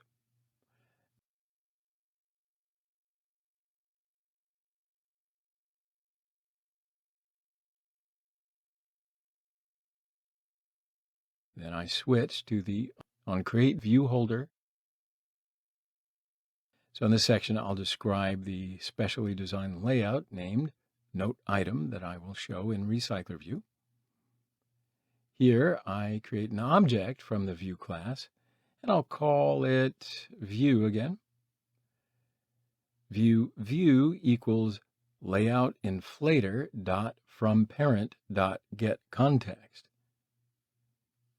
So here, the parent is the object of the view group at the top. Also, the view group is actually Recycler View. And since Recycler View is in main activity, I have written get context. Then I write dot inflate and define the note item layout, r dot layout dot note item. And the inflate method takes three parameters. First, the layout theme. Second is parent, and the third is false. So the second and third parameters are standard Recycler View code. And the first parameter is, well, you write whatever name that you gave the layout. And in this section, we are finally returning new note holder view instead of return null. Then we move on to the onBindViewHolder method. And then in this section, we transfer the data from each Java object to the note holder. So each note comes to us from the database as a Java object with its title description. And then in this section, we will write the incoming data in text views. So in other words, we'll write the title on the title text view and the description on the description text view. First, however, I need to determine the position of the note object. Note, current note equals notes.getPosition. And here I created the current note object from the note class. And also notes.getPosition method will take an element from notes array list. And this element will be the element of the array's position index. For example, the element number 1 will be assigned to the number 0 position. The element number 2 will be assigned to the number 1 position, and so on and so forth for all the elements in the array. That is, for all the notes. So now I will print each of these elements in text views. So I'll write holder.textViewTitle.setText. And here the holder is the object of the note holder. All right, so I have reached text views in the class. And then I write currentNote.getTitle. So in this way, I got the title from the current note Java object. All right, so the first text view, the title is ready. So now I will prepare the second text view in the same way. Holder.textViewDescription.setTextCurrentNote.getDescription. Then we switch to the getItemCount method. And here we will return the number of data that we want to show in RecyclerView. So I'm writing note.size because we want to show all the notes. So in this way, however many elements are in the notes array will return that number. And finally, we need to add another method here. So I'm writing public void setNotes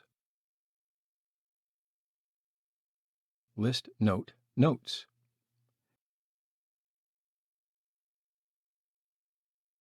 And then inside this method, we will observe the changes with live data. This dot notes equals notes. Then I add notify data set changed method. This method will alert the adapter if there is a change in the database. Now we need to switch to main activity and assign the adapter class to RecyclerView.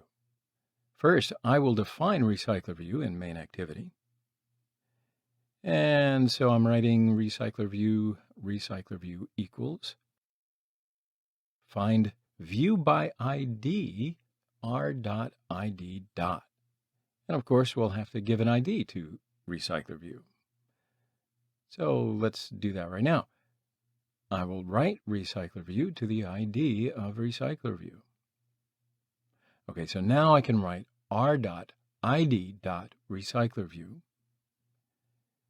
And then I'll write RecyclerView.setLayoutManager, new linear layout manager, this, on the bottom line. And this is pretty much a standard code for RecyclerView. The new linear layout manager section provides data to be listed from top to bottom. Okay, so then I create an object from the note adapter class here. Note adapter equals new note adapter. And now we can assign the note adapter object to RecyclerView. RecyclerView.setAdapter. And then finally, we will update RecyclerView from the onChange method below. And I'm writing noteAdapter.setNotes. So if you can remember, we created this setNotes method in the noteAdapter class. So I can also write notes in parentheses. And then in this way, whenever the onChange method works, the corresponding table should be updated, and the adapter should be updated in the same way, and the notes should be updated in the array and then transferred to Recycler View. Okay, so now our Recycler View is ready. Why don't we go ahead and run it so that we can test it?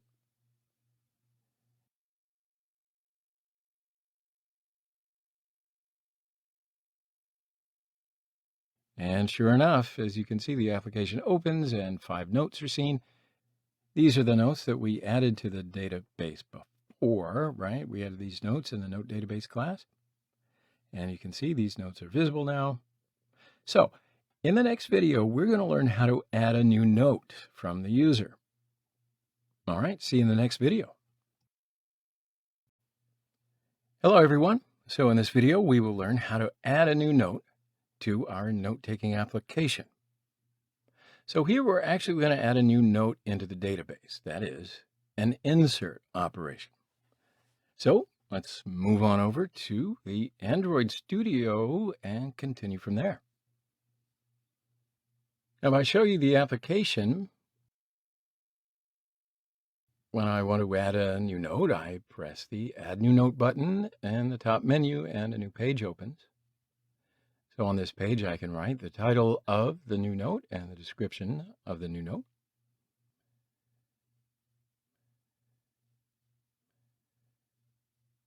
Then when I press the Save button, the new note is added to Recycler View. So the save process is actually made into the database here. Recycler View takes the change and shows it. Of course, if I press Cancel, the save process is canceled. So in this video, we're going to learn how to save a note. Of course, in order to do that process, we first need to create a new activity and design this new activity. So why don't we just get right to it?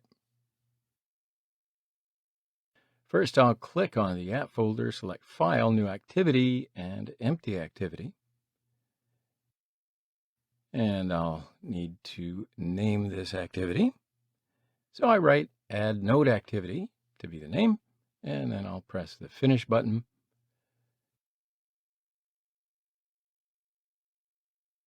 And in the meantime, I can close the pages that were previously open.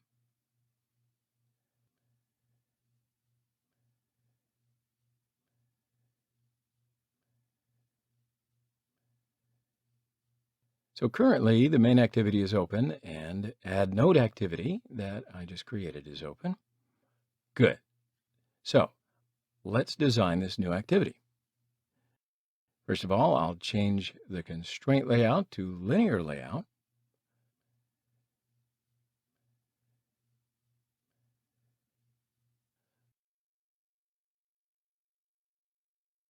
I'll also make the linear layout orientation value to be vertical.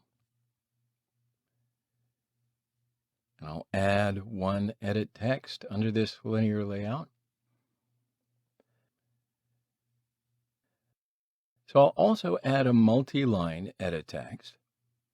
And then the multi-line edit text is for the note description. That way a user can write a long note here, right? So I'll add a horizontal linear layout under edit texts. I add 2 buttons under this linear layout. All right, let's clean up this design a little bit.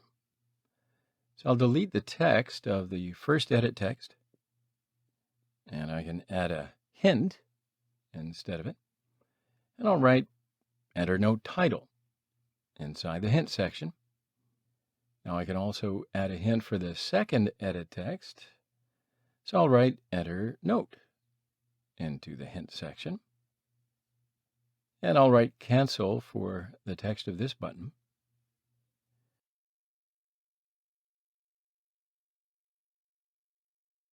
Now for the text of the other button, I'll write save.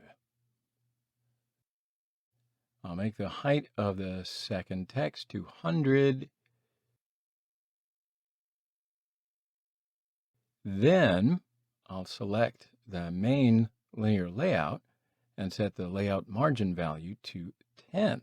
And then all such elements will have a 10 dp gap from the edges. So I'll make the height of the horizontal linear layout to be wrap content. Then I can press a Control key on the keyboard and select both buttons. And then I can make the layout margin value to be 20 dp for these buttons. And then I can select horizontal linear layout and write 30 dp to the layout margin top value. All right, so see the buttons have slipped down a little. And I select the two buttons again, change the background color, and make it green. So I can change the title of this activity so that the user can understand what this page is for just from the title. But we'll do this soon. Before that, we need to do another thing. I'll show you. I'll go to the main activity and add a button to the top menu. So this button will become the Add New Note button and will open the New Note adding page.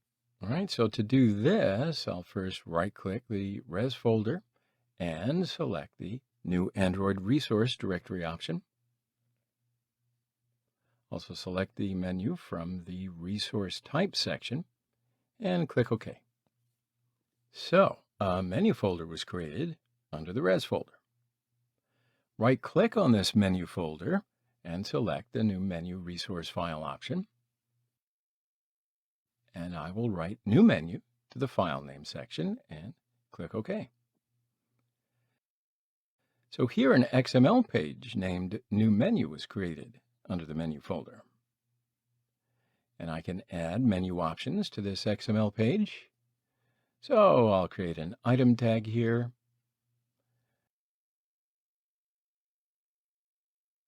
I'll first give an ID to the item tag. So I'll write top menu to the ID. And I will also add a title. And I'm writing add new note as a title. So this title here is the name that will be written in the top menu, right? So whatever you write here, it's going to appear in the menu. So finally, I can write show as action equals always. This just means that this menu element will always appear next to the application name. So that way, this menu element will not be hidden with the three dots in the upper right corner. And as you can see here, it says Add New Note in the upper right corner. Cool. So now we can continue in the main activity. So first, in order to show the menu in the action bar, I'll write Get Support Action Bar dot set display home as up enabled true. I'll then overwrite another method under the onCreate method. The name of this method is onCreate options menu. So I added this method. Now in this method I will write get menu inflator dot inflate. And I have to write the name of the menu XML page to be inflated here, r.menu.newMenu. Now, if you can remember, the new menu XML page was under the menu folder. And I have added return true under this line of code. And of course, I also have to delete the return on top. Then I need to override another method, and this method is onOptionsItemSelected. So I write a switch case method here. So after writing switchItem.getItemID,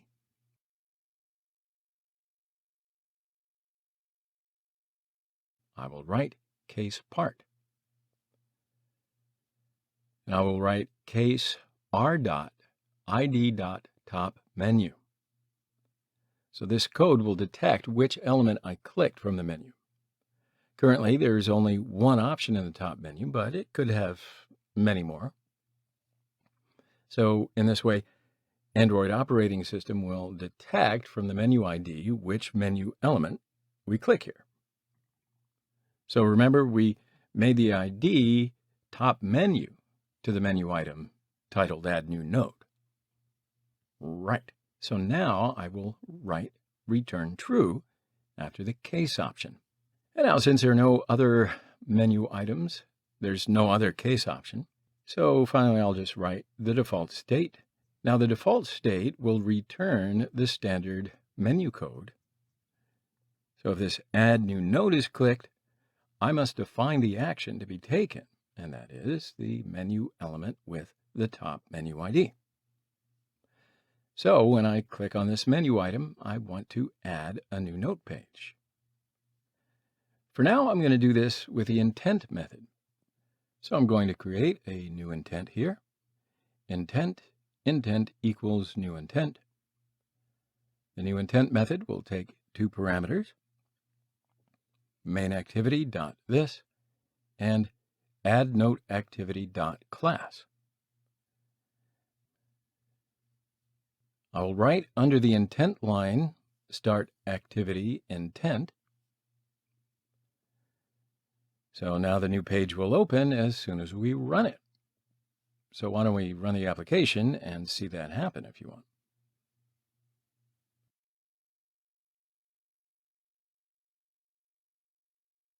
So as you can see, the new menu element has been added, and the name is Add New Note. Yippee! So when I click here, the activity of adding new notes opens. And then after that, we'll need to take the note entered here and add it to the database. Okay, so now we can continue adding new notes from where we left off. We finished the design of the new note adding page. So now we will take the notes that we wrote here and add them to the database. So why don't we just dive right in? First, we'll need to give some IDs to the components in the new annotation activity. So I can write edit text title and the ID of the edit text where the note title is written. And I'm writing edit text description in the ID part of the edit text where the description will be written. And I'll write button cancel on the cancel button.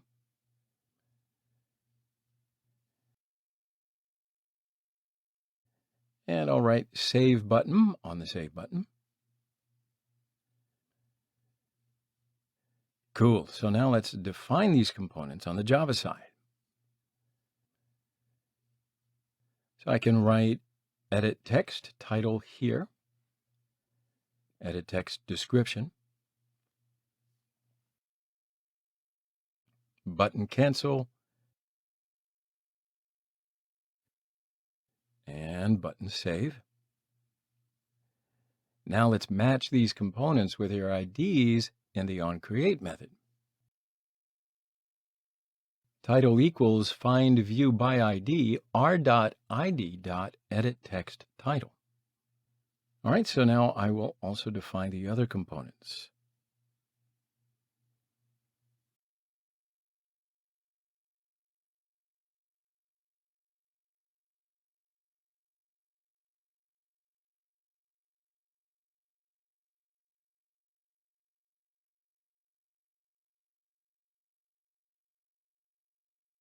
Then I'm going to add a click listener to the two buttons. So first I'll just add it to the cancel button.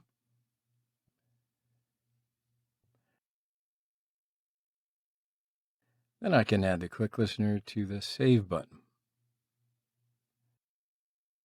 All right, so let's go ahead and write the necessary code for the cancel button first. So if the user presses the cancel button, the process should be canceled, and then this page should be closed. So for that reason, I'll add the finish method here, and this method will close the page. Now, if you want to, you can add a toast message here and inform the user that the transaction has been canceled. So that way, if the user presses cancel, the toast message will be written, nothing saved, You can do this yourself, I'm sure. But just in case you were wondering. And then I will do the registration on the Save button. But I don't want a crowd of code here, right? So I'm going to perform the registration process in a new method below and call that method with the Save button. You follow? I'll show you. So here I'll create public void save note method.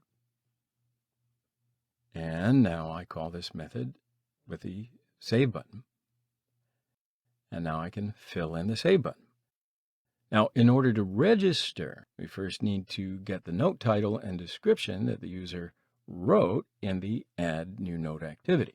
So first I'll create a string container to receive the header, and I'll transfer the note entered by the user to this string.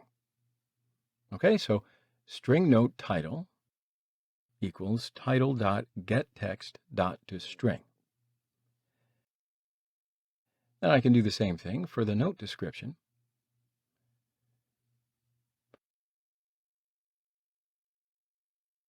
Okay, so now let's make another change before we continue.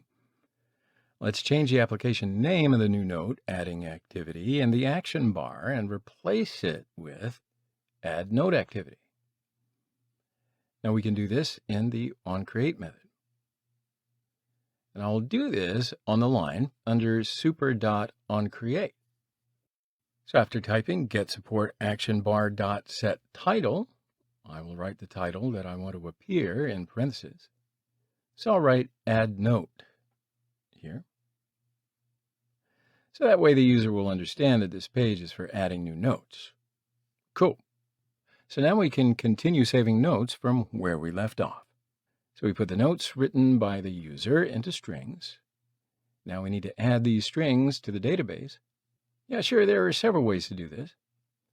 But for now, in this lesson, we're going to send the data that we received to the main activity and add it to the database from there.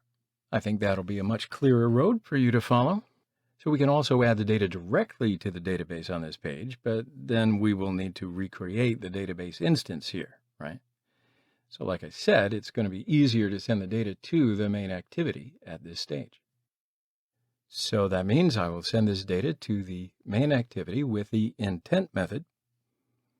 So I just write here intent equals new intent. But this time I'm going to use an intent method different from the intent method that we've used in the past, that you may have even gotten used to. Check it out. I'll write I.putExtra here. So this part is the same intent that we made earlier. First, I'll write the keyword. I'll write the name of the element that I will send as a keyword. And I will write the element to be sent later. Note title. Likewise, I'm sending the note description.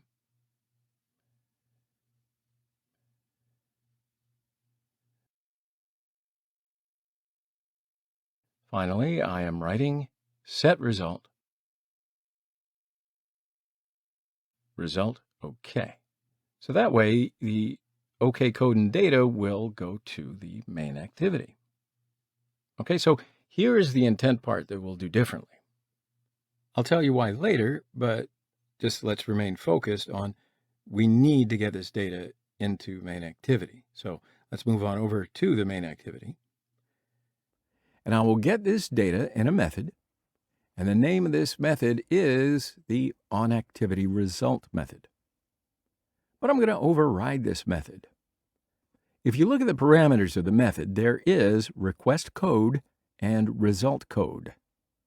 We're going to explain those two in just a second. First, let's have a look at the intent method where we open the new note adding activity. So here we open the new activity with the classic intent method. So with the start activity intent method, right? Now I'm going to change this part and open the new note adding activity with the start activity for result method.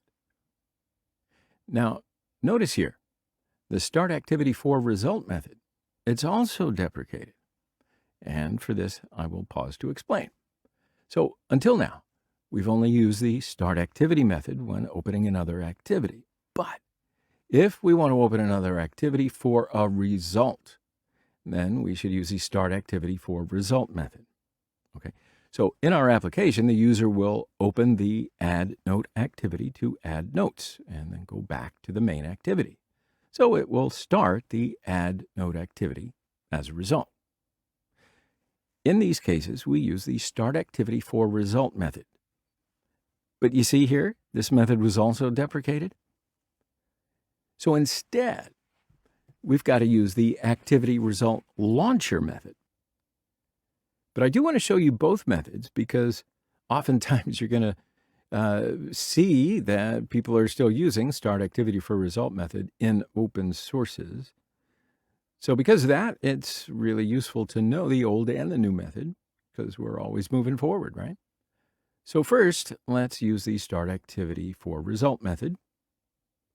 The start activity for result method will take two parameters. The first one is the intent, so the new page will open. The second is the request code. So I'm just writing 1 here. I'll open the new activity with this code. When I turn off the add note activity, I will return the request code to the onActivity result page again.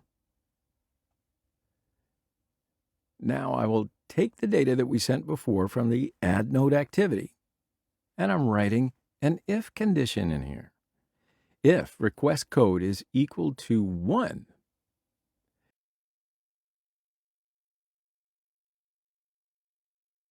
and if result code is equal to result OK,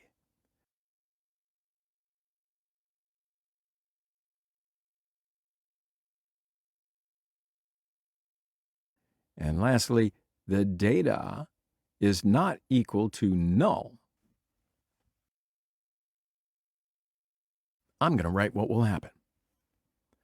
So returning to add note activity immediately, we sent the result OK code with the set result method here. So we can now get the data because all the parameters match. Request code is 1. We open the add note activity with code 1. The result code is OK because we sent the result code from the add note activity. So now I'm just going to import the data into string containers again. String title equals data.getStringExtra. The data object here is an object of the intent class. So I'll write the keyword after typing getStringExtra. So the keyword is note title.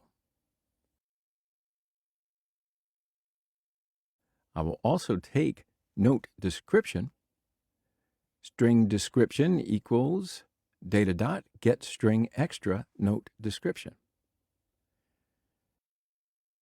Now I can add this data to the database. So first here I will create an object from the note class. After writing note equals new note, I will write the elements that I will add. Okay? Title and description. Then I'll add this note object to the database. Note view model dot insert note. So the new note is now added to the database. Yeah. So let me just summarize that briefly. We start the intent with start activity for result as our method. And this method takes two parameters, intent object and request code. We then override the onActivity result method. We get the information from the add note activity using the if statement within the onActivity result method. Follow? So here you can see this is how the start activity for result method gets used. But of course, like I said, it's deprecated. So let's try to get the same result of the intent by using the up-to-date, if you will, activity result launcher method. Now, first of all, we're going to create an object from the activity result launcher class in the global area. So here I'm just going to write activity result launcher. we also need to specify the type of this class. So we want to know the result of intent. In other words, data from the intent class will be returned. So its type will be intent. Also, the name of this object can be Activity Result Launcher for Add Note, because we will need a new Activity Result Launcher object to be able to update the note. Therefore, of course, it would be more logical for this object to be named just like this, in my estimation. Okay, so now we need to register it in the onCreate method. So this is very important here. You must register the Activity Result Launcher object in onCreate. Otherwise, your application is just not going to work. So we got to do this now. Even if you want to, let's not create a code crowd by writing the necessary codes in the onCreate method. Let's create a new method for this. Watch and learn, folks. So I'll create a new method outside of the onCreate method. The name of the method can be Register Activity for Add Note.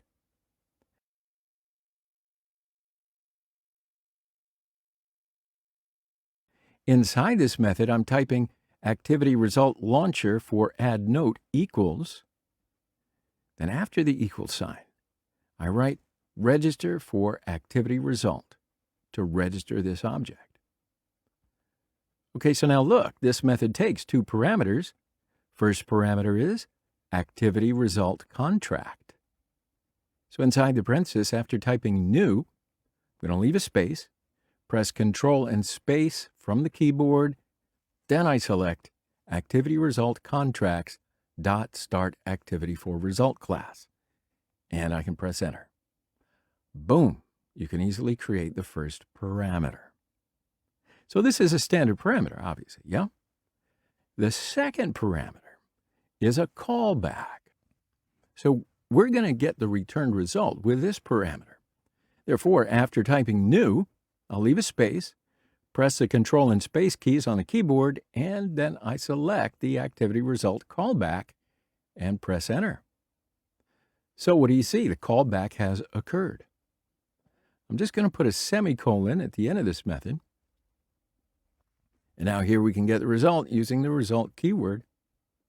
So first, let's get the result code and data. And here I'm just writing int result code equals result dot get result code. In the next line, I write intent data equals result dot get data.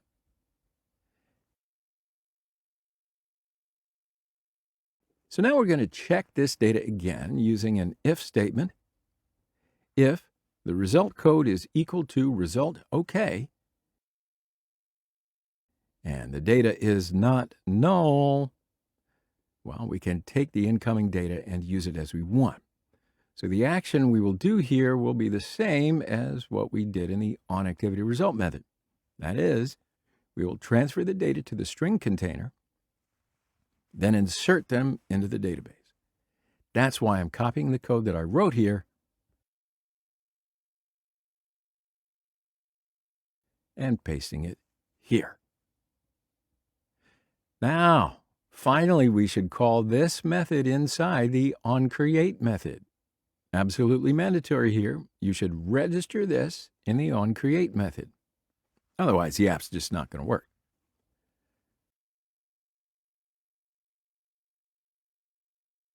Okay, so now we'll need to launch the Activity Result Launcher. So here I'm writing Activity Result Launcher dot launch. I'll write intent object in the parenthesis, and there you go. That's both methods. What do you think? Now, like I mentioned before, you're likely to see the use of the old method in, well, different sources here and there. So it's useful to understand both methods, right? But there is something else. We're going to finally need to do another process. We should make the main activity the parent activity of the add node activity so that the intent method works. So I'm going to do this in the manifest file. But first of all, let me just convert the codes that I wrote for the old method to the comment line, right? And now we can open the manifest file. So I'll be adding a line of code to the add node activity XML tag in the manifest file. I will write here, parent activity name equals main activity. So now the main activity becomes the parent activity of this activity. Great. So now we can run and let's see how it works. So the application opens, and by clicking on add new note, it opens up a new page. First, let me press the cancel button, and the process gets canceled. Toast message is shown. So now when you write something in the note title and note description and press save,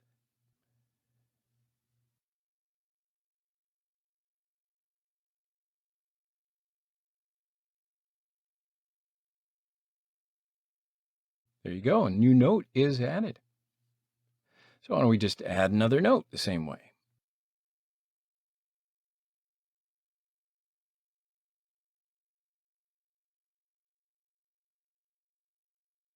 And this note has also been added. All right, so you can just sit here and add as many notes as you want.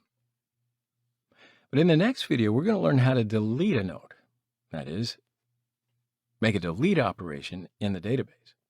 So I'll see you in the next video. Hello, everyone. So in this video, we're going to learn how to delete a note from the database. So the delete operation will be done from the recycler view when you swipe left or right on the note. So why don't we go ahead to Android Studio and continue from there. So let me show the delete operation on the application so that you can see here the note has been deleted when you slide one of the saved notes to the left. And likewise, the note is deleted when you swipe right. So in the last video, we worked with the main activity and we added new notes in the method onActivityResult. So to be able to delete, I'll just need to add a method to recycler view as our method inside the onCreate method.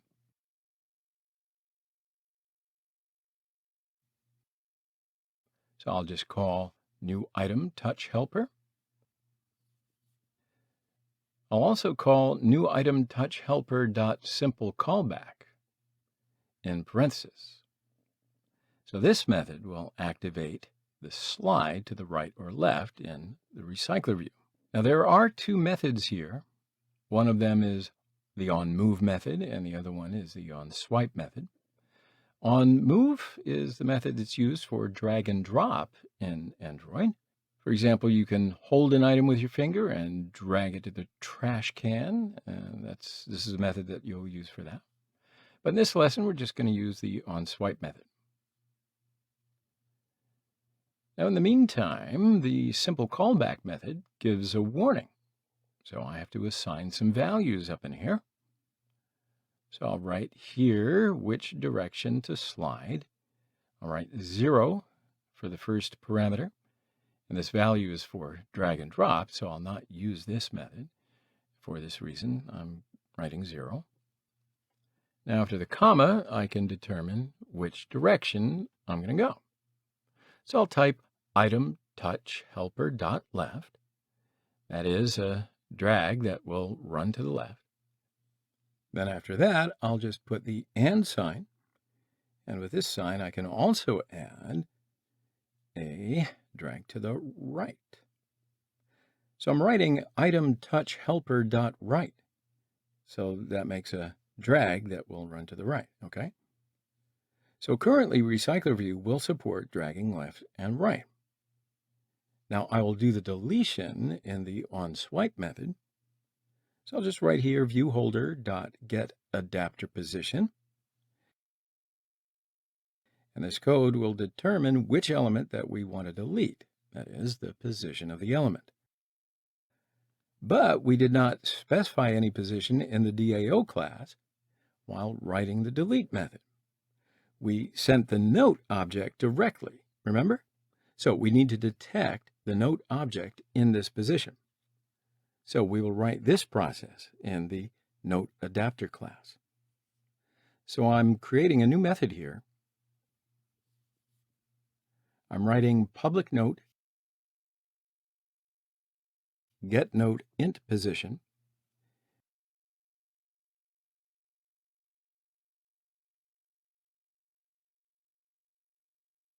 This method will detect the position of the element to be deleted. Then I write return note.getPosition, and that is, it will return the position of the element to be deleted from the array of notes. Cool, so now we can return to the main activity.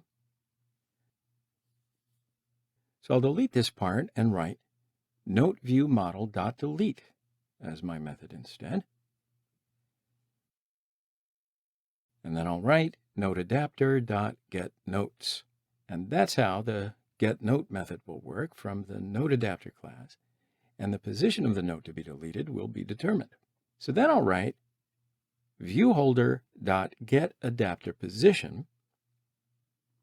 Now we don't need to update the recycler view here.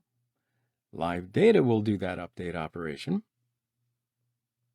So here you can also add a toast message. And it just says the note has been deleted or whatever. Now finally, we need to connect item touch helper to recycler view. So for this, I'll write dot attach to recycler view at the end of the method. And yeah, deletion is actually pretty simple. So why don't you just run and test the application.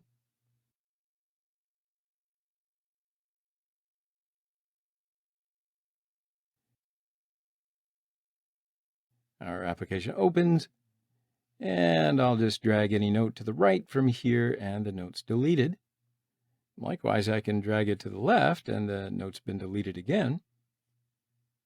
Very cool. So in the next video, we're going to learn how to update an existing note. All right? See you in the next video. Hello, everyone. So in this video, we will start the last phase of our note-taking application that we're developing using Room Database and architectural components. So we've got to start developing the note update section. The note update process is actually an update operation in database. So in other words, in order to make changes to a note that we've already saved, we actually update the value of that note in the database. Make sense? Cool. So let's go on to Android Studio and continue from there. First, I'm going to show you on the application. So when I click on any note in the application, a new page opens. So this page will show, of course, the old version of the note. And this process is pretty similar to adding new notes, but if you pay attention to the title, it says Edit Note. Now, the reason for the similarity is that I use the same design as the new note adding page. Now, because I don't want to waste time on designing it again, I did it like that, but if you want to, of course, you can change the design and make it your own. However, for now, I'm just going to close this page and open a new note adding page again. And as you can see here, Add New Note is the title of this page. So it's actually a different page. So I'm going to close this page as well. So when I click on the note again, the Edit Note page opens. And I'll change the title of the note on this page.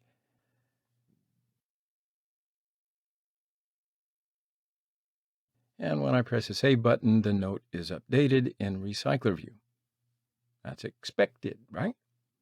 So why don't we learn how to do these things? Now, to be able to perform the update operation, we'll first go to the Note Adapter class. All we have to do here is add a click listener to Recycler View, and that way we can define the actions to be done when we click on a note.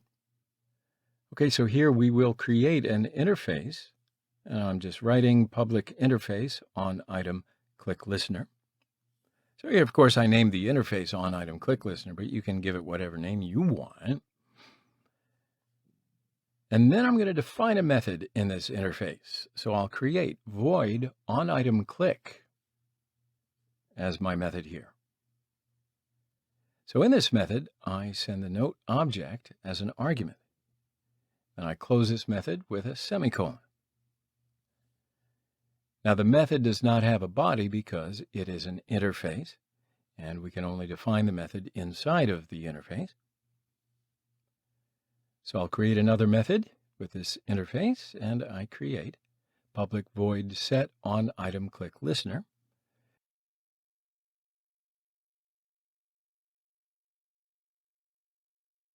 And I'll send the interface that I created above as an argument. Now, as you remember from the list view videos, this method was presented to you already, and you've been using this method, but the Recycler View does not have such a feature. So for this reason, we've created our own item click listener method.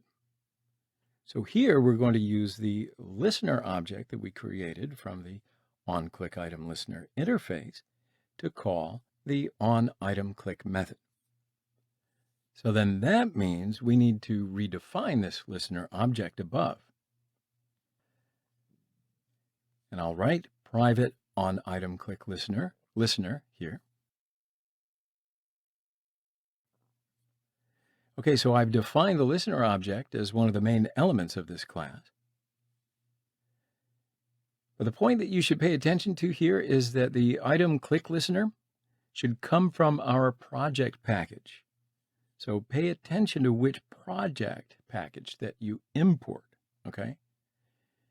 There may also be a method of the same name in the Android widget package. Don't mix them up. Just pay attention to which package you import.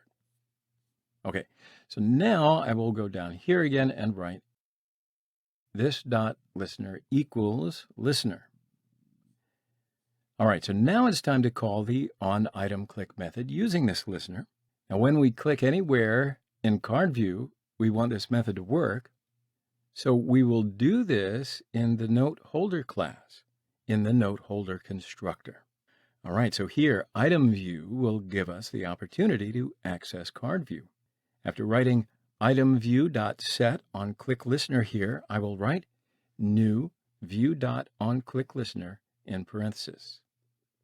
So it's basically the same as adding a click listener to the button, right? So I'm first creating an integer position container inside the onClick method. Int position equals get adapter position. And then this method will determine the position of the note that you click on. So if I write an if condition, if listener is not null, and before doing this process, I'm checking whether the list is null or not, right? And then I add the and sign after the first condition. We have to check one more thing. If position is not equal recycler view dot no position. So we should also check whether recycler view is sending an empty position or not. So then I'll write listener dot on item click note dot get position. So here I reached on item click method using the listener object and reached the element in the position I determined from the notes array list. So we must first create a new activity before we continue. So in other words, we will create an activity similar to adding new notes. So immediately I'll select the app folder and choose File, New Activity, and Empty Activity. I'll name this activity to be Update Activity. And then after pressing the Finish button, the Android Studio created a new activity.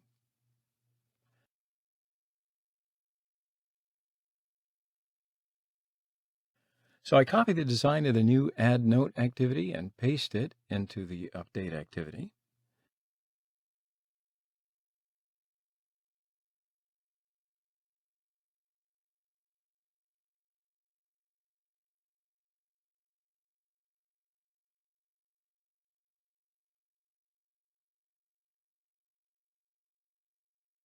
And I'll just change the IDs.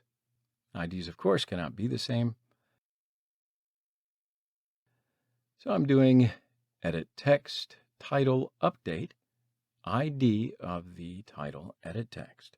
And I'm doing Edit Text, Description, Update, in the ID of the description, Edit Text. And for the ID of the Cancel button, I'm going to do Button Cancel Update.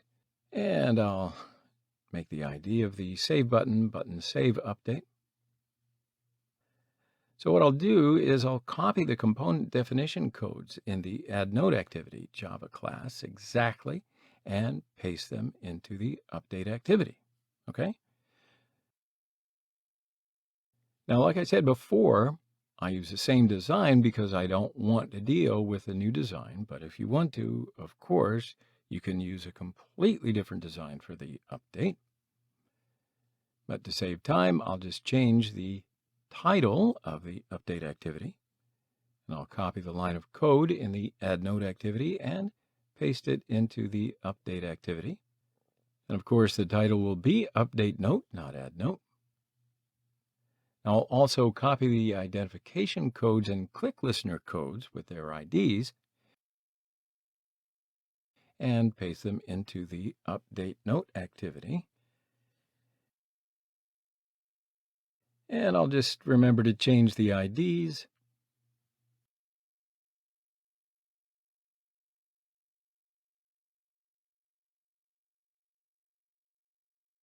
And here I can change the toast message as well in the Cancel button. Now in the Save button, the method that will work will be the Update Note method. So let's create the Update Note method. And we're going to fill in this method later, but right now let's just make sure that we understand the operations that we're going to do next. So when we click on any note, it is necessary to open an Update Note page. So we have to go to the main activity and add the Click Listener interface we created earlier to Recycler View. So I'm going to do this under New Item Touch Helper method inside the onCreate method in the main activity. And then I'm writing here note adapter.set on item click listener. New note adapter dot on item click listener. And then as you can see, this method has been defined automatically, and it takes the note object as an argument. So here I will create a new intent in the on item click method and open the update activity with this intent. Then after typing intent equals new intent, I'll write main activity dot this and update activity point class. So this, of course, is standard intent. You already know that. And now when opening the new page, we should also send the data of the current note to the new activity so that the user can make the changes necessary. So that means I have to send 3 data points here: note title, note description, and note ID. So first I can send the title of the note and the note description.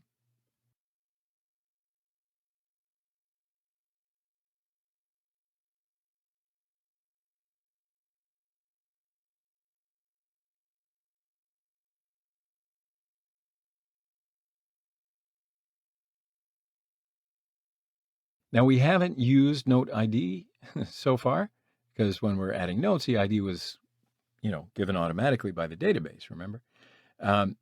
So that means that we're going to need this ID when we're updating. We're not going to show that to the user, but we still need it. So I'm going to write intent.putExtra here, and I'll write the keyword. So for ID, I'll write ID again for the keyword, and I'll write note.getID, and that'll be the element to be sent. Now, since we've learned the position of the note, we just click on through the click listener. We can take the ID of the note at that position and send it to the update activity. And then finally, I'll start the intent process with the activity result launcher method. For this, I will create another object from the activity result launcher class in the global area. I will copy and paste this code line, and I will change the name of the object. So the name can be activity result launcher for update note. And again, I'm going to create a new method for this.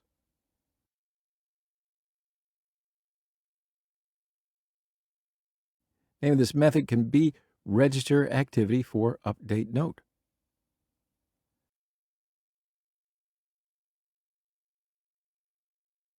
And then inside this method, I'll write activity result launcher for update note equals register for activity result. Now this method's going to take two parameters. The first one is an object of the activity result contracts.startActivity for result class. And for this, I'll write new and put a space. Press Control and Space keys and select the activity result contracts.startActivity for result.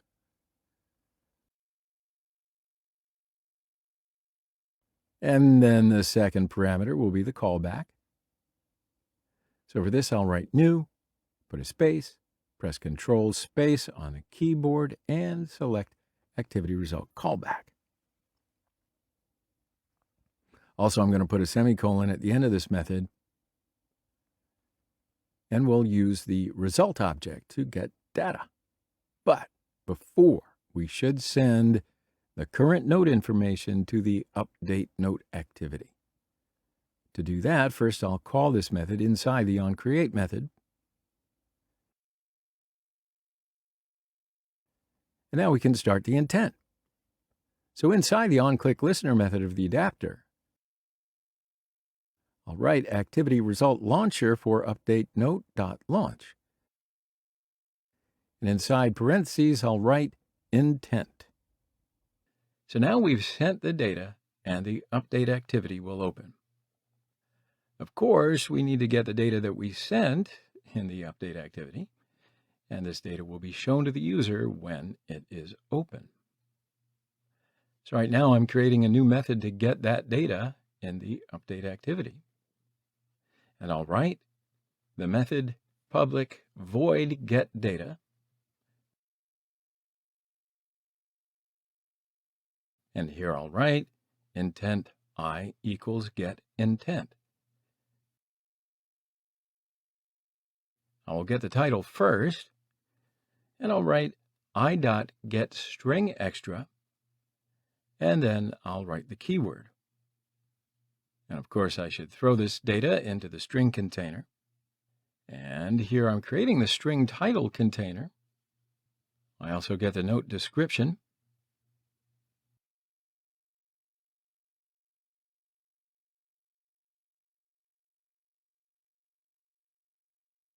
And just the ID remained. ID is an integer value.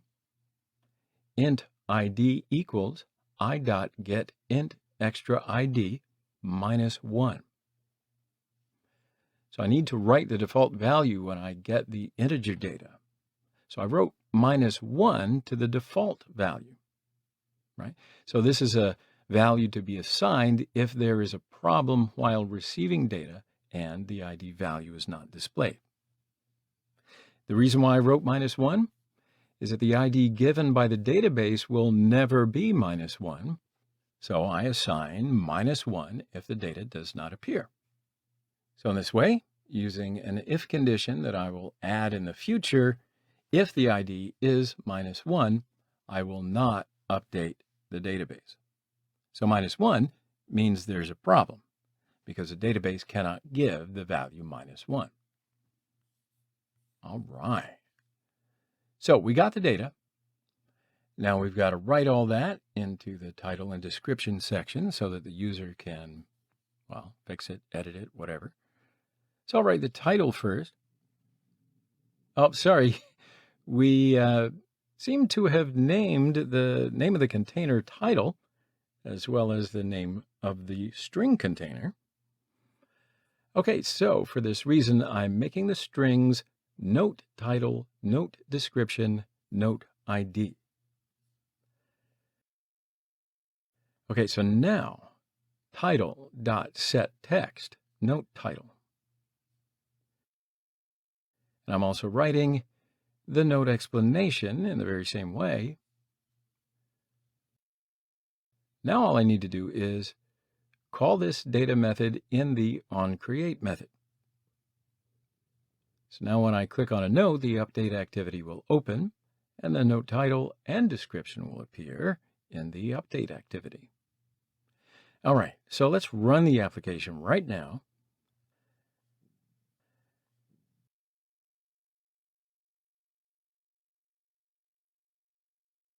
Application opens, and I'll click on one of the notes, and the update note page is open, and this page shows the title and description.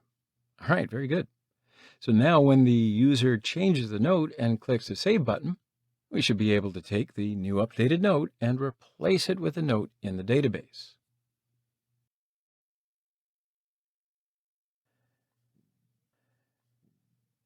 So in order to save the edited version of the notes to the database, we must take the edited note from the component and send it back to the main activity.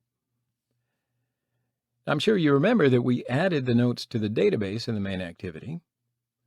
So I will do this as well in the update note method. First, I'm going to grab the title, string title last equals title.getText.toString.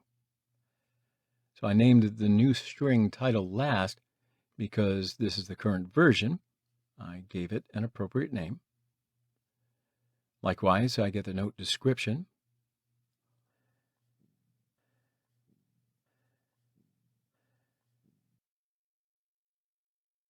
Now, we don't need to get the ID again because we will use the ID that we've already sent.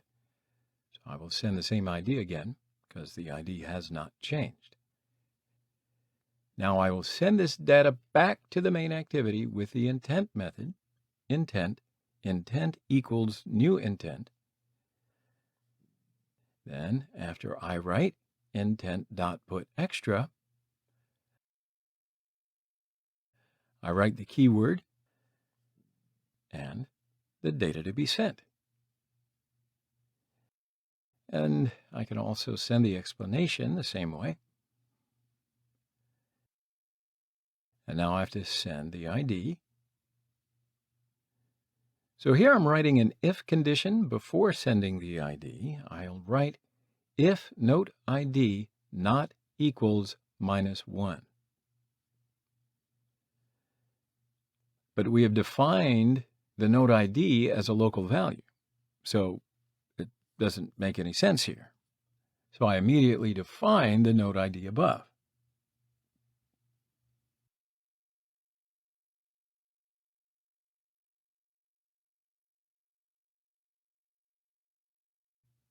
And sure enough, now I can send the note ID.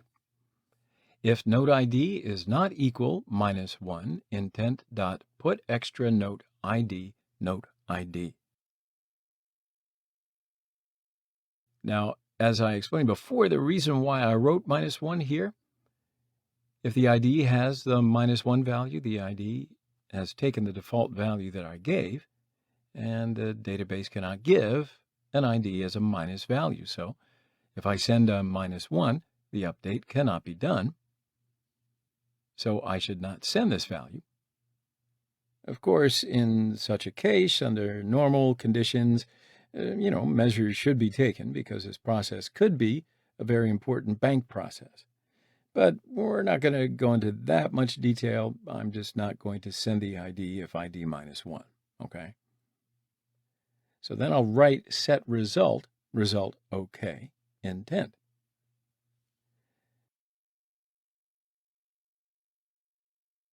I add the finish method at the end so that it closes the page. Now when the user presses the save button, the update note method will work and the data will be sent to the main activity. All right, so now's the time to receive the data sent in the main activity. So we're going to now get the data again in the onActivityResult method. So first of all, we'll get the result code and data.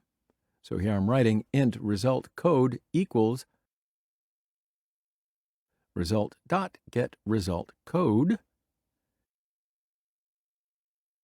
And then in the next line, I'll write intent data equals result.getData. Now, we'll check this data again using an if statement. If the result code is equal to result OK, and the data is not null,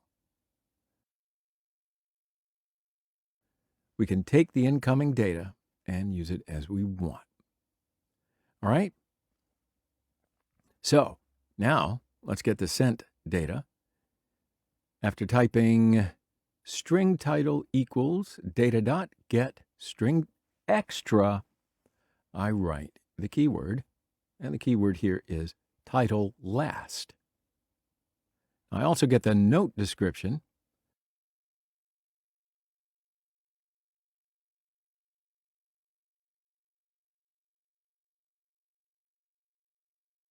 I'll also get the ID.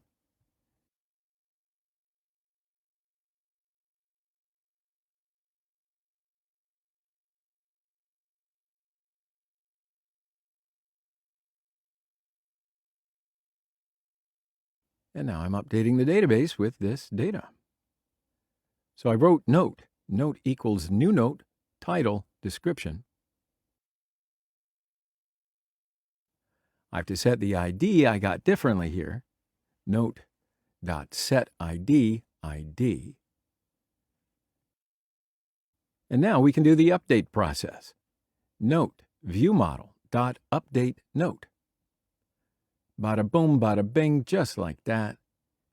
The update is now complete. Right? So let's run the application and see it work. So the application opens, click on the first note. The update page opens, and I'm changing the note here, yada, yada, yada. Then when I press save, the note's updated. So that's cool.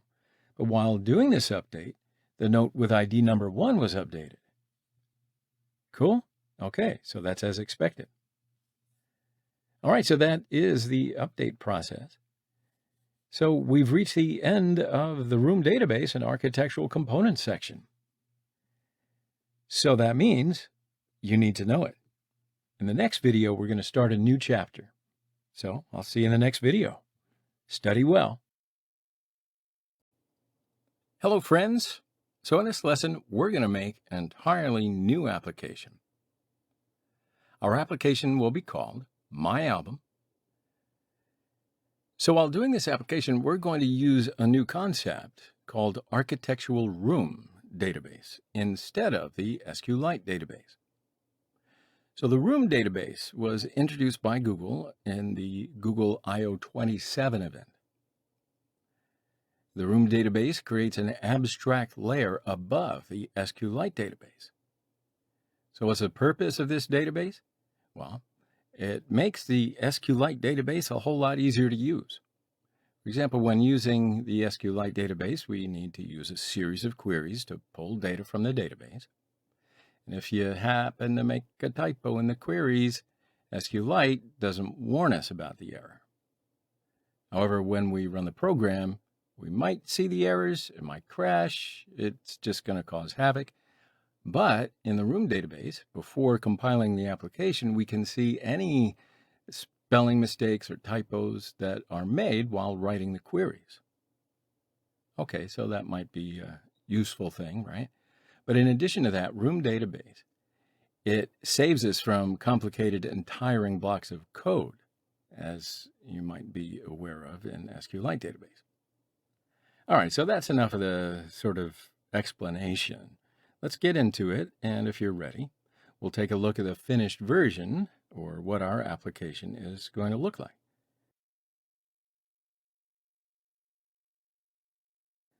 So here it is, my friends. With the floating action button found here, the user will be directed to the photo upload page to this mobile album. When the user presses the image view component on the photo adding page, we're going to ask for permission to access media files on the particular mobile device. And then after the permissions are granted, it will select the photo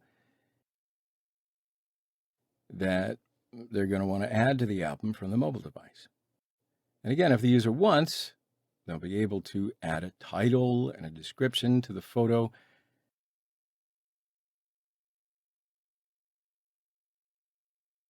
And then when we click on the Save button, the photo will be added to the album and also to our database. Now, the added photos will also be displayed in the Recycler View component. So let's add another photo.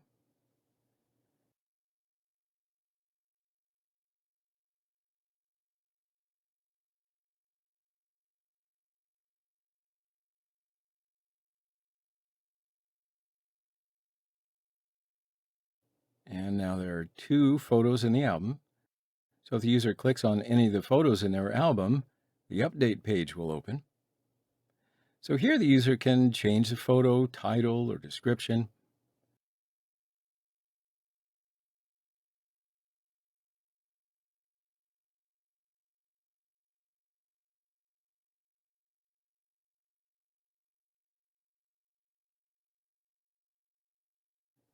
And then if the user wants to delete any of the photos, then they'll be able to delete it just by swiping left or right. So what do you think of that? Simple photo album. Let's see how it works. So if you're ready, we'll take a break here and we'll continue where we left off in the next video. I'll see you in the next lesson. Hello, my friends. So in this lesson, we're going to add the necessary libraries for this architectural room database that we're going to be using in the app. So first, how about a little about the components of the architectural room database? So the room persistence library provides an abstraction layer over SQLite, and that allows for a more robust database access while harnessing the full power of SQLite. Room database consists of entity, data access object, or DAO, and database components. The entity component represents each piece of data in the database. The DAO component is used to access the database, and we will define the queries related to the database here. Okay. Repository, well, that'll manage the data exchange between databases. View model is a class that allows data to be displayed in the user interface. It'll prevent data loss due to the lifecycle rules in the user interface. Now, live data, that'll monitor changes in the database and reflects these changes to the components. All right, so that's a brief rundown of the tasks in the architectural room database. Why don't we add the necessary libraries to our application? So for this, we're going to add the current libraries to our project from developer.android.com. And from here, I will add the necessary libraries for the room database.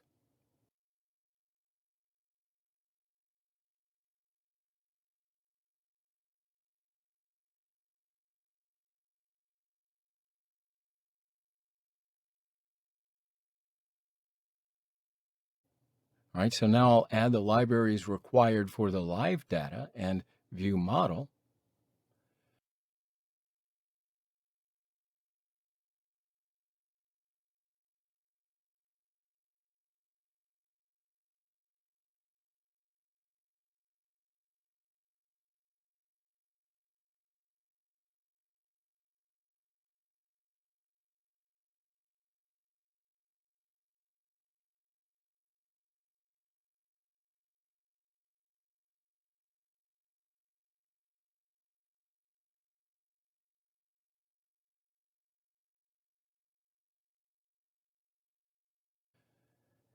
And now I can press the Sync button.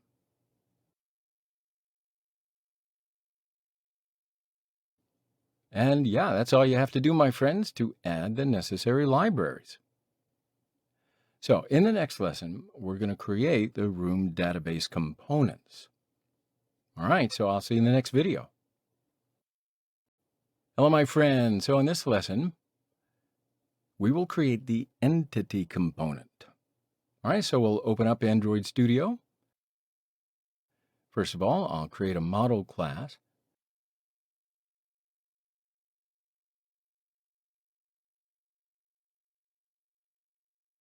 I'll set the name of the model class to be My Images. Now here I have to perform an annotation operation above the class because the room database will create the necessary tables thanks to the annotation process. And that's why I will write @entity. And I'll write the name of the table that I will create in the database in parentheses.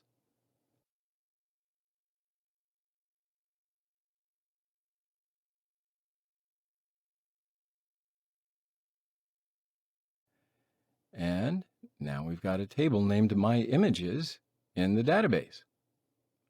All right, so now I've got to create the columns of the table. So the name of the first column will be Image ID. Its type will be integer. Also, the ID column should be primary key.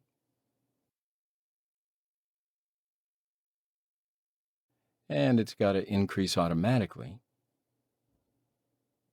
So the name of the second column will be image title, and its type will be string.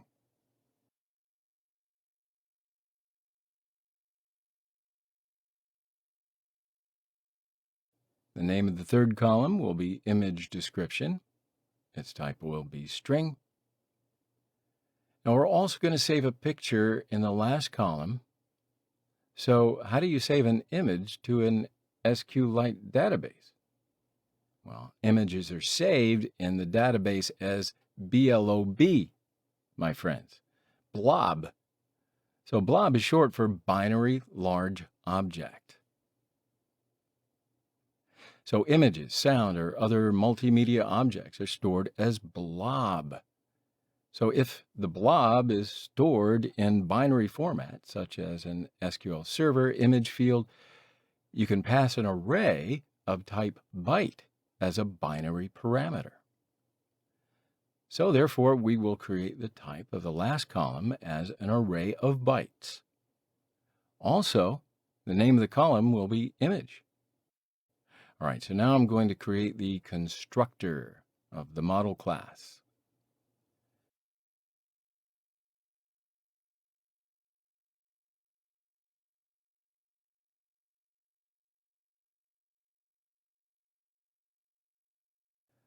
I will create the getter methods.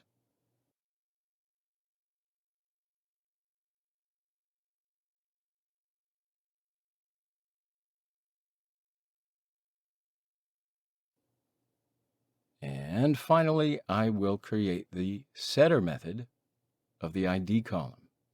Now, while it's doing the update process, it's just going to be enough for me to know the ID of the data that I'm going to update, right? Okay. So there you go, my friends. That is the entity component. In the next lesson, we're going to create the DAO class. I'll see you in the next video. Hello, my friends. So in this lesson, we will create the Data Access Object, or DAO component. So in this class, we will make the necessary queries for our project, such as insert, update, delete, and query. So if you're ready, let's open up Android Studio and create this DAO class. So first of all, I've got to create the class.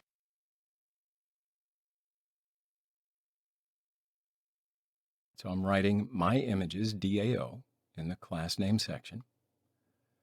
But this is going to be an interface, not a class. And I want to make this important distinction here.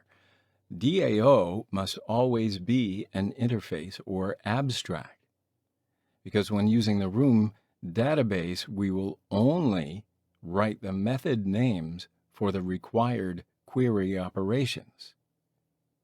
Yeah? The methods will not have a body.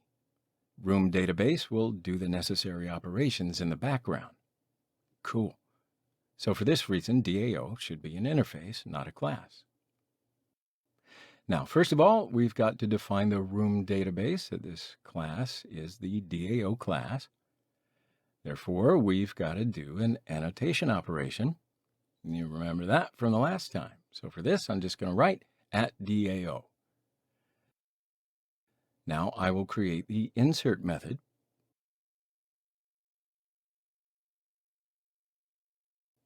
I'll create an object of the model class in parentheses.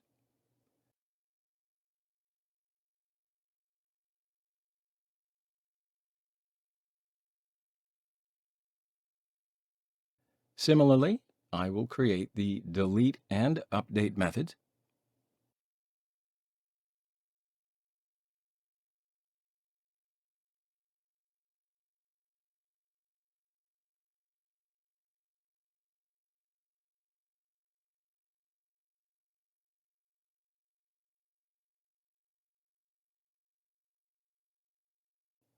And then finally, I'm going to create the query.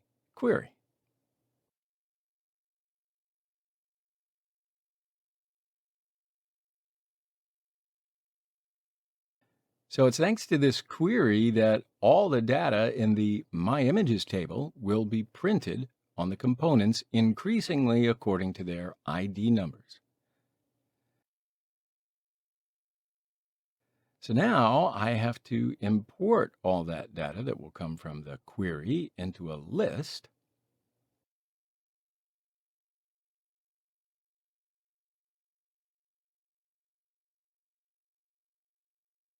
And in addition to that, this series will be under the supervision of live data.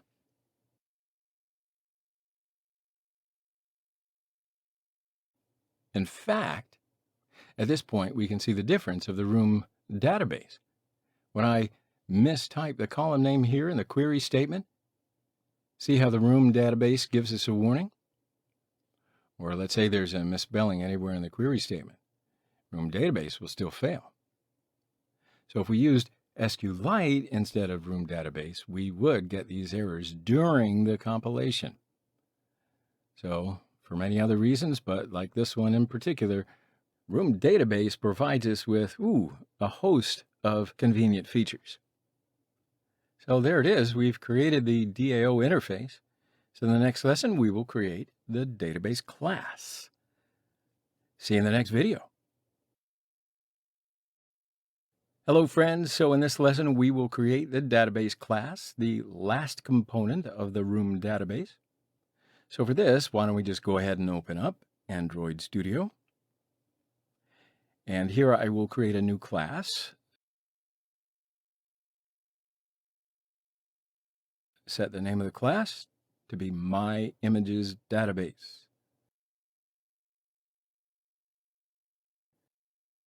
Now also, the database class will be an abstract class.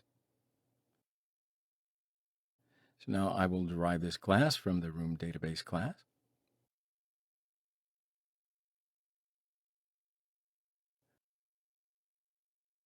I will also do annotations in this class. I'll specify the model class and version number using the annotation operation.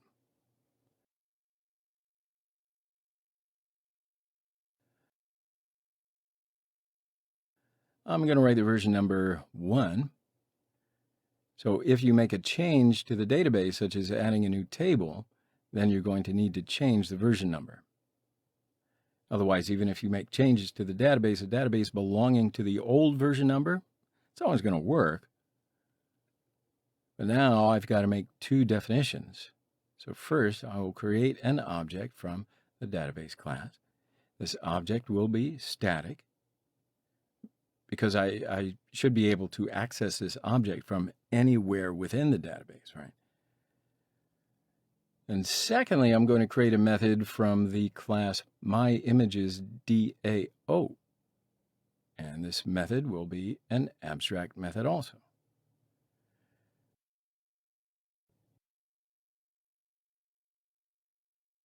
The method will not have a body, by the way. Necessary operations will be performed by the room database in the background. So now I'm just going to create the necessary method for the database, and this method I will create is a standard method for the database.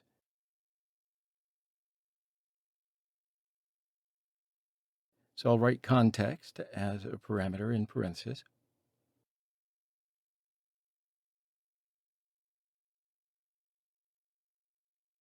So here we're going to check to see if the instance object is null by using an if structure.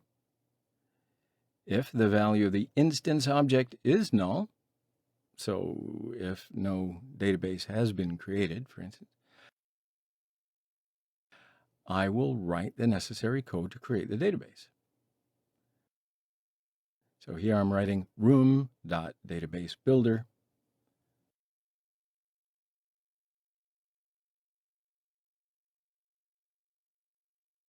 In parentheses, I'll write the name of the database class. And now I can give the database a name as string expression. So I'll write point fallback to destructive migration outside of the parentheses. And then finally I can write point build. Now here I'll write return instance outside the if structure. All right, so that has now concluded the creation of the database class. Pretty straightforward. All right, so that means in the next lesson, we're going to create our repository class. All right, see you in the next video. Hello, my friends. In our previous lessons, we've created the entity, the DAO, and the database classes. These are the components of the room database. So now we're going to create the repository class. So open up Android Studio if you haven't already. And here I will create a class. I'll set the name of the class to be My Images Repository.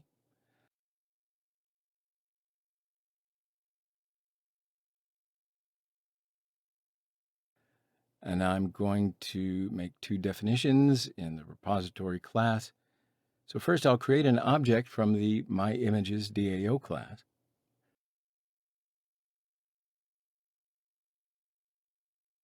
And then secondly, I will create a series from the model class.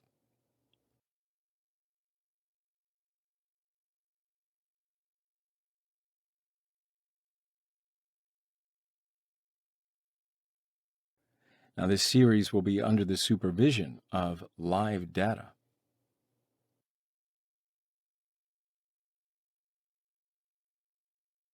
All right, so now I'm going to create one constructor.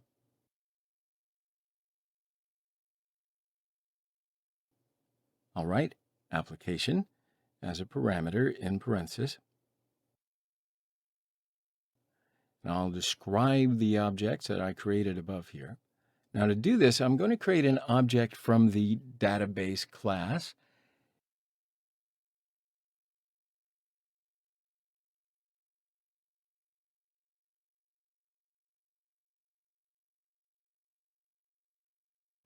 Now using the database object I created, I'll define the MyImagesDAO object.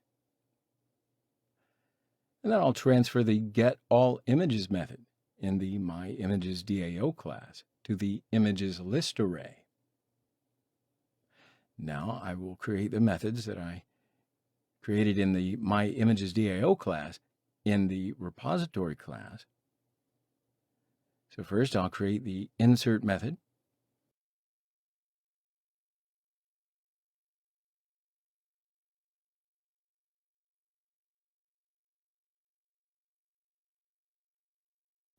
Now, before I write the necessary code for this method, I'm going to create the other methods in a similar way.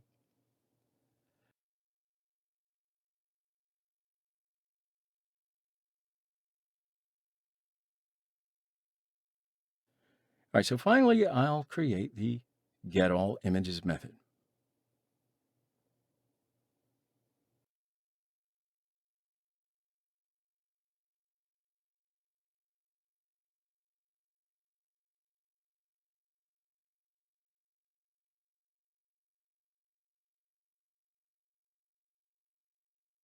Now, this method will return the images list array that I created above.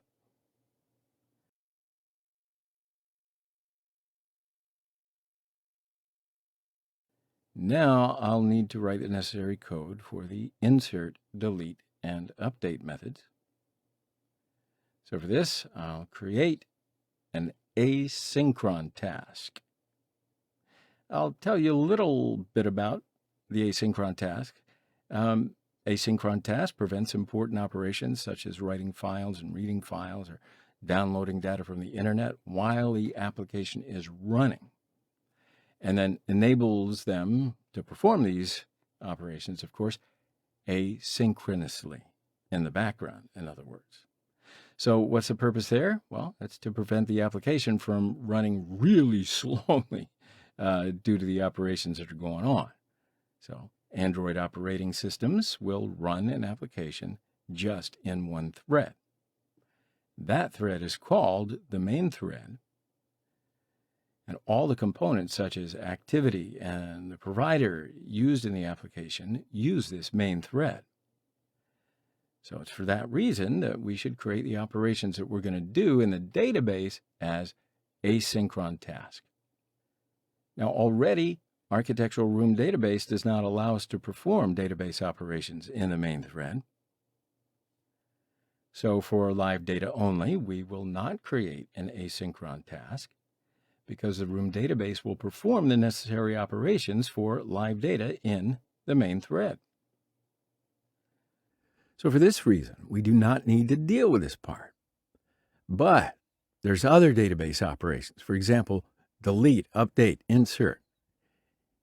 Those we've got to create background trades by ourselves, for ourselves, whatever. Because the Room Database does not allow us to do database operations within the main thread, right? If we do it within the main thread, the application's going to crash and burn. In fact, let me just show you the error that we get, cannot access database on the main thread, since it may potentially lock the UI for a long period of time, and they mean it too. Now, of course, we're talking about different ways to avoid this. So now I want to show you again, it's really not so recommended way. We're going to open the MyImages database class. If you use the allow main thread queries method here while creating an instance in the database class, well, you're not going to get that error. However, since it uses the main thread, it may cause some other problems later on in the user interface in long-running processes. For example, the application interface might actually not even be available. So for this reason, well, we should actually use the better and perhaps the Android recommended method. So in this method, we need to add, delete, and update images in the background and without using the main thread. For this, you remember how we used the async tasks before. And of course, this class was deprecated after API 30. But I do want to show you how to use this class, also what the current method will be. So why don't we just start by banging out the async task first. Then we'll go to the current method. So go back to the repository class. And what we're going to do is create a new class for background operations and extend this class from the async task class. First of all, create an asynchronous task for the insert operation. Private static class insert image async task. And this task will extend the async task class. Async task will then take 3 parameters: my images, void, void.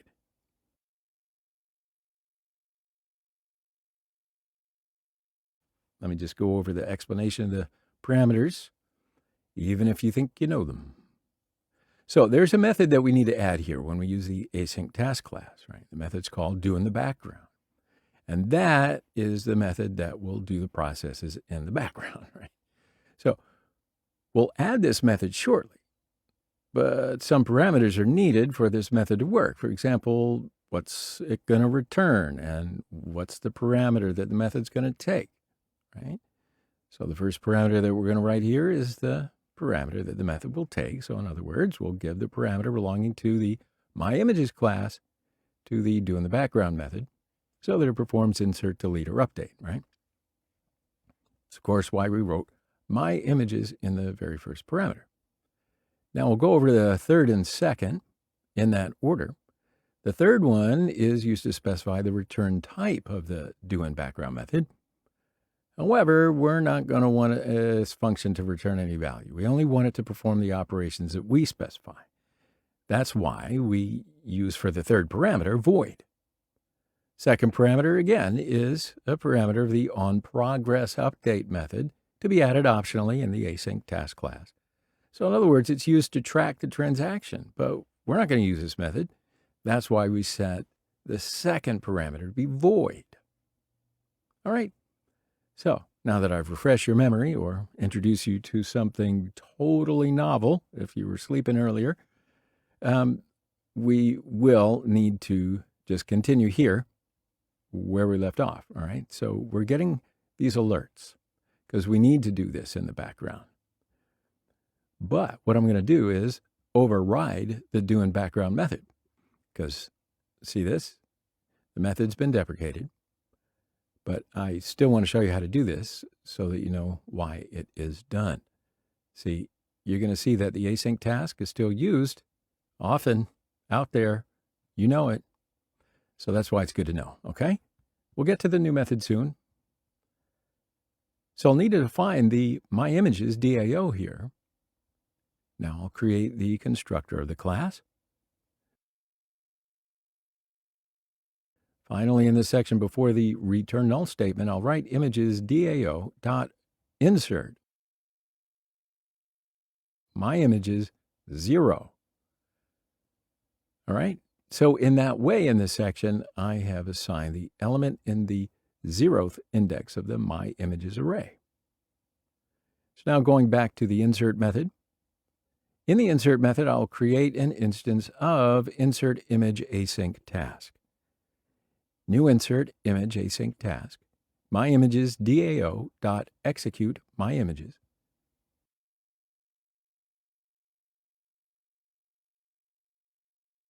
So the insert method and the background task have been prepared now. Now all we have to do is do the same for the other methods, update and delete. And like we did before, I want to copy the entire async task section and paste it below twice because we're pretty much going to do the same thing. And in the first copy here, I'll just write update image async task instead of insert. And likewise, I'll change the name of the constructor. So I'm writing update instead of insert at the bottom.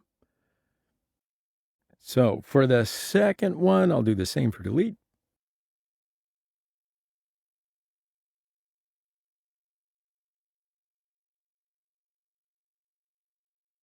And these async tasks must be executed in the same way as above. So first I'm writing update, new update, image async task, myImages DAO.execute myImages. I'll do the same for delete. New delete image async task, myImages DAO.execute myImages. All right, so that finishes a repository class, right? This is where we did use the async task as the first method. We said it's now deprecated, so I just want to show you the mechanics involved. So we'll have a look at the second method that we can use instead of async task. So first, we'll turn all the code related to this async task that we used here into a comment line.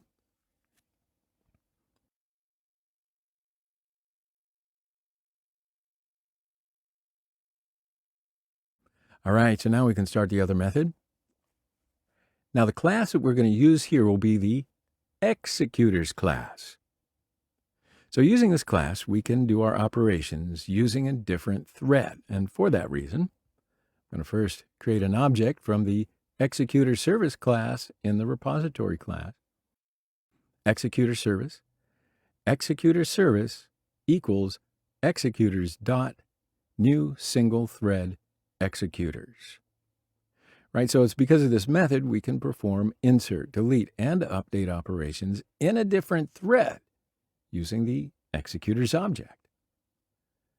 So first, we're going to perform the insert operation. And in the insert method, I'll write executors.execute. I'll write new in the parentheses and leave a space and press the Control and Space keys on the keyboard and select the runnable class and press Enter.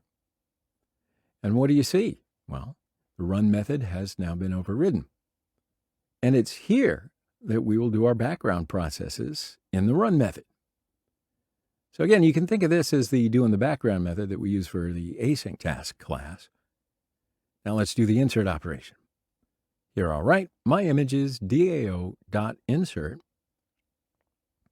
All right, the my images parameter in the parentheses. And that's it. As you can see, we can easily do our background processes on a different thread without using a UI thread instead of the async task. So what do you say we do the delete and update operations in a similar way? So I can copy the codes here, paste it inside the update method and inside the delete method. Now, of course, we'll need to change the names of the methods. I'll type update here. I'll type delete in here. Okay, so now update and delete operations are going to be good to go. And there you go, my friends. That completes that repository class. And again, to run it down, we should do the operations related to room database in the background. Previously, the async task class was used for this, but after API 30, that async task class has been deprecated, mainly because it's kind of hard to say real fast. But I did show you both the async task and the new method that you can now use instead of async task. All right, so we're going to take a short break here, and then in the next lesson, when we come back, we're going to create the view model. All right, going to be lots of fun, so I'll see you on the other side. Hello, my friends. So in the previous video, we created the repository class. So in this lesson, we're going to create the view model component. So why don't we just go ahead and open up Android Studio. Now first, I'm going to create a class. I'll set the name of the class to be my images view model.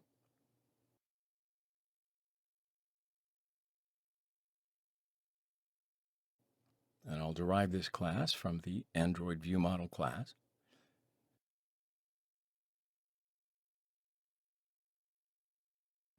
Now by clicking on the lamp on the left side here, I'll create the required method. And I'm going to make two definitions for this class. First, I'll create an object from the My Images repository class.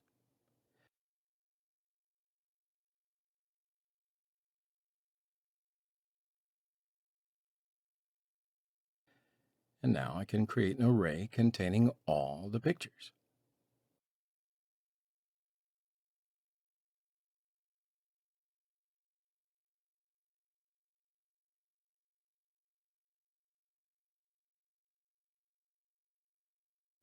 And then finally, in the constructor, I'll make the necessary assignments to the repository and the images list objects.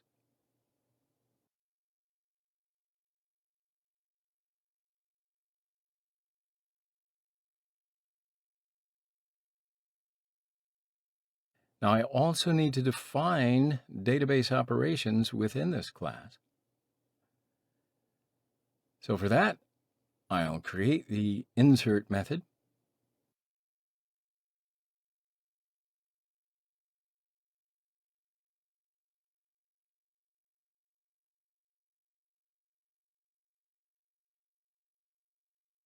And similarly, I'll create the delete and update methods.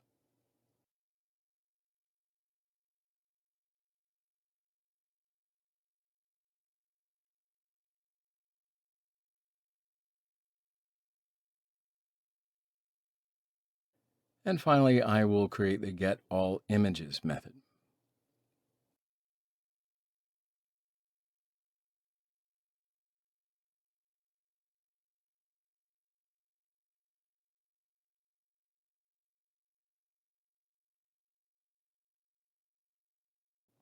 Then this method will return the images list array. Okay, so my friends, that is the definitions in the view model. That's the view model class, and we can leave it here, but I do want to define the view model class in the main activity. All right, so first I'll create an object from the MyImages view model class. Now I will write the necessary code in the onCreate method. MyImages view model equals new view model provider dot Android view model factory. All right, get application in parentheses.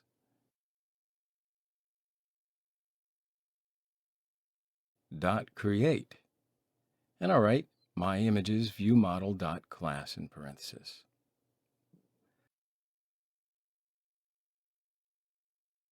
Okay, so now I can write MyImages view model dot get all images dot observe.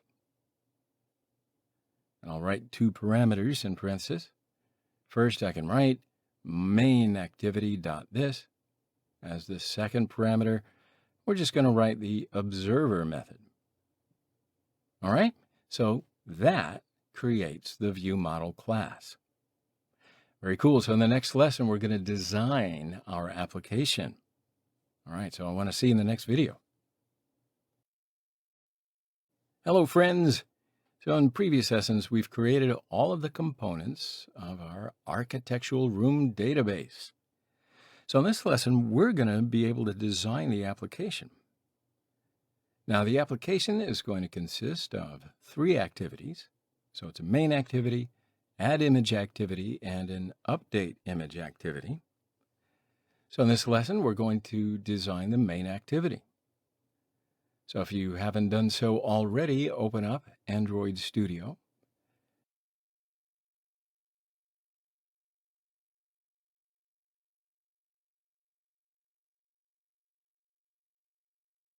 So first, I'll create a design for the recycler view component. For that, I can just right-click the Layout folder, select New Layout Resource File option, and I'll write Image Card in the File Name section and press the OK button. So now I can add a card view to the design area.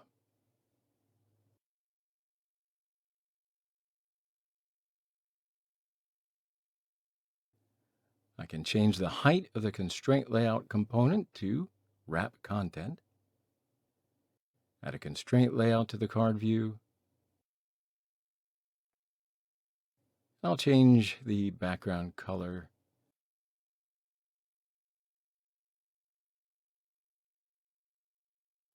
I'll change the height of the card view component to be 150. And I'll change the constraint values. I'll set the card corner radius feature to 5. You can play around with it maybe. But I'll set the layout margin feature to 3.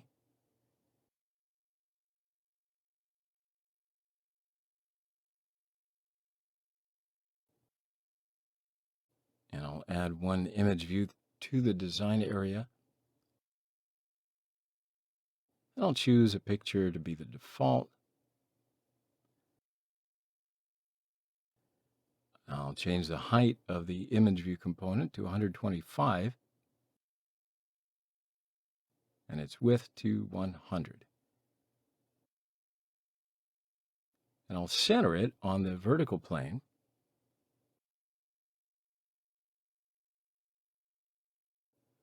Change the margin left property to 20. All right, so I'll also make the scale type feature fit XY. All right, so now I can add two text view components into the design area.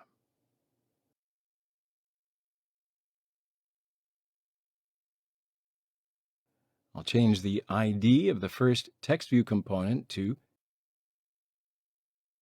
text view title.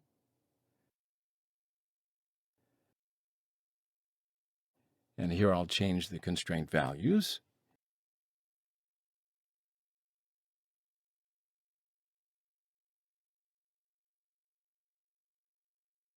Change its width to 240. Its height to 30.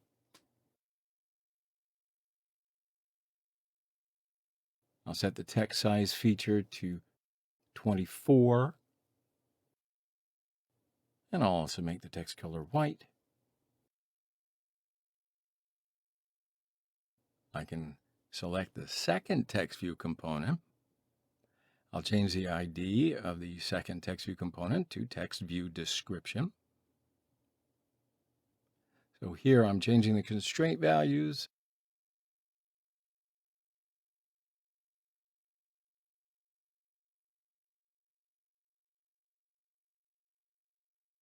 So I'll change its width to 240, its height to 80, and I'll make the text size 16. Also make the text color white. Okay, so that's pretty much the design of the card view component. So now I'm going to add a recycler view component to the main activity.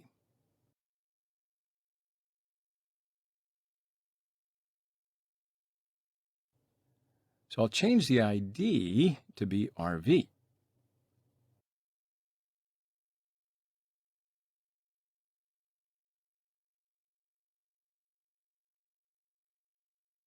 I'll change the constraint values. Now in the list items section, I'll add the image card design that I just created.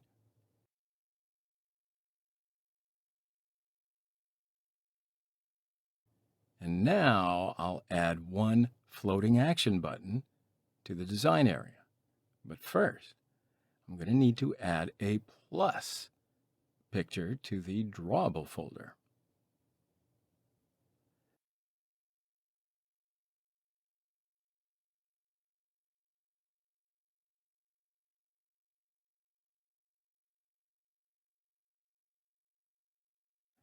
All right, so now I can add the floating action button component.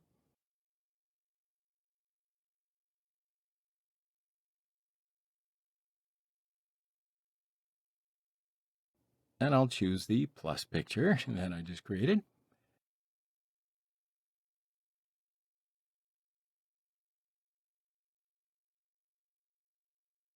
And I'll change the ID and constraint values of the floating action button component.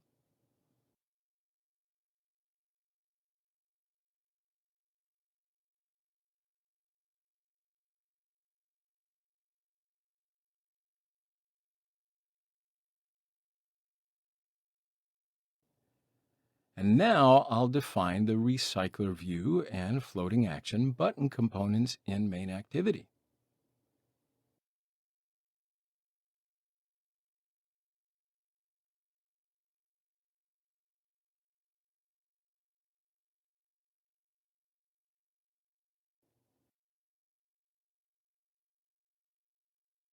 And I can match the IDs with their components.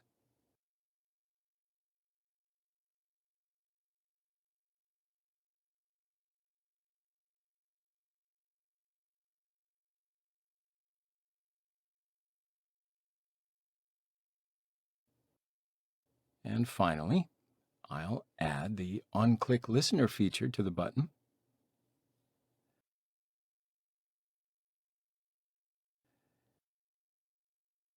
And boy, doesn't time fly.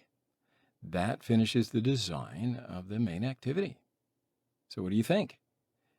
Of course, you can tweak around as you wish, but what I want to do is, in the next lesson, design the add image activity. Okay? So I'll see you in the next video. Hello, friends. So in our last lesson, of course, we finished the design of our main activity. So in this lesson, we're going to design the add image activity.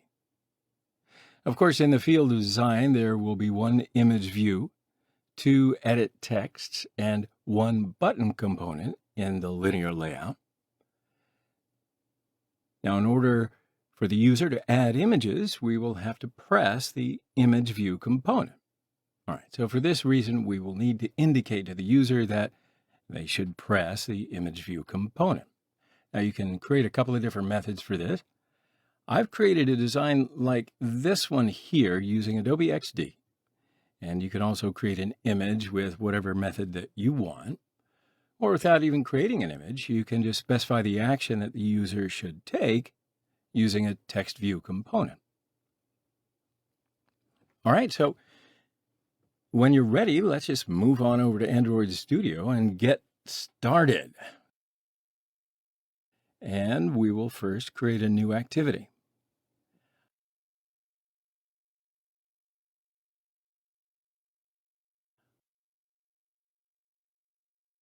I will change the name of the activity to Add Image Activity.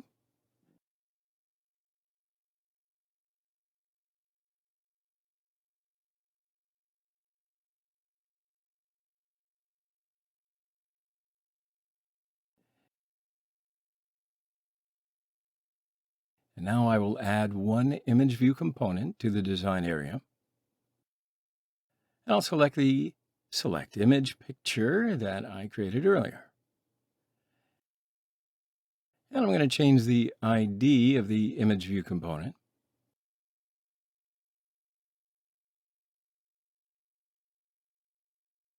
And I'll change its width to 300 dp. And its height to 250. Now I'll make the scale type feature to fit center. And then finally I can center it horizontally.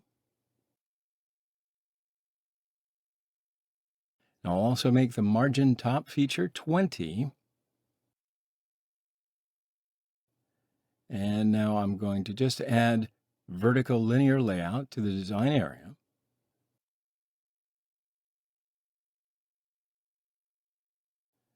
I'll add a edit text, a multi-line text, and a button to the linear layout component. Now here I'll change the height of the linear layout component to wrap content and width to be match parent. I'll center it on the vertical plane.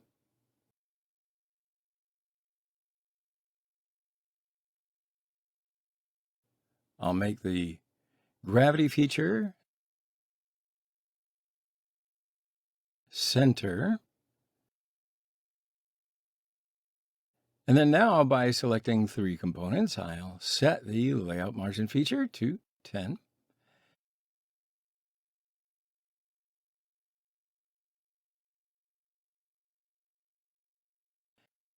And now I can change the ID of the first edit text component.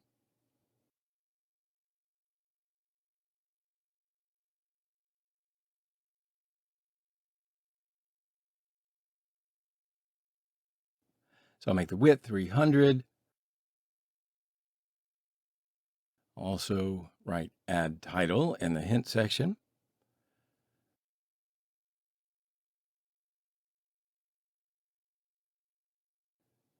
Also, let's make the text color black. And I'll just change the ID of the second edit text component now.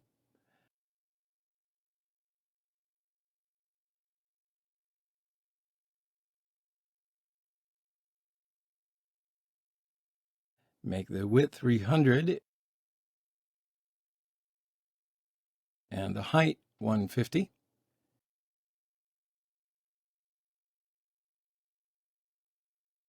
And I'll also write add description in the hint section.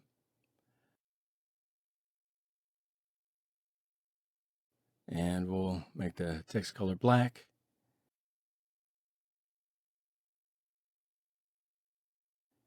Okay, so I can change the ID of the button component.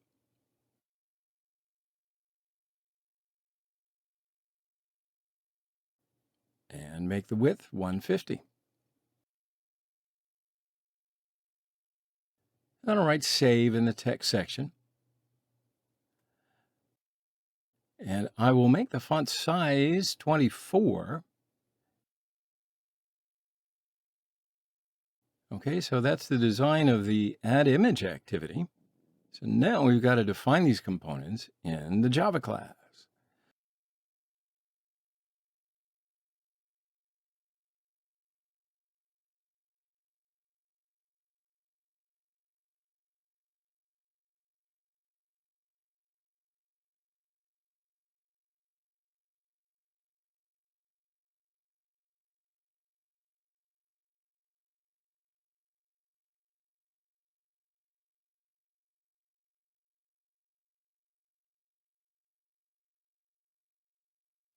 So now I'll match the components with their IDs.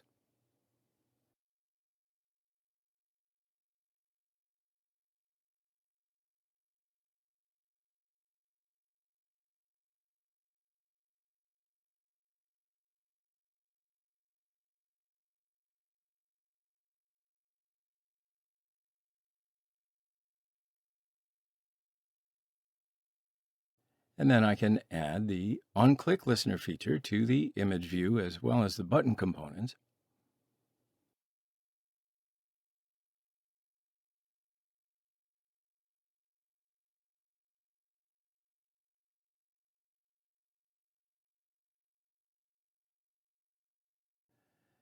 And I can also indicate that this page is the page for adding pictures.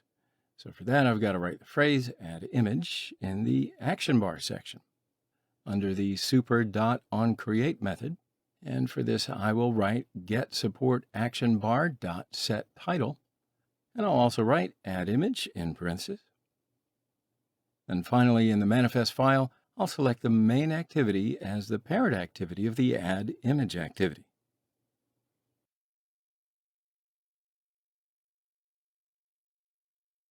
Thus, a navigation button will be created in the action bar, and that will enable us to go back to the main activity. All right, so my friends, that finishes the design of the add image activity. So in the next lesson, we're going to design the update image activity. All right, so see you in the next video. Hello, friends. So in the previous lesson, of course, we finished the design of the add image activity. So in this lesson, we're going to design the update image activity.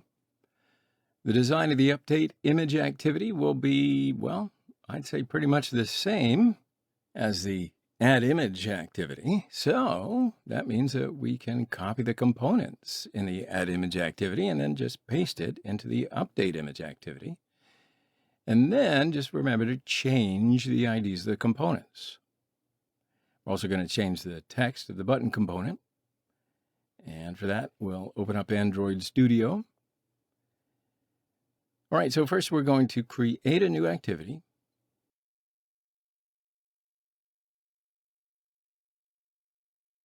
Change the name of the activity to Update Image Activity.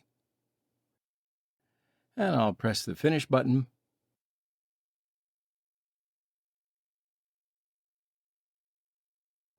All right, so that's the activity. Now I will copy the components in the Add Image activity.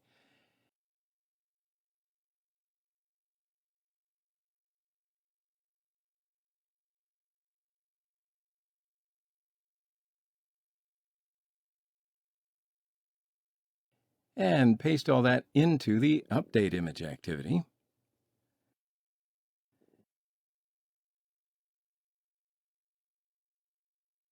And then I can just change the IDs of the components.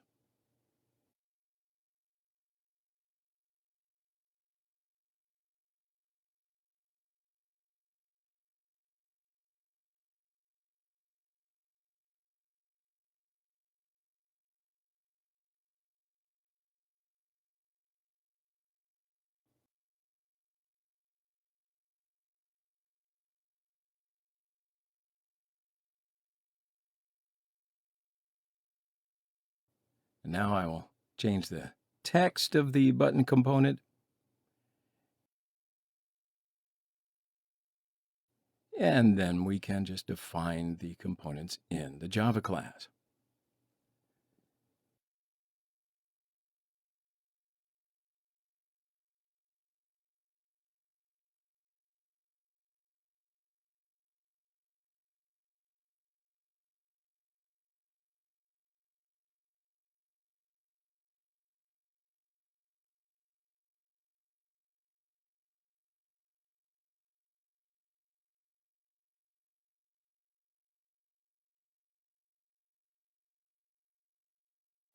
So now I'm just going to match the components with their IDs.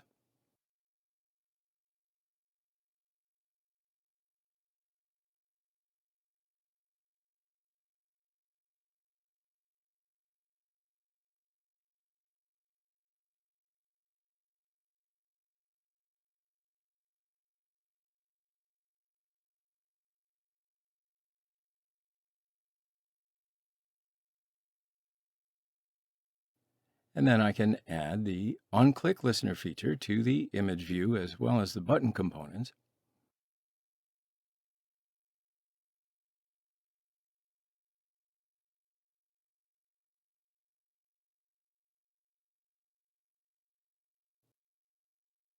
And also, I'll change the page name in the action bar.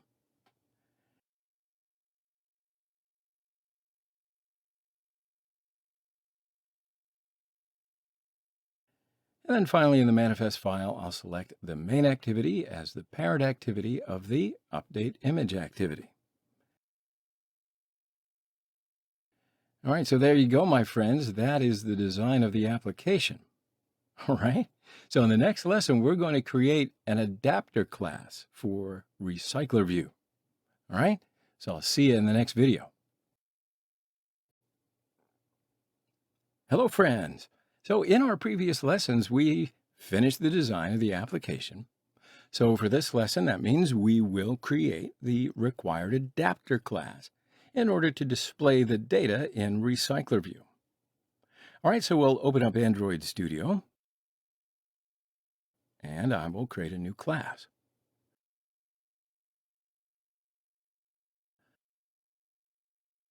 I'll set the name of the class as MyImagesAdapter.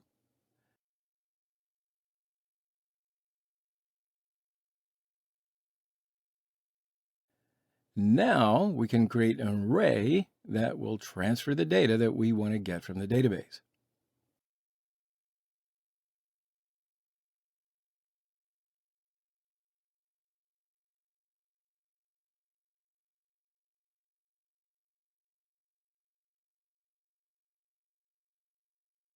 And now we will create the setter method of this array.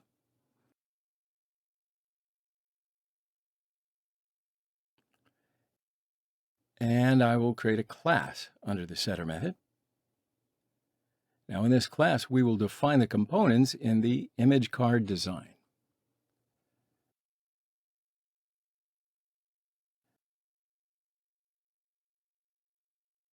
And I'll set the name of the class to be MyImagesHolder. And then this class will be derived from the RecyclerView.ViewHolder class. Okie doke. So now I'll define the components in the image card design.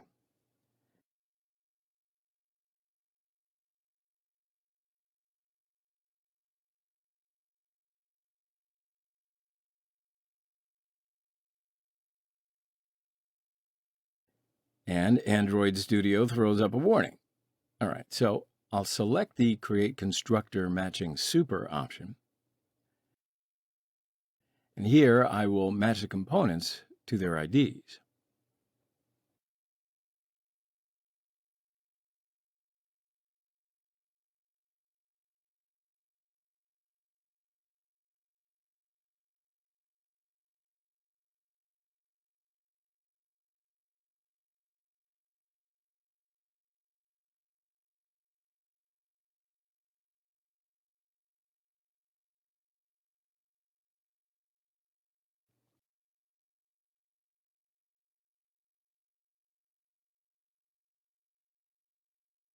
All right, so that defines the components in the image card design. So now what we need to do is add the design to the MyImages adapter class. And for this, I'll derive the above adapter class from the recyclerview.adapter class. I can write MyImagesAdapter.MyImagesHolder into parentheses. And Android Studio. Yeah, thank you for this. So I'll tell you what, I'll select the Implements method option. All right, so then 3 methods have been added: onCreateViewHolder, onBindViewHolder, and getItemCount. So now within the onCreateViewHolder method, we will add the image card design. Now for this, I'll create an object from the View class. And I'm writing the LayoutInflator.from method. I'll write parent point get context in parentheses. And the parent is the object of the View Group class here. View Group represents the Recycler View component. And I'll write .inflate outside the parentheses here. And now I need to write 3 parameters in parentheses. The first is the image card design. The second is the parent object. And then the third is false. And then finally, we'll be able to return the view object that we created. Okay, so that completes the onCreateViewHolder method. So now I'll show you that we will use the onBindViewHolder method when printing data on the screen. All right, so since we have yet to add data to the database, we're going to write this method later, okay, but we're going to use it anyway. In the getItemCount method, we will also need to write the amount of data that will be displayed in RecyclerView, okay? So in other words, we're going to write the length of the images list created above. Okay, so let's create and define the adapter class in the main activity. So I'll create an object from the MyImagesAdapter class.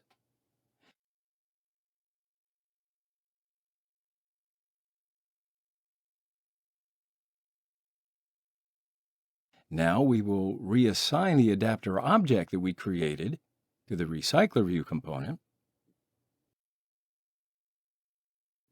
And I also write RecyclerView point set layout manager to display the data in RecyclerView from top to bottom. Now I'll write new linear layout manager this in parentheses inside the onChanged method. And now I can write adapter.setImagesList. I'll add the MyImages array in parentheses. And then finally, I can write the notifyDatasetChanged method in the setter method in the class MyImagesAdapter. And that'll show the changes in the database in RecyclerView. Cool. So we also created our adapter class.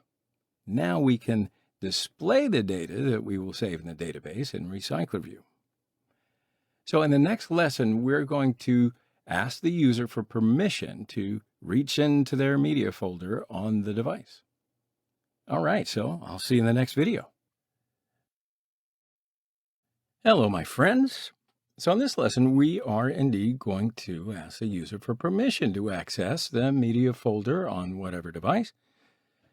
But here I really do need to tell you that while it's sufficient to specify some permissions only in the manifest file, for some permissions, some coding is required in the Java class. For example, while it's sufficient to get the necessary permission in the manifest file for internet, let's say, internet access, well, it's also necessary to make some code in Java class for permissions such as accessing the media folder, using GPS, accessing the camera. You can learn a whole lot more about permissions from clicking on the link here. But if you're ready to move forward, let's open up Android Studio and request the necessary permissions. All right, so first of all, I will write uses permission in the manifest file.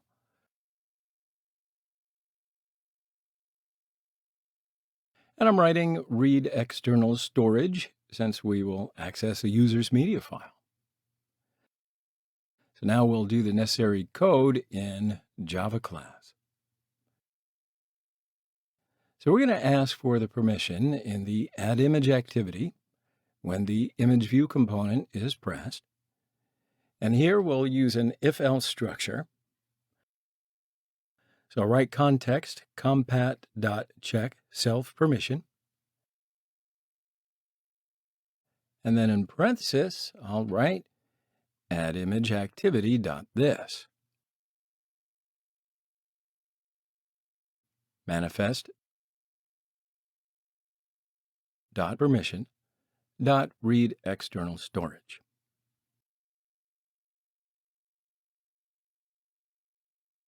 If it is not equal, so I'm writing package manager dot permission granted. So if we have not been given permission by the user before, we will ask for it. So for this, I will write activity compat.request permission. And we'll write 3 parameters in parentheses. First, add image activity.this.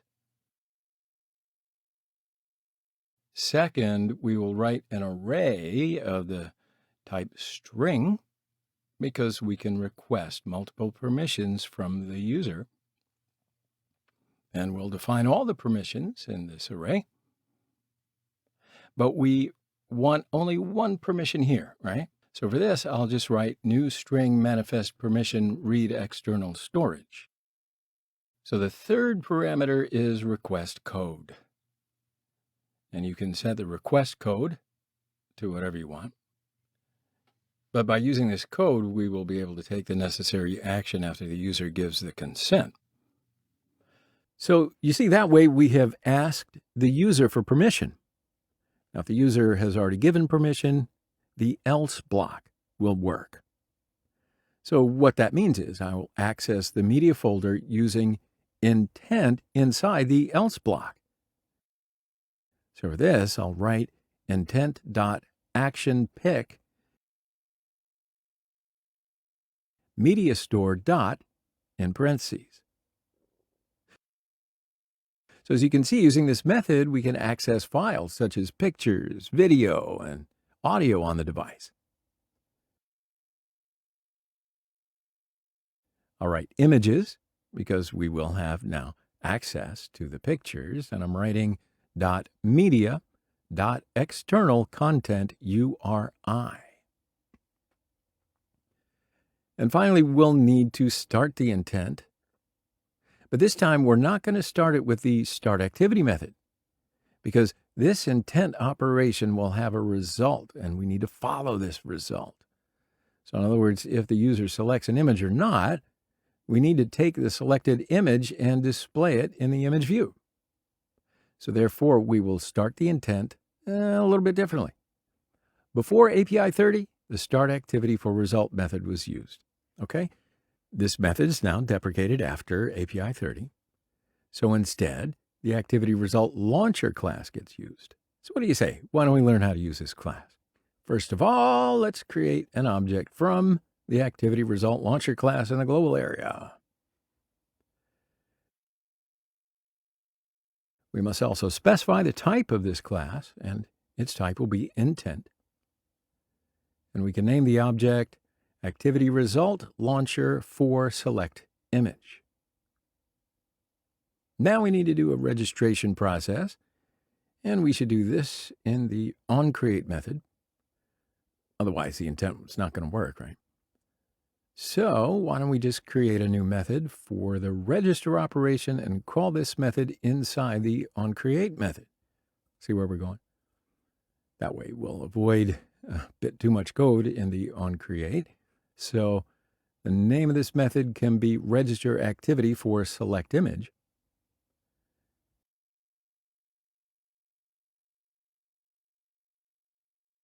Now let's call this method inside the onCreate method.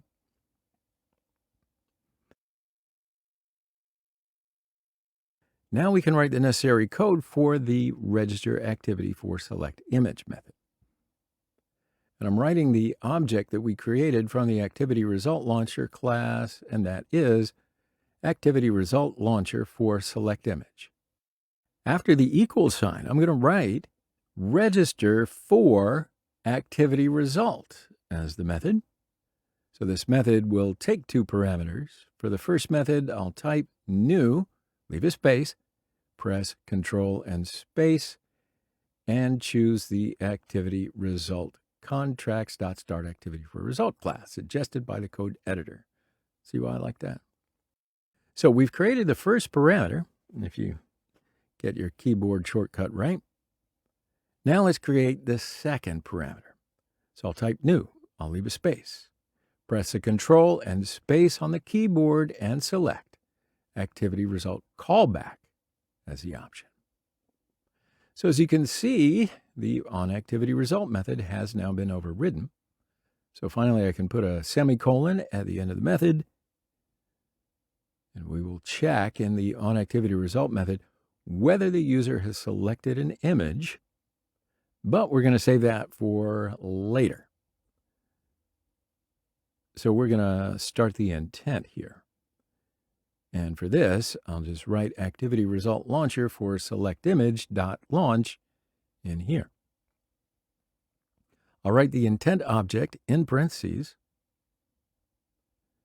and that way we start the intent process.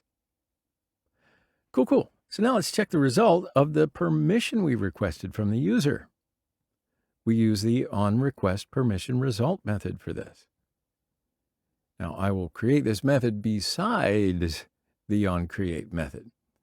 So it's thanks to this method, if the user allows it, we will access the media file on the device. So let's write our method immediately. I'm just writing onRequestPermissionResult.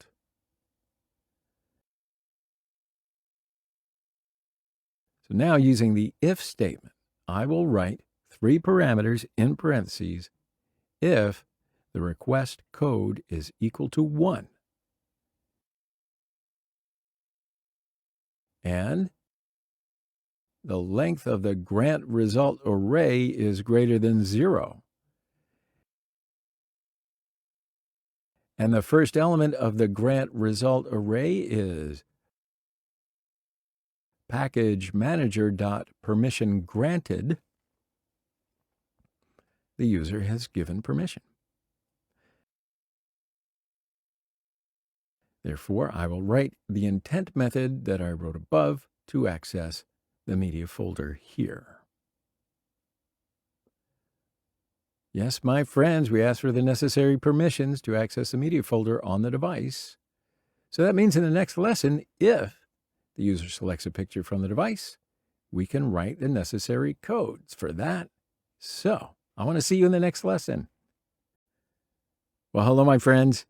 So in the previous lesson, we asked the user for permission to access the media folder.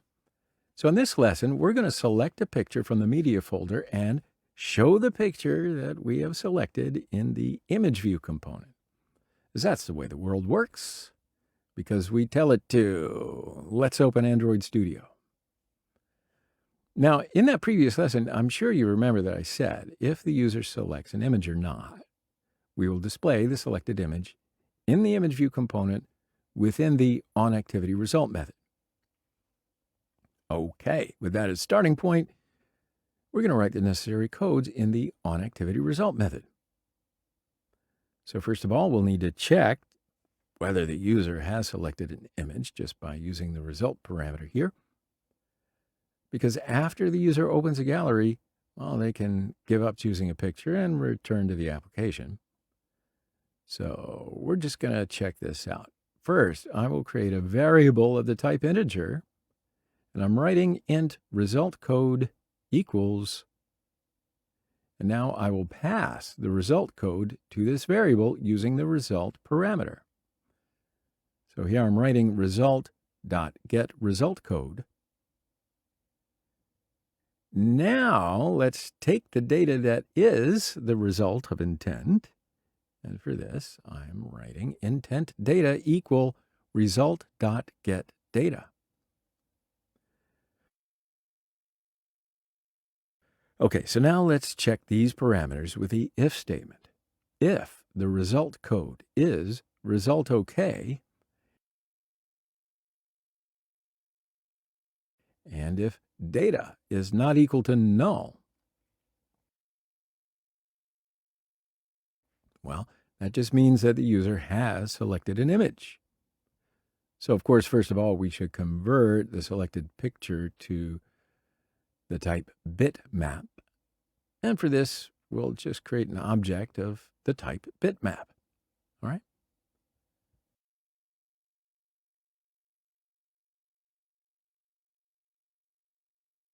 So now I will transfer the selected image to the selected image object that I created.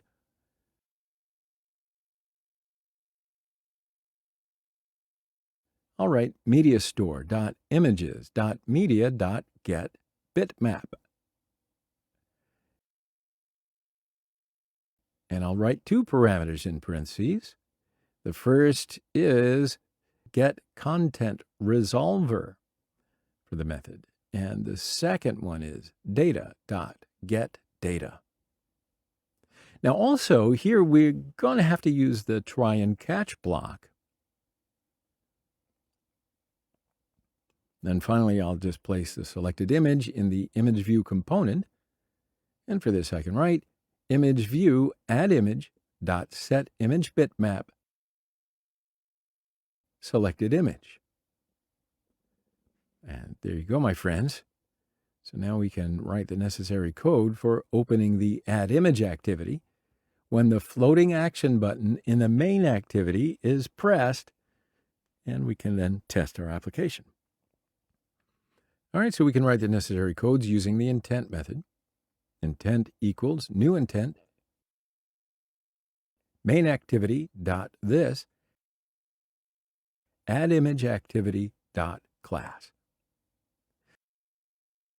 Now here again, we'll start the intent for a result. Therefore, we will use the activity result launcher as well. First, I'll create an object from the activity result launcher class in the global area. The type of this class will be intent. The name of the object can be activity result launcher for add image. Now I will register activity for the result in the onCreate method, but I'm going to create a new method for this operation.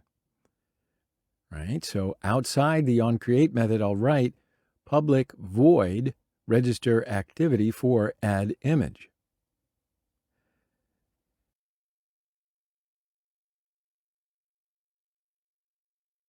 Now I'm going to call this method inside the onCreate method. And now we can write the necessary code for the register operation. So I'm writing the object that we created from the activity result launcher class, and that is activity result launcher for add image. After the equal sign, I'll write register for activity result as the method. Naturally, this method will take two parameters. For the first parameter, I'll type new, leave a space, then press Control and Space key on the keyboard and click the activity result contracts.start activity for result class suggested by the code editor. All right, so we've created the first parameter. Now let's create the second parameter. I'll type new, leave a space, press Control and Space key on the keyboard, and select Activity Result Callback option. And there you go. You can see the onActivityResult method has now been overridden. And finally, I'll put a semicolon at the end of the method. So we'll take the picture, the title, and description that the user selected in the addImage activity in the onActivityResult method and add it to the database. But we're going to do that in our next lessons coming up. All right? So finally, let's start the intent. For this, I'm writing Activity Result Launcher for addImage.launch here. I'll write the intent object in parentheses. Okay, so that way we'll start the intent process. Now we can run and test our application.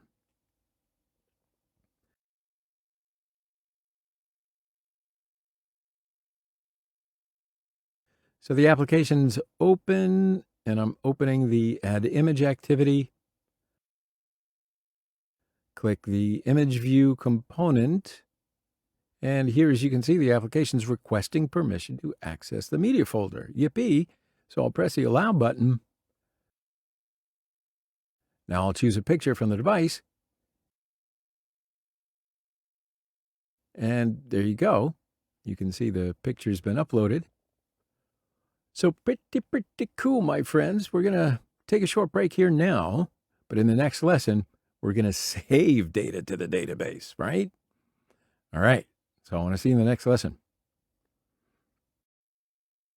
Hello, my friends. So here we are in the next video. And we're going to reduce the size of the image in order to save the data into the database, because the size of the images that we're going to be saving in the SQLite database has got to be as small as possible, right? Otherwise, the application, it's going to crash. So let's open up Android Studio. And first of all, we're going to have to transfer the data in the components to the variables.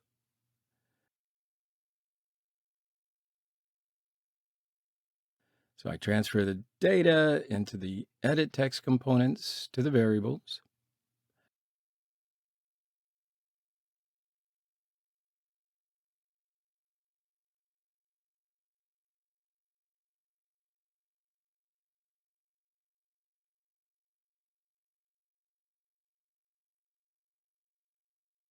However, we just cannot transfer the image directly to variables. So first of all, we've got to convert it to the byte type.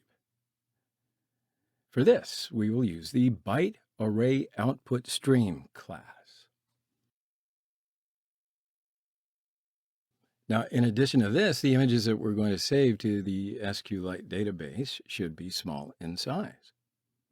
Otherwise, the application is going to crash. So for this, we'll use the compress method. And I'm going to write 3 parameters in parentheses. The first is the format of the image. The second is the quality.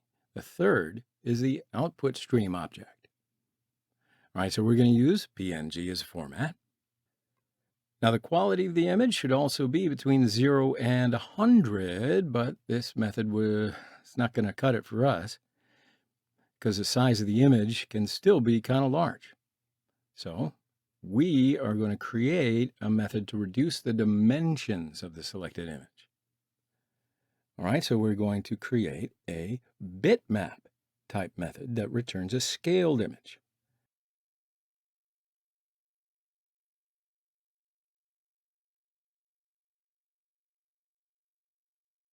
So this method is going to take a picture of the bitmap type and max size object of the integer type as a parameter. All right, so now I've got to transfer the width and the height of the image into the variables.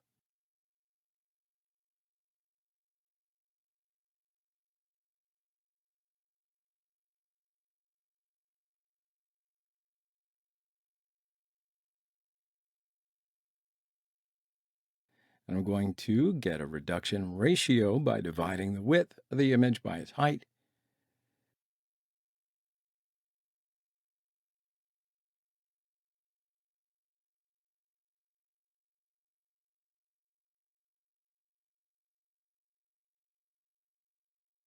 Now, by using the if-else structure, I can reduce the width and height of the image within this ratio, right? So if the width of the image is larger than its height,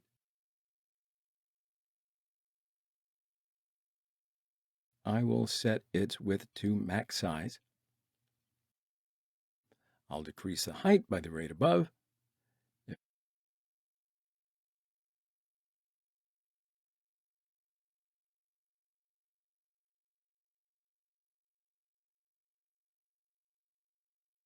If the height of the image is larger, I will set its height to max size.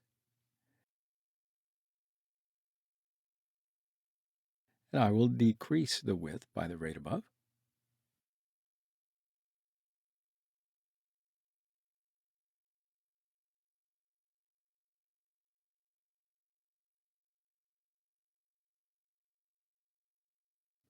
And finally, I'm writing the return bitmap dot create scaled bitmap method. And I'll write image width, height, and true in parentheses. Now I will create an object of the bitmap type above.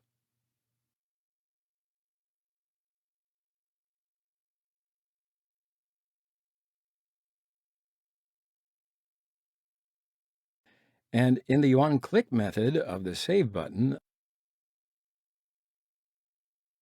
I'm going to write scaled image dot make small. I will write two parameters in parentheses. The first is selected image. The second is max size in integer type. And I will set the second parameter to be 300.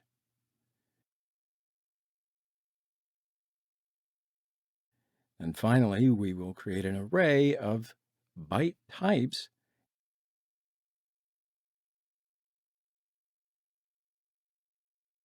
and convert the image into byte array. How's that? Now, in addition to all this, if the user presses the Save button without selecting a picture, the applications are going to crash. So I'm going to create an if-else structure. If the user doesn't select an image, in other words, if the selected image is null, I will show the user a toast message.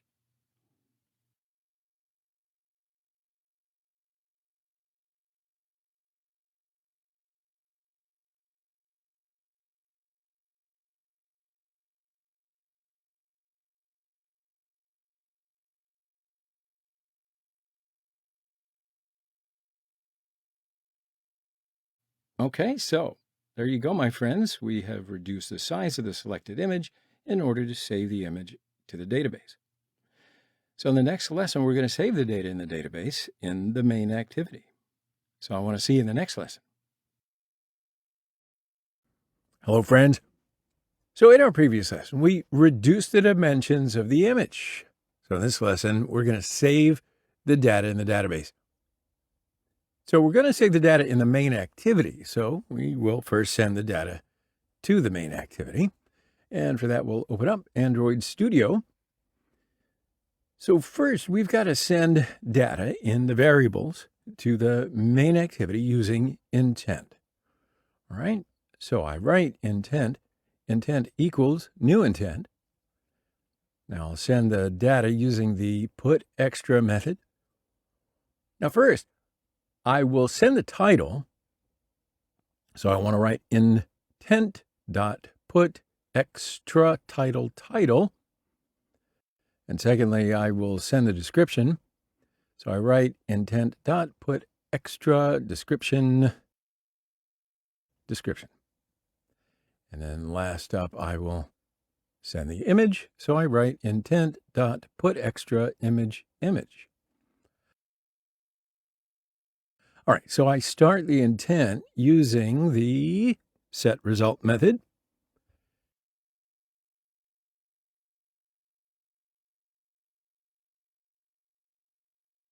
And finally, I'm just writing the finish method. All right, so now in the main activity, I will be able to receive the data. So as I mentioned in the previous lesson, I'm going to get the data in the onActivityResult method. For that reason, we're going to write code in the onActivityResult method, okay? So that means we will first have to check if the user is sending the data, because after user opens the add image activity, they can always return to the main activity without actually selecting any image or typing any title and description or whatever. All right, so now we're going to check this out. First, I will create a variable of type integer. So I'm writing int result code equals. Now I'm going to pass the result code to this variable using the result parameter. And I'm writing result.getResultCode. So now we can take the data that is the result of intent. For this, I'll just write intent data equals result.getData. Okay? So now let's check the parameters with the if statement. And if the result code is result OK, and if data is not equal to null, well, this means that the user has sent data from the add image activity. All right, so this all looks good. So I want to transfer the incoming data to variables using keywords and the data object. So I write string title equals data dot get string extra title. String description equals data dot get string extra description. Byte, square brackets, image equals data dot get byte array extra image. All right, so now I will create an object from the MyImages class.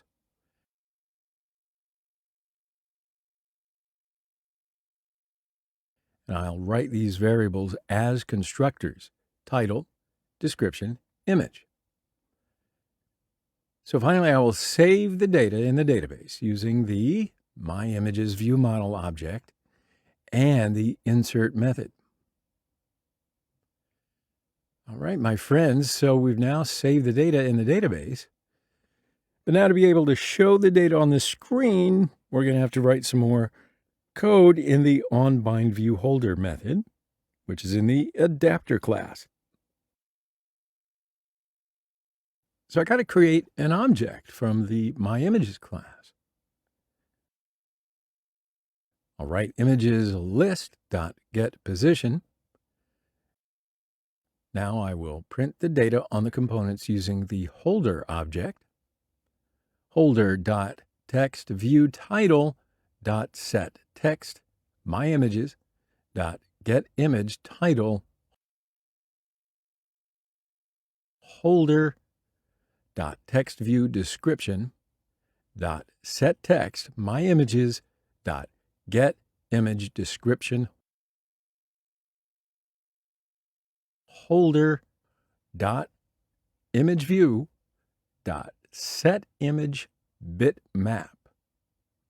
Right, so inside the parentheses, I write bitmap factory dot decode byte array. You got that?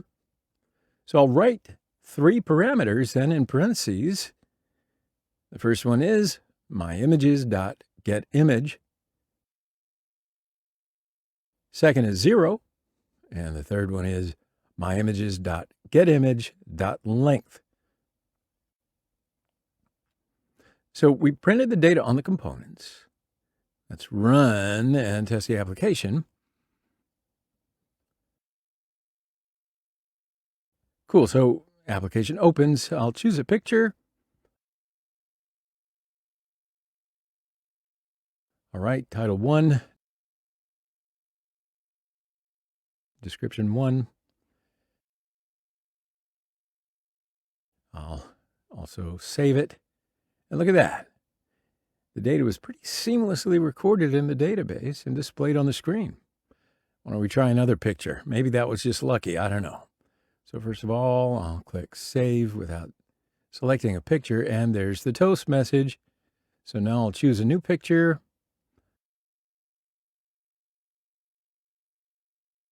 And let me just write something for title and description. Click Save. All right. Yes, my friends, that's falling together quite nicely, right? It's pretty smooth. So why don't we just take a short break here, and then in the next lesson, we're going to figure out how to delete some data, because you never know when you're going to want to do that, or maybe even need to. In any event, see you in the next lesson.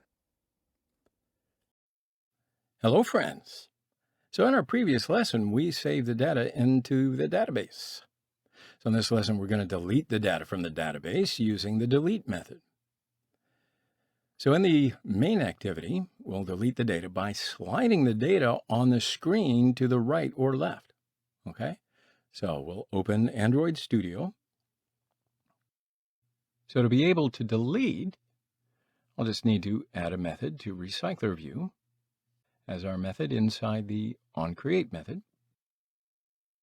And that's just below the click method of the floating action button. So I'll just call new item touch helper. I'll also call new item touch helper dot simple callback in parentheses. So this method will activate the slide to the right or left in the Recycler View. Now there are two methods here. One of them is the onMove method, and the other one is the onSwipe method. OnMove is the method that's used for drag and drop in Android. For example, you can hold an item with your finger and drag it to the trash can. This is a method that you'll use for that. But in this lesson, we're just going to use the onSwipe method. Now, in the meantime, the simple callback method gives a warning. So I have to assign some values up in here. So I'll write here which direction to slide. I'll write 0 for the first parameter. And this value is for drag and drop, so I'll not use this method. For this reason, I'm writing 0. Now, after the comma, I can determine which direction I'm going to go. So I'll type item touch helper dot left. That is a drag that will run to the left. Then after that, I'll just put the and sign. And with this sign, I can also add a drag to the right. So I'm writing item touch helper dot right. So that makes a drag that will run to the right, okay? So currently Recycler View will support dragging left and right. Now I will do the deletion in the onSwipe method. First of all, we'll need to determine which data the user wants to delete. Right? So I'm just going to write here my images view model dot delete. And if I write viewholder dot get adapter position in parentheses, it will give us an integer type, a position. But in the delete method, we must write an object from the myImages class.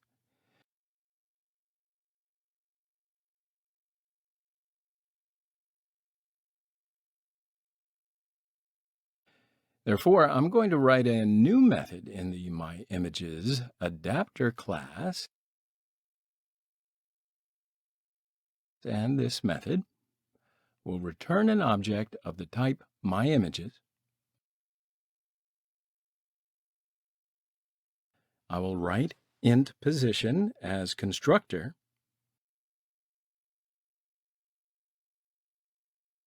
And then finally, I'll write return images list dot get position. And now I will write this method in the onSwiped method. I'll write adapter.getPosition in the delete method. I'll write viewHelper.getAdapterPosition in parentheses. And then finally, I'll attach the item touchHelper method to the recycler view component. All right, so let's go ahead and run it and see how it works.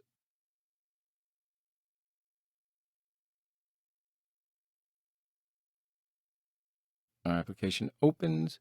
So let me just swipe to the right. I'll swipe to the left. And as you can see, we've deleted the data from the database if you've been swiping with me.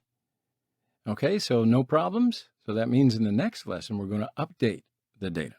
All right, see you in the next video. Well, here we are. Hello, my friends. So last time we deleted the data from the database. In this lesson, we're going to update the data. So first, we will send the data from main activity to update image activity. Then after that, we will send the updated data from update image activity to main activity.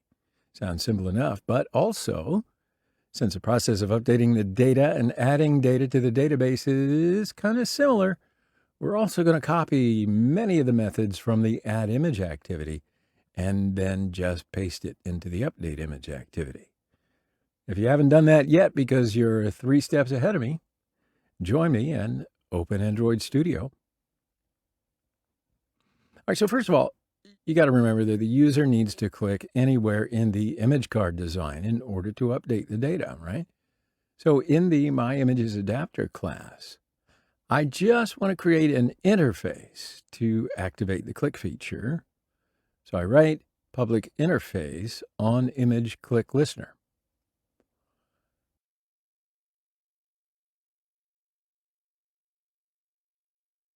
Now also, I will create a method without a body and interface. So I write void on image click.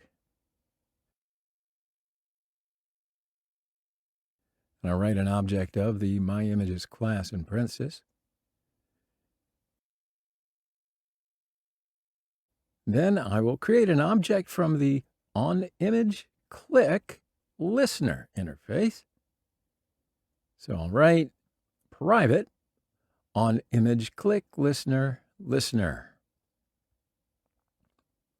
So now I can create the setter method of the on image click listener interface.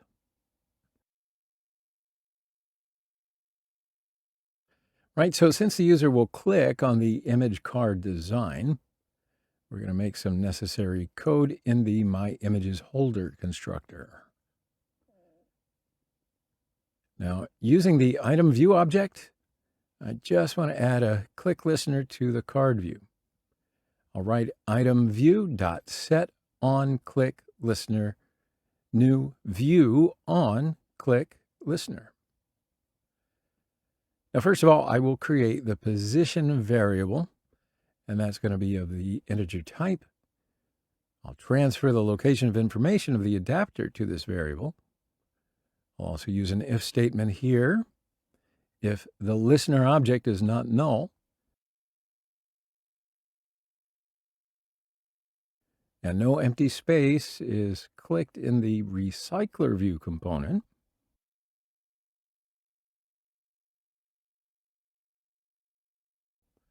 I will write listener.onImageClick. I write ImageList.getPosition in parentheses. Okay, so this way we have added the click feature to the recycler view component. Now let's go to the main activity and send the data to the update image activity. Just below the item touch helper method, I write adapter.setListener.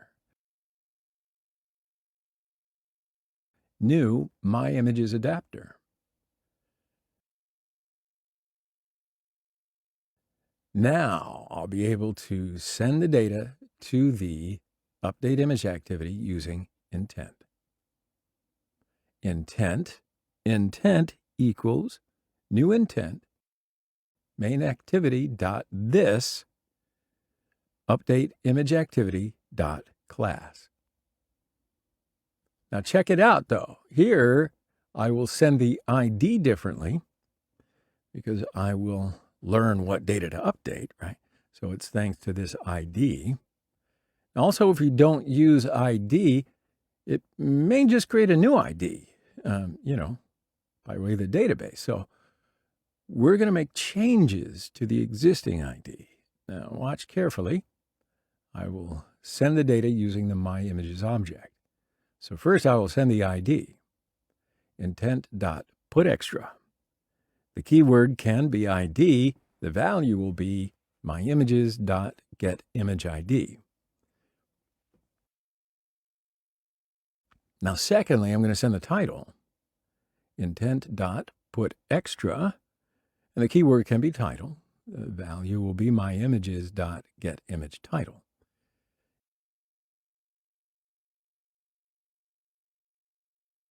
Now, third, I'm going to send the description.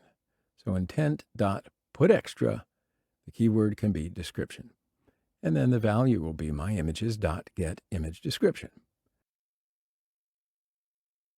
Okay, so then last, I'm going to send the image, intent.putExtra, the keyword will be image, and the value will be MyImages.getImage. Cool.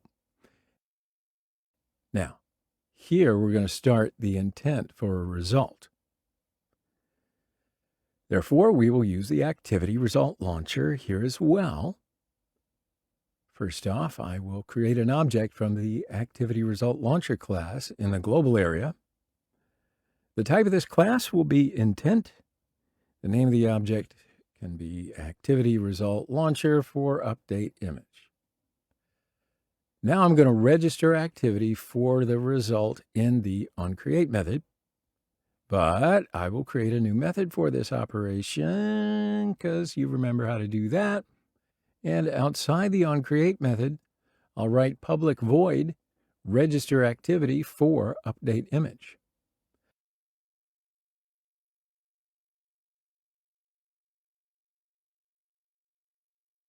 See, so now I'll be able to call this method inside the onCreate method. All right, so let's write the necessary code for the register operation. So here I'm just writing the object that we created from the activity result launcher class. So that is activity result launcher for update image. Then after the equal sign, I'll write register for activity result for the method. And this method will take two parameters. For the first parameter, I'll type in new, leave a space, and press Control Space key. Choose the activity result contracts.start activity for result class suggested by the Genius Code Editor.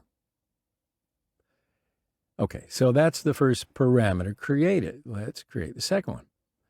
So I'll type new, leave a space, press the Control Space keys, and select activity result callback as the option.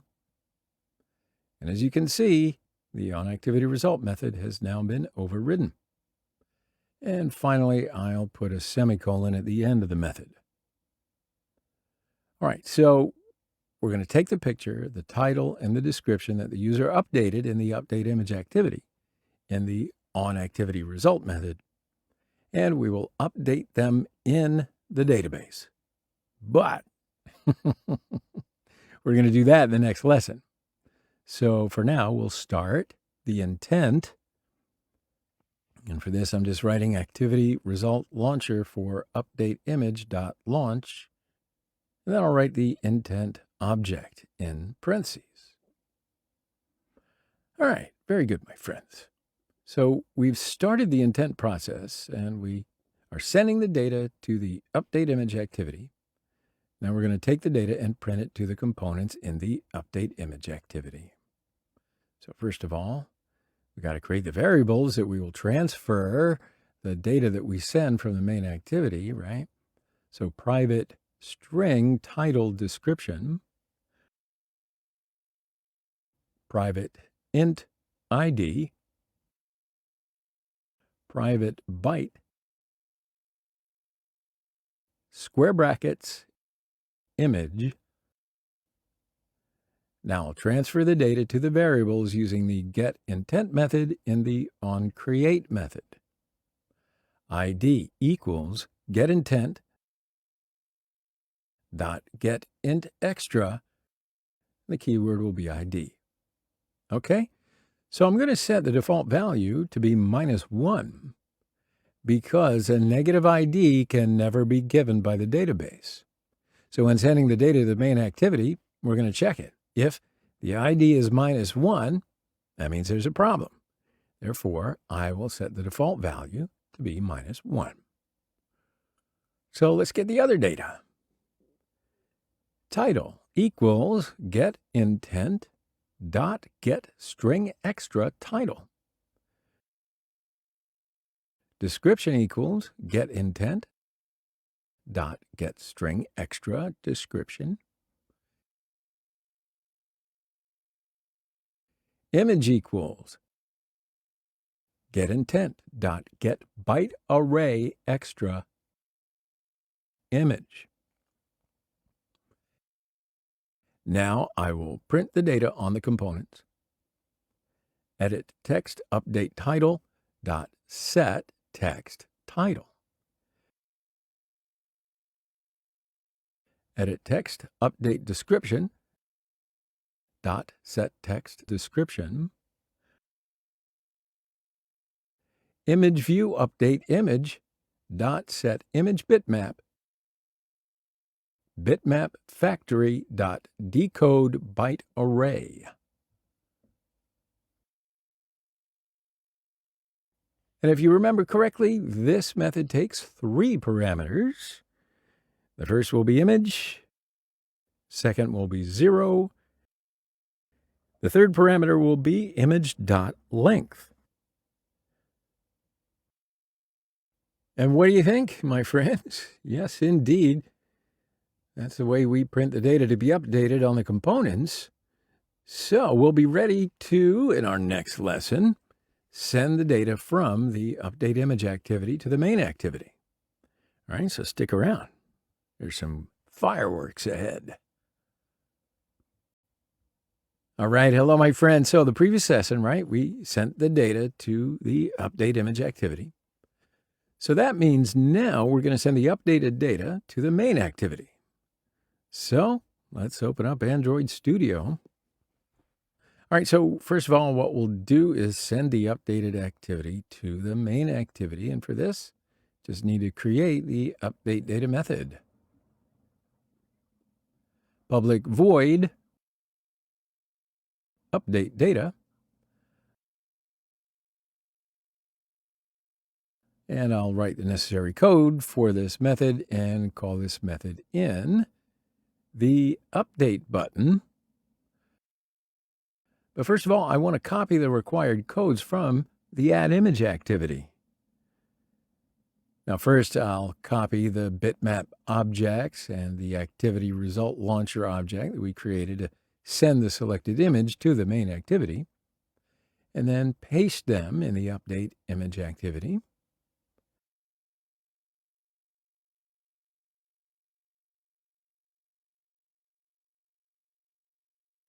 So now I'm just copying the intent codes that we created to select images from the gallery. And I will paste it in the click listener of the image view. All right, so now I'm going to copy the codes that we wrote inside the Save button to send the data to the main activity. And then I'm going to paste them inside the update data method. And finally for this, I'll copy the register activity for add image and make small methods that we created outside of the onCreate method. And I'm going to paste them outside the onCreate method of the update image activity. All right, my friends, so we've copied and pasted the necessary code. So let's make some changes to the variable names. So I'm going to write the image view update image instead of the image view add image. Now I'll change the context of the toast message, and I'll write update image activity dot this. Now I'll just change the name of edit texts, and I'll write edit text update title instead of edit text add title. And instead of edit text add description, I'll just write edit text update description. And of course, we need to change the name of the containers. So this can be update title. This can be update description.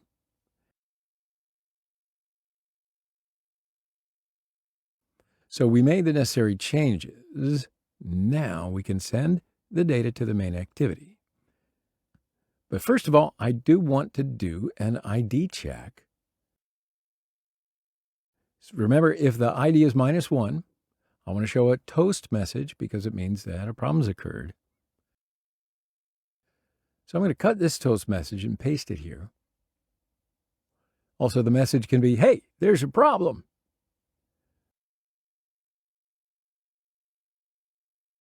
So if the ID is not negative, we can send the data to the main activity. And for this, I'll cut these codes and paste them inside the else block. But first, what I want to do is send the ID and the data in the edit text components. For this, I just cut the code of the title and description here and paste it inside the outer else block. And that is outside the inner if block. So I also cut and paste the intent codes other than the put extra method that we wrote for the image. Okay. Now, additionally to the title and description, let's send the ID to main activity. Intent.putExtra, ID.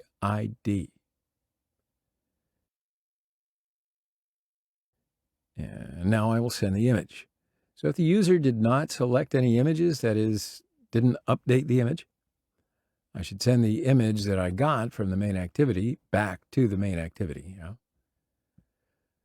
So I'll write intent.putExtra image. So if the user selects an image, I will send the selected image. And finally, I will cut the setResult method and finish method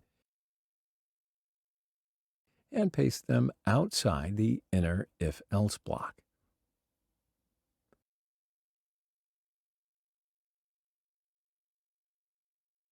And then we can change the keywords inside the putExtra method. Now for this one, I'll write update title, and the description will be update description. Okay. All right, my friends. So we have now sent the updated data to the main activity. We can now take this data from the main activity, and like I mentioned in the previous lesson, I want to get data in the onActivity result. So for this reason, we will write the necessary codes in the onActivity result method. But you know the drill by now, right? We've got to first check to see if the user is actually sending the data, because after the user opens the update image activity, well, they might just return to the main activity without updating anything. So we're just going to check it out first. So I'll create a variable of type integer, and I'm writing int result code equals. I want to pass the result code to this variable using the result parameter. So I'm writing result.getResultCode. Now let's take the data that is the result of intent. So for this, I'm writing intent data equal result.getData. Now we can check these parameters with the if statement. If the result code is result OK, and if data is not equal to null, this means that the user has sent data from the update image activity. And I will transfer the incoming data to variables using the keywords and the data object. So I'll write string title equals data dot get string extra update title.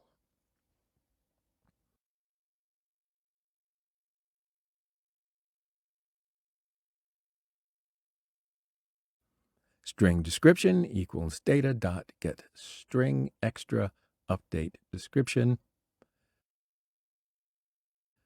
Byte square brackets image equals data dot get byte array extra image. Now I'll also pass the ID that I sent from the update image activity to a variable. Int ID equals data dot get int extra ID minus 1. And then I'll create an object from the MyImages class. I'll write these variables as constructors: title, description, image. And then I can write MyImages.setImageID. All right, so I'll write the variable ID in parentheses. And finally, I'll update the data in the database using the MyImagesViewModel object and the update method.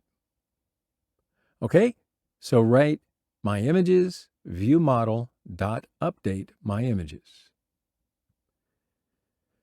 Okay, my friends, so looks like we've finished updating the data. So why don't we just run it and test it out? So there the application opens. So I want to add an image.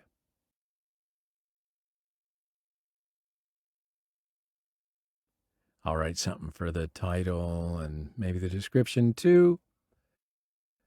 And I'll just click on the Save button. And look at that. The new image was added. So now let's see if the update image works. So I'll select another image from the gallery. And I will change the title and description.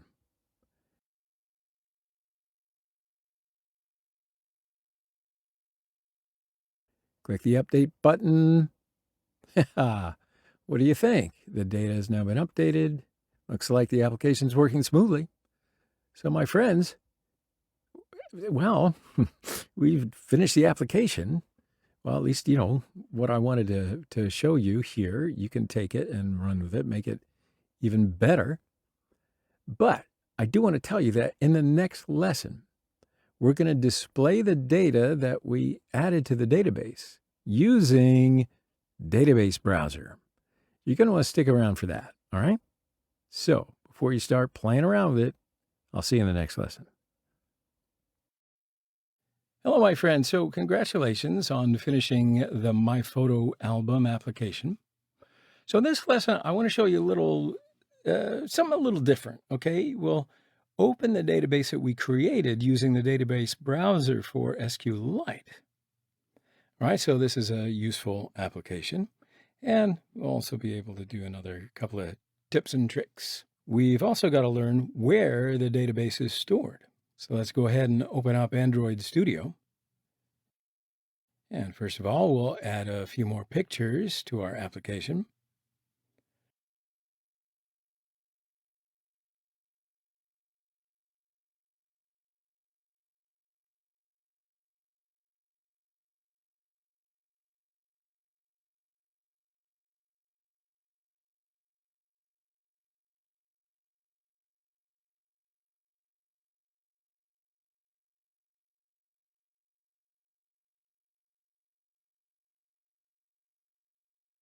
Okay, so let's have a look at the created database.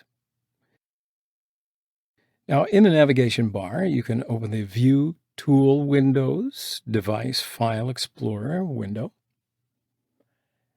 Now, in this window, we can open the Data folder. So here we're going to choose the package name of the application. So you can look at the package name from the main activity, in fact.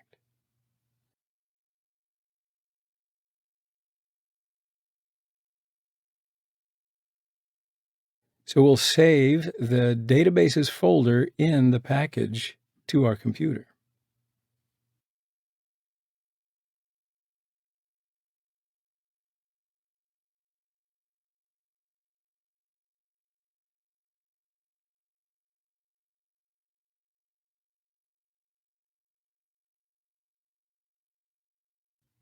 Now we can open up the database that we saved using the database browser for SQLite application.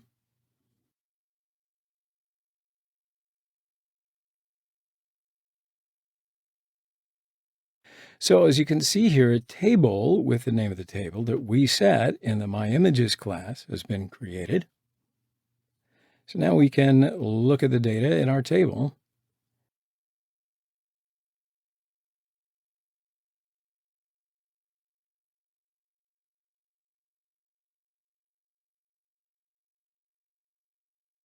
And what do you see here?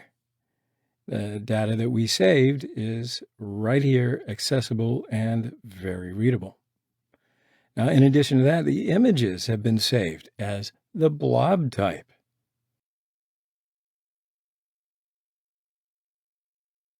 And the width and the height of the images are saved as 300 pixels at the most. So yeah, my friends, that is actually the completion of the project. We'll start another one soon, so I'll see you in the next project.